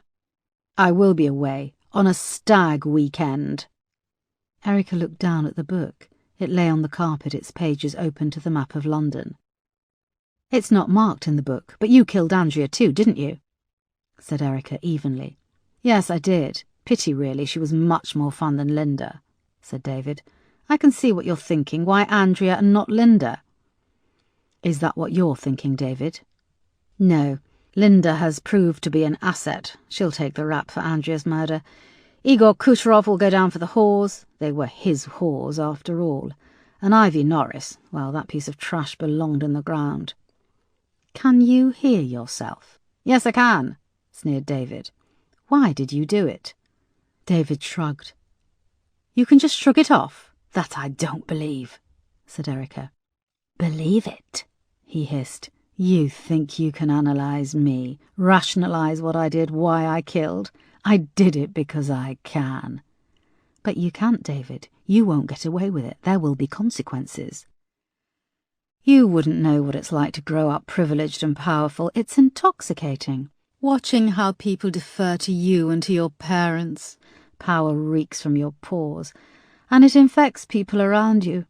Power corrupts, envelops, entices. The more powerful my father becomes, the more he fears losing it." "So he knew you killed Mirka, Tatiana, Carolina?" "Of course. Not that he was thrilled. But they were East European girls. They all think they can suck and fuck their way to greatness." "What about Andrea? She was your sister, your father's favourite." "She was threatening to tell Mother. She said she was going to go to the fucking press, stupid girl. First lesson of life in the establishment, keep your mouth shut, or someone will shut it for you permanently. I can't believe your father was willing to cover even that up, to let it go that you killed his beloved daughter. Shut up, you don't know what you're talking about. He fears a fall from grace more than anything else. He fears that the other wolves will descend and tear him apart. Fear is more powerful than love. He found himself with the choice to save Linda or me. Linda's halfway to being off her fucking rocker anyway, and she hated Andrea so much she probably would have done it herself. Linda wouldn't have killed Andrea, said Erica. You're sticking up for her now? Jesus. Well, I suppose most people feel pity for her when they've paid a visit to her bedroom. You know, when my friends used to come for sleepovers, we'd find her little cat and lock it in one of the huge petty cash tins from my father's office. We'd make her do all sorts to get the key back. Erica forced herself to keep eye contact with David. Boots, that was her cat. Yes, dear old Boots. Linda used to go into terrible rages when she didn't get her way. I used one of those to dispose of Boots. Strangulation, in case you were curious. Have you ever tried to strangle a cat? No. Kill a rabbit? You Slovaks like a bit of bunny, don't you? No. It's the claws with cats. They go ballistic. They put up an admirable fight for survival. Your parents are intelligent people. They must have known it was you who killed the cat, said Erica. That's the problem when you delegate your child's upbringing. Hiring nannies, you just play a walk-on role. You see the children before bath time, an hour here and there. Don't come too close, darling. I'm dressed up for the evening out. Your child becomes a bunch of statistics. He got an A in maths. He can play Fiore Lise on the piano. Let's get him a polo pony so we can mix with the polo set. David seemed to drift off for a moment and then came back to the room. Anyway, I take it your questioning of all concerned has been fruitless. My father has made their silence very lucrative, and Linda will take the rap for killing Andrea. I made her promise. Why would she promise? I said that if she did, she could have another cat and not have to live in fear of me disposing of it. You can't be serious, said Erica. I am. She'll plead insanity, end up in some expensive clinical facility for a few years. My father will probably bung some orderly a few quid to poke her in that aching place between her thighs. They might even let her have a cat. She'll give a little pussy to get a little pussy. David started to laugh. It was high-pitched, unhinged. Erica took the opportunity and made a dash for the bedroom door, but David was quicker. He grabbed her, his hands encircled her neck, and he slammed her into the bookcase, knocking the air from her lungs. But this time she was ready for him. She brought her arm up and punched him in the nose with the heel of her hand. There was a satisfying crack as the cartilage snapped, and his grip loosened. Erica managed to push him away and made for the door, but he caught her arm just before she was through and wheeled her back round. She slammed into the desk and he was on her again. Blood was now gushing down his chin, and a look of pure rage contorted his face. Erica kicked and flailed, all the while gasping and trying to force air back into her winded lungs. She thrashed under his grip, but he held on, trying to control her arms climbing on top of her. He successfully pinned one of her arms down using his knee. With her free hand she scrabbled around on the desk and grabbed a smooth paperweight and smashed it against his ear. He lost grip on her, and she managed to scramble from under him, again making for the door, but he recovered quickly, throwing out one of his long legs and tripping her up. She fell, and he loomed over her, his face now a mess of blood, coating his teeth as he gave a manic grin. She fought, scratching and kicking, fighting like an animal to get out from under him, but he pinned her down. Lifting his arm, he punched her in the face once, twice. When he struck her the third time, Erica felt one of her teeth hit the back of her throat, and then everything went black. Chapter 79. Sir, DCI Foster switched on her phone half an hour ago. The signal came from the Douglas Brown house, said Peterson. The incident room was now up and running with a full-scale manhunt for David Douglas Brown. I want a team of officers sent over to the house now. I want a full-arm search conducted. Close off a 5-mile radius around the house. Put out an arrest warrant on David Douglas Brown. Circulate his photo. Sir, we were told by Simon and Diana Douglas Brown that David had left the country and was attending a stag party in Prague. Passport and immigration show he's still here. He never left the country, said Crane. I want him found, now, and fast. DCI Foster could be in danger, said Marsh. And get Simon Douglas Brown out of his bloody cell and stick him in an interview room. Of course you realise all this is inadmissible, said Simon 20 minutes later when Marsh had outlined Linda's confession. My solicitor has informed me that you were faxed a statement from Linda's physician to show that basically anything that comes out of her mouth is inadmissible. She's gaga, always has been. As for David, he changed his plans without telling me, no crime in that. They must have moved the stag party. Simon rose from his seat in the interview room. Now, I will be calling Assistant Commissioner Oakley later, where I'll be recommending that— Shut your mouth, Simon, said Marsh. I beg your pardon, said Simon. Shut your mouth and sit down. You are still detained under caution, and I'm not finished with you yet. Sit down. Simon looked shocked and slowly sank back into his chair. Now, an arrest warrant is out for your son, who we believe is responsible for the deaths of 5 women, including your own daughter. Simon was silent. We've also discovered that the phone Andrea lost and claimed on insurance was in your name. Andrea lied that it had been stolen, and we have the handset as evidence. Marsh opened an envelope and dropped the plastic-wrapped cracked handset on the table. So I see it like this. At best you'll be done for insurance fraud. And you know how hard the government has lobbied for this. It could mean prison time, and as well as you being a very unpopular boy in prison, it will no doubt open the floodgates to all kinds of people with grievances towards you. Journalists, politicians. Add into the mix that your own son killed your daughter, and you knowingly told him to skip the country while stitching up your other daughter. All right, shouted Simon. All right, I'll tell you. Simon Douglas Brown, Baron of Hunstanton, I'm arresting you on charges of perverting the course of justice and concealing criminal activity. We also suspect that you used your position of power to influence the outcome of 1 or more Crown prosecution trials. OK, start talking and fast, said Marsh. Chapter 80. David had quickly cleaned himself up in the bathroom, packing his nose with tissue to stop the bleeding.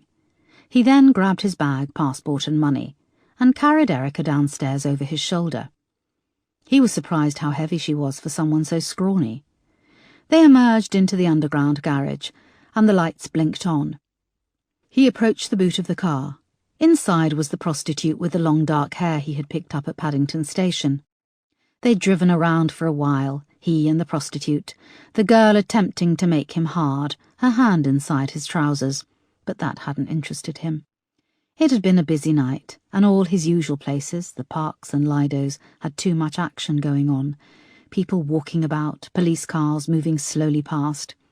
He had been forced to bring her home. She had been so excited when he'd driven up to his parents' house, checking her face in the small mirror above the passenger seat, as if she hadn't been hired to fuck. She seemed to think she might be introduced to his parents. He wondered if she'd watched Pretty Woman too many times. He'd laughed when he thought this, and she'd joined in. Stupid bitch. Once they were in the underground garage, and they were out of the car, he slammed her face into the concrete wall.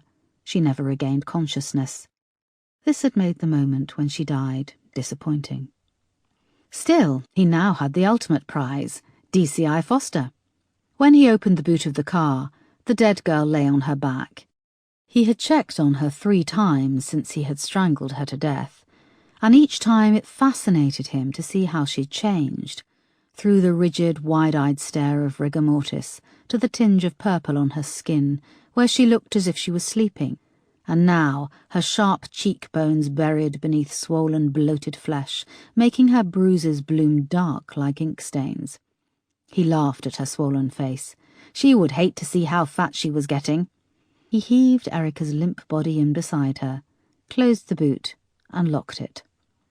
It was still early in the morning when he pulled out of the underground garage and into the cul-de-sac, but he drove carefully for the couple of miles to the M4 junction.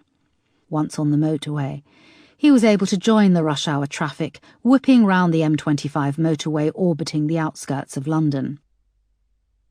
Erica felt herself regain consciousness, but the darkness was absolute. Her face was pressed against something rough. One arm was pinned under her at an angle.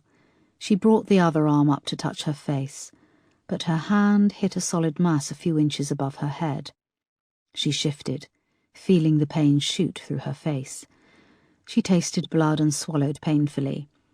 There was a rumbling, swaying motion underneath her. She felt around her the curved sides of the confined space, the metal above her, the inside mechanism of the lock, and realized she was in the boot of a car. Then a foul, pungent smell hit her. It had a tang of rot, and she heaved, barely able to catch her breath when she was forced to suck the rancid smell back into her lungs in the confined space. The car sped up and took a turn, the road bumping unevenly underneath. The gravitational force pushed Erica across to the edge of the boot, and something heavy rolled against her. It was then that she knew she was in the back of the car with a body. Chapter 81. Information was coming through to the incident room fast, and Moss and Peterson were realizing with horror that DCI Foster could be the next victim. The Douglas Brown house had been searched and was empty. Erica's car had been found parked 2 streets away, and the number plate for David's car had been photographed leaving the west section of London's congestion charge zone. Simon Douglas Brown's secretary bought David a one-way ticket on the Eurostar to Paris, said Crane, coming off the phone. So not Prague, said Moss. Shit, what about DCI Foster?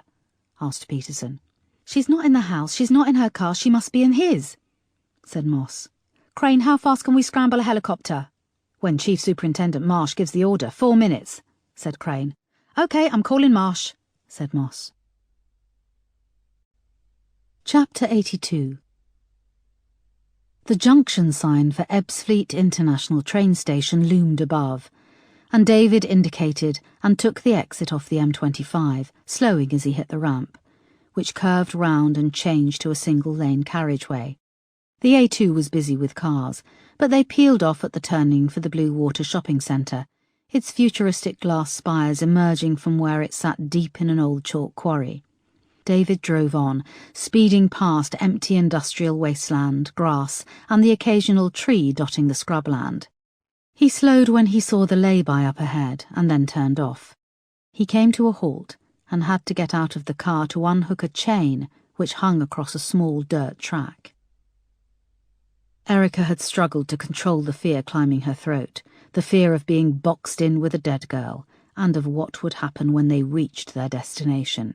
She had forced herself to check for signs of life, and during this had discovered the body was that of a girl with long hair, whose life had long since left her. Her eyes had adjusted to the dark, and she could make out 2 tiny pinpricks of light next to the inside of the locking mechanism. She had run her hands over it, slowly at first, feeling its sharp, greasy contours for a weakness, a way of prizing it open.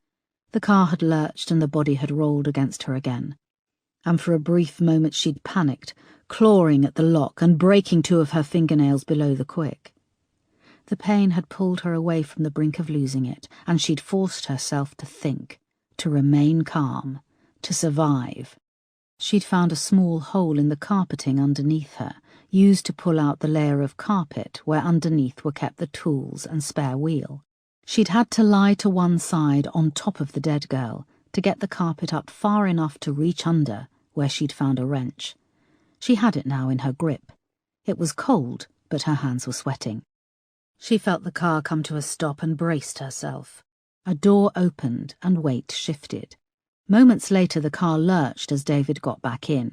She heard a door close again. And then the car set off slowly, lurching from side to side, its suspension creaking. She felt the body beside her move, and the weight shifted so that it rolled onto her, the hair on its scalp pressing against the back of her head.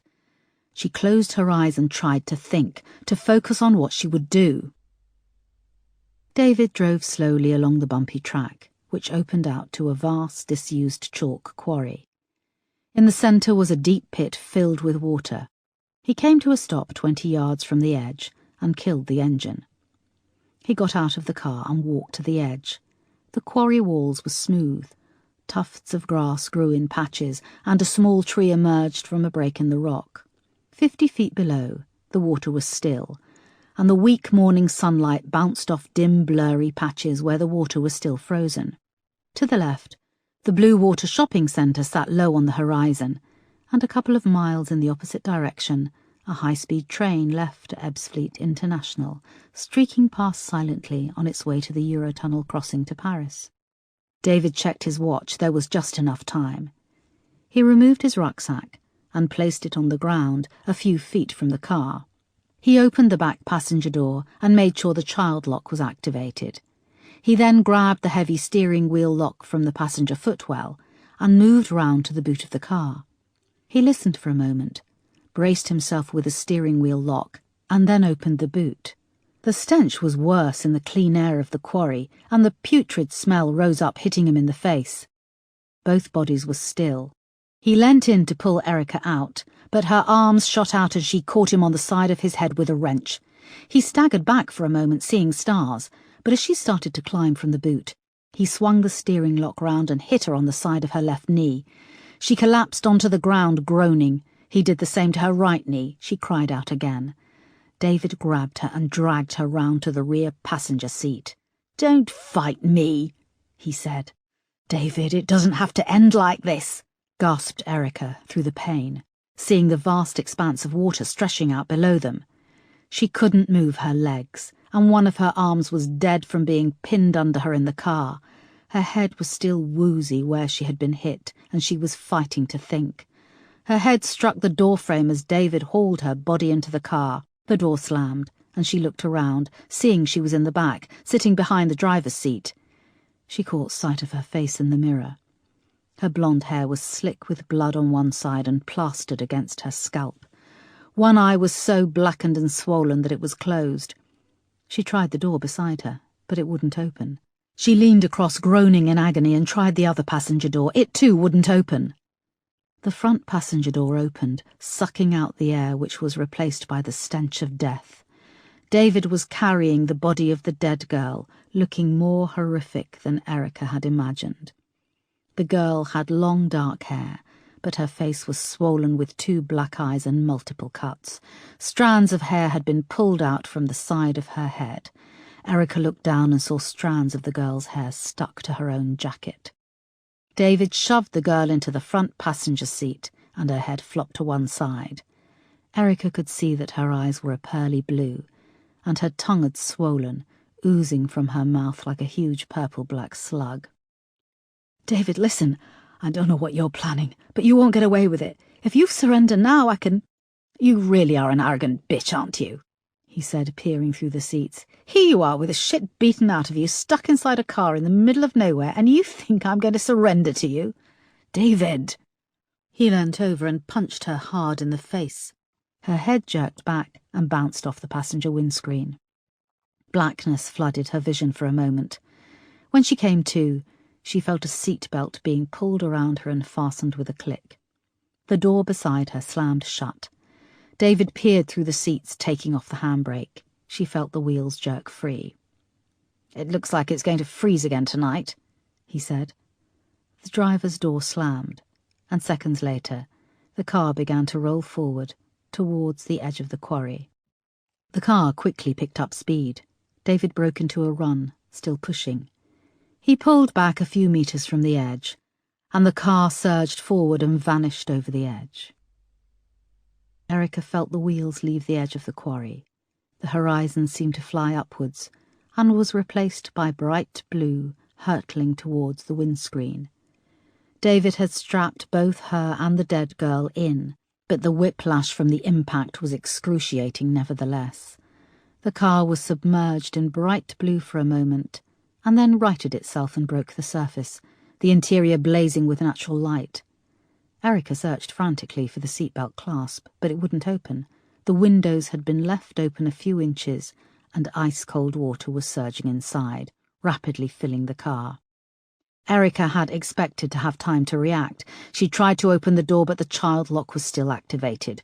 Water flooded in the windows, and within seconds the freezing water rose to her chest.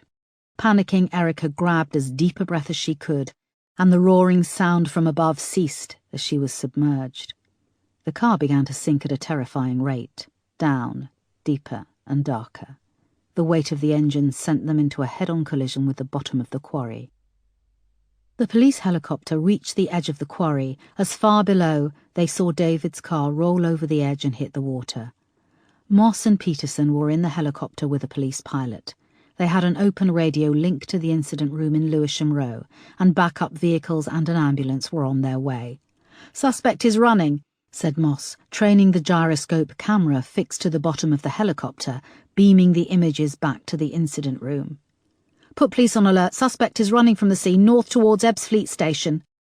"Shit, what if she's in that car? How far are the backup vehicles?" asked Peterson. "Backup vehicles are 4 or 5 minutes away," said Marsh over the radio. "DCI Foster must be in that car. Land, land, land!" yelled Moss into the radio. The helicopter descended fast. The white chalk of the quarry came rushing up towards them, and the helicopter had barely set down before Moss and Peterson jumped out, ducking under the spinning blades, holding their hands up against the flying dust. The seconds were racing past, and below bubbles were flooding up to the surface and rippling out into a large circle in the water.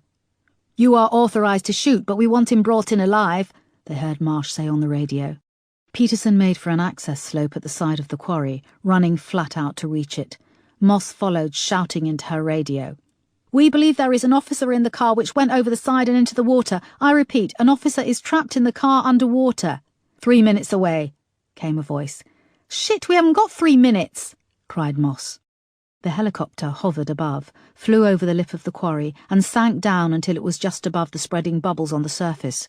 Peterson was now at the water's edge, and without hesitation ripped off his jacket and gun and waded into the water, swimming out, his arms arcing from side to side. He reached the spot where the car had submerged and dived under.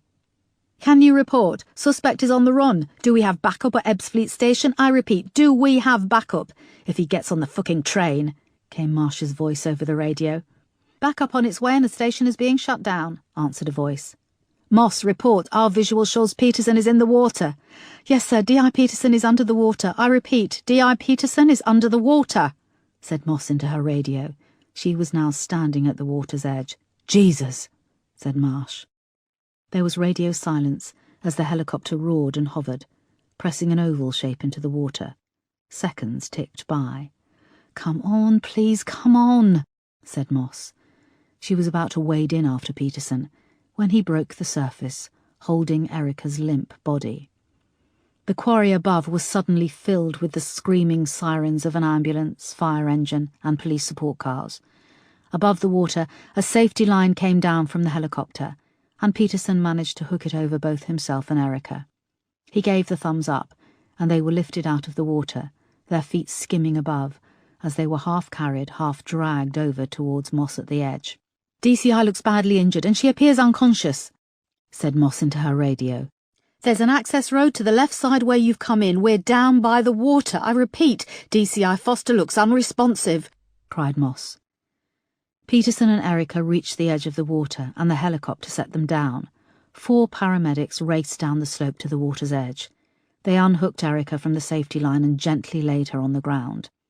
Peterson was drenched and shivering, and a foil blanket was quickly put over him. The paramedics started to work on Erica.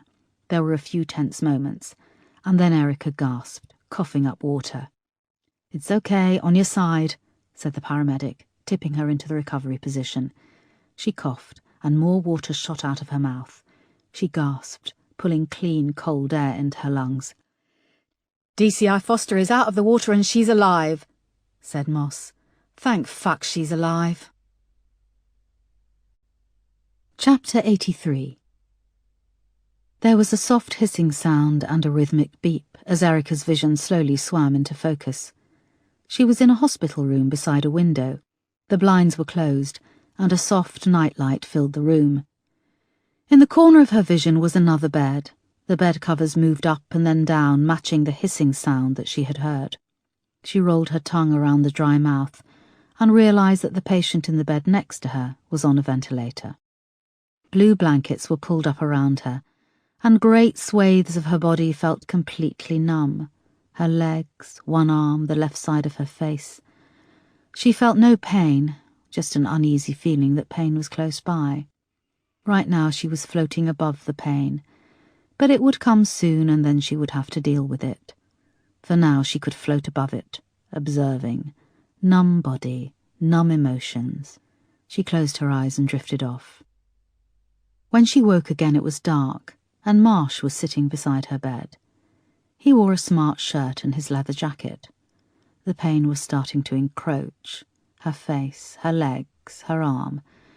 She also felt closer to her emotions, to the fear, the memories, that she thought she was going to die, the burning in her lungs when she hadn't been able to hold her breath anymore and she'd pulled in water, the dead girl in the back of the car with her, and then the girl's blurred face when the car had submerged, her dark hair spreading out in a halo around her head.